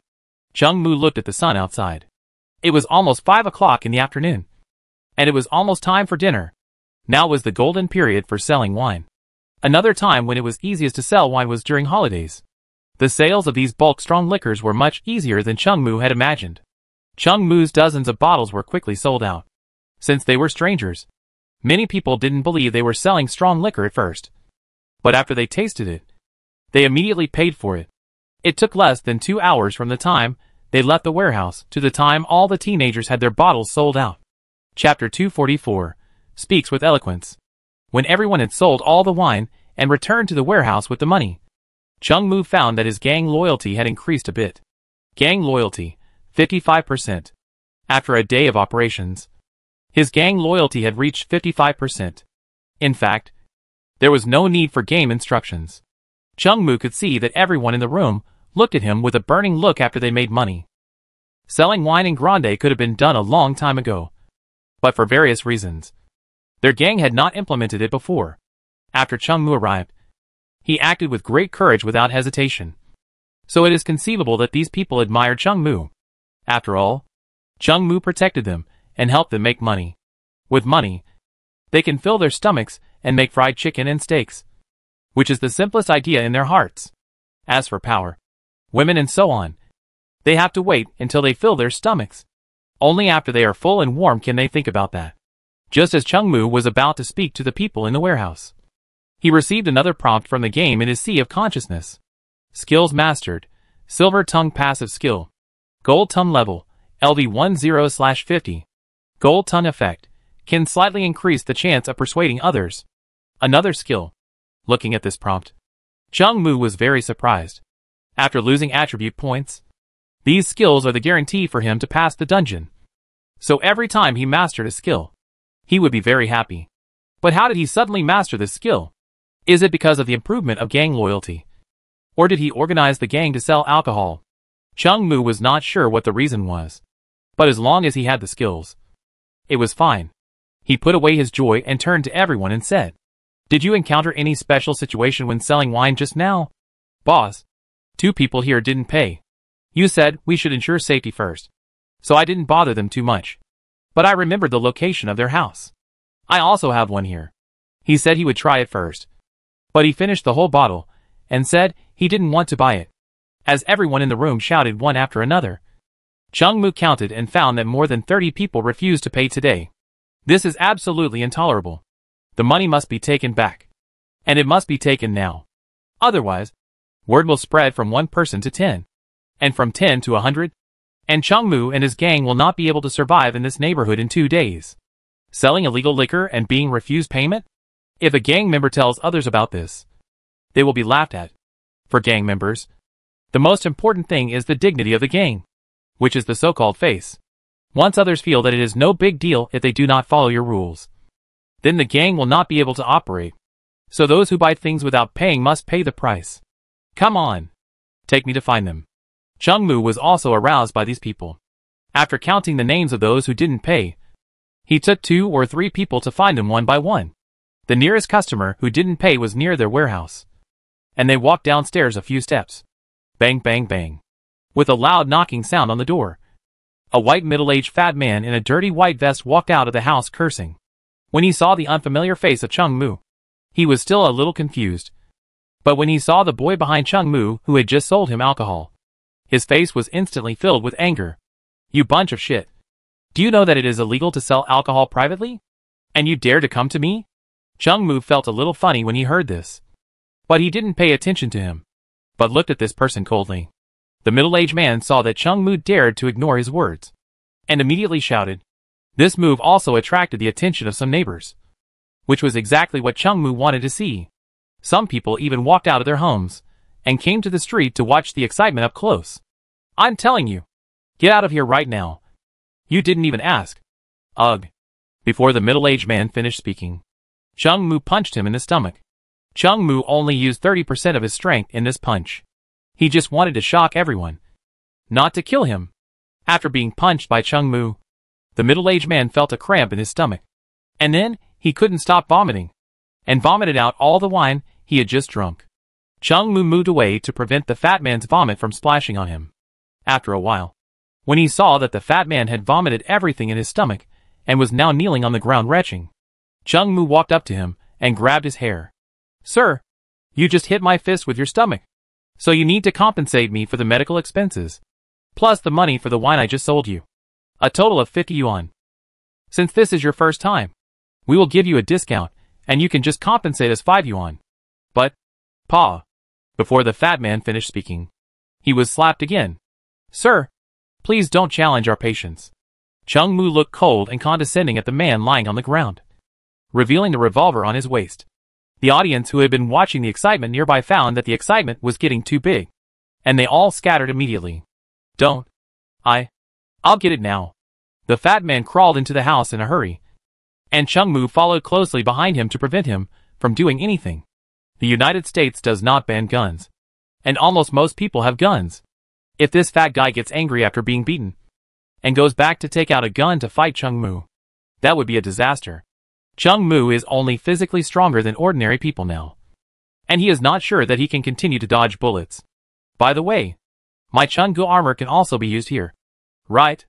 After all, this copy is also part of the game. In this case, after resurrection, should I go directly back to the Mud King or continue to stay in this copy? While Chung Mu was thinking about this problem, the fat man in front of him tremblingly handed him a wrinkled $5 bill. Chung Mu took the $5, put it in his pocket, and patted the middle-aged fat man on the shoulder. Welcome to visit next time. With the first example as a deterrent, the remaining money was easily collected. This block is not big, and if something happens, everyone can see it by leaning on the window. Some of the people who were watching just now did not pay. After seeing Chung Mu's methods, they paid more quickly than anyone else, and several people reserved several bottles on the spot. It was only 50 cents, and it was what he should have paid anyway. So there wasn't any trouble. After all, in this neighborhood, no one would mess with someone like Chung Mu for such a small amount of money. And although their business was illegal, it wasn't forced buying or selling. It was free trade. Chapter 245 Black and White Brothers. After collecting all the money that was not collected just now, Chung Mu and his friends went to a nearby fried chicken shop to buy more than a dozen fried chicken burgers and took them back. This evening, carrying dozens of kilograms of wine to sell door to door was not an easy task for these skinny children. So nutrition must be kept up, and a delicious meal can boost morale. When they took the fried chicken burgers back, the teenagers in the house immediately surrounded them. Boss, if we eat like this every day, how can we survive? Xiaowu came over and said funny. His illness was almost cured, and he was still lively at this age. When everyone in the room heard this, they immediately laughed. Eat yours, work hard, and you will have enough steak in the future. Long live the boss. After cheering, everyone took a portion of food and returned to their seats. Unlike yesterday's wolfing down, everyone ate slowly today, savoring the feeling of chewing the meat in their mouths, even if the crispy coating of fried chicken falls on the ground. They will pick it up and eat it. Looking at the teenagers in the abandoned warehouse, Chung Mu couldn't help but feel distressed. They are all growing up and can eat the most. But they haven't smelled meat for a year or two. They are pale and thin, with obvious ribs, which makes people feel sad. Although Chung Mu is not a saint, he inherited all the memories and emotions after crossing over. These children are just like his brother. Now that he has relaxed and looked at these poor children, his eyes instantly feel a little moist. He swore in his heart that he would never let them live the hard life they had before. After finishing the meal, Chung Mu told them to stay in the warehouse and not run around. While he had to go to the black market, he was going to buy a few guns from the black market and buy some bullets to practice shooting. It was unacceptable for a gang of more than a dozen people to have only one small revolver. And they couldn't hide in the warehouse all the time. They had to go out and move around. Chung Mu had just killed 3 people from the Albert gang yesterday, so he must be prepared. If there were no guns, Chung Mu would definitely be worried. He couldn't protect them all the time, so he had to let them have the ability to protect themselves. And guns were the best weapon. After entering the door of the black market warehouse, Chung Mu found that it was much more lively here than during the day. In addition to the counter, there were many small round tables in the empty venue during the day, and 3 or 5 people gathered in front of each table to drink and chat.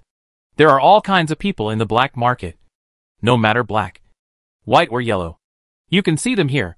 So Chung Mu didn't attract any attention when he came in. He walked straight to the gun counter. 5 Colts, 20 boxes of bullets.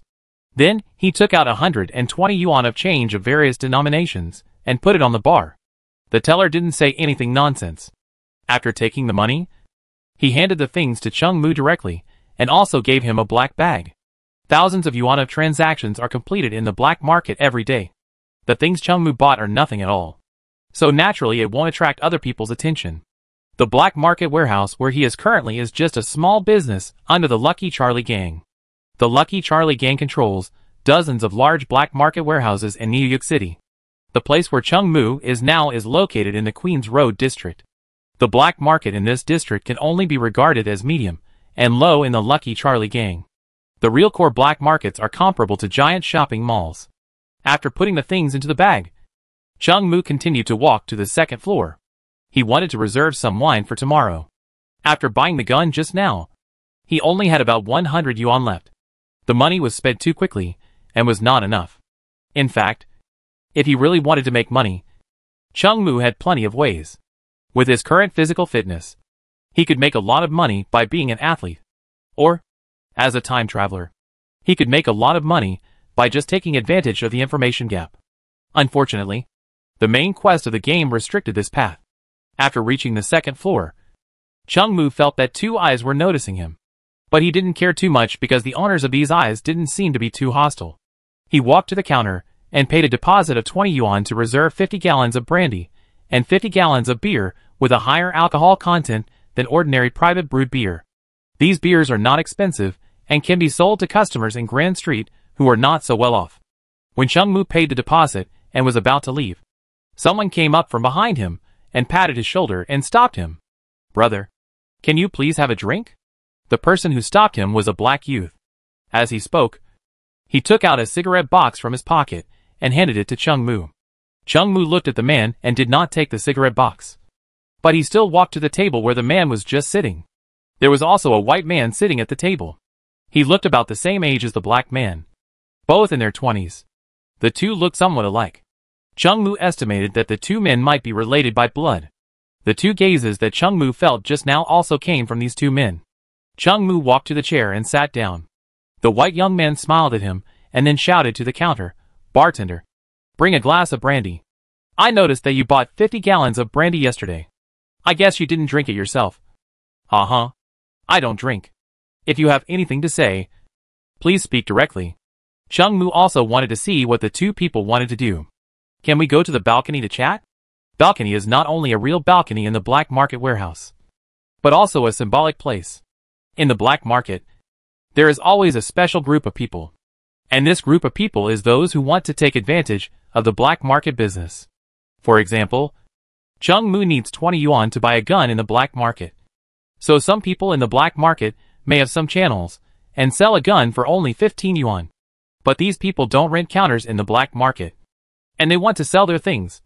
So they look for some customers who have the intention to buy in the black market. The black market certainly does not allow this to happen at the beginning. But it is impossible to control such things. You press a batch today, and another batch will appear tomorrow. Moreover, the price of this kind of private seller is cheaper than the black market. But there is no guarantee. In the black market, you pay and get the goods. But with private sellers, you may pay, and the other party will run away. But no matter what, there will be a market if there is demand. This is the rule. Chapter 246, I have something to announce. When the Lucky Charlie gang could not control these groups, they gradually acquiesced to their existence. Although the price of these people is lower than that of the black market, there is a difference in that there are risks. The situation of losing both money and people often happens when doing business with these private sellers. So most people still prefer to trade in the black market. Therefore, these people will only affect some insignificant interests of the black market. So the Lucky Charlie gang will turn a blind eye. However, if you want to do black market business, you can't chat openly in the warehouse. So the balcony has become a place for private sellers and black market buyers to communicate. The Lucky Charlie gang doesn't care much about this kind of behavior, because this kind of small fight doesn't matter to them. If someone dares to form a large-scale trading place in the block, they will immediately take action to eliminate these people. Kill those who dare to affect their black market interests in the cradle. Chung Mu followed the two brothers, one black and one white, to the balcony. The balcony was also a protected area of the black market, so there was no need to worry about safety. He also wanted to take the opportunity to see if talking to people would increase his experience points for his eloquence. What's your name? I'm Tommy Patrick. And this is Will Patrick. As he introduced himself, the black youth next to him also raised his glass and nodded to him. Chung. Okay. Chung. It's like this. We have a batch of, a batch of good quality brandy. He gestured as he spoke. How much? A few thousand gallons. If you're interested, we can talk about the price. A few thousand gallons is not a lot. A large block can consume it in a few nights. Is this the only batch you have? Or will you always have it? Always have it. As much as you want. Where do you trade it? Luther Street District. Chung Mu had heard of Luther Street District. This place is more remote than Grand Street District. It is basically a suburban rural area near New York City. If it is a little more remote, it is probably not considered as the territory of New York City. If you buy wine from there and transport it to Grand Street District, if the quantity is small, you will probably lose money. Unless you buy several thousand gallons at a time, you can make money. But Chung Mu does not have this ability at present. After thinking about it, Chung Mu felt that he would not need this channel in the short term, but he could get to know them first. So he planned to chat with the two for a few words and leave. The two brothers, one black and one white, seemed to encounter this situation frequently when promoting their products. But they didn't react much. They turned to Chung Mu and whispered, "Our price is half the price here. If you need it later, you can come to Patrick Village in Luther Street to find us. Just find someone in the village and tell him our name, and he will take you to see us. Okay. I hope we can have the opportunity to cooperate in the future." After Chung Mu exchanged a few more words with the two, he shook hands and turned away. Just when he was talking to the two, he found that his skill experience value had increased. Glib level, LV1 1/50th. Chung Mu's estimate was correct. Communicating with some people can improve his eloquence, which can help upgrade his skills. Although Chung Mu didn't say much just now, the conditions for upgrading his skills were not that harsh. Carrying 5 pistols and some bullets, Chung Mu didn't stay around for too long.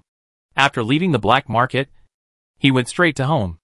Originally, he wanted to practice his shooting skills at the shooting range near the black market to see if he could get some experience points for American II. However, in order to prevent any complications, Chung Mu chose to go home directly, and did not even look at the nearby strip club. The most important thing for gang members is to be cautious. Women and children can be careless, but men cannot. After walking on the road for nearly 2 hours, Chung Mu finally returned home. Most people were already asleep, and there were still 2 or 3 people chatting quietly. Seeing Chung Mu coming back, they wanted to get up to greet him, but Chung Mu gestured for them not to move, so as not to wake up others. After putting the things he bought today aside, Chung Mu took off his shoes and socks and laid down on the worn-out sponge mattress. At the moment, what Chungmu wanted to do most was to take a bath. But unfortunately, there was only a faucet covered with moss, so he could only rinse casually. However, if the current situation continues, their wine business will be like a snowball rolling down from the top of a snowy mountain, rolling bigger and bigger. In a few days, they might be able to rent a big American house. After rubbing his head, Chungmu stopped thinking about it and closed his eyes to prepare for sleep. The morning sun shines directly through the hole-filled glass of the abandoned warehouse and hits Chungmu's face. As the sun rises, it's impossible to sleep any longer. The abandoned warehouse with iron structure is very hot during the day, and it's impossible to sleep inside. The black market will not open until at least 12 noon during the day, so they have nothing to do now. Someone went to buy some breakfast and came back. After eating, Chungmu clapped his hands and asked everyone in the room to sit in front of him. Everyone, look at me.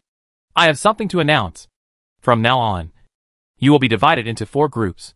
There are 12 people in the warehouse besides Chungmu. Just 3 people in a group. Wang Dong, Xiao Wu, Gao Qi, Li Huang. The 4 of you will be the group leaders. Come here. Each of you will take a gun and some bullets back. The teenagers in the warehouse looked at the Colt pistol that Chungmu took out from the black bag, and immediately surrounded him. Which man doesn't like guns? Especially teenagers of their age. They are full of curiosity about everything.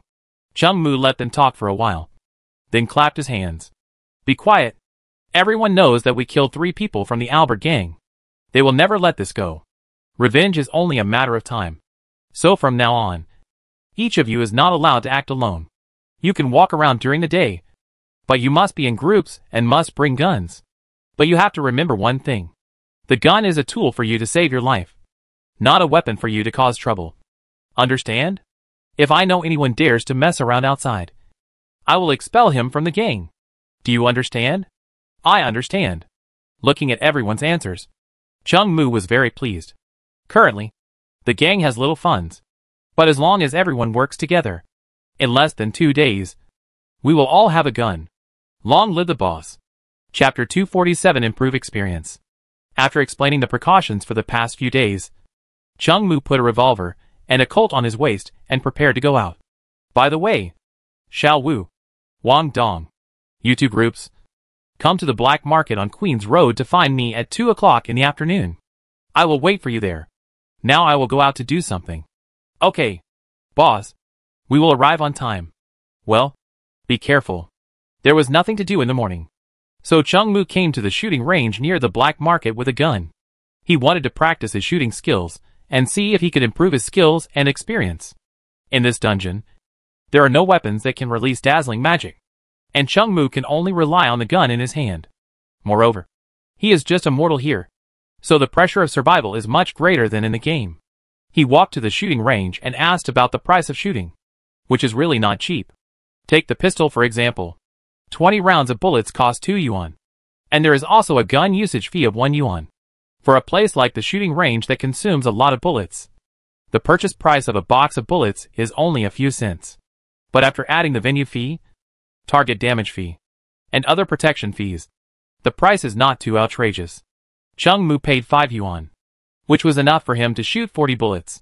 He looked around briefly. In addition to shooting, there were also some small guns for sale, and the price was about the same as in the black market. After paying the money, the owner of the shooting range took him to the shooting range in the back. The owner of the shooting range was a standard Western beauty with blonde hair and blue eyes. She wore red high heels, denim shorts, and a white vest that exposed her belly button. Walking in front of Chungmu, her high heels made a clacking sound on the ground, and her curvy body twisted as her legs moved forward. When she walked to the target platform, she deliberately bent down in a coquettish manner, pretending to pick up something on the ground, and then smiled back at Chungmu. Chungmu ignored her and directly ignored her seduction. Although he was lustful, he was not stupid. Anyone who dared to open a black shop next to the black market, especially such a beautiful woman, must have a great background. After taking a deep breath and clearing his mind of the female boss twisting her waist just now, Chungmu walked to the target platform and picked up the pistol on it. This is a Colt M1911 pistol, the same as the ones Chungmu bought in the 21st Century Blue Star.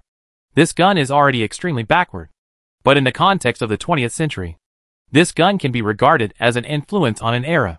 Chung Mu held the pistol with both hands and aimed at the red heart of the target in front of him. The target was 10 meters away from him. At this distance, with the help of the attribute points in the game, Chung Mu could hit the target with his eyes closed. But now, he couldn't do that. He could only try his best to aim. Chung Mu tried his best to keep his hands from shaking, and then pulled the trigger. Bang! With the sound of the gun, the bullet hit the bullseye. American II level, LV11/100. Chung Mu breathed a sigh of relief as the subtitles appeared. It's good to improve through practice. But can I just shoot randomly? Chung Mu didn't aim at the bullseye this time, but just fired at the target casually. This time, there was no prompt for skill experience increase. Then his next bullet hit the bullseye again, and the experience increase came again. Oh! You have to hit the bullseye to increase the experience value. The game's monitoring is quite in place, but at least Chung Mu has found a way to improve. And he just needs to practice hard in the future. An hour later, Chung Mu walked out of the shooting range. The skill level of American II is also displayed as American II skill, LV136/100. It's not that he doesn't want to upgrade his skills at once. It's mainly because after aiming at the target for an hour, his arms and wrists are fine, but his eyes are really sore that he can't stand it anymore. It was about 11 o'clock when Chung Mu walked out of the shooting range. He went to a small store to buy a pack of cigarettes and found a small store to eat. He went into the store and ordered a fried chicken set meal. It was lunchtime and there were many people in the store. But no one saw that Chung Mu's skin was different from theirs and came to make trouble. This is a black market area, a shared area, not a gang base. Many people who are active around here are gang members. And no one is a good person. If there is no hatred between each other, people will basically not cause trouble for no reason. It is extremely unwise to cause trouble without affecting interests. You need to use your brain to join a gang. If a gangster doesn't use his brain, he will be a gangster all his life. Chung Mu ate a hamburger and drank cola while searching his mind for memories of this period in the United States. The time point where he is now is not long after the Great Depression. In a few months, the situation will improve. People's wages will increase. Purchasing power will be stronger. And their business will be better. The second Blue Star War will also start soon. By then, the whole world pattern will change dramatically. And the United States will also be greatly affected. However, the impact on the United States is a favorable one.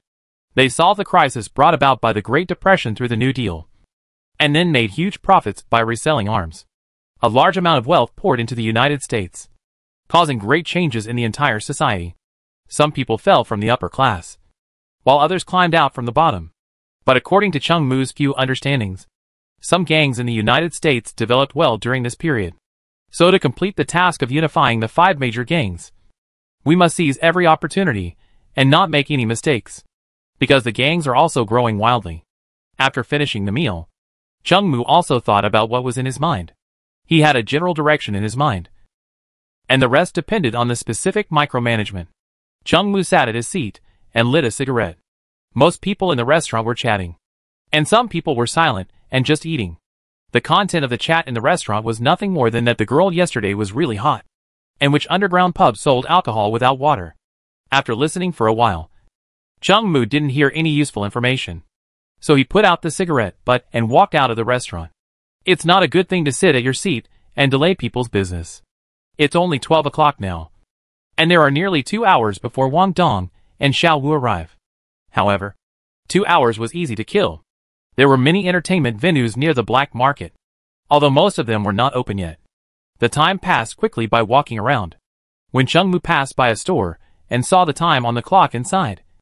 It was almost 2 o'clock, so he came to the door of the black market warehouse. After standing here for a few minutes, Chung Mu saw Wang Dong and others appear at the corner of the street in front.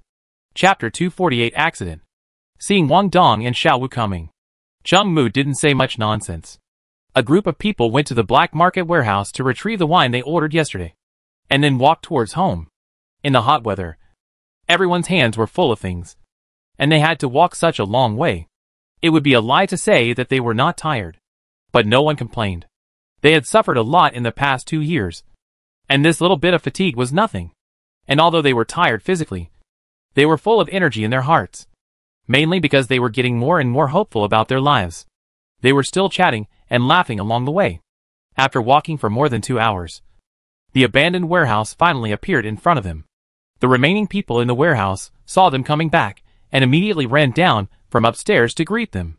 After Chung Mu and the others handed over their things, they also moved their calves that had been sore for a long time and breathed a sigh of relief. After everyone returned to the warehouse, the two groups that had just transported the wine back lay down, and the people who stayed in the warehouse in the afternoon began to pack the wine they brought back into small bottles. It took several people half an hour to fill the bottles. Then, they carried dozens of small bottles and went out to sell them.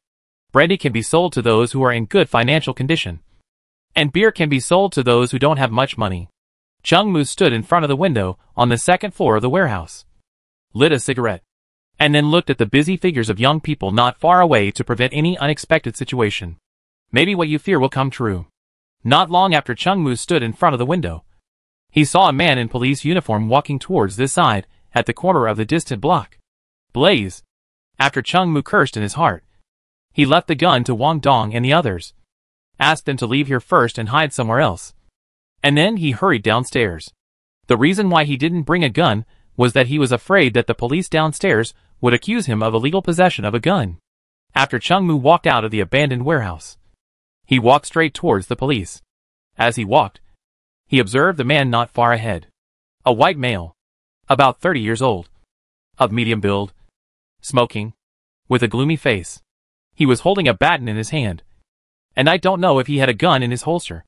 Chung Mu took a few glances and extracted this information. He had seen him near here before, and this man was indeed the police officer in charge of this area. When he and the policeman got close to a certain extent, Chung Mu took the initiative to greet him with a warm smile on his face. Officer, is there anything I can help you with? Stop talking nonsense. You are their leader? The policeman slapped his baton in his hand and looked up and down at Chung Mu, who was half a head taller than him. Chung Mu breathed a sigh of relief when he saw this scene. Not fighting right away means there is still room for maneuver. If the police had fought right away, Chung Mu would have been helpless. Except for the leaders of the 5 major gangs. No one dared to stand up to the police. If Chung Mu dared to fight back, he would definitely not be able to survive in this neighborhood. And he might even be exiled from New York City. If he dared to fight back, Chung Mu would not be fighting the person in front of him, but would be fighting against the entire violent organization. In order to maintain their dignity, the violent agency will never let Chung Mu go. Fortunately, this person did not take action directly. Chung Mu handed over a cigarette and pretended to be innocent and said, "Officer, I don't know what you are talking about." The policeman in front of him swung his baton and knocked the cigarette out of Chung Mu's hand. He stared at Chung Mu and said viciously, "Stop talking nonsense. Boy, you dare to sell illegal liquor in my territory. Do you want to die?" "Officer, I think there may be some misunderstandings in this matter." That's right. Sir, I can assure you that we sell drinks, not wine. If you don't believe me, I can bring you a bottle to try."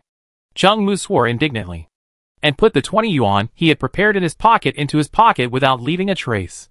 Then Chung Mu whispered in his ear, "Sir, wait until this weekend, and there will be another 100 yuan. It will be like this every weekend. The weather is so hot. We law-abiding residents want to donate voluntarily, so that you can buy some iced drinks to cool down." The policeman in front of him obviously didn't expect Chung Mu to be so generous. The reason why he came here was because someone reported to him that someone was selling illegal liquor here. The person who reported it described it in detail. The leader of the illegal liquor had a yellow face. He was good at both literature and martial arts, and he looked very handsome. He wanted to come and see who was so blind and dared to sell illegal liquor here without any background. But he didn't expect to get an unexpected surprise. After receiving the high-temperature subsidy, his face was obviously much softer. Ahem. Whether we sell drinks or alcohol is not up to you to decide. Understand? I understand perfectly well. Sir. Chung Mu hurriedly handed him another cigarette. And this time he took it. Sir, we are all legitimate gangs in this neighborhood. No. We are legitimate people. Do you think we sell drinks or? Well, I don't think you guys can get any alcohol to sell. So you can sell drinks. But if you dare to sell something illegal, don't blame me for turning my back on you. Yes. You are absolutely right. Hey, sir, won't you stay a little longer? Okay, fine. Then take care. I'll come on the weekend. Ahem. Come to my house for dinner on the weekend. 256 Grand Avenue. Okay, brother. After sending this man away, Chung Mu breathed a sigh of relief. Fortunately, he still had some money left. Otherwise he would have been helpless. As for the $100 a week, it was nothing to Chung Mu. Once they get the liquor business rolling, they can make hundreds of dollars a day just from the people in this neighborhood. And no matter which neighborhood you are in, you have to give a portion of the profit to the local person in charge. Otherwise, why would others protect you? It's actually good that the police came today. Chung Mu was worried about this matter from the beginning. Now he has solved it without any danger, and he can do it boldly in the future. There are no other large gangs in this neighborhood. Chung Mu has made a good start in the right way. He only needs to maintain good relations in the future. As his business gets bigger, he can buy more people.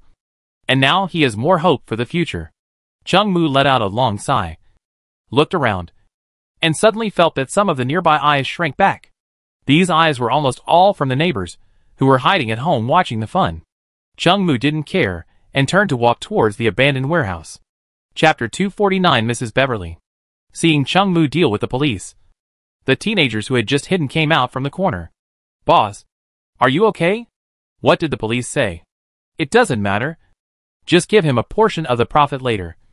It's nothing compared to what we earn. Hearing Chung Mu speak, they immediately breathed a sigh of relief. After chatting together for a while, everyone began to disperse and continue selling wine. This little episode did not have any impact on Chung Mu's mentality. His goal was to unify the 5 major gangs, and the ups and downs he encountered in the process were not important to him at all. The night passed like this, and at 7 o'clock, they sold all the wine in their hands and made a huge profit. After counting the money earned today, Chung Mu asked someone to buy some food nearby. A dozen people in the abandoned warehouse ate fried chicken, drank a little beer that had been left just now, sat on the simple sponge mat, and chatted about life, feeling the happiness they had not felt for a long time. Boss, when we have money, we must buy a Cadillac. No, I think we should buy a house first. You are all wrong.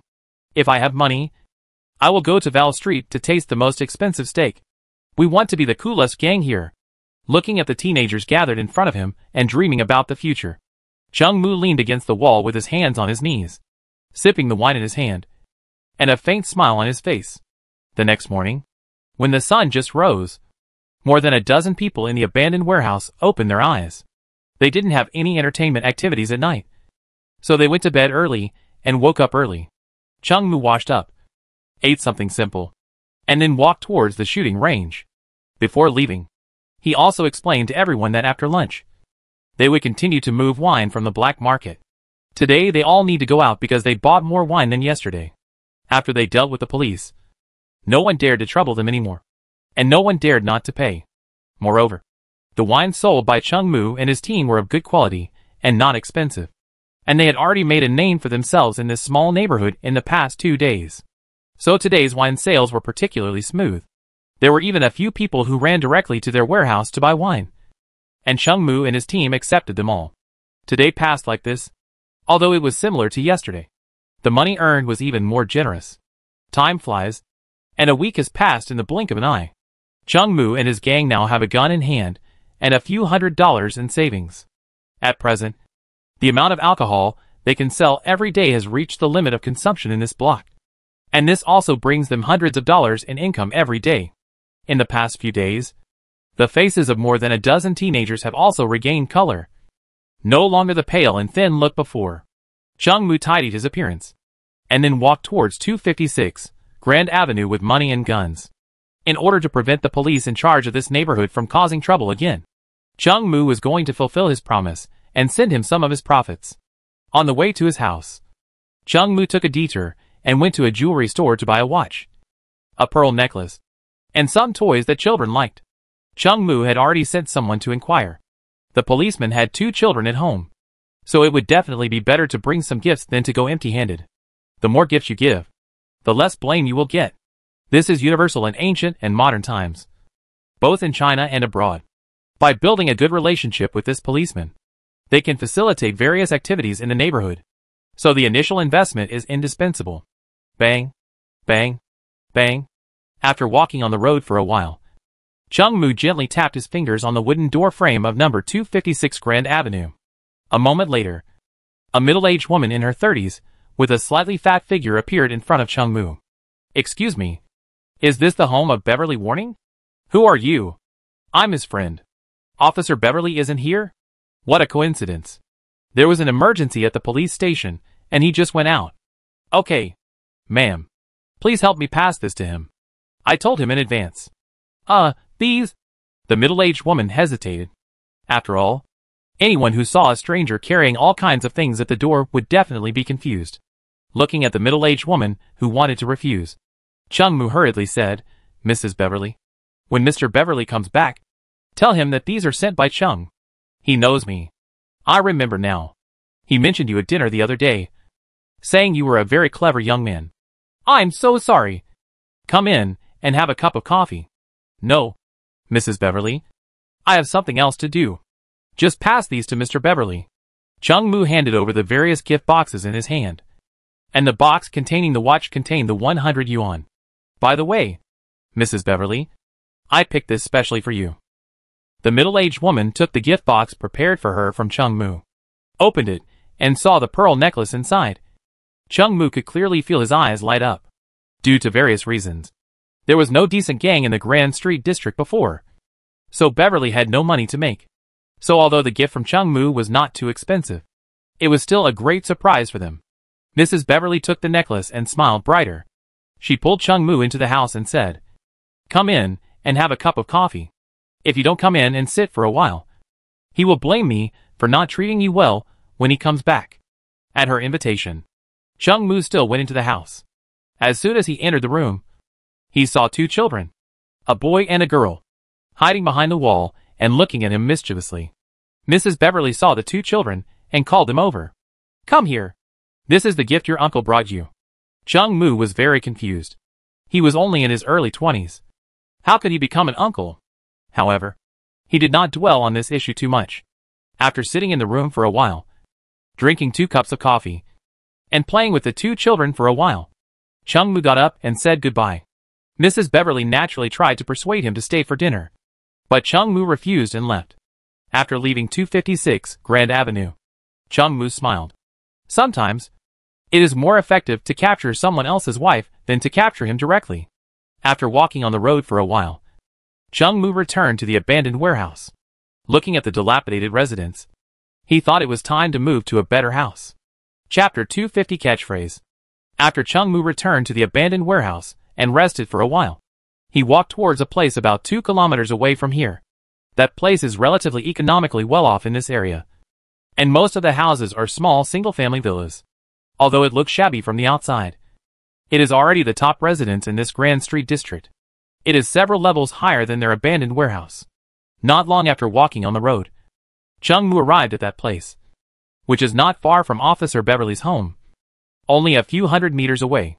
When he came here to do business before, he noticed that there were several houses with signs for rent or sale.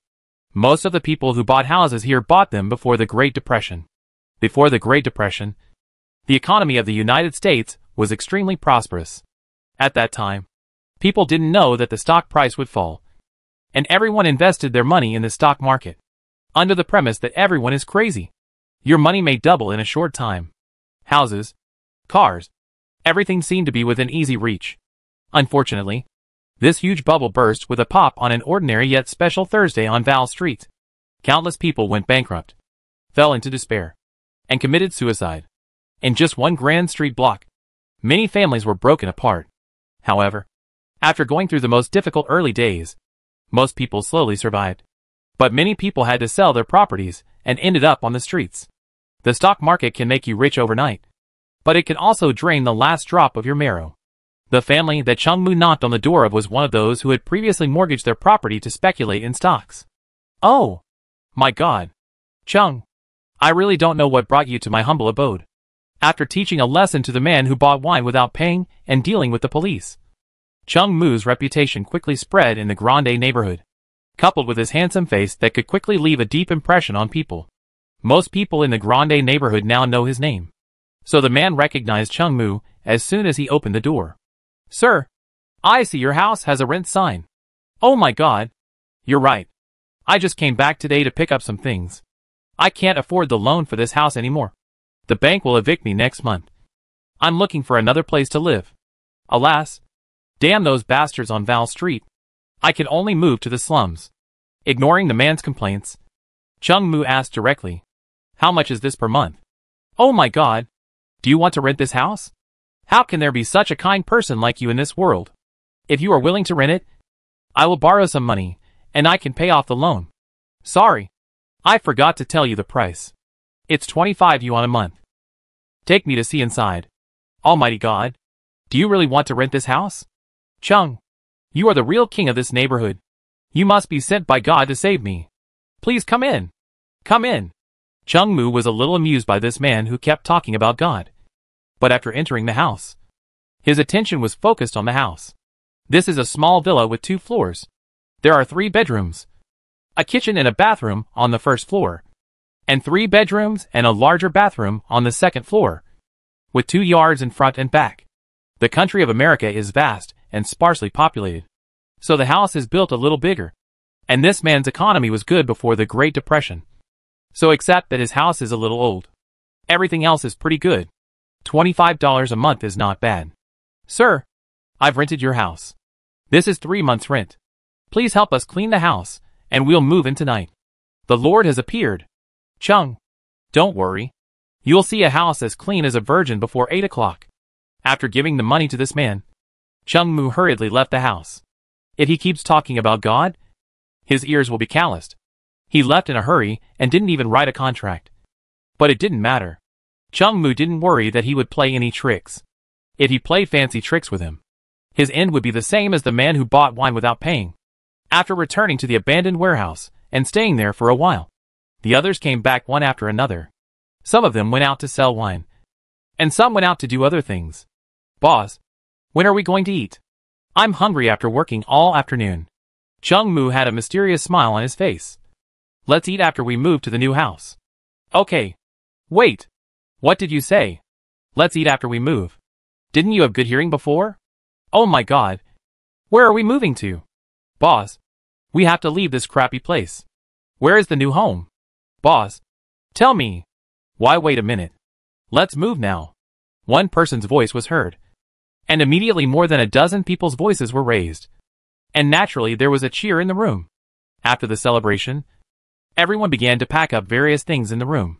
With the growth of economic strength, they also bought some things during this period. Unlike before, they had nothing but clothes. So they packed up a little slower than before. But there were not many things in total. And they were excited. In less than 10 minutes, all the things that needed to be taken away were packed. Unfortunately, it was only 6 o'clock, and they had to wait at least another hour. Chung Mu asked someone to buy some food.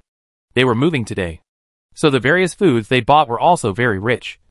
And the people in the abandoned warehouse ate with their mouths full of oil. After eating and drinking, they chatted in the waste warehouse for a while, and then walked towards the direction of their new home. More than a dozen people walked on the street in a mighty manner, and many people greeted them along the way. Most of these people are their clients, and their enthusiasm is evident on their faces. And Chung Mu and his gang nodded in response. Chung Mu and his gang are the most powerful gang in this neighborhood. So people here naturally want to have a good relationship with him. And they don't do anything to bully ordinary people. So they are quite popular. The knife in the hands of a real strongman is to swing at a stronger one. And Chung Mu's goal is to unify the 5 major gangs. Bullying the weak is too low class. And Chung Mu and his gang don't want to do it. A group of people were chatting and laughing on the road. And soon they arrived at the house that Chung Mu rented. Oh my God! You are finally here. I have cleaned the room for you. Here is the key to the house. Come in and take a look. I won't disturb you. The landlord handed the key to Chung Mu with a big smile on his face. Then turned around and left, bowing 3 times with every step. Chapter 251 Make a Sign. After Chung Mu and his group entered the new house, the young men were excited to touch and look around, as if they wanted to turn the whole house over. Ahem. Be serious. Listen to me. After walking around the house, Xiao Wu stood on the table in the living room on the first floor and said to everyone with a serious face, Take a shower and go to bed later. Otherwise I won't sleep with you. Do you hear me? I heard it and answered. Boss, you have to wash yourself too. Go to hell. Go wash your ass. Dad is waiting for you. Hey, you dare to talk back? I'm talking to you. Fuck. You dare to hit me. The people in the room started to fight again. And it lasted for half an hour before they stopped. Chung Mu was not much older than them, so he had a lot of fun playing with them. Okay. Everyone go take a shower quickly. We still have to work tomorrow.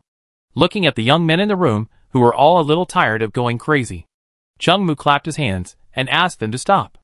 Okay, boss. I'll go first. By the way, boss, why don't we set up a fixed alcohol sales point? This way, we don't have to deliver goods one by one. I'm also thinking about this. Do you think we should set up one here or in the previous warehouse? I think it's more convenient here. The abandoned warehouse is too remote. I think this place is good. But will someone come to cause trouble? No one should come here. There are no other large gangs in our neighborhood. And the police boss has been dealt with. Yes. And we are near the home of Beverly Police. Even if someone comes to cause trouble, they won't dare to draw their guns openly. Chung Mu saw that everyone was willing to set up a small base for selling alcohol here. After thinking for a while, he agreed to this idea. Okay. We can set up a delivery port at the window tomorrow. And leave a few people at home to prevent anyone from causing trouble. Now, go take a shower and go to bed. There are still many things to do tomorrow. In the early morning of the next day, Chung Mu woke up early. He got up early and walked towards a hardware store. After walking for about half an hour, he arrived at the door and knocked on the wooden door. The owner of the hardware store was a bald, white, fat man in his 50s. He came to open the door sleepily and became energetic as soon as he saw the face in front of him. Chung, why are you here? Is there anything I can help you with? I'm sorry to bother you so early. I want to come over to make a sign. Here's the fee. You can just ask someone to tell me about this kind of thing. Why do you need to come in person? Oh my God. You gave me too much money. It's not worth it. Just consider it as compensation for waking you up from your sleep. Just help me use better materials. Okay. Thank you so much. What kind of sign do you need? A simple wooden sign will do, with the words beverages for sale on it. And the words must be big. Beverages for sale? Oh. Okay. The boss looked at Chung Mu with a look that everyone understood, and then invited him into the house. Please sit down for a while. I can make this kind of sign in half an hour. Chung Mu sat on a stool in the yard, chatting with the boss. After the two smoked a few cigarettes, the sign Chung Mu needed was also made. He took the sign in his hand and looked at it. It was about half a meter wide and a little short in height. The owner used a lot of materials, and it felt very textured in his hand. The wooden sign had 4 big characters written in red paint. Beverages for sale, which was very conspicuous and could be seen from a distance. Chung Mu thanked the owner and left with the sign. It was past 7 in the morning, and the shops on the road had already opened one after another. Chung Mu turned a corner and walked to a bakery that was quite famous in this neighborhood. The reason why it is quite famous is that it is the only bakery in this block. It sells all kinds of bread, dry baguettes, soft toasts, and if someone has a birthday, you can also order a beautiful cake in advance. However, during the Great Depression, only a few families on Grand Street could afford cakes. Chung Mu walked to the glass counter of the bakery. The owner was a handsome man in his 20s. When he saw that there were customers coming in early in the morning, he immediately smiled warmly. When he saw Chung Mu's face, the smile on his face became even bigger. He recognized Chung Mu, and he had bought wine from him several times before. Chung, you are here so early? Come and see if you need anything. I baked these this morning. Do you have apple pies? Bring me 3. Yes, but it will take about 20 minutes to be baked. No problem. Give me 3. And bring some others. Here. No need to change. Chung Mu handed over some money, and the bakery owner hurriedly took it. Chung, sit down for a while. I'll pour you a cup of hot coffee. Pie will be ready in a moment. Thank you. Chung Mu sat at the door of the bakery, drinking the hot coffee handed over by the boss, looking at all kinds of people on the street who were about to go out to make a living. Everyone would say hello to him when they passed by here, and he would nod in response. While he was dealing with everyone's greetings, He opened his skill page. Mastered skills. American II passive skill. Smooth tongue passive skill. American II level, LV 267 to 500. American II effect, can moderately increase the speed of drawing a gun and the accuracy of shooting. Glib level, LV 136 50ths. Glib effect, can slightly increase the chance of persuading others through daily practice of shooting. Chung Moo's American II skills have been improved. He can indeed clearly feel that his speed of drawing a gun and his accuracy have been improved.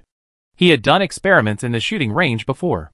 From pulling out the revolver from the holster on his waist to hitting the bull's eye 10 meters away. He can complete this operation in less than a second. However, after the American II is upgraded, it is not possible to increase the experience by hitting the red heart once. After testing, Chung Moo found that he could only get an upgrade after hitting 10 times. So he basically spent 2 hours in the shooting range every day in the past few days. And his arms were sore every day when he went home. Thinking of the shooting range, Chung Moo thought of the coquettish proprietress there. That butt is really big. But Chung Moo is not very interested in her. At present, the level of glibness has not been upgraded. But it will be soon. After gaining experience points, he can communicate with others more smoothly. And others can listen to what he says more. Sometimes he can bargain in the black market. Chapter 252. The skill of being eloquent is quite convenient to use in daily life. And it is useful in almost all scenarios. However, it is not as easy to increase the experience value of being eloquent as in American II. But it is only a matter of time for Chung Moo to upgrade this skill. After sitting on a chair at the door of the bakery for a while, the 3 apple pies that Chung Moo needed were baked. After thanking the boss, he carried a lot of things and walked towards home. On his way home, Chung Moo deliberately went to Officer Beverly's house and knocked on the door.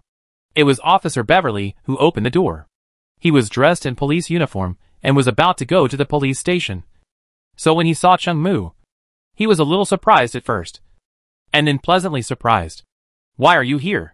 He showed Chung Moo the new watch on his hand while speaking, and he was obviously very satisfied with the gift. "Also, why did you leave without even eating yesterday? Come to my house tonight. I'll ask your sister-in-law to prepare it in advance." Chung Moo naturally declined again, but he couldn't refuse the invitation. Even Mrs. Beverly and the 2 children came out to pull Chung Moo in. Under the invitation of the family, Chung Moo couldn't refuse and agreed immediately. He handed the apple pie in his hand to Mrs. Beverly. And Officer Beverly also saw the wooden sign in Chung Moo's hand. He looked at Chung Moo with an inexplicable smile on his face. "Ahem. The weather has been hot recently. And you selling drinks here can be regarded as a good deed for the residents. But you can't do anything illegal. I understand. Don't worry. I'll definitely come tonight." "I understand." After dealing with these things, Chung Moo returned home and brought everyone the freshly baked apple pie and bread. After everyone in the room finished their meal, they began to prepare for today's work. After Chung Moo rested in the room for a while, he went to the black market again. He was going to buy a car. Now they have a few hundred yuan in surplus in addition to their daily expenses. And there is still a batch of wine in the warehouse. Running around every day is not convenient without a means of transportation. Moreover, during the Great Depression, the price of cars in the United States dropped sharply, and you could buy a brand new Ford car for $300 or $400. Chung Moo walked on the road for 2 hours before reaching the entrance of the black market. After entering the black market, he went straight to the 3rd floor of the black market warehouse. There were much fewer people on the 3rd floor of the warehouse than on the 1st and 2nd floors. Basically, it involved the buying and selling of some large items. Chung Moo went straight to one of the bars and got straight to the point. He asked the teller, "Do you have a Ford Model A?" The clerk looked at Chung Moo in surprise. The Ford Model A is expensive. Although the man in front of him looks impressive, he is too young to be able to afford it. "What do you need?" "I want to buy one." "Wait a minute. Sir, please sit down first. I will check it."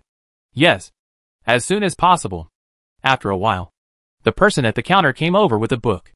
"Sir, we only have one second-hand Ford Model A in stock at the moment. But we have brand new models of other models." "How much is the second-hand one?" $250. "Sir, this car is in excellent condition. You won't be cheated if you pay $250. "Sir, what's wrong with you?" Chung Moo breathed a sigh of relief. "Nothing. Take me to see the car." "Okay, sir. Please follow me. Chung Mu followed the clerk to the yard behind the black market warehouse, where many cars were parked. These were all for sale. Some were sold to them by others, and some were stolen by others and sold as stolen goods. However, the Lucky Charlie gang has strong connections, and these cars have proper procedures regardless of whether they come from legitimate channels or not. In other words, if you buy a car here, basically there will be no accidents. The quality of the vehicles they sell is also very good, and the Lucky Charlie gang still has this reputation. Chung Mu walked around the car, then opened the hood to look at the engine. After confirming that the car in front of him was not a car that was soaked in water or burned, he bargained with the clerk. Finally, he bought this Ford model for 220 yuan. This car has a long front and is a 4-door model. It can seat 6 people in total in the front and rear rows, and 2 more if you squeeze in. The 4-cylinder water-cooled multi-engine provides this big guy with about 40 horsepower, making its maximum speed reach about 100 kilometers per hour. Although the driving experience is not comparable to modern cars, having a car as a means of transportation is already quite satisfying for Chung Mu now. After Chung Mu paid the money and left his information, the procedure was handled by Lucky Charlie, who charged an additional 50 yuan. They were very efficient and could come directly to get the procedure tomorrow. After handling all this, Chung Mu drove the car, left the black market warehouse, and started driving towards home. The journey that originally took 2 hours now only took 20 minutes. The teenagers in the house were all out doing business, so no one saw Chung Mu's newly returned car. Chung Mu had been busy for so long, so he laid down on the bed and took a nap. Boss, whose car is parked in the backyard? After an unknown amount of time, Chung Mu was awakened by Xiao Wu shouting. He got up from the bed and stretched. Don't make a fuss. It's parked here. Whose car could it belong to besides ours? Boss, where are the keys?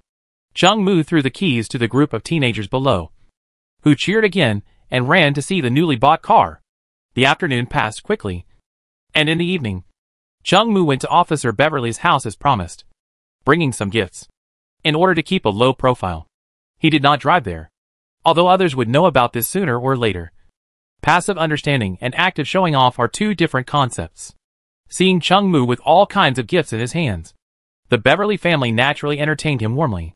After Chung Mu and Beverly got tipsy, they began to chat about various topics from all over the world. The relationship between the 2 quickly improved a lot, and they began to call each other brothers. After finishing the socializing, it was almost 10 o'clock. Chung Mu returned home, took a shower and prepared to go to bed. Xiao Wu and the others were still awake. They sat in the car, smoking and chatting, when everyone came back and saw the new Ford car that Chung Mu brought back. They were very excited and kept looking at it. The chatter in the house continued until midnight, and everyone slowly fell asleep. Chapter 253 Getting Ready. Time flies, and half a month has passed in the blink of an eye. During this period, Chung Mu's business has also entered the right track, and almost every household in the Grand Street district has become their customer. After Chung Mu had money, he did not even rent a house. He directly spent a sum of money to buy this house. As a time traveler, Chung Mu knew that the Great Depression would end in 3 years. At that time, as everyone had money in their hands, the value of real estate would also rise. So if they buy a few more houses now, it will definitely be a huge profit in the future. During this period, they bought another car, one for buying goods on the black market every day, and the other for staying at home to deal with various emergencies. With the increase of economic income, Chung Mu and his family's living conditions are getting better and better, and they live completely different lives from other residents in the Grande district. However, they enjoyed these quietly in their rooms and did not publicize them. After deducting various expenses during this period, Chung Mu and his team still have more than 2,000 yuan in working capital. This amount of money is already a considerable expense in this era. After all, an ordinary worker can only earn 60 to 80 yuan a month. Currently, the loyalty of the gang has increased to 63%. But Chung Mu has not gained any more skills. As for the skills he had acquired before, the glib tongue has been upgraded, and the American II is about to be upgraded to level 3. The current experience value has reached more than 200. Days passed one by one, until noon today, when a man came to buy wine.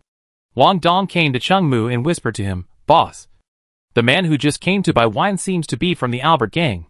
I have seen him before." As soon as Wang Dong said this, Chung Mu was immediately alert. The activity area of the Albert gang will not radiate to the Grand Street district. The fact that some of them came here means that they have already suspected Chung Mu of Ian's death. Who are you talking about? Has he gone far? Take me to see him. No. He just left. He should be nearby. Chung Mu hurriedly took Wang Dong out of the room. But unfortunately, he was still a step too late. They only saw the back of the man. And then the man got into a car and drove away. Boss, what should we do? Don't panic. Call everyone back first. And suspend business today. Okay. After half an hour, Wang Dong called back all the teenagers who were scattered outside. Everyone sat in the living room on the first floor. Their faces were a little solemn, but no one showed fear. Today, when Wang Dong was selling wine, he found a member of the Albert gang. If not unexpected, they have begun to suspect us and may even be ready to take action. What we need to discuss is whether to fight them or run away. As soon as Chung Mu spoke, the room fell into a brief silence. After a while, Xiao Wu spoke first. Boss, we know where their lair is. Let's go there in the dark tonight to fight them. I don't want to live the same life as before. Damn it. Let's fight them. I'm not afraid of death. It's just one life. 18 years later, I'll be a hero again. Fuck. These bastards. They were the ones who caused the trouble first. And now they dare to come to us. Boss, when do you say we're going to start? Chung Mu didn't respond immediately, but lit a cigarette, took a deep breath, and then slowly said, the Albert gang is not a concern.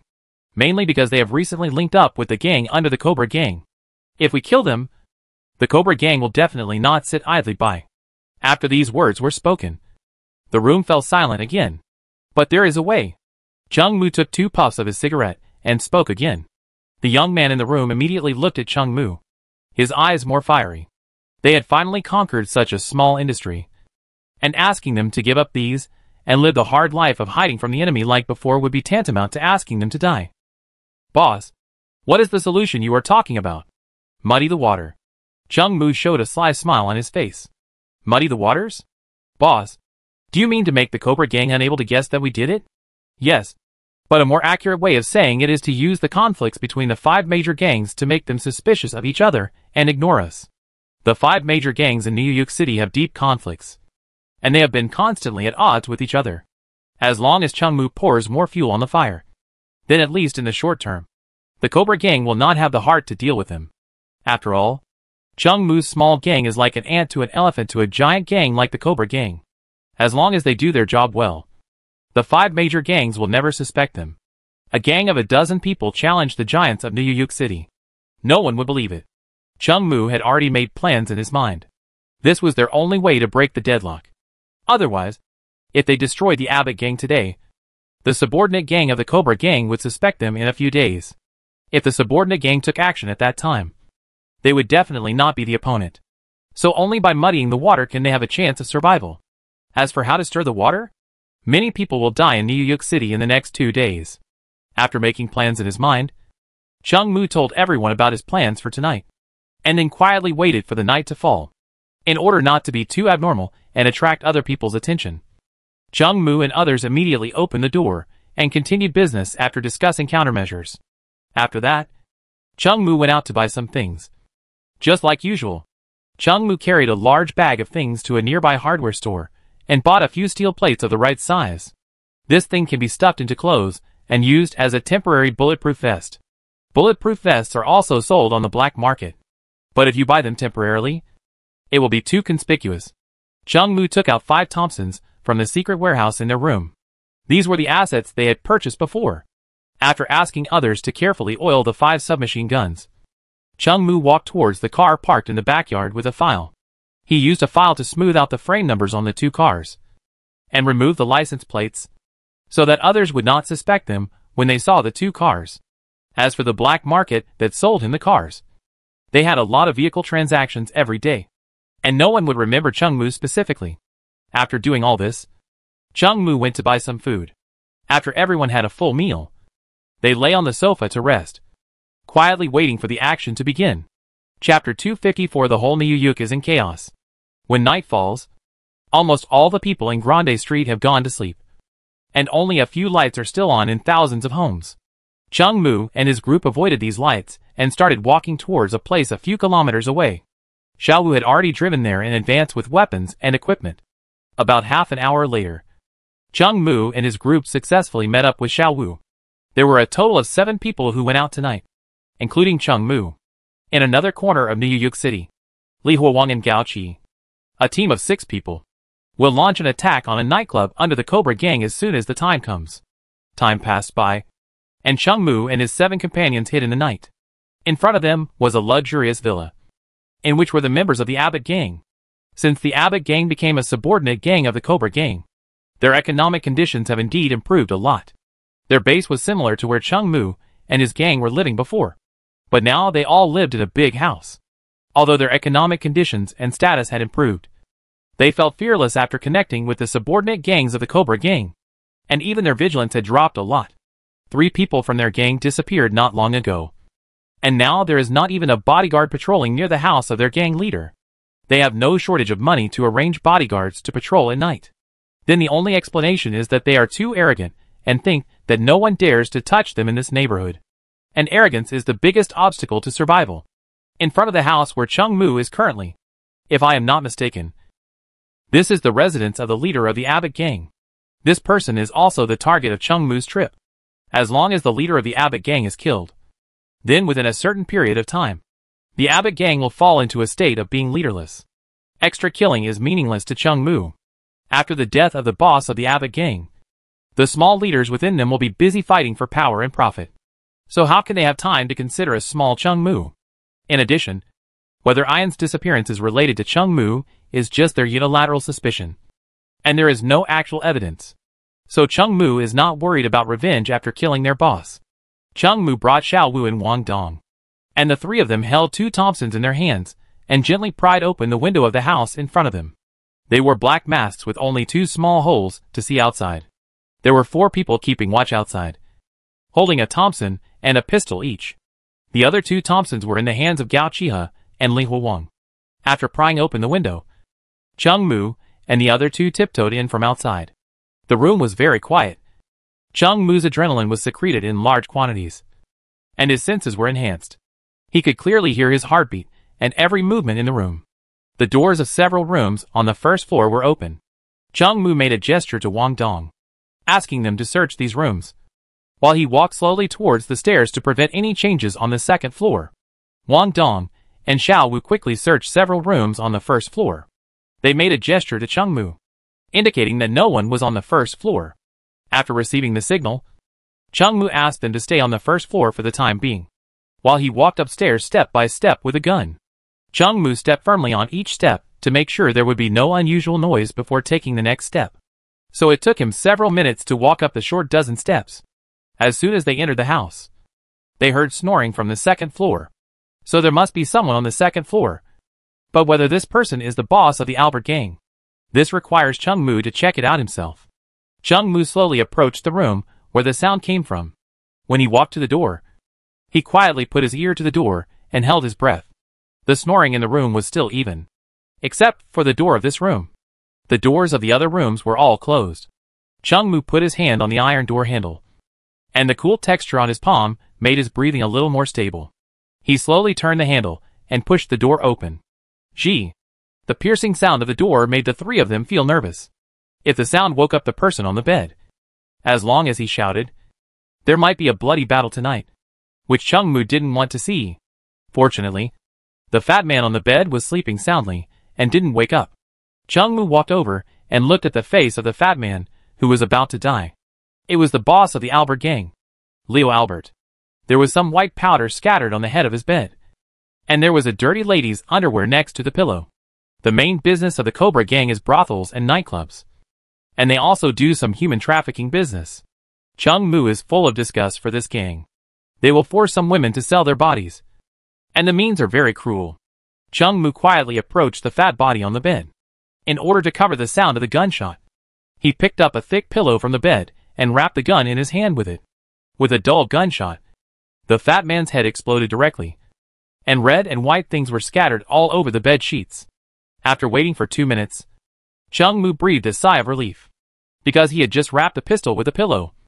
This assassination did not attract the attention of the gangsters living nearby. At this time, Wang Dong and Xiao Wu also followed up from the first floor. They leaned against the door and whispered, "Boss, how is it?" "Well, it's solved. Wait for me." Chung Mu took out a bright rose from his arms and placed it on the bedside. This is the usual method used by the Guns N' Roses gang after getting rid of their competitors. They use this behavior to show their dignity and let others know the consequences of offending them.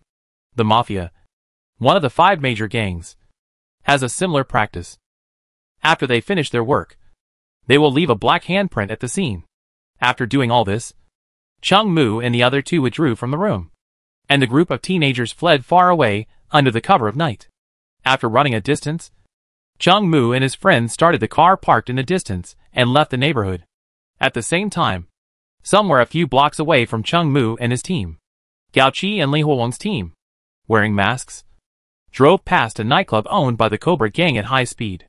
The people in the car rolled down the windows, took out the Thompson and fired wildly at the nightclub. When the bodyguards in the nightclub rushed out with guns, they had already disappeared into the night. After attacking the nightclub, they used the same trick again and attacked a pub owned by the Guns N' Roses gang. After killing the boss of the Albert gang, Chung Mu ran to the area where the Lucky Charlie gang lived and shot at some houses. When the lights in the house came on, Chung Mu and others had already gone far away. Only the angry Lucky Charlie gang members were left. The whole New York City was in chaos tonight. Chapter 255. It's done tonight. After doing all this, Chung Mu and his team took a long detour, avoiding the few intersections with cameras, and returned home. About half an hour later, Gao Qi and Li Huowang's 2 groups also finished their work and returned. "Boss, how is your side?" Li Huowang asked Chung Mu as soon as he got home. Chung Mu smiled evilly. "It's done tonight, since the operation was carried out late last night." Chung Mu and his team slept until noon the next day. After waking up, he simply washed up and ate something. Then Chung Mu went straight to the black market on Queens Road. He did not choose to drive, but chose to walk there. Although driving is convenient, they just drove 2 cars at home to make trouble yesterday. So Chung Mu still felt a little uneasy. And it was just after 11 o'clock now. If he drove there, the black market would not be open when he arrived. Another reason was that Chung Mu planned to buy another model of car today. Although they set out in the dead of night last night and deliberately avoided the road sections with cameras, the chances of the 5 major gangs finding them through the vehicle are very small. But in this kind of thing, the danger must be minimized, and there can be no carelessness. After walking on the road for 2 hours, Chung Mu arrived near the black market. He first went to the shooting range next to him to shoot a gun. The owner of the shooting range was still as coquettish as ever.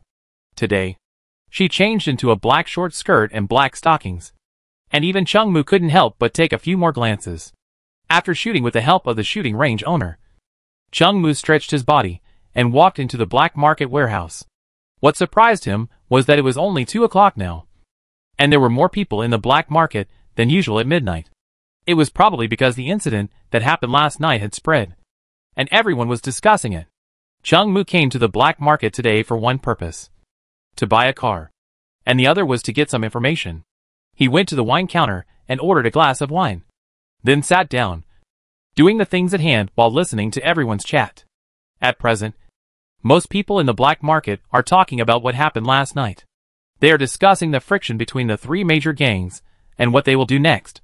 Chung Mu listened for a while, then stood up and walked to the 3rd floor. The direction of public opinion was exactly what he wanted. Everyone thought that this was an attack between the 3 major gangs. After all, no one would have thought that a small gang of more than a dozen people would dare to attack 3 of the 5 major gangs at the same time. After Chung Mu arrived on the 3rd floor, he asked the clerk to buy a small truck, and then he took some wine back.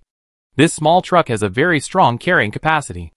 With it, I can go to Patrick Village to buy alcohol from the Black and White brothers.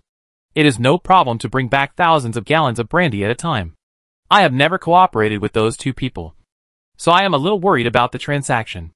However, under the temptation of doubling the profit, I can go and talk about it. Chung Mu paid the money for the car, and then bought a few Thompsons. Then he left the black market and drove to Patrick Village in Luther Street. Chung Mu was in a good mood along the way. When the Abbott gang woke up and saw that their boss was dead, They would never suspect Chung Mu. After all, in their minds, they were already subordinates of the Cobra gang. And a gang like Chung Mu. How could anyone dare to attack them? So under the influence of inertial thinking, they would definitely think that it was a gang stronger than them who did it. As for what the three gangs he attacked thought, Chung Mu didn't think too much about it. There are many smart people in their internal senior management. They can figure out that it is not necessarily the other families who did it. But they will never suspect Chung Mu. Because they have never listened to Chung Mu. Luther Street is very remote. And Chung Mu drove for an hour and a half to get there. He found Patrick Village according to the sign. It is called a village. But there are only a dozen houses. However, the houses of each household are very large, which can be regarded as a natural place for illegal business. Chung Mu put the pistol on his waist, got out of the car, and knocked on the door of the nearest house. The person who opened the door was an old man in his 50s, sucking on a pipe. After opening the door, he saw Chung Mu with a puzzled look on his face. Chung Mu handed him a cigarette and said, "Hello. I'm here to find Tommy and Will. I'm their friend." "Oh, you're here to find these two guys. Follow me. They're in the factory." After a brief conversation, Chung Mu followed the old man to the factory not far away. Chung Mu estimated that this so-called factory was where they brewed illegal liquor. After walking with the old man for a few minutes, Chung Mu entered a large warehouse, where he saw various distillation equipment for brewing liquor and a large amount of raw materials.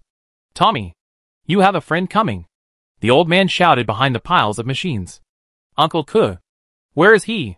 As the voice fell, Chung Mu saw a familiar face sticking out from behind the machine. It was the man he saw in the black market that day. "Chung, it's you?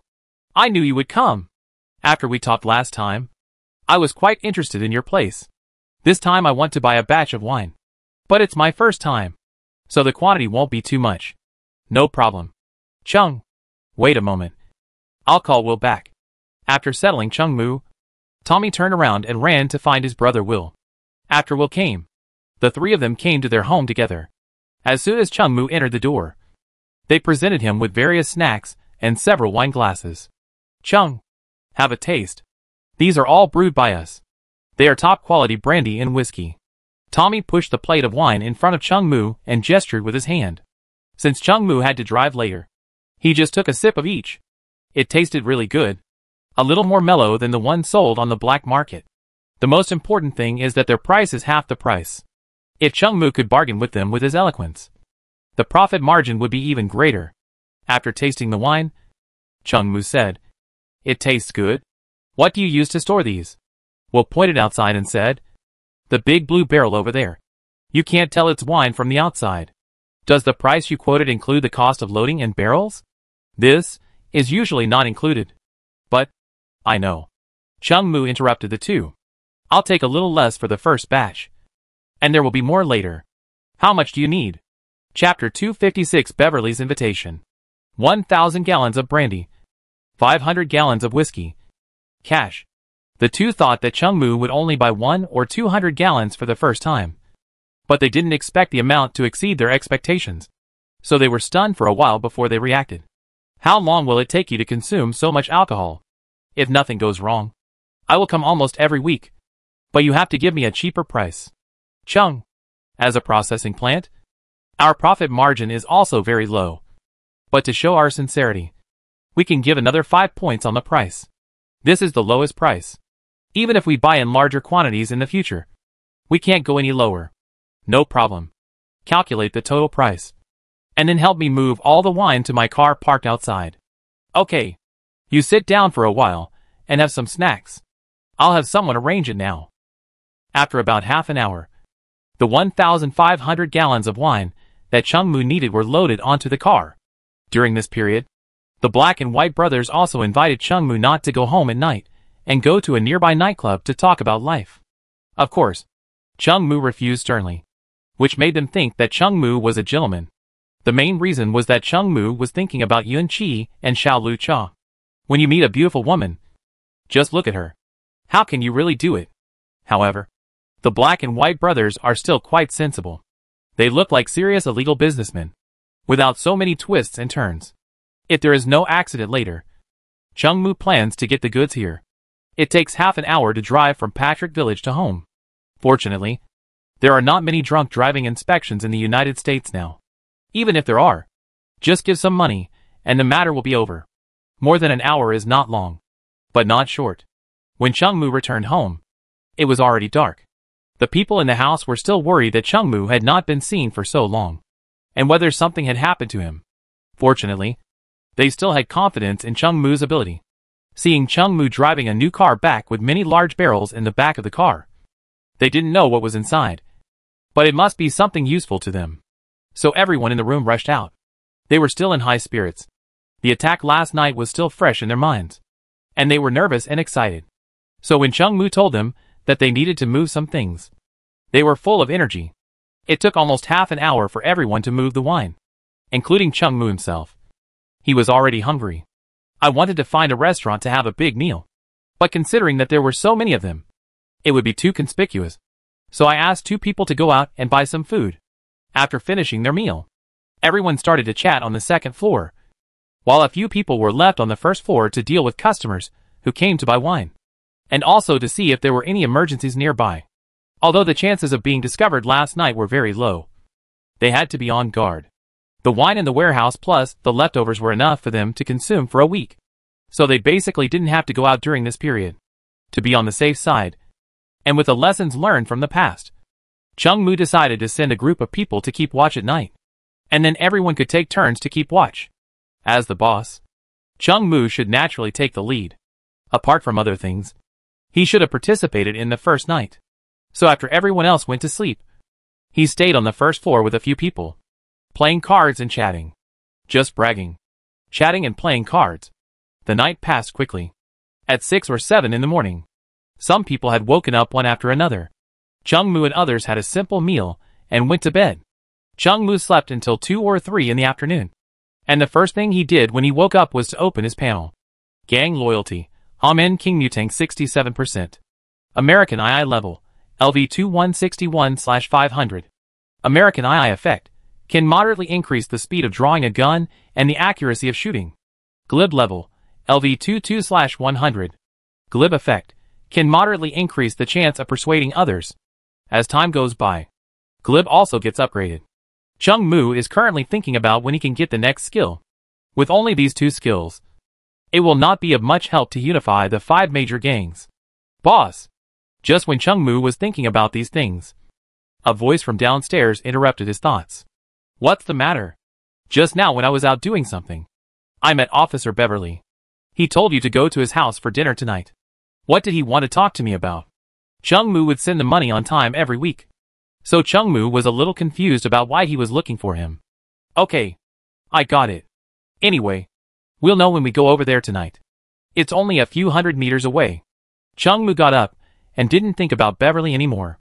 He washed up and ate some bread that others had bought in the morning. Then he drove the small truck he bought yesterday towards the shooting range near the black market. While driving on the road, he was also thinking about the development of the gang. Since their alcohol business has grown, some gangsters in the Grande neighborhood have also wanted to join their gang.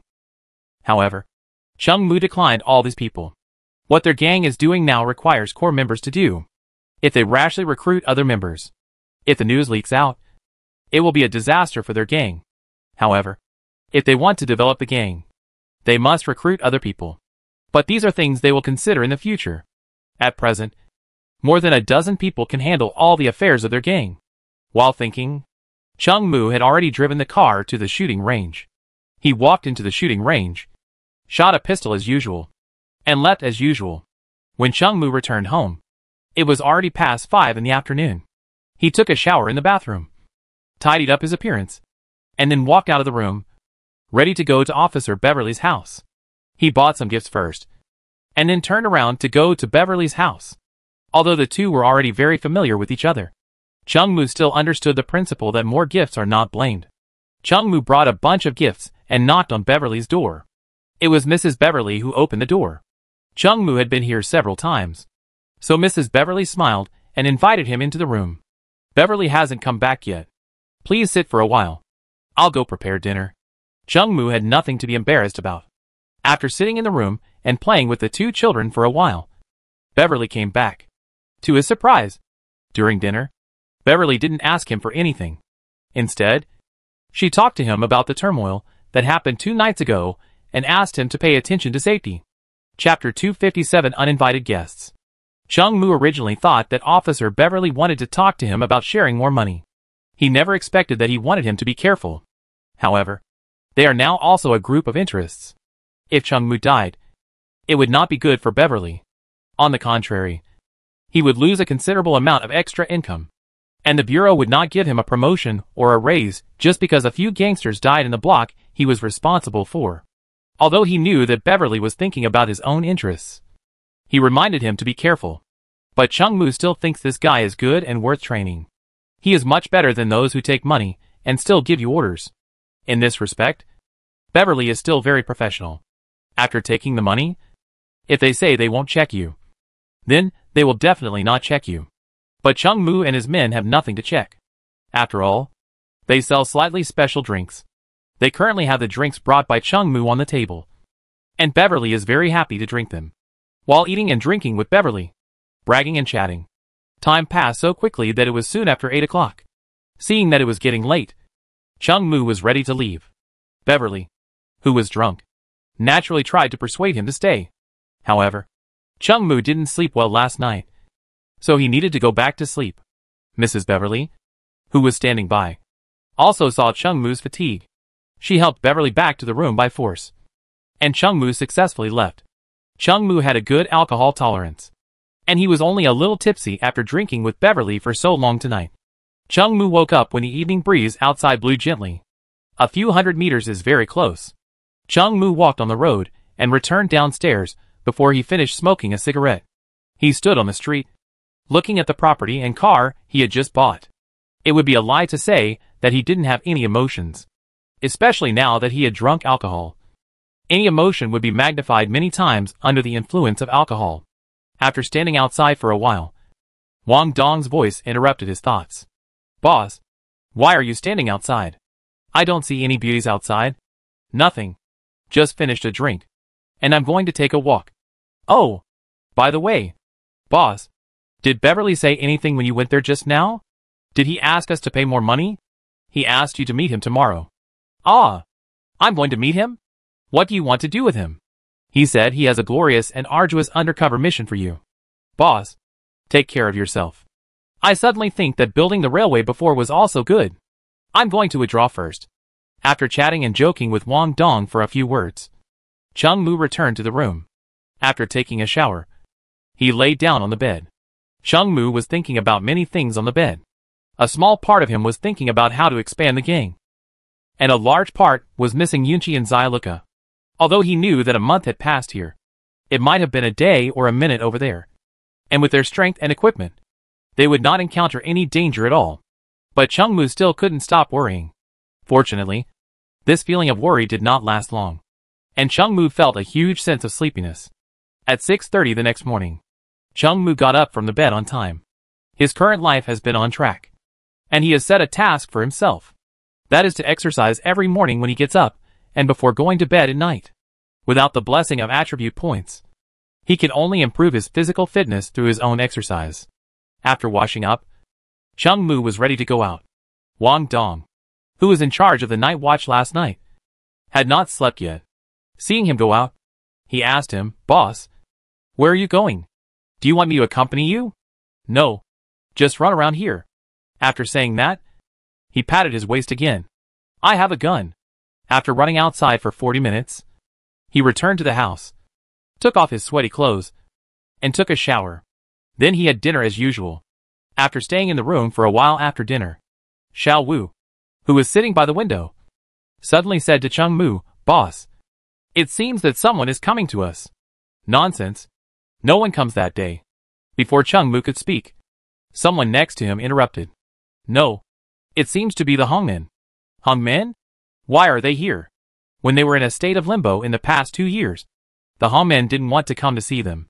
Now that things have just gotten better, the Hongmen people have come here because of the smell? Chung Moo estimated that they must be here for no good reason, and his face was a little unhappy. But they are still Hongmen members in name after all. And Chung Moo's main task also requires the unification of Hongmen. So he cleaned up his face and walked outside the room to prepare for the reception. A Ford car stopped in front of the house of Chung Moo and others. As soon as the car stopped, a young man who looked quite smart but not a good person ran down from the passenger seat. He respectfully opened the door of the back seat with one hand and placed his other hand on the door to prevent the person getting out of the car from hitting his head. Before anyone saw it, a shiny walking stick stretched out from the car. And then a shriveled Chinese old man in a Western-style tuxedo walked out of the car. The tuxedo looked a bit out of place on him. The old man had a sinister look. And he looked like a bad guy. He might have killed several people when he was young. As soon as he got out of the car, he said to Chung Moo, "Master Chung, long time no see. How are you doing?" His voice was strange, like the sound of a blade scratching glass. Chung Moo felt a bit sick when he heard the voice. But the smile on his face did not diminish. "Thanks to my seventh uncle, everything is fine. Do you still remember that I am your uncle? I thought you had forgotten about us old guys." "Uh-huh. I dare not. Damn. This old man." He started to be sarcastic after just a few words. Chung Moo had already cursed this old man in his heart. As a time traveler, he had no respect for these so-called gang elders. Just when Chung Moo was angry at his whole family in his heart, the old man said again, "Master Chung, I heard that your wine business is doing very well, and you can earn hundreds of yuan a day." "No. It's pure nonsense. No. I didn't believe it when I first heard it. I was wondering who was spreading rumors about you kids. But 2 days ago, I asked someone to come here to take a look. And then I found out that the rumors were indeed true. And even worse. When Chung Moo heard this, he almost understood that the old man wanted to extort money. As for how he knew that I was selling wine, Chung Moo couldn't verify it. There are so many people who come to buy wine from them every day. And it will spread quickly. And it can't be controlled at all. Chapter 258 3 Penalty Drinks. Chung Moo felt unhappy when he thought that he had to pay another tribute before making much money from his wine business. He said in a voice that was neither sad nor happy, "Those rumors are just rumors after all. I wonder if Uncle Seven has any advice for you this time." "Uh-huh. It seems that Master Chung is also a straightforward person. So I'll be frank. I don't dare to give you advice this time. But you must hand over a portion of the monthly profit of Qingmu Hall." "Oh, how much does Uncle Seven want?" 5,000 per month. Chung Moo felt like laughing when he heard this. How much does he have left after all kinds of expenses? This old man asked for 5,000, not afraid of slipping his tongue. When the young man behind him heard this, if Chung Moo hadn't given the order yet, they would have started.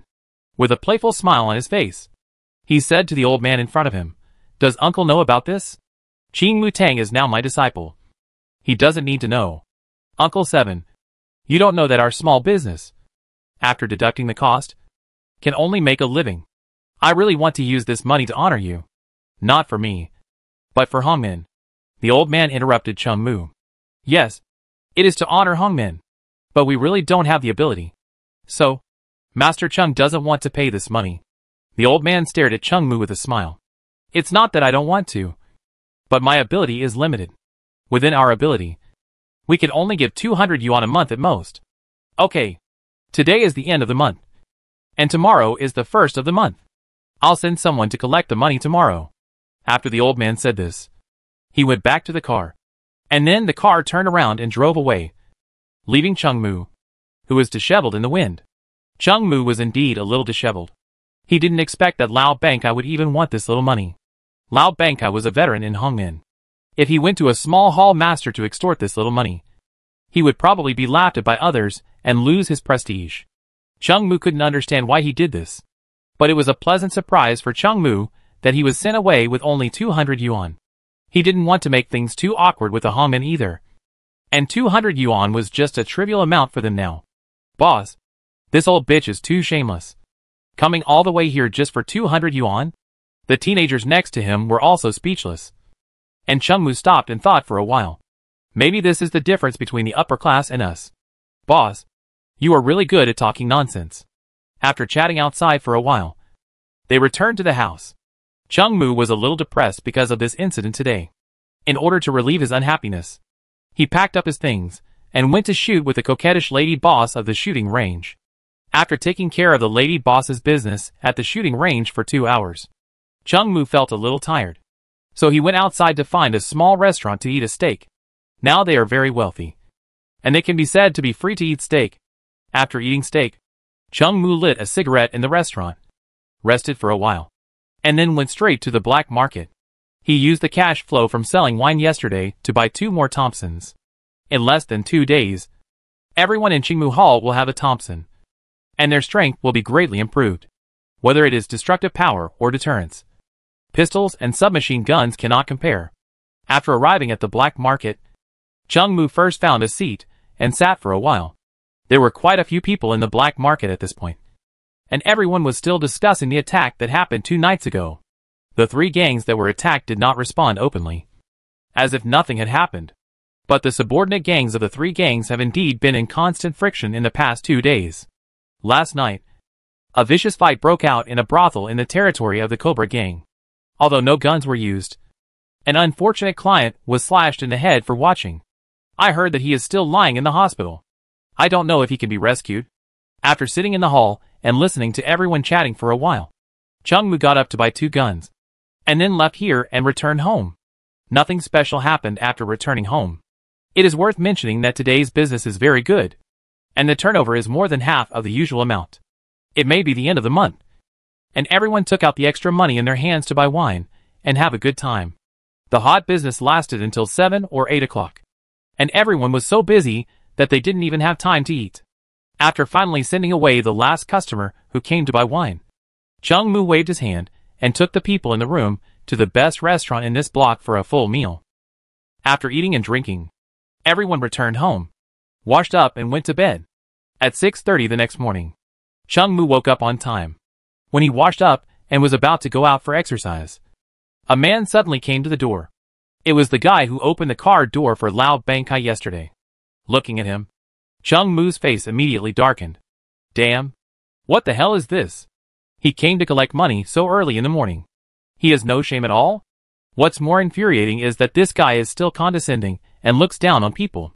Chung Mu's face was gloomy, and he shouted to the room, Xiao Wu, take out 200 yuan. Here it is. Xiao Wu ran out with 450 yuan bills in his hand. Boss, what's wrong? Why do you suddenly want money? When Xiao Wu saw the man he met yesterday, he was also a little speechless. No one would feel good if they encountered such a thing early in the morning. Chung Mu pursed his lips, and Xiao Wu walked over with the money in his hand and handed it to the man. You are smart. Bring the money yourself next time. Chung Mu saw Xiao Wu was about to fight after hearing this, and was about to speak out to stop him. But before he could open his mouth, he heard a loud slap. Fuck you. Who the hell are you? How dare you point fingers at us? We joined Hongmen before, and we also received the favor of uncles and aunts. What the hell are you? Xiao Wu cursed while punching and kicking the person in front of him. Chung Mu stood where he was, not planning to go up to stop the fight. It was mainly Xiao Wu who was beating him unilaterally, and he even threw a few beautiful flying kicks in the air. Seeing Xiao Wu was so devoted to the fight, Chung Mu couldn't bear to stop for a moment. After a few minutes, Chung Mu saw that the fight was almost over, and it would be troublesome if he continued. So he immediately rushed over and pulled Xiao Wu away. Stop! Xiao Wu! What are you doing? How dare you hit our guests? You are getting more and more daring now. This kind of behavior must not be forgiven lightly, and must be severely punished. But considering that you are still a child after all, you should drink 3 glasses of wine tonight. Chapter 259 No Manners. After severely reprimanding Xiao Wu, Chung Mu hurried over to help the man said by Uncle Chi. Brother, are you okay? Alas, my subordinates are becoming more and more ignorant now. It's all my fault for not managing them well. Please go back and tell Uncle Chi for me. I will definitely reflect on it. It was not known whether he was beaten by Xiao Wu or angered by Chung Mu's words. After Chung Mu finished speaking, the man could no longer hold back and spit out a mouthful of blood. Chung Mu held his arm, turned around with a sad face and said, Xiao Wu, you too. It's rude to beat someone up like this. Go get some band-aids. The man who was beaten felt that if he wasn't beaten to death, he might be angry to death. After glaring at Chung Mu, he left without saying anything harsh. Go in. Seeing the people said by Uncle Chi go far away, Chung Mu turned around and said to Xiao Wu, you all, stop looking. Go to bed if you need to. The people in the room heard the noise and leaned against the window to watch the excitement. Chung Mu also scolded them and told them to go to bed quickly. Boss, I hit him in a moment of impulse just now. It won't be a problem. If there is a punishment, I will bear it myself. It's okay. Don't worry. Chung Mu patted Xiao Wu's shoulder, paused, and continued, don't you think this is strange? Boss. What do you mean? Although Uncle Seven is the least popular among the uncles of Hongmen, he is still a veteran. How could he be short of such a small amount of money? Why would he want to blackmail us? Boss. I don't quite understand why they would do this. Alas, maybe there is some change in the upper echelons of Hongmen. It is hard to say whether Uncle Chi was deprived of power. After all, with his selfish character, the other elders are also dissatisfied with him. But these things have nothing to do with Chung Mu and the others. Chung Mu should now consider doing his own thing, and how to develop and expand his gang. This is what he should think about. After this incident in the morning, Chung Mu didn't plan to go out for a run. It was good to exercise at home. It seemed that today was Mrs. Beverly's birthday. Chung Mu accidentally heard their children mention it when they were having dinner at their house 2 days ago. You can ask about it at around 8 o'clock. If it is true, Chung Mu must express his opinion. Apart from anything else, having Beverly's protection can save them a lot of trouble. And if there is any surprise action from above, Chung Mu can also take advantage of the proximity and get the news in advance. After doing push-ups and various exercises at home, Chung Mu took a shower, ate a simple meal, and walked towards Beverly's house. It was Mrs. Beverly who opened the door for him. Beverly had already gotten up early to go to work. Madam, if I remember correctly, today should be your birthday. Right? Oh, Chung. How did you know? Mrs. Beverly's eyes were obviously a little surprised. I heard them talk about it occasionally a few days ago. Chung Mu pursed his lips and pointed to the 2 children behind Mrs. Beverly. By the way, I've already ordered a cake, and the bakery will deliver it tonight. I'm so sorry. Why don't you come with me tonight? No, ma'am. I have something else to do tonight. Why are you so busy that you don't even have time to eat? Chung Mu made up an excuse and left. It was mainly because it was someone else's birthday, so he could just send some gifts. It would be awkward to butt in. Besides, they hadn't invited him before. Maybe they had other guests coming tonight. After leaving Beverly's house, Chung Mu went to the bakery to order a beautiful 3-layer cake, and asked the bakery owner to deliver it to Beverly's house in the evening. Then he went to choose some gifts, and asked someone to deliver them in the evening. After doing all this, Chung Mu drove to the black market. During this period, there was nothing much to think about. Every day, he just had to accumulate some original capital by selling alcohol, and then buy some things for the gang, and then expand his gang. As for the Abbott gang, they are now too busy to take care of themselves. And the gang above them certainly didn't expect that it was Chung Mu who attacked and killed their boss. Chung Mu went to the black market to shoot, bought some things and came back. And a day passed like this. Time flies, and in a blink of an eye, another half a month has passed. During this period, the people of the 7th uncle did not come to trouble them again, and Chung Mu was naturally happy to be quiet. At present, everyone in their gang has a Thompson, and their gang has recruited 2 more people. The 2 men are white. They knew each other before, and were friends who played together. They were quite familiar with each other. It is better to recruit 2 familiar people than to just find someone in the neighborhood. However, after these 2 people joined the gang, they certainly could not get involved in the core affairs at the beginning. They could only start with some errands. Chung Mu also bought a small villa next to this house during this period. The 2 people will live in it temporarily, and they can move in later if they recruit more people. Chung Mu originally thought that it was a bit crowded here, so he asked if anyone was willing to live over there.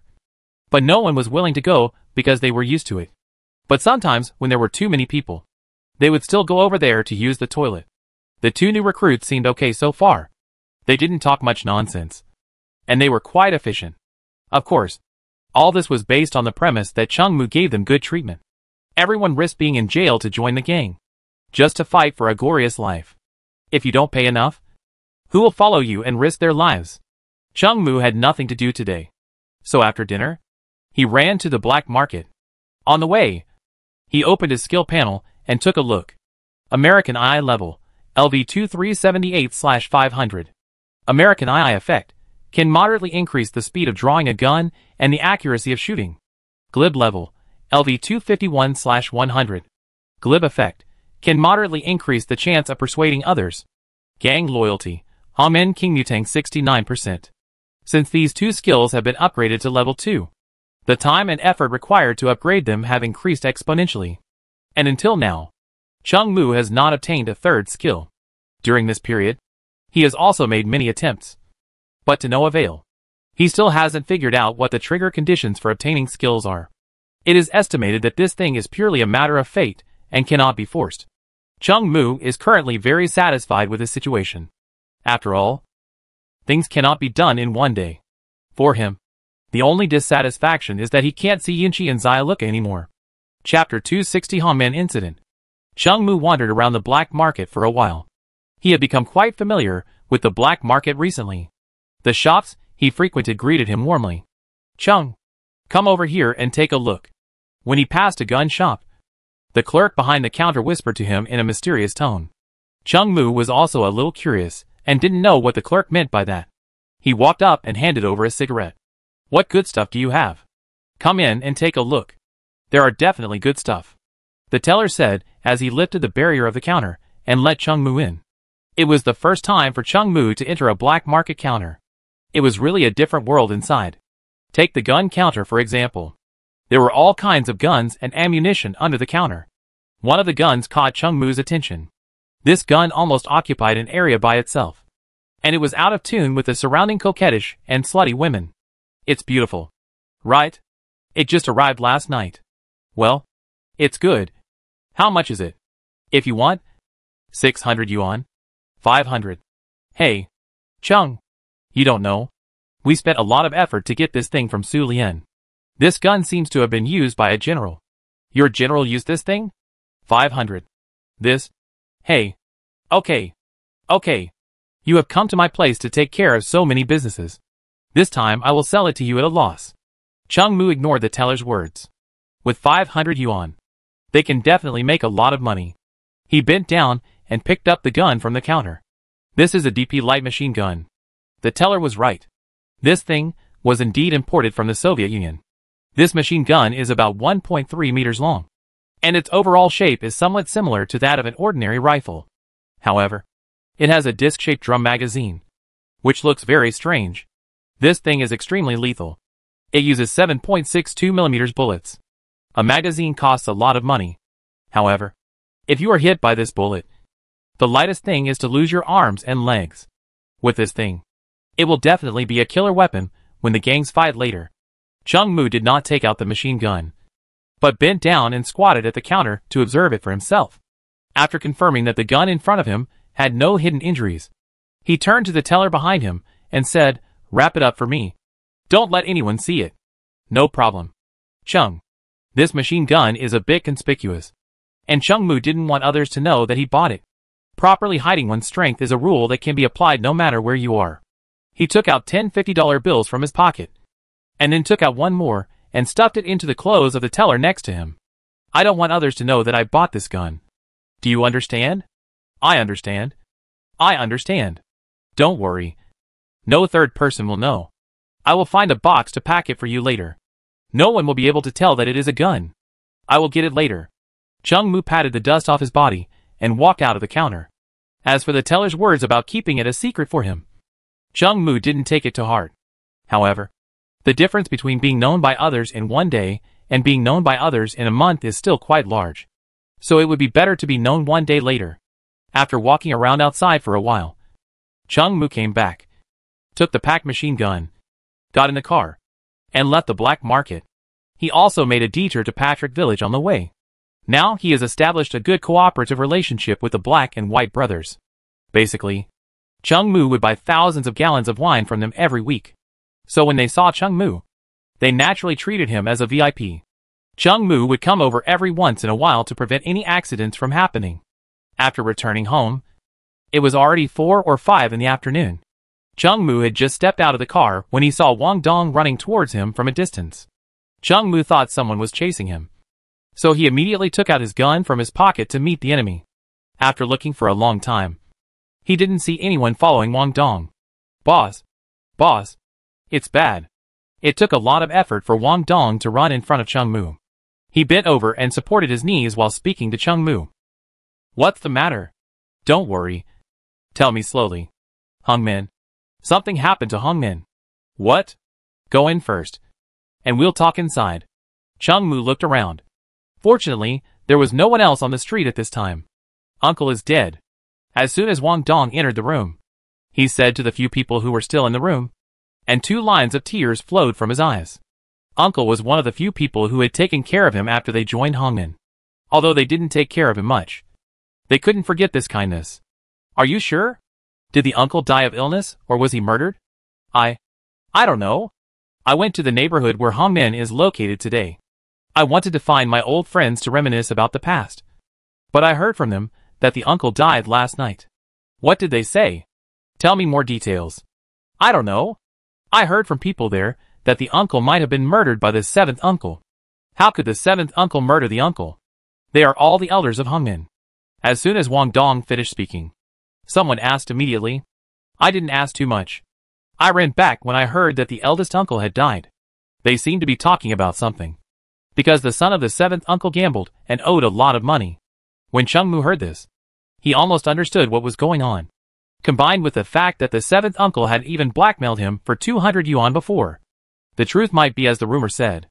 In order to pay off his son's gambling debts, he tried every means to get money. Then, after being discovered by the eldest uncle, there was a conflict between the two, and he ended up killing. With the character of the 7th uncle, he could do such a thing. Another possibility is that the debtor instructed him to kill the eldest uncle. There is no wall that is impenetrable. The 7th uncle's ugly eating behavior some time ago probably had people suspicious of him. Now that such a thing has happened, once public opinion rises, it will not be so easy to put it out. Boss, what should we do? Do you want to avenge your uncle? How can we do that? A dozen of us can't defeat Uncle 7. Now everyone says that Uncle 7 killed your uncle, and no one will help him anymore. Damn. Uncle 7 is really a nobody. I felt he was nothing the first time I saw him. It's useless to say these things now. Let's think about what we should do. Stop talking for now. Let me think about it. We'll operate normally later. Don't let people see anything unusual. Don't show everything on your face. Seeing everyone talking at once, Chungmu spoke up to stop them. Chapter 261. Fortunes are sought in danger. Chungmu ignored the suggestions of the people in the room. He went straight to the 2nd floor and locked himself in the room. Chungmu felt bad that his uncle died, but it was a fact and could not be changed. What Chungmu needed to consider now was how to deal with this matter. Wang Dong and Xiao Wu could take time to grieve, but Chungmu could not. He had to think about how to develop the gang, and he had to complete the tasks assigned by the game. The unexpected death of the uncle is an opportunity for Chungmu. Chungmu's mission is not only to unify the 5 major gangs, but he must first unify the Hongmin. Now that the uncle is dead, the Hongmin is in a state of being leaderless. Although he is only a hall master at the bottom of the Hongmin now, wealth and honor are sought in danger if he does not take action now. When the Hongmin elects a new leader, he will fight for power at that time, which will only be more troublesome. So he must seize this fleeting opportunity. The top leadership of Hongmin is currently in a power vacuum. If he tries, he may not succeed, but at least he can show his face. This will also help his later actions. Anyway, the only uncle who has done them some favors is dead. Even if the other elders are unhappy with Chungmu because of this incident, the result will not be too bad. The other elders have no relationship with Chungmu and others, so he doesn't need to care about their thoughts. After figuring this out, Chungmu got up and went to the bathroom to wash his face, then turned around and walked downstairs. Bring your weapons and follow me. Boss, where are you going? Hongmin Council Hall. The Hongmin Council Hall is where the Hongmin gang members and the elders discuss gang affairs. If everything is really as Wang Dong said, then at this point, the Hongmin elders must be in the council hall.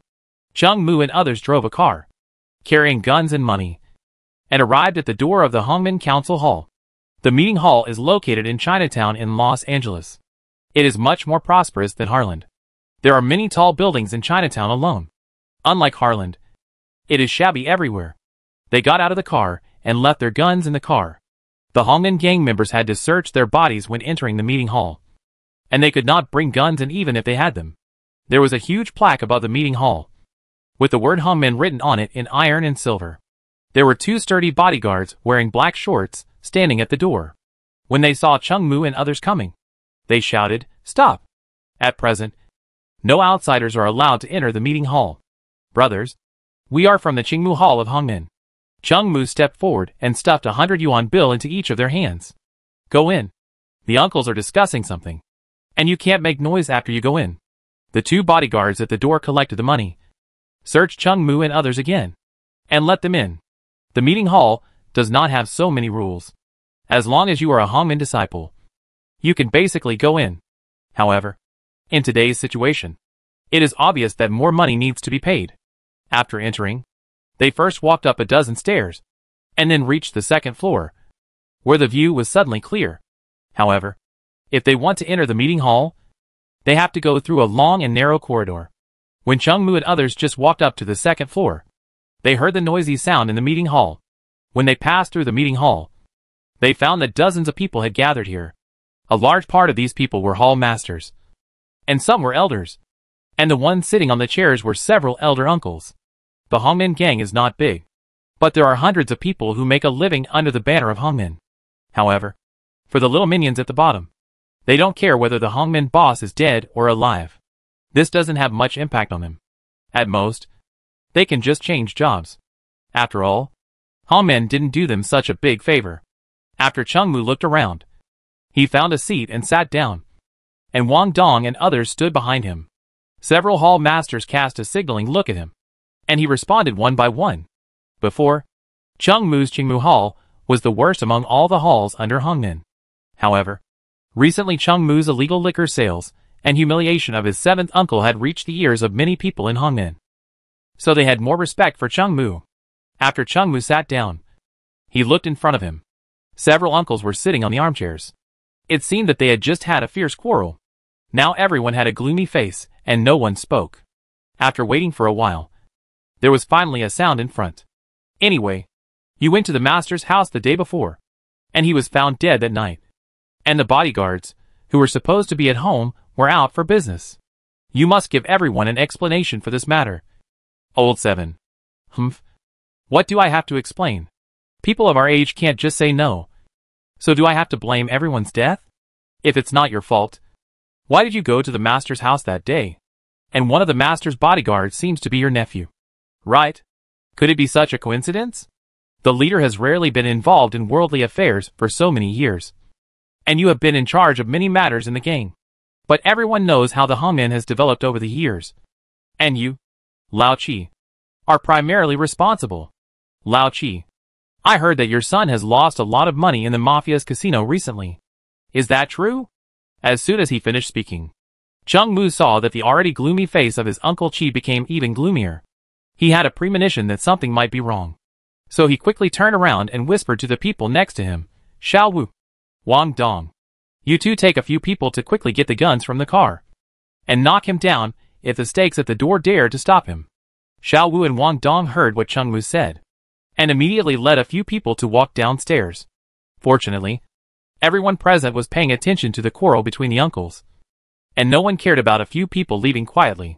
What? No longer talking? Old 7. I now have reason to suspect that you colluded with the mafia to kill the leader. And I heard from the people below that you have been thinking of ways to extort money recently. Did you use this money to pay off your son's gambling debts? Oh, your disappointing son should have been ruined long ago. Shut up.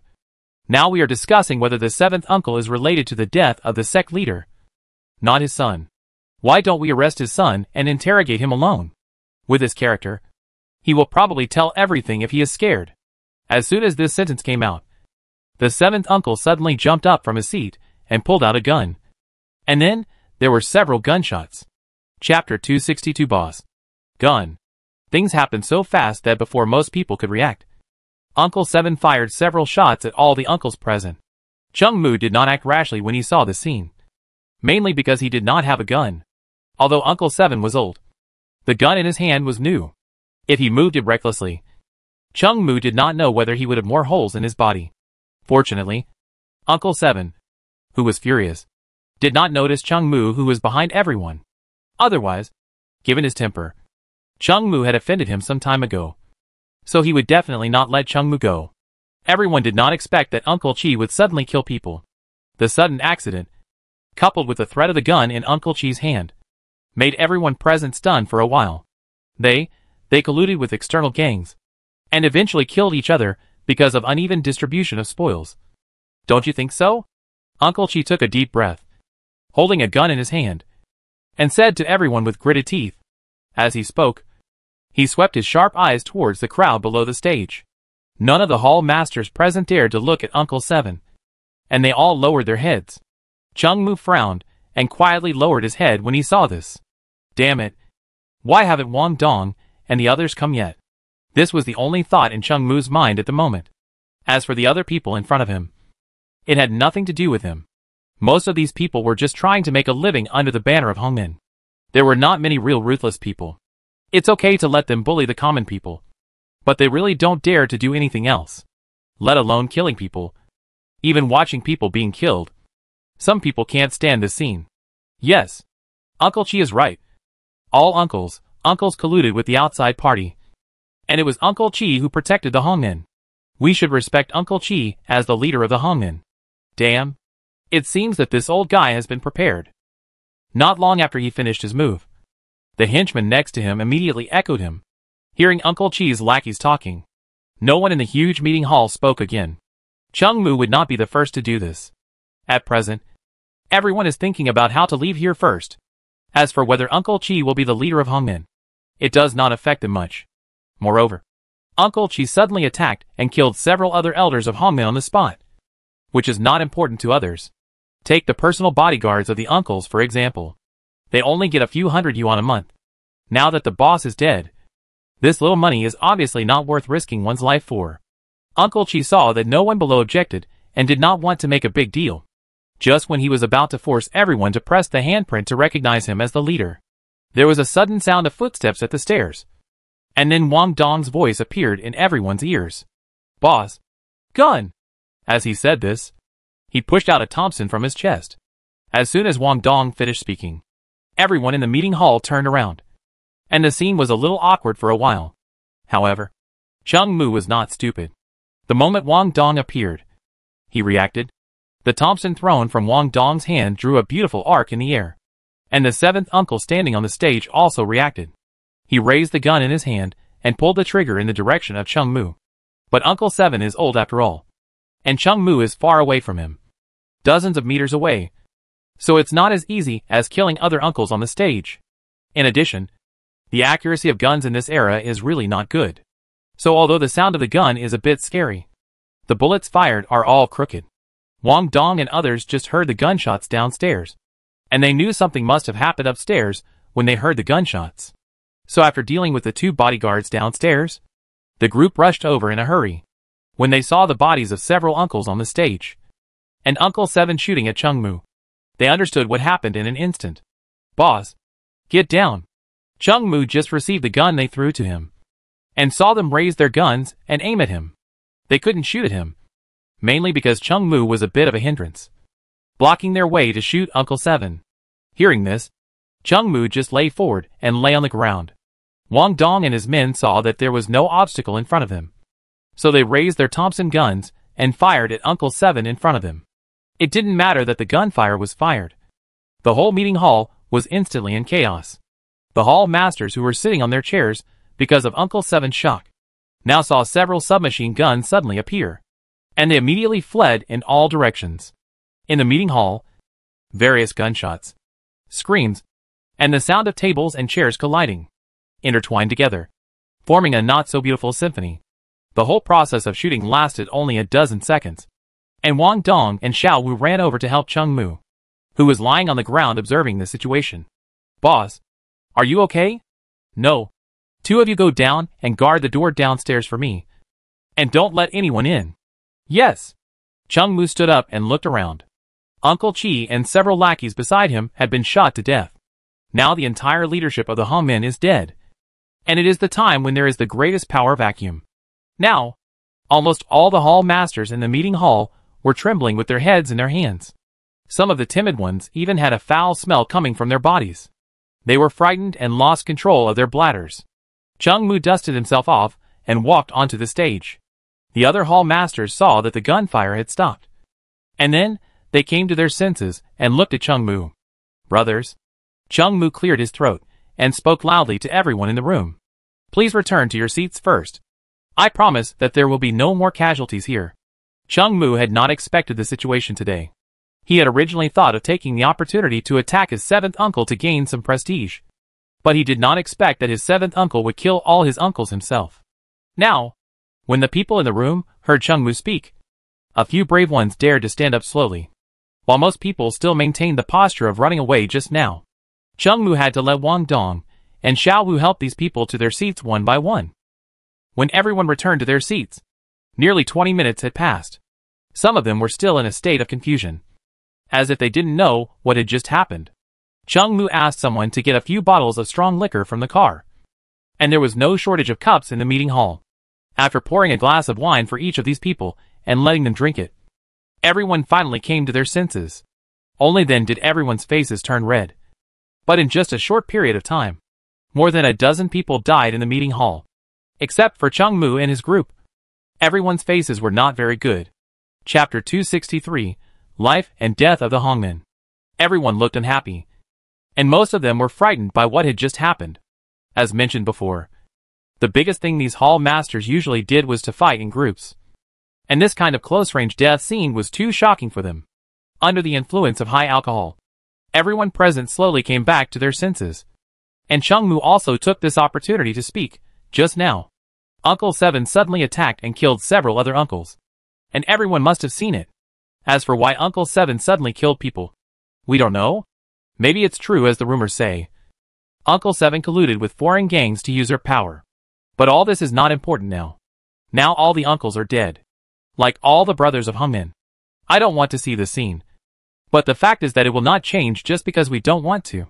We have an old saying that a country cannot be without a king for a day, and Hongmen is now in a state of being leaderless.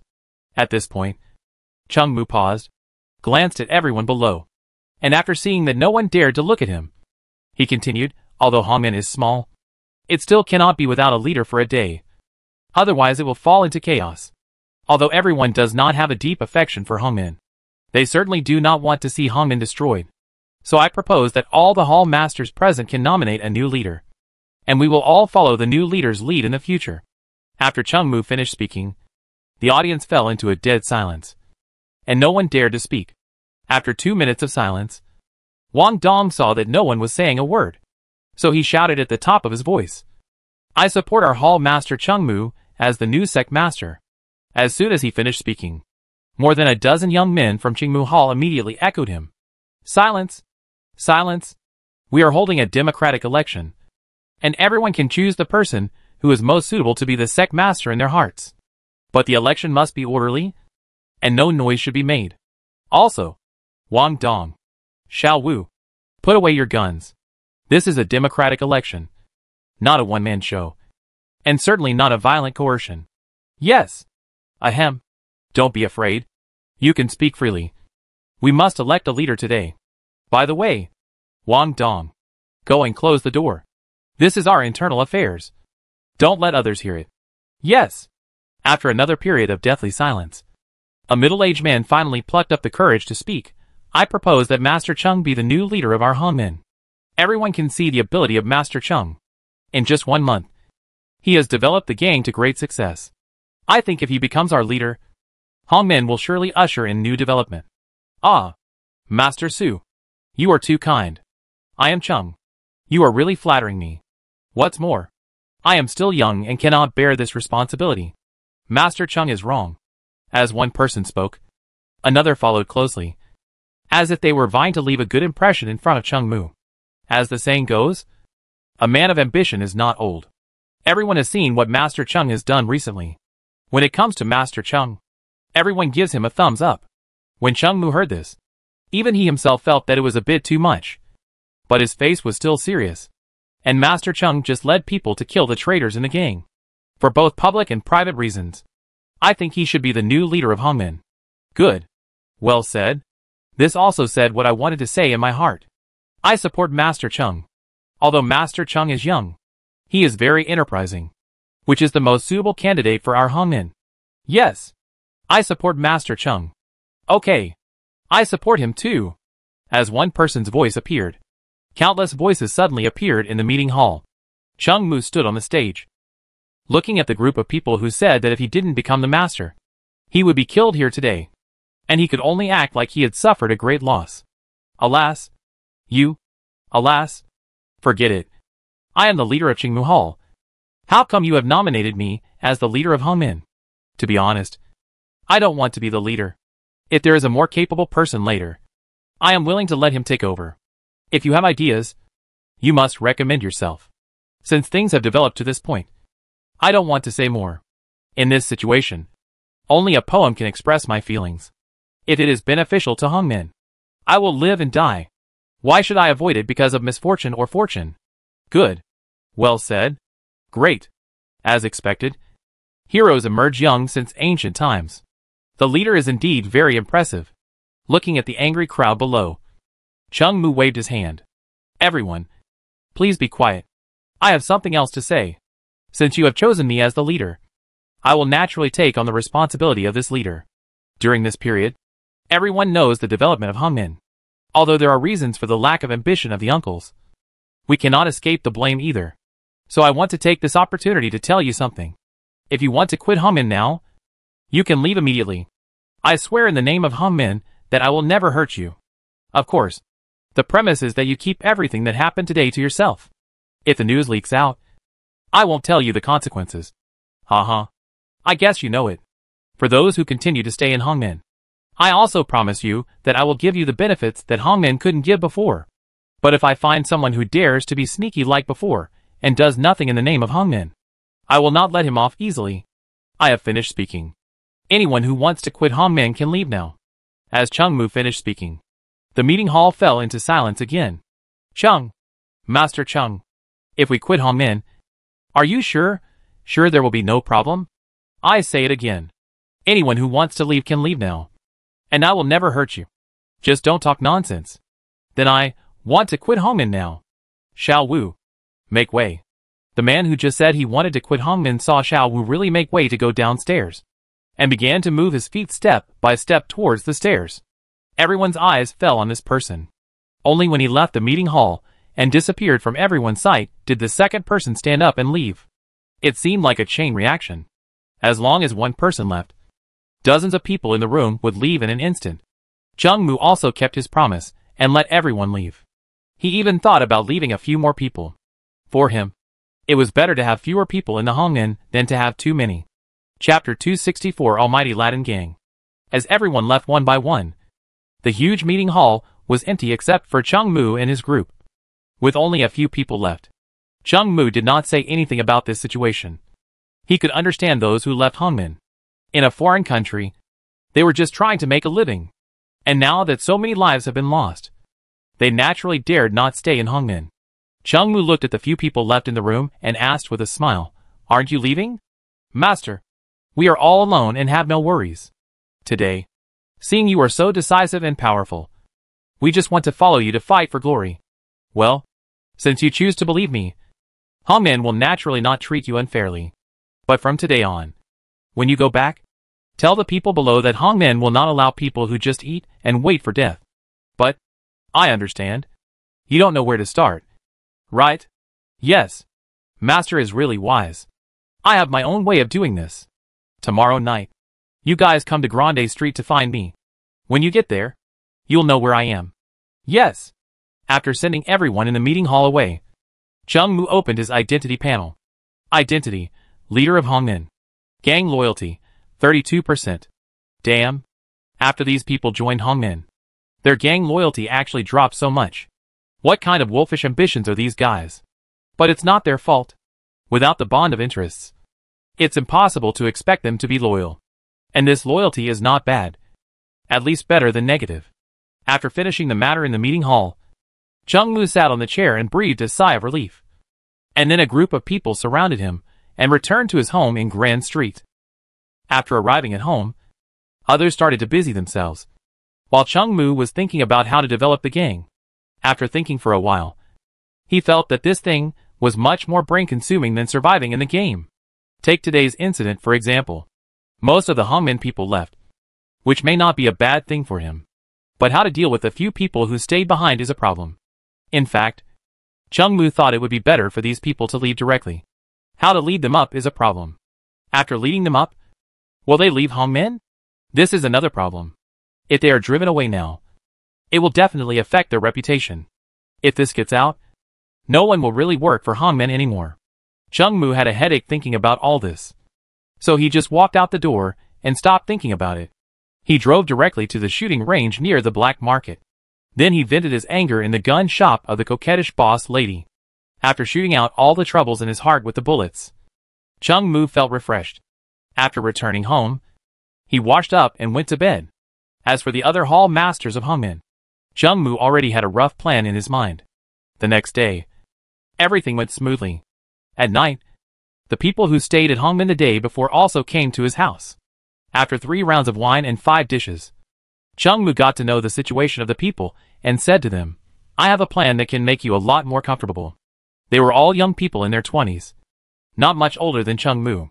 When they heard that they could make more money, their eyes lit up immediately. "Boss, what do you think we should do? Like us? Selling illegal liquor. But there is already a gang doing this in the neighborhood where we are. And they are quite powerful. How many people are there? More than 50 people. And they have connections with the police in that neighborhood." Chung Mu took a deep puff of cigarette, looked around at the people present, and then continued, "Do you dare to deal with them?" The few people were silent for a moment, then looked at each other, and then one of them spoke. "We have the courage. But I said yesterday that since you have joined the Hongmen, we are naturally a community of interests. If we really want to take action, we will definitely join you. However, do you have the courage and ability to act? There are still some things I want to say in advance. After taking over that place, part of the income there will belong to you, and part will be handed over to the Hongmen. The most important point is that if you have the idea of setting up your own camp after taking over the territory, or if you have any actions that do not obey the orders of the Hongmen, don't blame me for being rude. Of course, if the boss can really help us take over that piece of land, we will definitely follow the boss to the death. Tell me the details of the gang in your neighborhood first." Chung Mu chatted with a few people for another hour before sending them back. During this time, he also got a general understanding of the situation in the neighborhood where these people were. The boss gang in their neighborhood is called the Almighty Latin Gang. In addition to the local bootlegging business, they also sell some illegal drugs. Their business scope is very wide. Basically, they do everything, but they don't do each one very well. In other words, they are not focused enough. And because of this, there are other small gangs in this neighborhood that are trying to steal their business. But overall, their business is still the largest in this neighborhood. It's not easy to deal with them, but it's not too difficult either. Although this gang has a large number of people, like the Albert gang, few of them dare to fight to the death.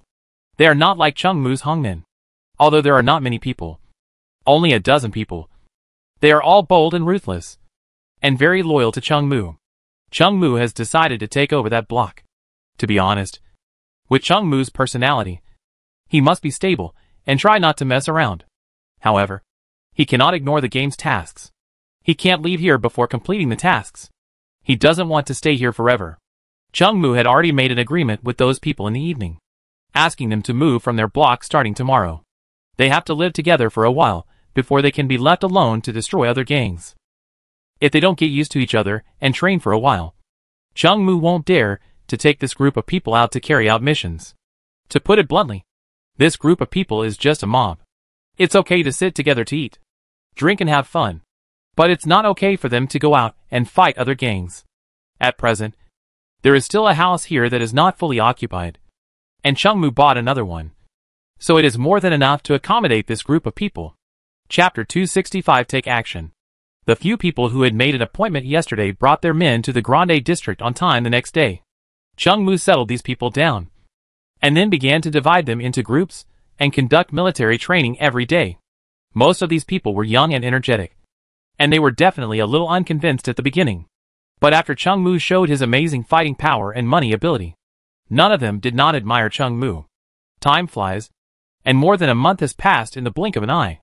In this world of more than a month, Chung Mu trained with a group of people who stayed in Hongmen before every day, and then everyone gathered together to drink and brag at night. They were of similar age and had similar tastes. After getting along for a month, They had already called each other brothers. During this period, Chung Mu also let those newcomers go out to deal with some things and exercise their practical skills. During this period, Chung Mu's liquor business was booming, and his reputation spread to other neighborhoods, which naturally aroused the jealousy of other gangs. But Chung Mu and his men have big fists. After two people who caused a lot of trouble died inexplicably in their own homes at night, no one dared to cause trouble again. These two people had already had a way to die. So in order to train the newcomers, Chung Mu accelerated their time and let them reincarnate earlier. Recently, he has increased Beverly's salary a little. Now it is 150 yuan a week. Beverly treated him well, and did some things for him openly and secretly. So it is reasonable to increase his salary. And I heard that the deputy director of their bureau seemed to be transferred to another block recently. And Chung Mu also planned to support Beverly in the election for deputy director. His promotion would be of great benefit to Chung Mu and his gang. During dinner tonight, Chung Mu and others did not drink and brag. But everyone sat in their seats and listened to Chung Mu's orders. They planned to wipe out the Almighty Latin Gang tonight. In this month, they have roughly figured out the activities of the Almighty Latin Gang. This gang is much more alert than the Abbott Gang. Their gang members live in 2 or 3 adjacent villas. And there are people who take turns to keep watch every night. So it is a bit unrealistic to imagine a sneak attack like before. As for the strategy, this is not a novel. You give me a plan and I give you a plan. The bloody fights between gangs will kill people. And they are all done with real swords and guns. It is not scientific to want to use your brain to make the other gang collapse. After investigation, we learned that the leader of the Almighty Latin Gang was going to another neighborhood to discuss something tonight. It was not certain whether this tip was accurate, but it was a rare opportunity for them. The first effort was strong. The second was weak. And the third was exhausted. Now the group of young men and the Hong men were in a state of high morale. And they must be released. Chung Mu and his team had a total of 20 to 30 people participating in this action tonight. Almost all of them went out, leaving only 5 or 6 people to watch the house. Chung Mu decided to let Wang Dong lead the team. This group of 5 people would attack the boss of the Almighty Latin Gang from the middle of the road. Chung Mu and the remaining 20 people were going to encircle and destroy the Almighty Latin Gang's lair. The Almighty Latin Gang lived in a remote place, not in the downtown area. A large-scale gunfight there would not cause too bad social impact as long as it did not last too long. In the United States of this era, gangs were rampant, and death was as natural as breathing. Some ordinary people were not surprised by gunfights between gangs. Besides, Chung Mu also prepared several thousand yuan to bribe officials to solve the aftermath. A few thousand yuan may not sound like much, but in the United States at this time, it is definitely a huge sum of money. The boss of the Almighty Latin Gang is scheduled to leave at 11 o'clock tonight, and then meet with another gang leader in the Glow Street district. So Wang Dong and his group set off early, still covering their faces, each with a Thompson submachine gun. Not long after Wang Dong left, Chung Mu and others also got in the car and set off. They first came to the vicinity of the residence of the Almighty Latin Gang, and then dispersed not far away and stopped the car. Then a group of people quietly waited for the time to pass in the car. Chung Mu looked at his watch. They set the time of the attack at 11:30. If the intelligence report was true, Wang Dong and his men should have attacked and killed the leader of the Almighty Latin Gang at that time. So this time point was just right. If it was too early, they would all be very energetic. If it was too late, they would not be able to contact their boss for a long time, and their vigilance would inevitably increase. Unfortunately, the arrival of a person disrupted Chung Mu and his plan. A bald strong man, wearing a white vest, and with tattoos all over his arms came from behind their parking lot. Chung Mu recognized him as a member of the Almighty Latin Gang at a glance, because he had a triangular pendant hanging around his neck, with a strange eye in the middle of the pendant. This pendant is also the symbol of the Almighty Latin Gang. This man walked past their parked car, and the people in the car had already seen him. The people sitting in the back seat bent down to hide, leaving only Chung Mu and Li Huang in the driver's seat pretending to chat. When the bald man walked past the car, there was nothing unusual. But when he walked more than 10 meters, he suddenly stopped, as if he had discovered something, turned around, and walked towards Chung Mu and the others. Chung Mu saw the man turn around and cursed in his heart. But on the surface, he looked as if nothing had happened, secretly holding a thin wire in his hand. The bald man walked over aggressively, and Chung Mu put his left hand on the car window, and hid his right hand underneath. ready to take action at any time. Soon the bald man came to the car. Li Huang took a pack of cigarettes from the side. Cheng Mu took it and leaned out of the window to hand the pack to the bald man. "Brother, what's the matter? Where are you from?" Before he finished speaking, Cheng Mu turned his left hand into a fist and punched the bald man's nose. Although the bald man was alert, he couldn't stand Cheng Mu's speed and was hit hard by this punch. Before he could say anything, the iron wire in Cheng Mu's right hand shot out like lightning, and his two hands quickly wrapped around the bald man's neck. Then he pulled hard, and after just a second, the bald man's face turned blood red. Veins popped out on his head, and his hands weakly drew in front of his neck. His struggle did not last too long. After a few seconds, his whole body went limp, and soon after, a foul smell came from under him. Chapter 266, Killing Like Crazy. The appearance of the bald man disrupted Cheng Mu and his team's plan. But it was not a big problem. Anyway, they had to take action. Cheng Mu and his team did not know whether the people in the house knew that the bald man was out. If they knew, now that they had killed him, the people inside would definitely notice it after not going back for so long. As for the fact that they did not know that the bald man was out, this was not within Cheng Mu's consideration. They didn't need to gamble. Cheng Mu dragged the bald man's body to one side, and then called the people nearby. 20 people were divided into 4 groups, wearing black hoods and black clothes, and quietly moved towards the direction of the Almighty Latin Gang. There were 3 villas in the territory of the Almighty Latin Gang, and the lights inside were still on from a distance. Under the cover of the night, Cheng Mu and others had quietly moved behind the bunker dozens of meters away from the 3 houses. They did not move forward. At this time, several Almighty Latin Gang members were standing outside the house smoking. Cheng Mu peeked through the gap in the bunker. With the lights on, he roughly saw the people in the house drinking and bragging. This was naturally good news for them. Alcohol would paralyze people's nerves. When they attacked later, the people inside would probably not be able to react. After the few people who were smoking outside just now returned to the house, Cheng Mu made a gesture, and a group of people dispersed and quietly moved forward. Soon, a group of people touched the wall of the house. Cheng Mu was also very decisive. He launched an attack on the 3 houses at a single command. It was rare to seize such a good opportunity, and it must not be missed. There were 4 groups of people in total. 3 groups leaned out from the windows of the room to shoot inside, and the remaining group was a free-moving personnel to cover the attack of their teammates and prevent someone from suddenly appearing in other directions. Everyone in the room was drinking and bragging, and some of them were so drunk that their faces were red and their necks were thick, and they lay on the sofa unconscious. So when Cheng Mu and others suddenly appeared at the window, everyone on the first floor of the villa was caught off guard. Cheng Mu and his men wiped out everyone in the living room on the first floor with almost no effort. But there were not only people on the first floor in the villa. Several people who were sleeping on the second floor heard the gunshots and immediately understood what was going on, and then took action. Of course, Cheng Mu would not give them a chance to organize. If the people inside reacted, it would be difficult for him to fight back after they occupied the height and terrain advantages. He shouted to both sides. Each group of 3 people rushed in to attack the second floor. The rest of the people suppressed the fire.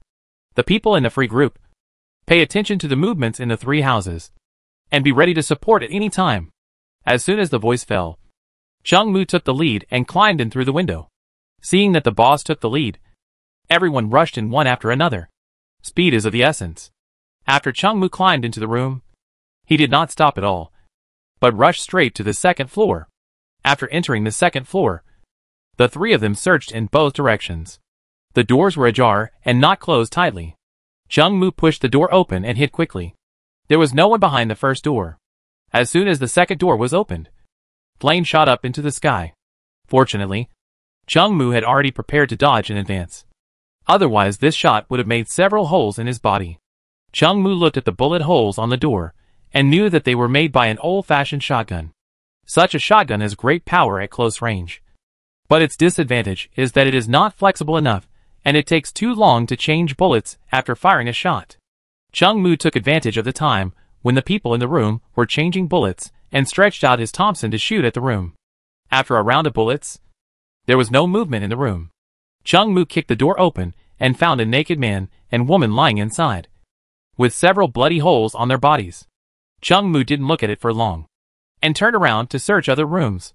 Fortunately, there were only the man and woman who were having sex on the second floor of this house, and no one else. Chung Mu turned around to search other rooms. After not finding anyone else, Chung Mu hurried to support the other two houses. Fortunately, there were no people on the second floors of the other two houses. After clearing out the people in the three houses, Chung Mu and others packed up the cash and various guns here. Then, they loaded the dozens of bodies in the three houses onto a small truck and drove away. Chung Mu and others returned home and reunited with Wang Dong, who successfully completed the task of assassinating the leader of the Almighty Latin Gang. Since then, the Almighty Latin Gang has been removed from that block. And starting tomorrow, the Hongmen will officially take over there. On the second day after the Almighty Latin Gang was wiped out, everyone in the room got up early. They still had to deal with some things today. That is, to take over the block where the Almighty Latin Gang used to be. That block is called the Care Block, which is much more prosperous than the Grande Block where Chung Mu and his team are. But this place has not yet developed to the extent that the 5 major gangs covet it. So this kind of place is more suitable for them. Chung Mu also sent Wang Dong over and asked him to take charge of that block temporarily. One is that the area cannot be managed with the previous manpower, and the other is that Wang Dong and his men are loyal. Chung Mu drove a group of people to the Care District, and he will stay here for a while. The Almighty Latin Gang has just been wiped out, and there are too many things to be solved here. Suppressing other gangs, taking over the original sales channels, and building good relations with the local police. All these require Chung Mu to do personally. It is obviously unrealistic to expect others or Wang Dong to do these things. Apart from other things, Chung Mu's skill of glib tongue can save them a lot of trouble. Thinking of this, Chung Mu also opened his skill panel. In the past period of time, he upgraded his 2 original skills to level 3. But he didn't expect that these 2 skills would be maxed out after level 3 and could no longer be upgraded through experience. Glib tongue level, LV3 maxed out. Glib tongue effect can greatly increase the chance of persuading others. American style eye level, LV3 maxed out. American eye effect can greatly increase the speed of drawing a gun and the accuracy of shooting. Killing like flames skill has been mastered. Killing like flames. Active skill cooling time 12 hours. Killing like flames level, LV1. Killing like flames effect. The user bursts out with amazing momentum, making the enemy uneasy and falling into fear for 3 seconds. Chung Mu opened the panel and found that he had mastered another skill without knowing when. Chapter 267 Gift. Looking at the new skill of killing people in the skill panel, Chung Mu didn't know when it appeared. Before the action last night, he specially looked at his skill panel. This skill did not appear at that time. This skill obviously appeared after the extermination action last night. But no matter what, it is always good to have one more skill. And this skill is the first active skill Chung Mu obtained after coming to this dungeon. But there is a problem that he doesn't know how to upgrade this skill yet. The skill of killing people like crazy does not display experience points like other skills. Anyway, you will know it after practicing it a few times. So there is no need to worry about it. While thinking, Chung Mu and others came to the Kale district, where the Hongmen's previous base was, which also saved Chung Mu a lot of trouble. For them, the first thing to do is to take over the liquor business here. They are familiar with selling illegal liquor, and this business has high profits and can support them. As for other things like selling illegal drugs or human trafficking, Chung Mu and his team didn't plan to do it. These 2 businesses were too unethical and could easily arouse the hostility of the police. The authorities could turn a blind eye to some things, but not others. However, protection fees could be collected. The Almighty Latin Gang had done this business before, and the profits were not bad. This block was different from the Grande Block. There were still many businesses. Unlike the Grande Block, even if all the businesses were scraped, not much oil would be scraped out. After making plans, Chung Mu and others acted immediately and officially took over the Care district from today. The news of the destruction of the Almighty Latin Gang spread quickly. By noon, most of the gangs in the Care district knew about it. As soon as the Almighty Latin Gang was destroyed, the Hongmen quickly took over their territory. Some smart people would inevitably think that it was the Hongmen who destroyed the Almighty Latin Gang. However, there are still some gangs with poor brains who don't understand the situation. Seeing that the Hongmen dared to sell illegal liquor here, they wanted to cause some trouble. Soon Chung Mu used thunderous means to make these people pay a painful price. After teaching several groups of people a lesson, Chung Mu also spread the news that it was the Hongmen who destroyed the almighty Latin gang. And then they temporarily gained a foothold here. However, if you want to fully occupy this place, it still takes time to settle. A month passed in a blink of an eye, and nothing major happened in this month. Chung Mu and his men also completely gnawed the fat meat of the Care Street district. After the initial hard struggle, everyone got a generous dividend. Those who stayed in Hongmen at the beginning were also glad for their original decision.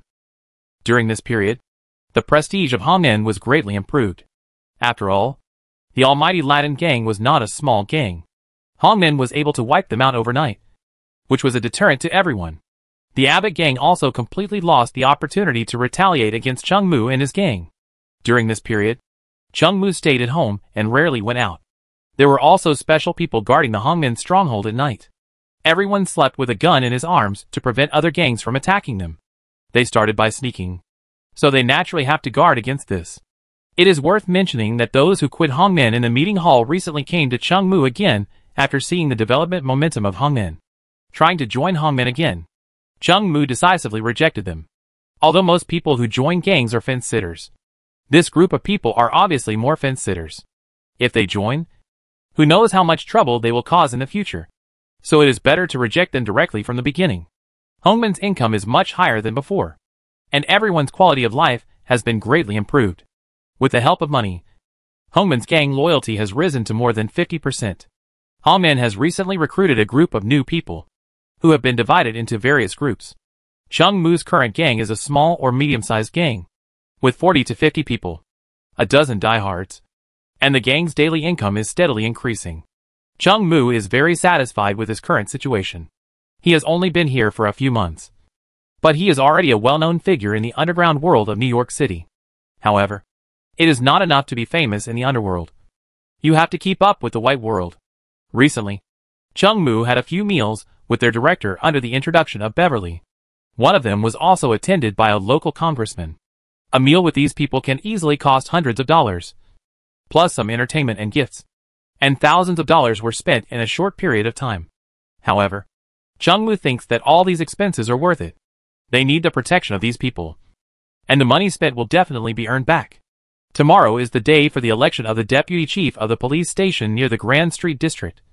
So Chung Mu will go to visit their chief with Beverly today. And tonight, he also made an appointment to visit the congressman who met by chance. So Chung Mu has been accumulating cash flow frantically during this period. Apart from other things, the cash he has to give out today is as much as 15,000 yuan. The district councilors had to give at least 10,000 yuan. And Beverly's director had to give at least 5,000 yuan. Only in this way could Beverly be made the deputy director.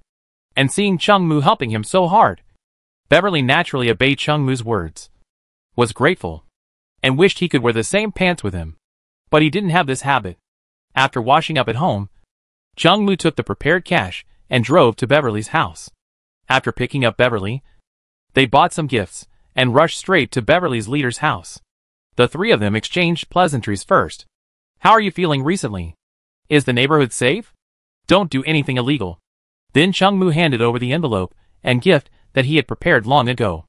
Looking at the leader smiling like a flower, Chung Mu and Beverly stood up and left tacitly. After leaving the director's house, Chung Mu and Beverly found a restaurant and had a big meal in the private room. While eating steak, Beverly complained to Chung Mu about his stupid director, saying that the money was too painful. Actually, it was fine now. At night, Chung Mu and Beverly didn't even see the congressman. After handing the money to a small thug, they were sent away. Beverly naturally complained again, but Chung Mu didn't care much, because he knew that these people would crawl at his feet in the end. Chapter 268, Attracting Investment. After delivering the money to the congressman and the director, Chung Mu and Beverly chatted until late at night, and then Beverly reluctantly said goodbye to Chung Mu.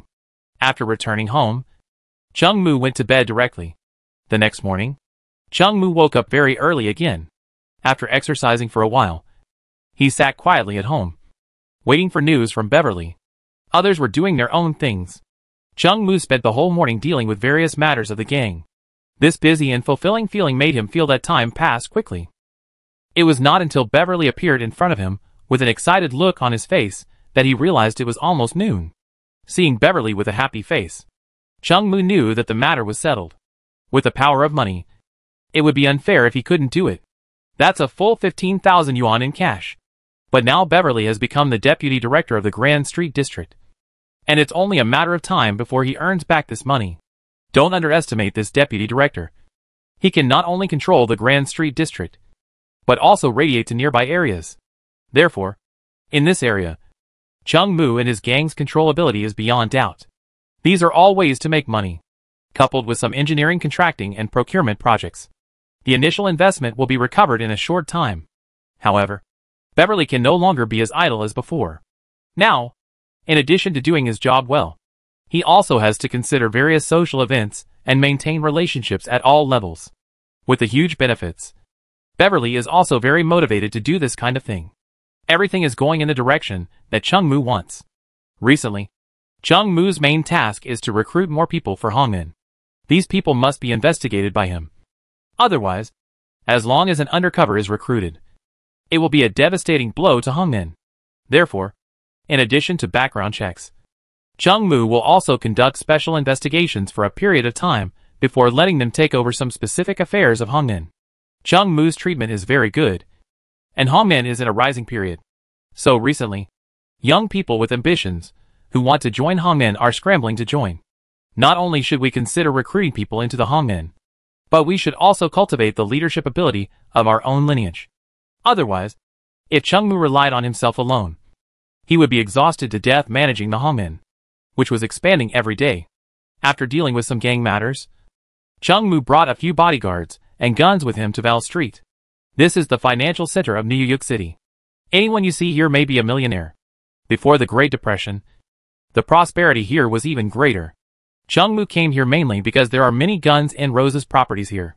Guns N' Roses is the strongest gang among the 5 major gangs, and their properties are spread all over New York City.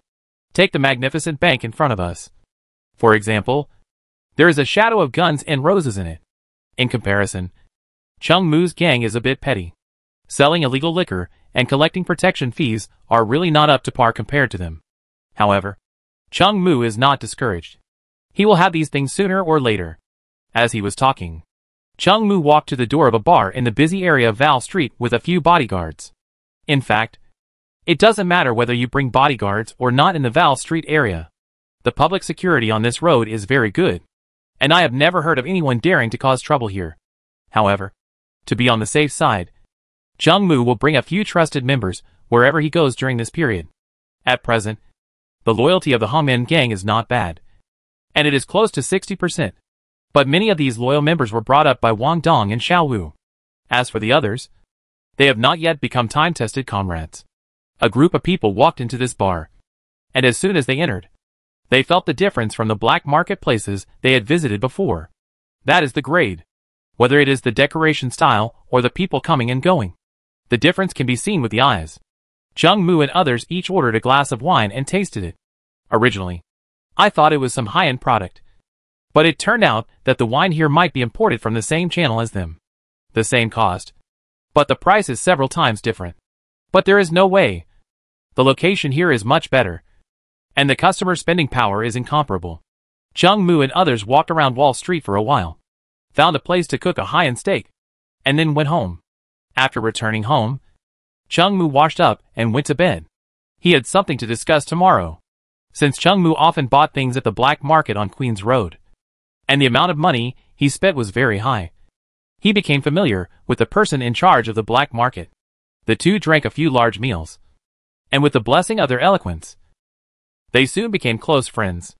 After getting drunk once, the black market manager said to Chung Mu that he could introduce him to a manager of the Lucky Charlie gang. This manager was recently looking for a suitable place to open a new black market. Chung Mu originally thought that this brother was just bragging after drinking too much, but he didn't expect that he really found someone. Of course, Chung Mu is not stupid, and this kind of thing will definitely not happen for no reason. Whether it is doing business or being in the underworld, it is full of intrigues, especially doing business in the underworld. You can't be careless at all. So Chung Mu also spent a little money to find out the truth of this matter. What Chung Mu didn't expect was that this matter was actually true. The Lucky Charlie gang executive introduced by the black market manager is indeed real, and they are indeed going to build a black market recently. So Chungmu must seize this opportunity to attract investment. If a black market is set up in any of the Care or Grande blocks, it will be of great benefit to the two blocks. The black market will drive many industries, and GDP will rise sharply. It's like on Blue Star. If a large shopping mall is built somewhere, the housing prices around it will rise a little. Chungmu didn't know how the person in charge thought of him for such a good thing. After thinking about it, it was probably because of his skill of being eloquent. This skill not only has the effect of persuading others, but also can inadvertently increase others' favorability towards oneself, which is why the gang loyalty rises so quickly. Chungmu has already arranged tomorrow's schedule. They will have dinner together in the evening, and then go to wash their feet after dinner, do some entertainment activities to promote emotional communication, and then discuss the issue of profit distribution in due course, and try to keep this black market in their own neighborhood. Chapter 269 Touch and Sing. However, although someone recommended him, Chungmu was still not 100% sure that he could definitely make the black market located in the two blocks of his gang. Such a big piece of fat meat is not just for him. Others have other relationships. Who knows which aunts and uncles have given instructions in advance. But you must try it, just in case it works. The next morning, Chungmu got up early, still doing his daily routine exercise, and then dealt with various matters of Hongmen. At night, Chungmu drove a car by himself, followed by another car, to the black market on Queens Boulevard. The person in charge of the black market here is called Luca. Chungmu picked up Luca and took him to pick up Mozio, a senior executive of the Lucky Charlie gang. The three of them exchanged a few pleasantries, and went to a restaurant that Chungmu had booked. This restaurant is well known among all the gangs. This restaurant was opened by a retired gang leader, and the fried veal in it is a specialty. Moreover, the private room inside is hidden, which is very suitable for talking about things. So generally, when people have something to talk about, they like to come here. Chungmu has been here several times before, and is quite familiar with it. In fact, dinner is not important. What is important is the emoemosing after dinner. After the three of them sat down in the restaurant, Chungmu saw that there were two members of the Hongmen sitting near them. These are the bodyguards arranged by Li Huang in advance, not only in the restaurant, but also in the emoemosing at night. It's no wonder that Chungmu is so cautious. You only have one life, so you can't be careless. After 3 rounds of wine and 5 kinds of dishes, Chungmu and Mozio had a good chat with the help of his eloquence. They talked about astronomy and geography, the development of gangs, and finally communicated with each other about which girl was hotter. Chungmu also took the opportunity to ask if they should change places, and Mozio and Luca naturally agreed. The three of them went to a famous nightclub, after another big drink in it, and after a tense and exciting touching and singing, their feelings quickly heated up. After a while, Luca waved his hand, and several strippers in the room left their private room. At this time, Mozio also said, "Chung, we are going to build a new black market. You know about this, right?" After chatting for so long, Chungmu saw that the other party got straight to the point. So he didn't waste time and said directly, "Yes, this is not just me. I'm afraid many people know about it. But I don't know which neighborhood this black market will eventually be located in. Chung, do you know why I came here today? In fact, we have already studied the specific block where the black market is located. I am just an errand runner." Chungmu was a little surprised. He didn't expect Mozio to tell him the truth directly. The next word surprised him even more. "After discussion in our gang, many people tend to build this black market in your Grande block." Why did they make such a decision? "The high-ranking officials in the gang asked me to show my goodwill to you. You have been very popular recently. Many people have heard of your name, and they are attracted by your connections in the police station. Mr. Mozio, you told me these confidential events so straightforwardly. Was this also arranged by your gang?" "No. This is my personal choice. I am a straightforward person, and like to be straightforward. For a smart person like you, there is no need to make too many twists and turns. Of course, you also need to give us some benefits to tie us up." After listening to Mozio's words, Chungmu also had a rough idea in his mind. As long as the other party makes a request, it will be much easier to cooperate. In the current situation, the most feared thing is that the other party will not make any demands. Put the issues related to interests on the table and discuss them in advance, so that cooperation will be easy and pleasant for both parties. In fact, Judging from the current strength of the Hongmen gang, it is not qualified to negotiate with the Lucky Charlie gang. The gap in strength between the two is too great. Although Chungmu has led the Hongmen to develop in a colorful way recently, in the eyes of those old money, it is still not up to the standard. This is not only the arrogance brought by the old money's own background, but also the suppression of absolute strength. Apart from other things, they throw out hundreds of thousands of dollars to find dozens of thugs to stare at you every day. If they don't kill you, they will starve you to death. But Chungmu has no fault with what the Lucky Charlie gang did today. Chungmu didn't expect them to take the initiative to show goodwill. But after thinking about it carefully, it makes sense. After all, if a gang only thinks about fighting and killing every day, it will not become a big force. And it will make many enemies for nothing. The behavior of the Lucky Charlie gang is to take the initiative to show goodwill to those rising stars. This is the way of the world. Anyway, the black market can be opened anywhere. And this is also a big favor for Chungmu. Chungmu has to show his gratitude. Then, after a few exchanges, their relationship was established. Although there is the factor of taking advantage of Chungmu's relationship with the police station, he still got a big advantage after all. Once the black market is established, the flow of people here will increase, and their income will also increase. Lucky Charlie helped Chungmu do this, and he was very satisfied. When he unified them later, he could avoid large-scale bloodshed by internal disintegration. Chungmu turned his mind around and continued to say to Mozio, "Mr. Mozio, I wonder what kind of cooperation your gang needs from me." "Chung, don't worry. I just said that the gang sent me here to show you goodwill. So we will definitely not let you do anything unpleasant. What we need is definitely within your ability. Also, Chung, the gang came here this time to let me test your attitude. But now that we have talked to this point, there is nothing to worry about. I will report this to the gang after I go back. It won't be long before the new black market will start construction in the Grande district. Mr. Mozio, thank you so much. If you need me later, just let me know. Isn't that enough? Come on. Let's drink." After getting Mozio's reply, Chungmu was naturally overjoyed. The three of them talked about the subsequent distribution of benefits, and then drank another round of wine. Just now, Mozio was still holding back, because he had something important to discuss. Now that the business was over, they naturally drank freely. At the end of the drinking, Mozio and Luca insisted on following their Hongmen's rules and becoming sworn brothers with Chungmu. Chungmu was also somewhat amused by the two. It must be said that the skill of being eloquent and having strong social skills saved Chungmu a lot of effort.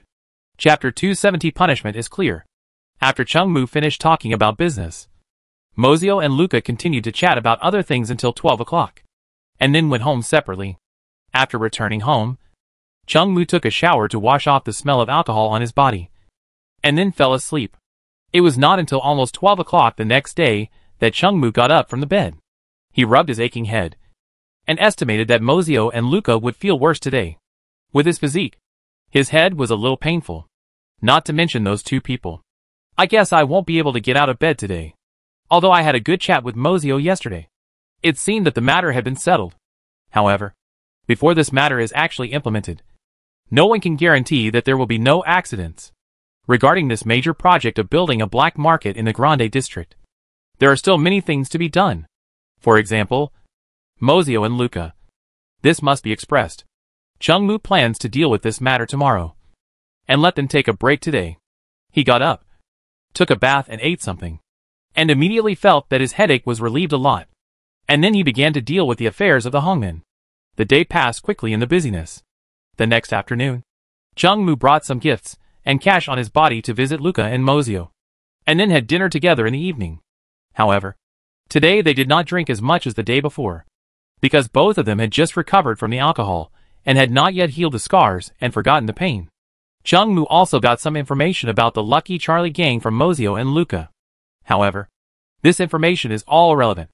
If Chungmu asks too much, it will inevitably arouse the suspicion of the two. After all, Mozio and Luca only came to him with the gang's mission, not to join his gang. And he still knows this clearly.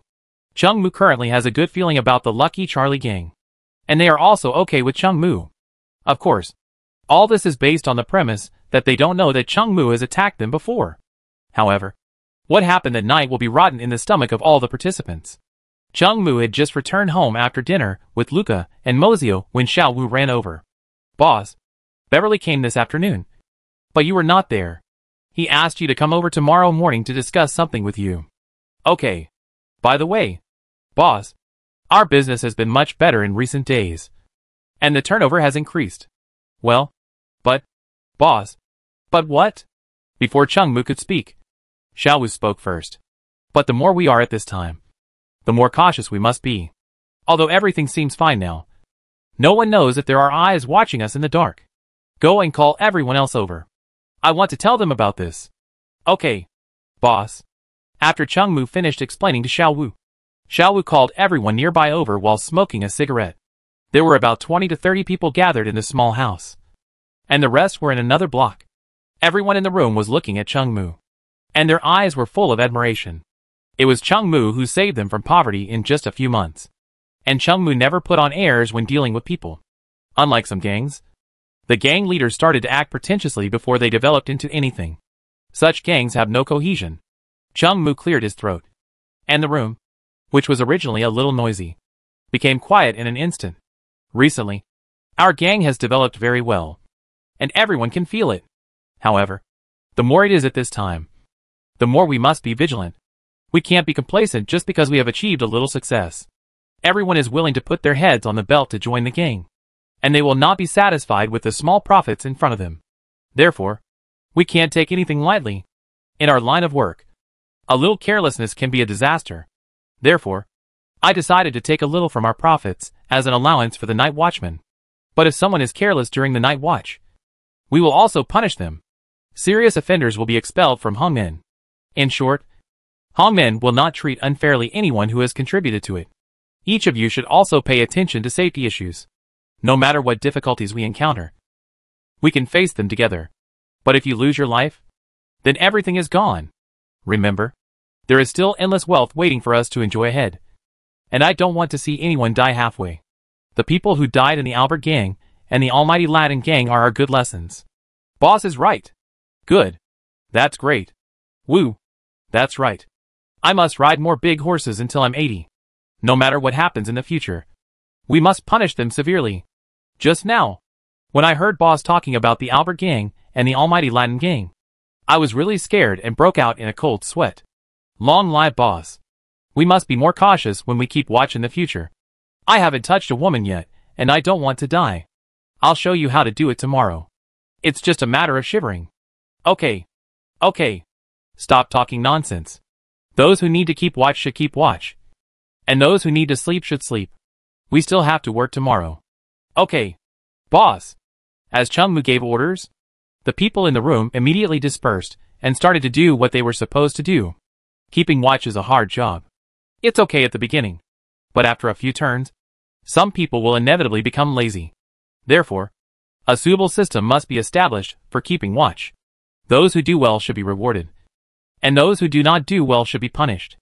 Now that the number of Hongmen members is gradually increasing, rewards and punishments must be clearly distinguished in order to allow this gang to grow healthily. If you want to develop the gang, you must have a system. Not only them, but also the 5 major gangs. Thinking of the 5 major gangs, Chung Mu returned to the room upstairs, took out a piece of paper, and began to sort out the 5 major gangs. He had never thought about this matter in detail before, because they were too weak at that time, and it was useless to think about these things. This is like a primary school student thinking about how to beat Tyson. You have a lot of ideas in your mind, but someone slaps you to death. So he didn't think about these things at that time. Now, their gang is developing rapidly, and has a certain strength. It's time to think about these things. You know, the 5 major gangs have been entrenched in Niuyuk for so long, and none of them is easy to mess with. It's impossible to unify them without bloodshed. What Chung Mu has to do now is to sort out the 5 major gangs and see if he can find some ways to break through. Chapter 271. It's bad. I'm an undercover. The 5 major gangs in Niuyuk City are Cobra Gang, Guns and Roses Gang, Lucky Charlie Gang, Mafia, and the other is the Money Gang. Among the 5 major gangs, Guns and Roses Gang is the strongest. Their main industry is to contract various municipal projects and procurement projects. At the same time, Niuyuk is the largest shipper of bootleg liquor. Their taverns are all opened in the most prosperous areas, taking the high-end route. It is said that there is a shadow of a big man behind them. This rumor is probably true. If they are so big, no one would believe that they have no connection. The Cobra Gang is the weakest of the 5 major gangs, and also the one with the worst reputation. Their main business is brothels and nightclubs, and human trafficking. In the eyes of people with ideals and pursuits, these are not decent things and belong to low-end careers. Although most of the people in the gangs are not good people. But there are also distinctions between high and low among the garbage. People who open safes look down on those who rob, thinking that they have no technical skills. The contempt chain exists everywhere. The Lucky Charlie gang is mainly engaged in the black market. The black market in New York City, including some large supermarkets in the open, is basically under their control. However, Chung Moo's relationship with them is still okay. And the Lucky Charlie gang is not like other gangs that are inherited by families. The Lucky Charlie gang elects a leader every 2 years, although the same few people are chosen. This is much better than the son inheriting the father's business. The Lucky Charlie gang is also the only gang that may allow Chung Moo to rise from the inside. Although this method is very unlikely, it is much better than other gangs. This can save the Hongmen people from bleeding a lot. The name of the mafia is the most ferocious among the 5 major gangs. They have the least number of gang members among the 5 major gangs. But they are all brave and aggressive, and people dare not provoke them easily.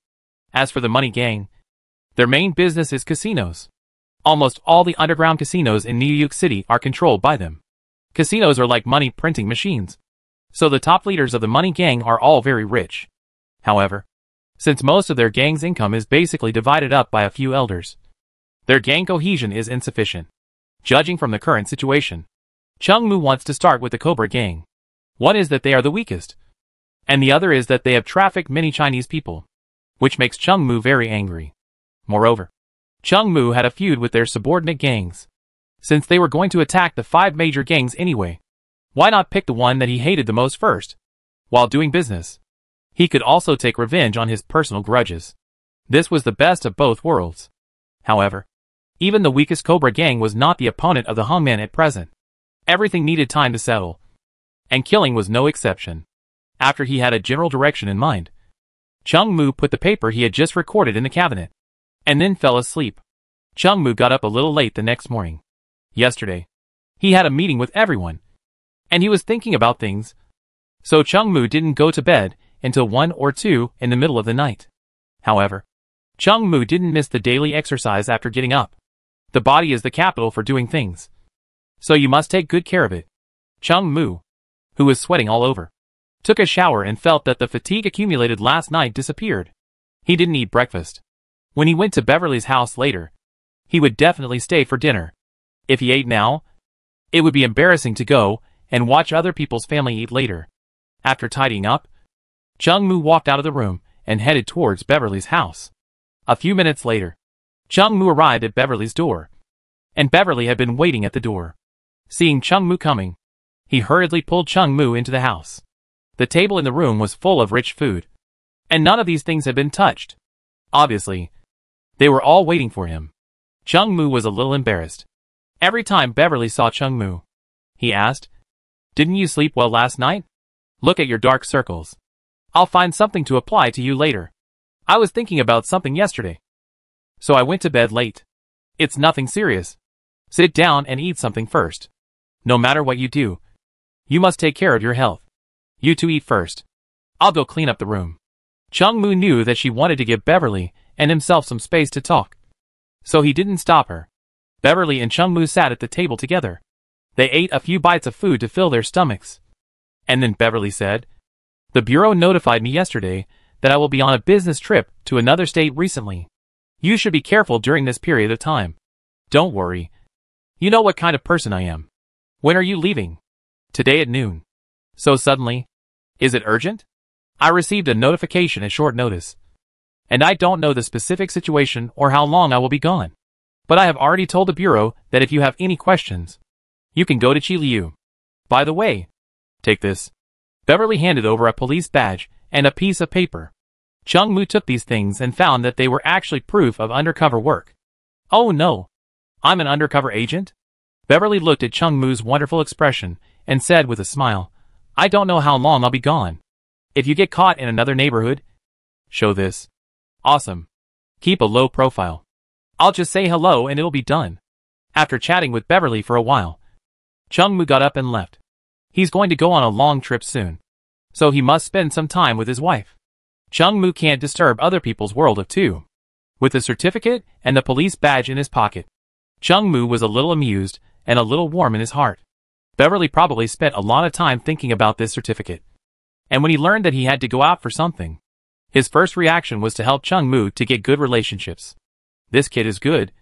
He is a grateful person, and he will be promoted in the future.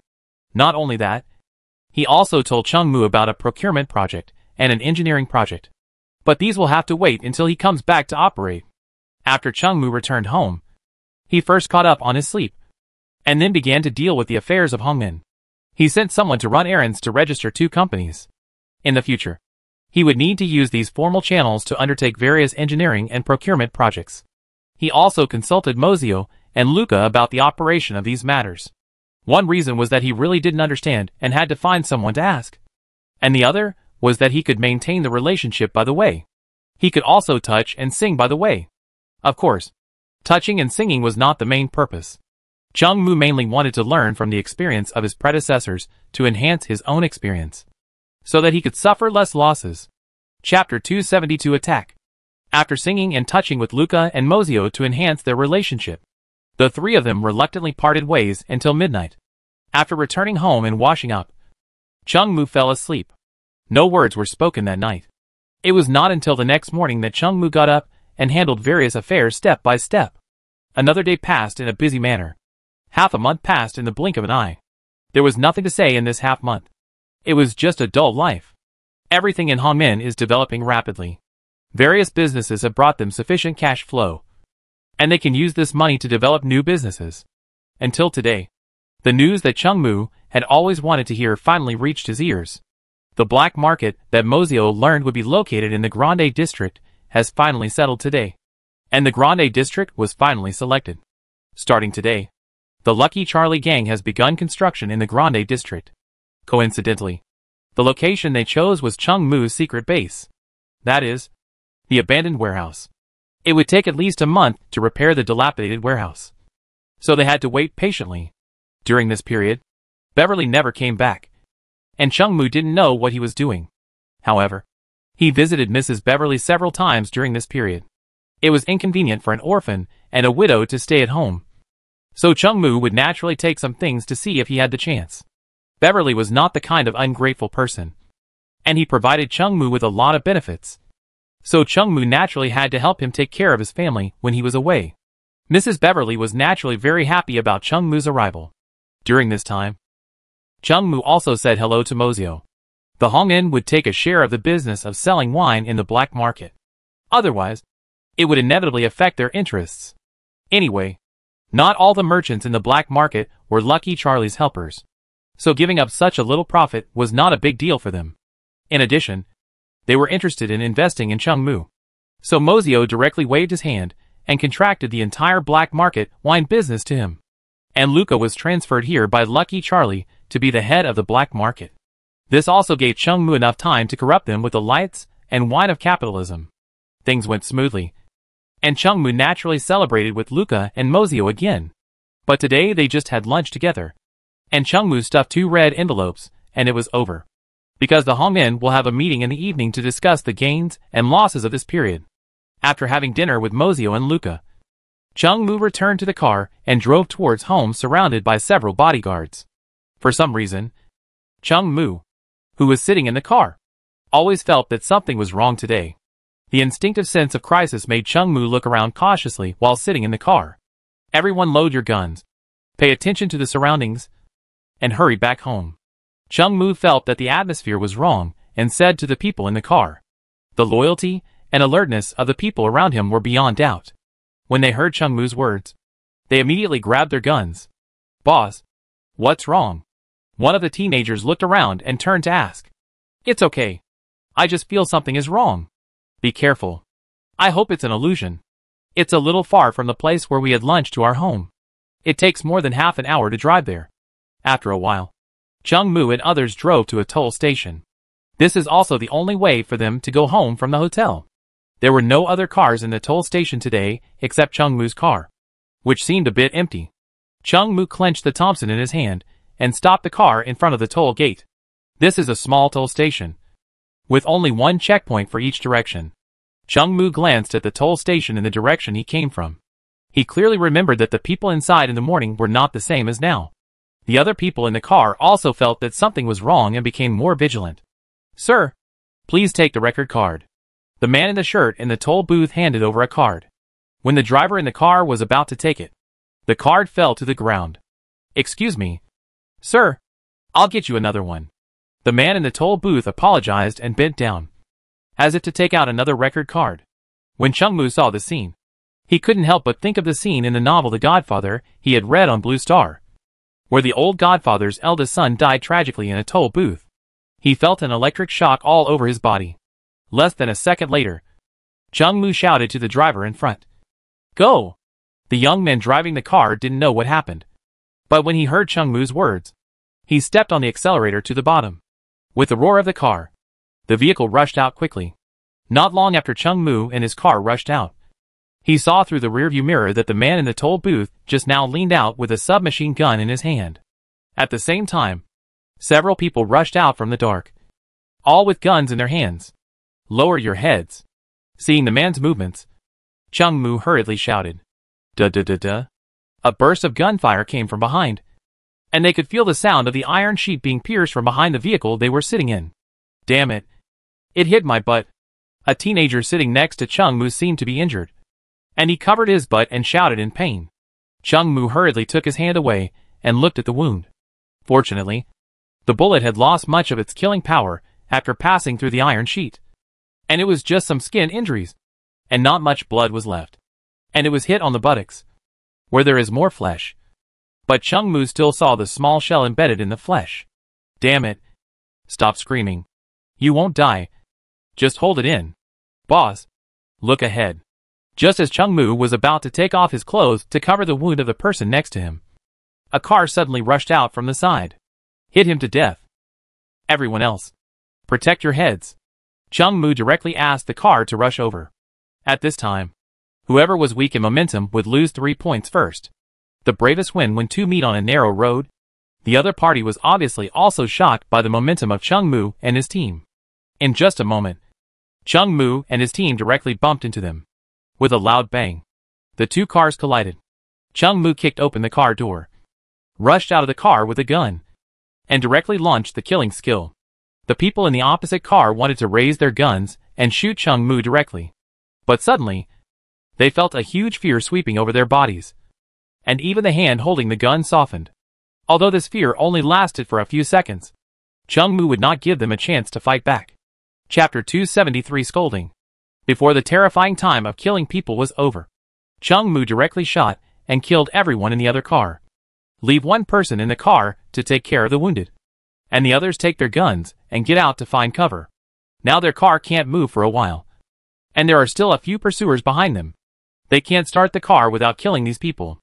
Chung Moo ran to the woods next to him and found a thick tree to hide. The group of people hiding in the toll booth just now knew that someone would intercept them halfway, and now they have caught up. Chung Moo looked at the people coming from behind the tree. There were 5 of them, all holding submachine guns.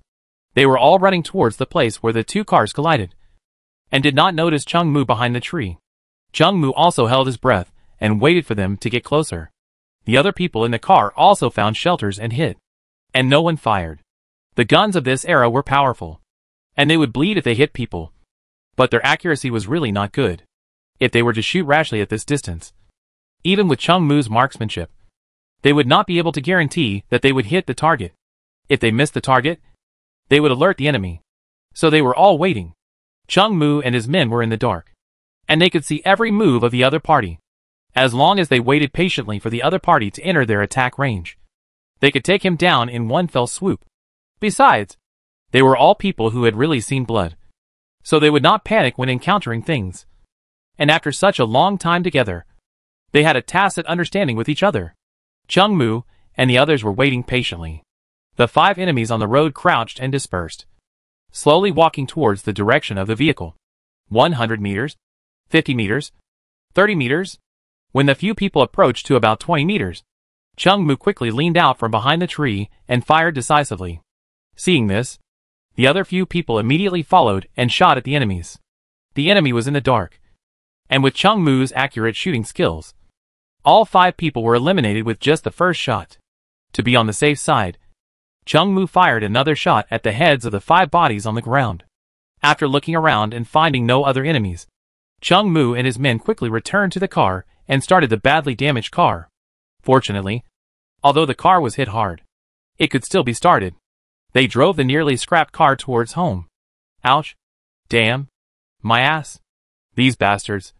Why don't they hit anywhere else but my ass? Fuck them. Boss. You too. If you hadn't stopped me, I would have gone down and shot them. Stop talking. I'll shoot your partner in the ass if you keep talking nonsense. Boss. Where's your sympathy? Hey. What are you doing? Okay.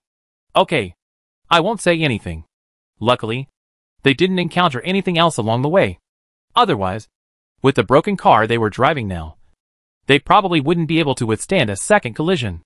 After returning to the Grande block, as soon as they drove near the house, several teenagers who were patrolling the area saw the car that was hit badly, and they all ran over anxiously. When they saw Chung Mu sitting in the car, they breathed a sigh of relief. But when they saw their companions wailing in pain in the seat, their hearts that had just relaxed immediately tensed up again. It's okay. He was just shot in the buttocks. Hurry up and carry the person in first. When the others heard this, they immediately took the person out of the car. Slowed down. My butt is injured. Ouch. You bastards. Who the hell pinched my butt on purpose? After another struggle, after carrying the man into the house, one person quickly ran to find a doctor, while the others surrounded the house and entered a state of alert. After a while, everyone near the Grande block was called back. Wang Dong and Xiao Wu were in the Grande block, while Gao Qi and Li Huang were in the Care block to deal with things there. They did not receive the news that Chung Mu was attacked. When the two saw their injured companions and inquired about what happened, their eyes immediately turned red and their faces flushed. Fuck. Boss. Who did this? I'll go and kill him now. You are so impulsive when you encounter something. What a shame. Get your face cleaned up. Chung Mu looked at the two impulsive people and scolded them. Chung Mu could understand their impulsiveness, but anger would only cover up a person's rationality. Their tempers must be punished. Being in a gang is not like treating someone to a meal. If you are not careful, it can be fatal. But, just as the two were about to explain, Chung Mu interrupted them immediately. But what but? Can you solve the problem like this now? Remember, no matter what happens, don't be impulsive. I don't want to see your blood splattered on the streets. Besides, I don't know who did it today. Who can you seek revenge on with your guns? Looking at the people in the room with their heads down, Chung Mu paused and his tone softened a lot. Today's incident is a lesson for us. Have you noticed that we have been living too comfortably recently? You know, we are living our lives from the bodies of others. So we have to be on guard against others snatching our lives away. But we have never experienced any substantial setbacks. Today's sudden incident is a lesson for us. Remember, there are countless eyes staring at us in places we cannot see, just like we are watching them. So from now on, everyone should be alert. If you feel that you can rest easy, think about what happened today. Fortunately, we reacted quickly today, so there were no casualties.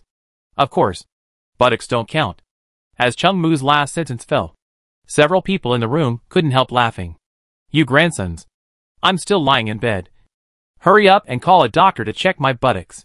Here. The doctor is. As soon as the words fell, a man pushed open the door and brought back a doctor in a white coat. Chung Mu recognized this man. He opened a clinic in the Grande district. His medical skills were not very good, but he could treat some external injuries. He walked straight to the injured person and breathed a sigh of relief after looking at the wound. At first, he didn't dare to take the job when he heard that it was a gunshot wound. Fortunately, he found that the wound was not serious. He took a bottle of alcohol from the toolkit and poured it on the person lying on the table. The person was grimacing in pain. Then he used tweezers to clamp out the bullet, and finally wrapped a circle of gauze.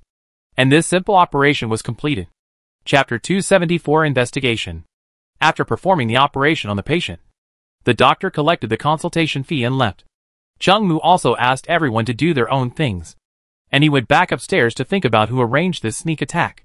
The first thing to consider is whether there is an undercover in the gang. After thinking about it, he ruled out this possibility. He went to have lunch with Luca and Mozio at noon today. And he had not told anyone about this before. Even his personal bodyguards didn't know about it until they arrived at the place. Chung Mu just asked Xiao Wu about it. The people in the Grande block acted in groups. And no one left the group to act alone in the past 2 days. So the only possibility left is gang feuds or fighting for territory. Those gangs that were attacked by the Hongmen in the 5 major gangs should not have discovered this. Those who participated in the attack were all Chung Mu's confidants. And they were a community of interests. So they could not betray Chung Mu. Could it be Mozio and Luca? Chung Mu suddenly thought of this possibility. Gangs are full of intrigues.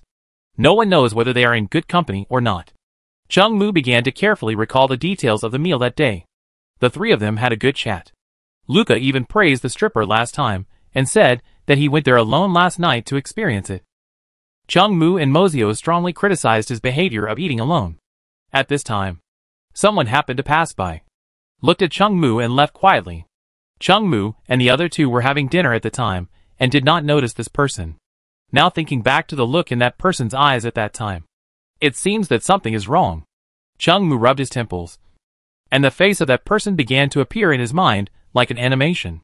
He was not very old, probably in his early 20s, with a tattoo of a totem pattern on his neck, a ring on the middle finger of his left hand, a hooked nose, deep eye sockets, and a sinister look. The more Chung Mu thought about it, the more he felt something was wrong. He called someone up. Go and invite Mozio and Luca, and tell them that I have something to talk to them about. Don't say anything else. After telling him the address, the boy quickly went to do it. Chung Mu wanted to see the reaction of Luca and Mozio first. If they didn't dare to come or reacted abnormally, it meant that today's incident had something to do with them. After waiting for almost an hour, Luca and Mozio came to Chung Mu's house. They didn't know what happened yet. Originally, after dinner, the 2 returned home to sleep. But when they heard that Chung Mu had something to ask them, they got up from the bed again. Chung Mu looked at the 2 people who still didn't understand what was going on, and asked directly, "Are you 2 okay? I was attacked on the way back." Chung Mu didn't say that he was attacked first. Otherwise the following words would be equivalent to interrogating the other party. Sometimes the same sentence, in different order, may have different effects. What? Do you know who did it? Damn it. Someone dares to touch our Lucky Charlie gang? I'm going to skin him alive. I don't know who did it yet. I killed all the people who attacked me. How many people attacked you? Not many. Maybe 10 or so. More than 10 people. And they attacked you by surprise. How did you get away unscathed? Luca and Mozio were a little surprised to hear that Chung Mu and his men had killed more than 10 people. Not really. One person was shot in the buttocks, and was still howling before you came. Did the other party leave any clues? No. I asked you to come here to help investigate this matter. Remember when we were having lunch? Someone came over and looked at us. I think it might be him. Do you remember that person at lunch? Mozio turned to look at Luca. I was so busy eating that I didn't notice it. Chung, don't worry. I will go back and investigate this matter now. Although you are not a member of our Lucky Charlie gang, you are also our guest. This is not only about you, but also about our reputation. Yes, Chung, we have some influence in that neighborhood. I will start investigating this matter now. Just wait for my news. Okay. Thank you very much. If you have any news, just come here to inform me, and I will go there immediately. Oh, we are strangers. Why are you thanking me? Okay. Don't run around recently. It's not safe. When we catch the man, just bring him here. I will go back to handle this matter now. After the 3 of them exchanged a few more pleasantries, Chung Mu described the man's specific appearance to them, and then sent Luca and Mozio downstairs. After the 2 left, Chung Mu returned to the room. As the 2 said, he was not suitable to run around outside recently. Hongmen developed too fast, which must have aroused the jealousy of some gangs. Killing and grabbing territory were too common, so he had to keep a low profile during this period. Wait until the crisis in front of him is resolved first. There are more than 30 people in the Grande block at present. Chung Mu divided them into 3 groups again, with about 10 people in each group. When going out, Each group must carry a gun. This way, they can both take care of each other no matter what happens outside. After explaining all these things, Chung-Moo felt a little tired, took a shower, and went to bed. I don't know how long it took. Chung-Moo, who was sleeping soundly, heard someone calling him outside the door. Boss, boss. Chung-Moo, who was awakened, rubbed his eyes, got up from the bed, turned the door. What's wrong? Luca and Mr. Mozio are here. They said they have caught the person you mentioned at noon. So soon? Chung-Moo was a little surprised. He didn't expect Luca and Mozio to be so fast. At the same time, he was a little afraid that the Lucky Charlie gang could find the person they were looking for in such a short time. Let's go downstairs and take a look. Chung-Moo walked all the way downstairs. Luca and Mozio were sitting on the sofa waiting for him. There were some bloodstains on their clothes. Are you two okay? It's okay. This is all the blood from beating that bastard.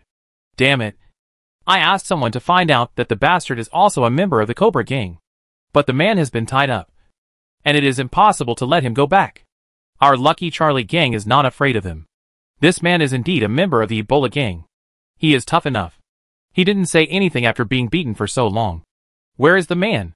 Bring him in quickly so that I can see him. Don't catch the wrong person. Don't worry.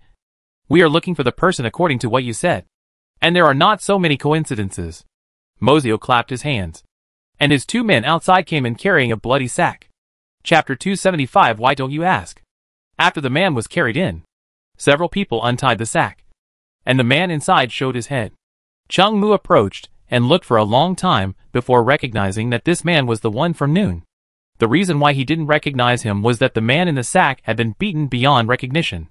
There was a piece of rag stuffed in his mouth, and his body was covered in blood. His face was swollen like a pig's head. When his eyes saw Chung-Moo, he immediately twisted his body and struggled, making a whining sound. Chung-Moo squatted down and pulled out the rag stuffed in his mouth.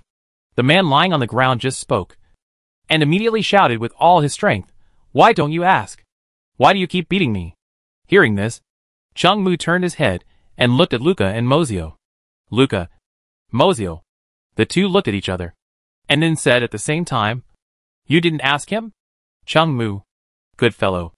It turns out that these two crooked dragons and phoenixes were so busy beating people that they forgot about the business. Chung-Moo took a deep breath, calmed down, and asked, "Did you plan the sneak attack at noon?"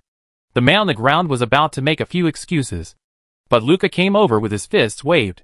The man saw this and immediately said, "Yes, we did it." Chung-Moo thought that this man had been taught a lesson in the afternoon. He probably wanted to die. He continued, "Who sent you here?" "It was the top leaders of our gang. They told me that they would kill you if they had the chance. I was just a messenger." Chung-Moo was shocked. Did the Cobra gang already know what he had done? No. If they did, their reaction would not be so calm. "Why do they want to kill me?" he continued to ask without any change in his expression. "Because they think you have been rising too fast recently, and they are afraid that if you continue like this, you will threaten their rule." Luca and Mozio, who were standing by, sneered when they heard this. When Chung-Moo learned that the Cobra gang wanted to kill him because of this, and then looked at Luca and Mozio who were helping him with all their efforts, he immediately felt that the difference was obvious. Damn. What the hell is this? They are both rising stars. Some people want to approach and show goodwill, while others want to kill others. No wonder the Cobra gang is the weakest among the 5 major gangs. The situation is here. The person lying on the ground saw that the faces of several people in the house were not right, and immediately begged for mercy. "Don't kill me. I can still be useful to you. I can be your undercover and help you deal with the Cobra gang." "No. You just help us keep the secret forever." "Okay. I will keep the secret forever." Forever. Bang. With a gunshot, the man on the ground was also killed. What a joke. Letting such a person be an undercover agent. Hongmen really thinks they don't live long enough. After letting 2 people deal with the body of this man, Chung-Moo, Luca and Mozio returned to the room together. This man is now solved. But the Cobra gang behind them cannot be underestimated.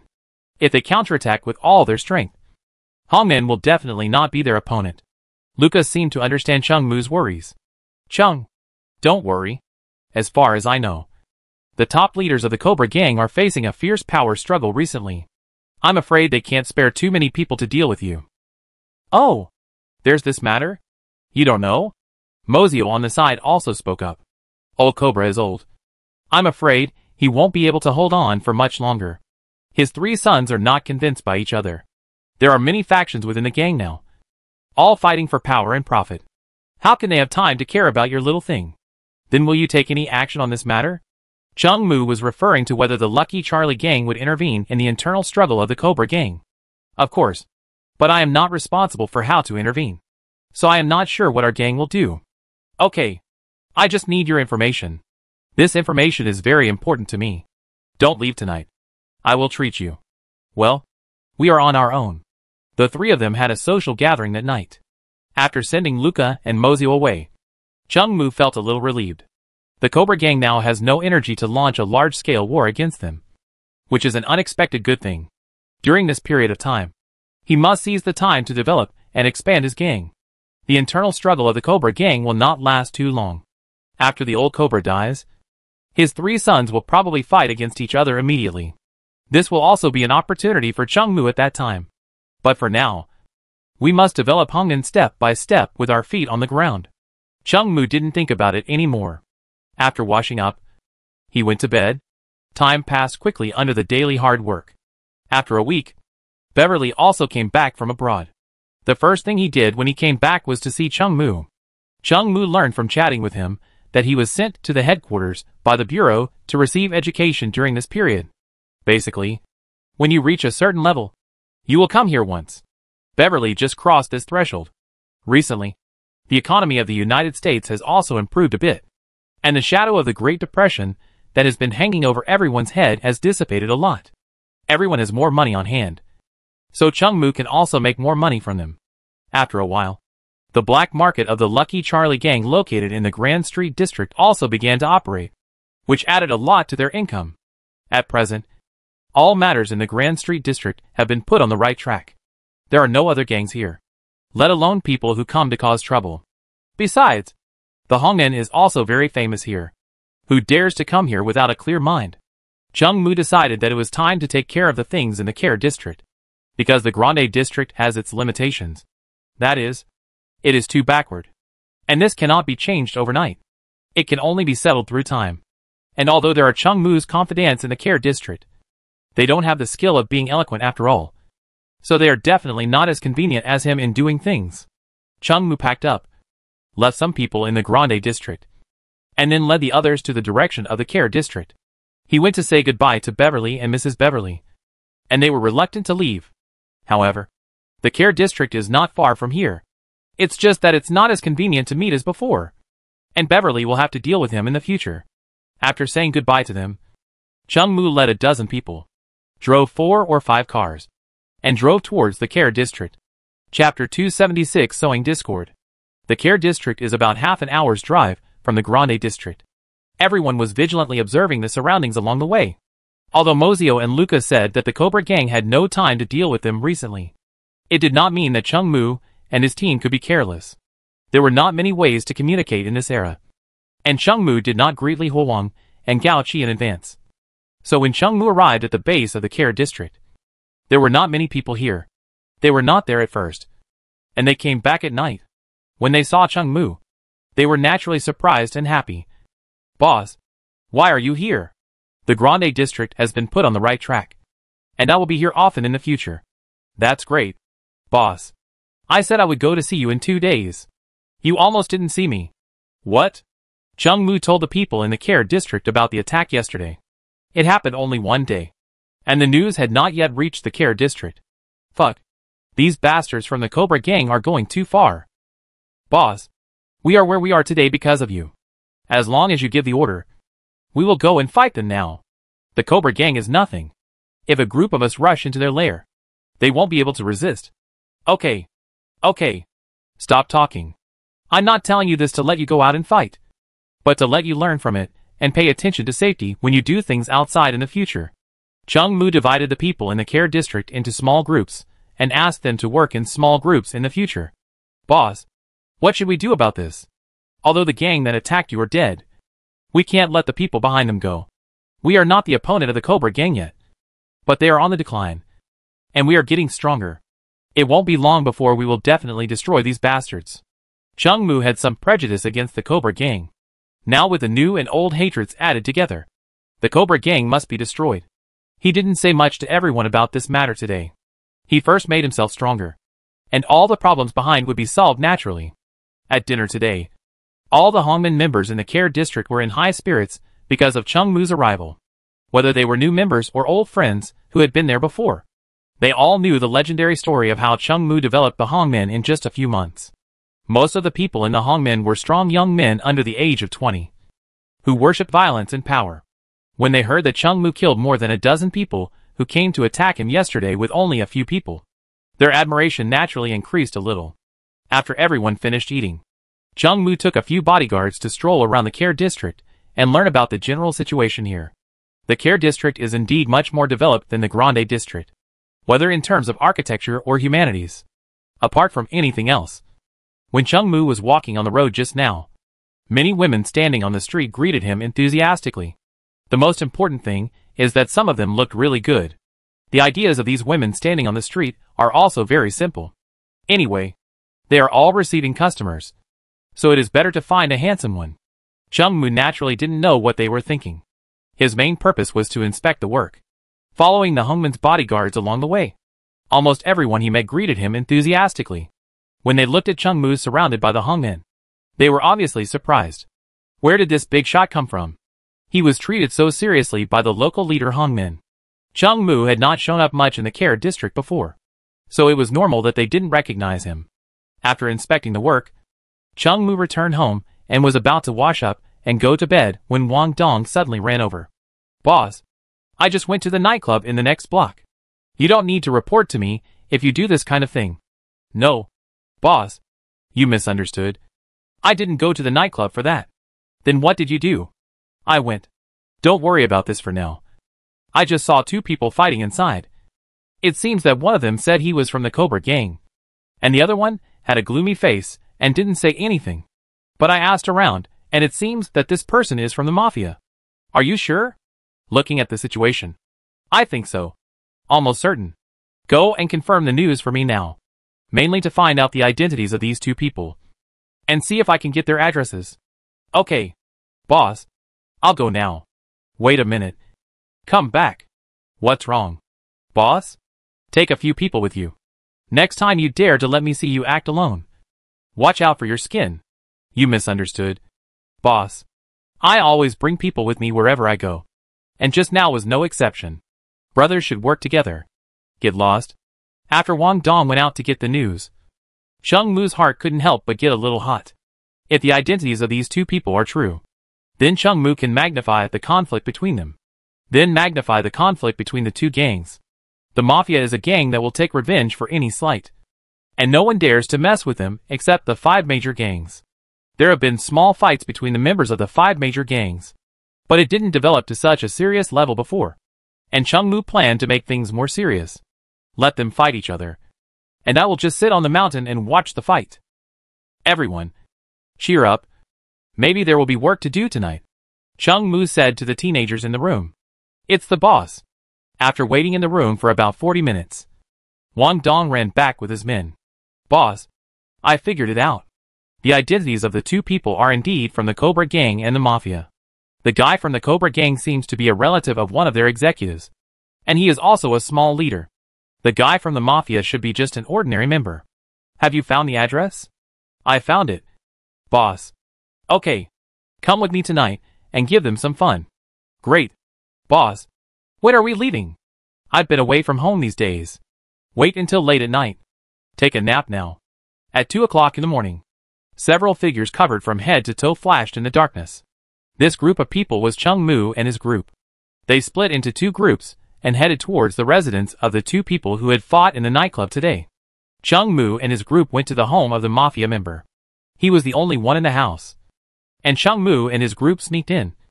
And the people inside were still sleeping. Before he could react, a black hood was put on his head, followed by a beating. Chapter 277 Mysterious Man. After beating the man on the bed to the point of almost dying, Chung Mu and the others said a few harsh words. It was nothing more than, "If I see you again, little bastard, I'll kill you. Get out of this neighborhood, or I'll beat you up every time I see you." Then, they quickly fled the scene. They didn't hit him hard enough to cause any major problems. But the pain was unavoidable. And it was not just ordinary pain. They specifically looked for areas that were extremely painful and hammered hard there. It was estimated that within a few days, this person would not be able to get out of bed. When Chung Mu and his team finished their work and returned home, another group of people were already waiting at home. How did it go? It was done, boss. The kid had several teeth knocked out and finally knelt on the ground and called Daddy. Didn't give away anything? Don't worry, boss. The whole process was private. Okay, go to bed quickly. Chung Mu initially planned to kill the two men. But then he thought that it would be more useful to live than to die. If they died, their respective gangs would definitely ask for an explanation for the sake of face. But after seeing that one of the other gang members had died, the matter might be left unresolved. But leaving these two men behind would be different. They were beaten by themselves, so they would remember the pain firsthand. Then the pain would turn into hatred. If they beat both of them up, they would definitely think that the other gang had hired someone to do it. Then, they imagined a story in their minds. For example, "We just had a fight in the bar today, and someone came to pick a fight in the evening? How could it be such a coincidence?" Then they guessed that the other party was afraid of our gang and didn't dare to kill us. Otherwise, they had sneaked into my house. Why would they just beat me up? They were definitely full of resentment towards each other. As for whether there would be a large-scale revenge between the two gangs afterwards, Chung Mu was not sure about this. The two major gangs should not start a war over such a small matter. Especially the Cobra gang. They have been busy with their own internal affairs recently. Revenge is best. But it doesn't matter if it's not. Anyway, the seeds of hatred have been planted in the hearts of the two, and it may have some unexpected effects in the future. After taking a nice bath, Chung Mu temporarily put these things out of his mind and fell asleep. When he woke up the next morning, it was almost noon. After a simple meal, Chung Mu started to go out. He had a lot of things to do when he first arrived at the care district. It must be said that with the help of his eloquence, Chung Mu was able to corrupt the public officials here with twice the result with half the effort. Those who had not dared to work for the Hongmen before felt like they had known each other for a long time after meeting Chung Mu, and soon began to call each other brothers. Other people in the Hongmen were also in awe of Chung Mu's ability when they saw that he was so capable. The boss is the boss. After a few days, Chung Mu managed all the affairs of the care district in an orderly manner. Hongmen's daily income also increased a bit, with Chung Mu's continuous efforts every day. After about half a month, Hongmen's loyalty was raised to more than 70%. However, since the loyalty has been raised to this value, it has become very difficult to raise it further. Chung Mu is not worried about this. It is only a matter of time before the loyalty is raised to more than 90%. Everything remained the same during this period, and a month passed in the blink of an eye. The number of Hongmen members has also increased to more than 100. Most of the newly recruited people are strong young men under 20 years old. People of this age are brave and aggressive, but sometimes they get carried away. But if some old hands who have been in society for a long time are recruited, although they have more social experience, it will not be good for the gang. These people only think about eating and waiting for death every day. It's okay to let them cheer, but when they really do something, they either get a fever or a headache. But young people are different. They do things without any taboos. If you don't have real skills, you can't control these people. But as long as you are strong enough, others will naturally help you sincerely. This is of course nothing to Chung Mu. After a period of getting along, the few people who were dissatisfied at the beginning now admire him. Time passed day by day, until one day at noon, when Chung Mu was about to deal with some documents after lunch and dinner, Li Huowang suddenly ran over. "Boss, someone came over and said he wanted to talk to you about something." I asked him what he wanted to do, and he said it was a confidential matter, and he had to see you before he could tell me. Chung Mu was intrigued by Li Huowang's words. Confidential matter? He wanted to talk to me alone? Where is he? Take me to see him first. He's waiting downstairs. I can see him through the window. Chung Mu walked to the window and saw a middle-aged man under the cover of night. The man was wearing a large windbreaker and a wide-brimmed hat, revealing only half of his face. He was about 30 years old and looked quite impressive. Not like a small fry, Boss, do you want to see him? If you do, I'll take someone to search him. Chung Mu hesitated for a moment. Bring him up. I want to see if he has any confidential information. Okay. About 10 minutes later, Li Huawang came up with the man downstairs. Li Huawang nodded at Chung Mu, indicating that he had searched him, and there was no problem. You guys go out first. I'll talk to this guest. Yes, boss. We are just outside the door. Just call me if you need anything. Chung Mu nodded, then invited the middle-aged man into the room and closed the door. What should I call you? Sir? Chung Mu poured a cup of tea for the man and spoke first. Logan Miller. Chung. The middle-aged man bowed slightly to Chung Mu. What do you want to talk about? Mr. Logan? Business or personal? Both. Oh. I heard that after Mr. Chung took over the Hong Inn, he developed the gang to such a level in just a few months. I want to visit him. This is a private matter. But at the same time, I am a member of the money gang. And this is official business. I wonder what advice your gang has for me. It's not our gang that's here. I'm just representing myself. There was a subtle silence in the air for a moment. I don't know if I should say something or not. Master Chung, please go ahead. I'm just here to chat. I heard that although your gang has a lot of profits, the majority of them are controlled by the elders of the gang. Is that true? Alas. Try this tea. Let's not talk about such troubles. Then Chung Mu changed the subject, and the two began to talk about some trivial family matters. Chapter 278 Bidding.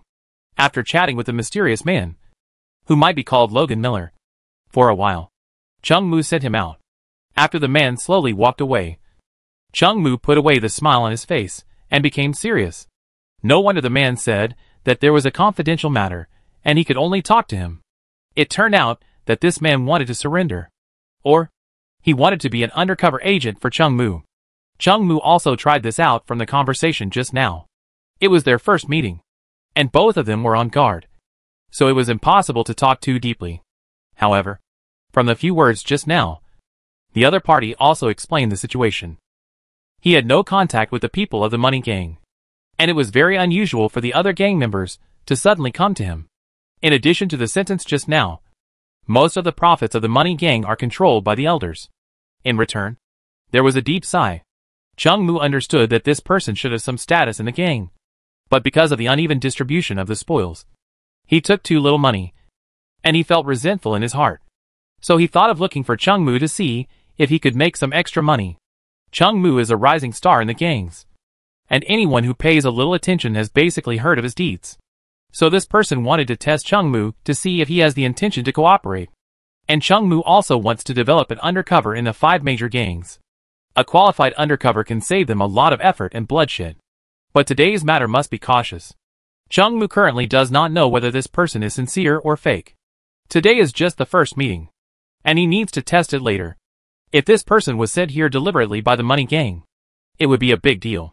So the two of them didn't say much when they met for the first time. Chung Mu estimated that it wouldn't be long before this person would come to him again. He temporarily put aside the thoughts in his mind, took a shower and went to bed. When he got up the next morning, he still did his daily routine exercise. With unremitting exercise, Chung Mu felt that his physical fitness had become stronger. But this was still very different from the map in the game. Thinking of the game map, Chung Mu thought of Yunchi and Xyluka. Alas, I don't know how they are now.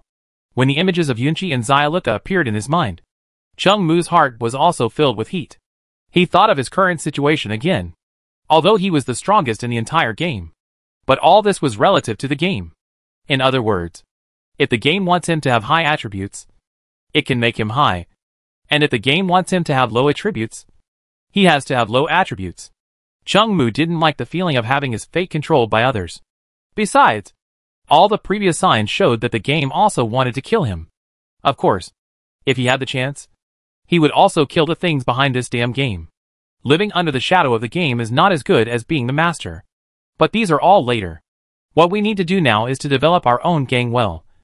Unify the 5 major gangs, and leave this instance as soon as possible. After packing up, Chung Mu began to deal with various affairs for today. A week later, the person who had previously looked for Chung Mu's money gang came here to look for Chung Mu again as expected. This time, they still didn't talk in depth. To outsiders, It was just a normal interaction between two friends. Under the effect of his eloquence, Chung Mu felt that it would not be long before this man would reveal all his intentions. But this old fox was really patient. If it were someone else, he would probably tell Chung Mu everything after just a few words. If the man behind really planned to cooperate with Chung Mu would have to let him make a pledge of allegiance first. Otherwise, although this kind of person has the ability, the harm caused by repeated actions is also great. After calming down, Chung Mu took a few bodyguards and headed towards the Grande district. There is a construction project there today, and Chung Mu and his team are going to bid. Beverly told Chung Mu that everything had been arranged. But yesterday Beverly suddenly sent a secret letter saying that someone was disrupting the situation. The total amount of this bid is not small. 83,271.65 yuan. Including costs and various expenses, there are still 20,000 to 30,000 yuan in hand. You have to know that these 20,000 to 30,000 yuan are pure profit, which is not a small amount. So Chung Mu also planned to go and see who dared to snatch their project. Half an hour later, Chung Mu and others arrived at the police station in Grand Street. Beverly was not here today. He was out on a case. This was not his fault. He still had a boss. And the bidding of the police station was not entirely his responsibility. Chung Mu was very familiar with the people in the police station here. So even if Beverly was not there, everyone was very enthusiastic about him. After a group of them sat on the sofa and waited for half an hour, Chung Mu and others entered a room under the guidance of a staff member. This room was the bidding room for this project section. Although most bidding projects in the United States at this time were internally determined, the process still had to be followed. After entering the bidding room and finding a seat to sit down, Chung Mu quietly observed everyone here. There were dozens of people crowded in this small room. Many of these people were found to accompany the runners.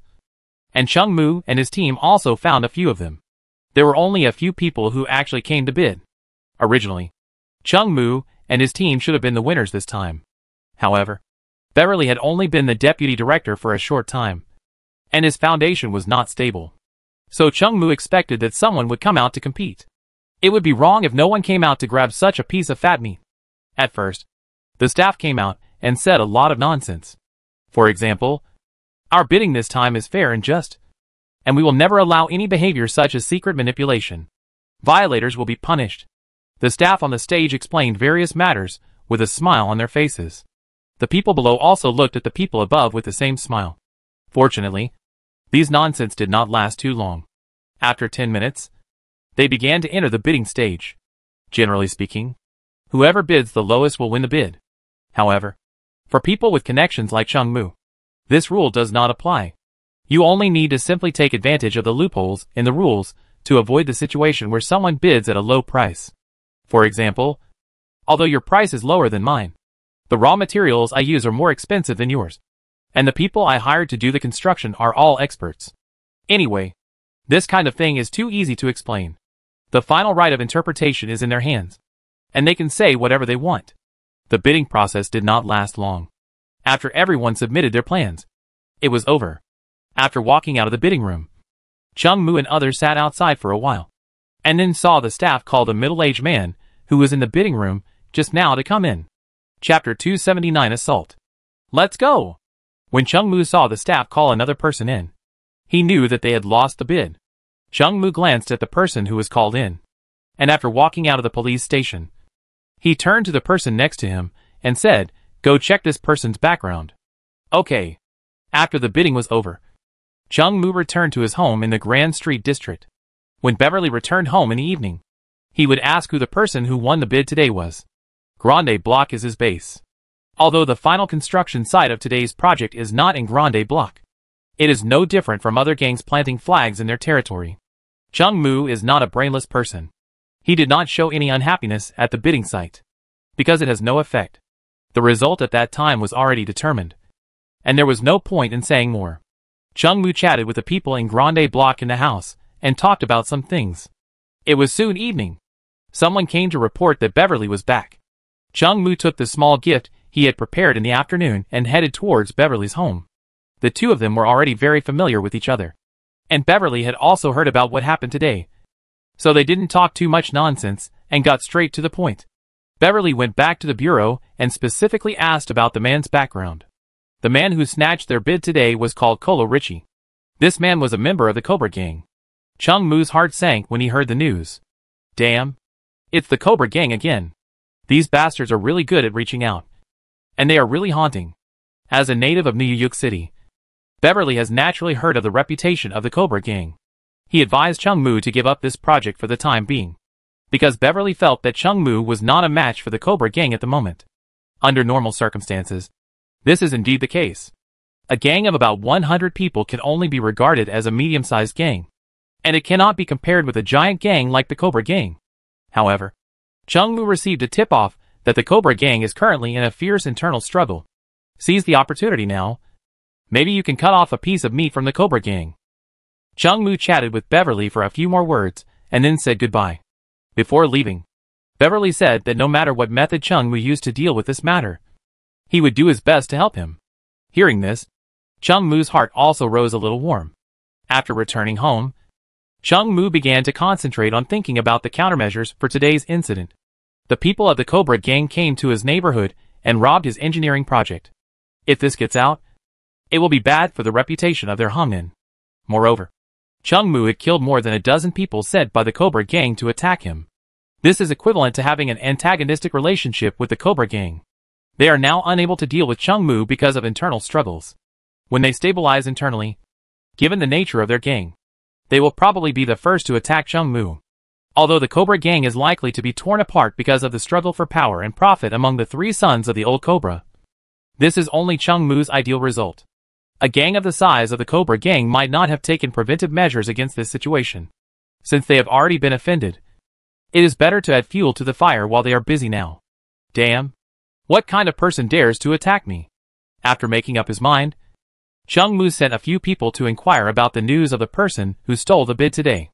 Then he called Wang Dong over and told him about his plan. After explaining all this, Chung Moo had a good sleep, waiting for the next day.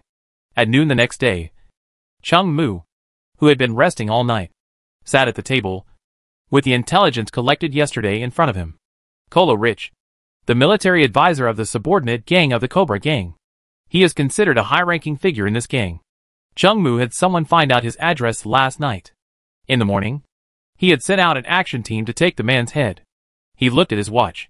If nothing unexpected happened, the action team he sent out would be back soon. As expected, Chung Moo waited for less than 10 minutes. And the people he sent out in the morning came back. How was it, boss? A total of 12 people. All were dealt with. And their bodies were all hung in conspicuous places. We also found a few people who were kidnapped and prepared for trafficking there. 2 of whom were still children. These people are really beasts. And those who were kidnapped are all Chinese. You go and have a rest first. Let these people you brought back live in Hongmen for a while. Those who are willing to stay can stay. And those who are not willing to stay can find a legitimate job. Yes, boss. Go and take a look at those children in the car. They are so pitiful. Alas, these bastards. Don't be sad. We have avenged them. Chung Moo patted the tearful boy's shoulder, then walked outside and looked at the children they brought back in the car. The oldest of these children were only 17 or 18 years old, and the youngest were only 10 years old. Their thin limbs were covered with bruises. When they saw someone coming, they instinctively curled up, and their thin bodies were still shaking uncontrollably. Alas, Chung Moo let out a long sigh. In this era, countless Chinese people disappeared. If they were unlucky, they might not even die if they wanted to. Most of them were caused by the Cobra Gang. These children in front of me might not be able to recover without a few months of rest. The bastards of the Cobra Gang. Chung Moo looked at the miserable state of these children and really wanted to kill all the people of the Cobra Gang right now. He took a few deep breaths and calmed down his fiery heart. The people killed in the morning. Before the evening, the matter spread rapidly in this area. Chung Moo also played a role in fueling the flames. He wanted to see the reaction of the Cobra Gang after getting the news.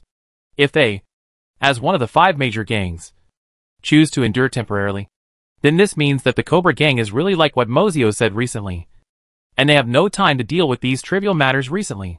After all, only a few people from their subordinate gangs died, not from their core gangs. If they counterattacked immediately, Chung Moo was ready to fight a guerrilla war with them.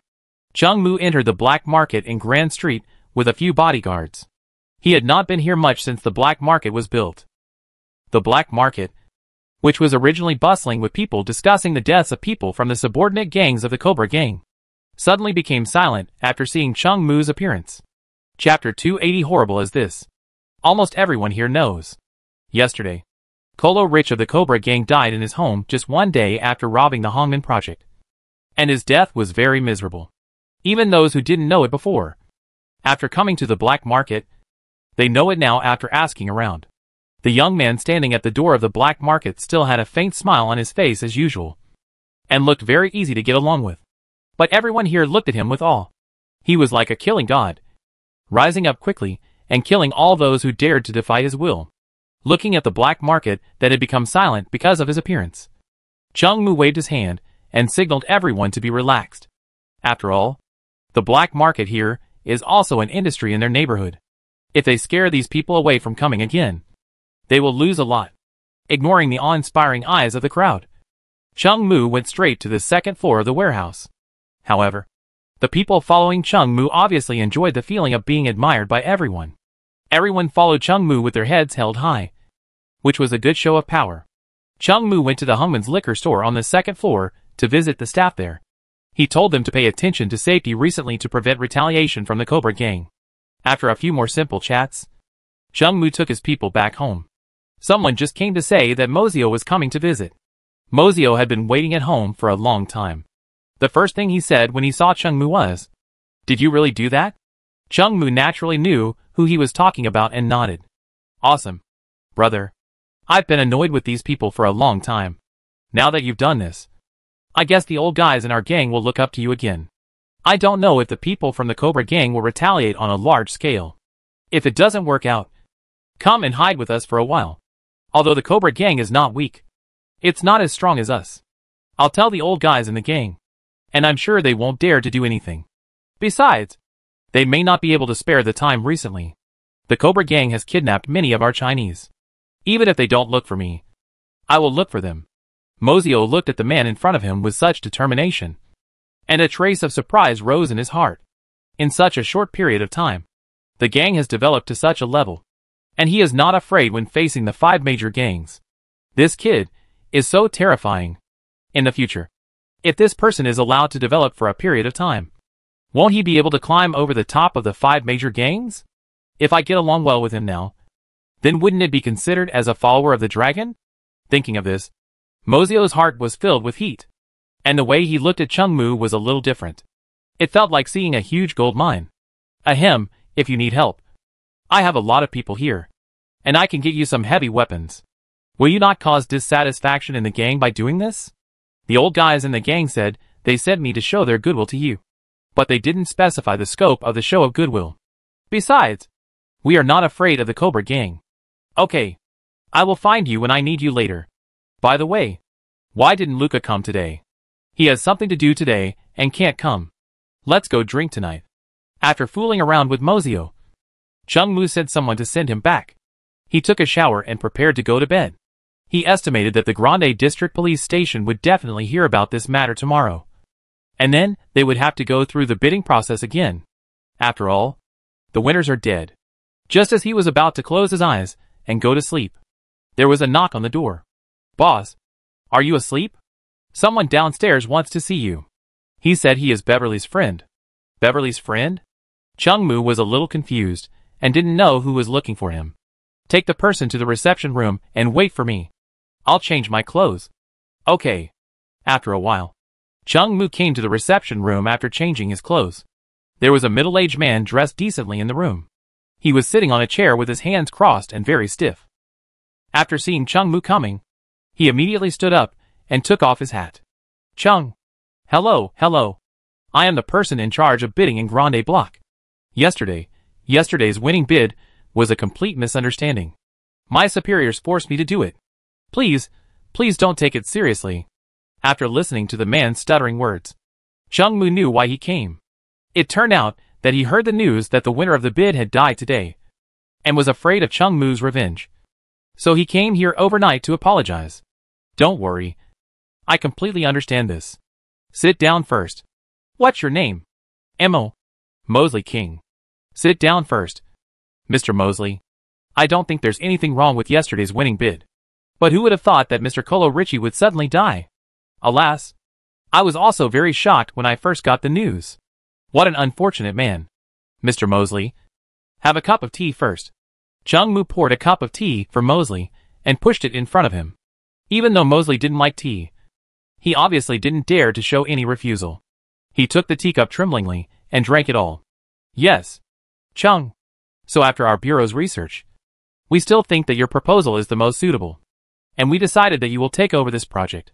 Okay. It's so late. Then I won't keep you any longer. Be careful on the way back. Hearing the words be careful, Mosley trembled obviously. Chung Moo patted his shoulder and sent him out of the room. Chung Moo himself did not expect that someone from the Grande Police Department would come to visit him, because he did not want to attack the police at all. Unnecessary killing will only bring trouble. After getting up the next day, the Grande District Police Department sent a formal staff member early in the morning and handed Chung Moo the winning bid document that was rushed out overnight. Chung Moo put away the document and sent the visitor away. It seems that violence is still effective. Much better than relationships. The people under his command are loyal and brave. And they are completely different from the mobs of other gangs. It's just that because Chung Moo has been suppressing them, Hamen has not recruited many people. Otherwise, with Chung Moo's current prestige, he can easily bring back hundreds of people. After returning to the room and having breakfast, Chung Moo lit a cigarette. This decapitation operation is tantamount to slapping the face of the Cobra Gang. I wonder if they will swallow this breath. Just as Chung Moo was thinking about something, there was a sudden noise outside.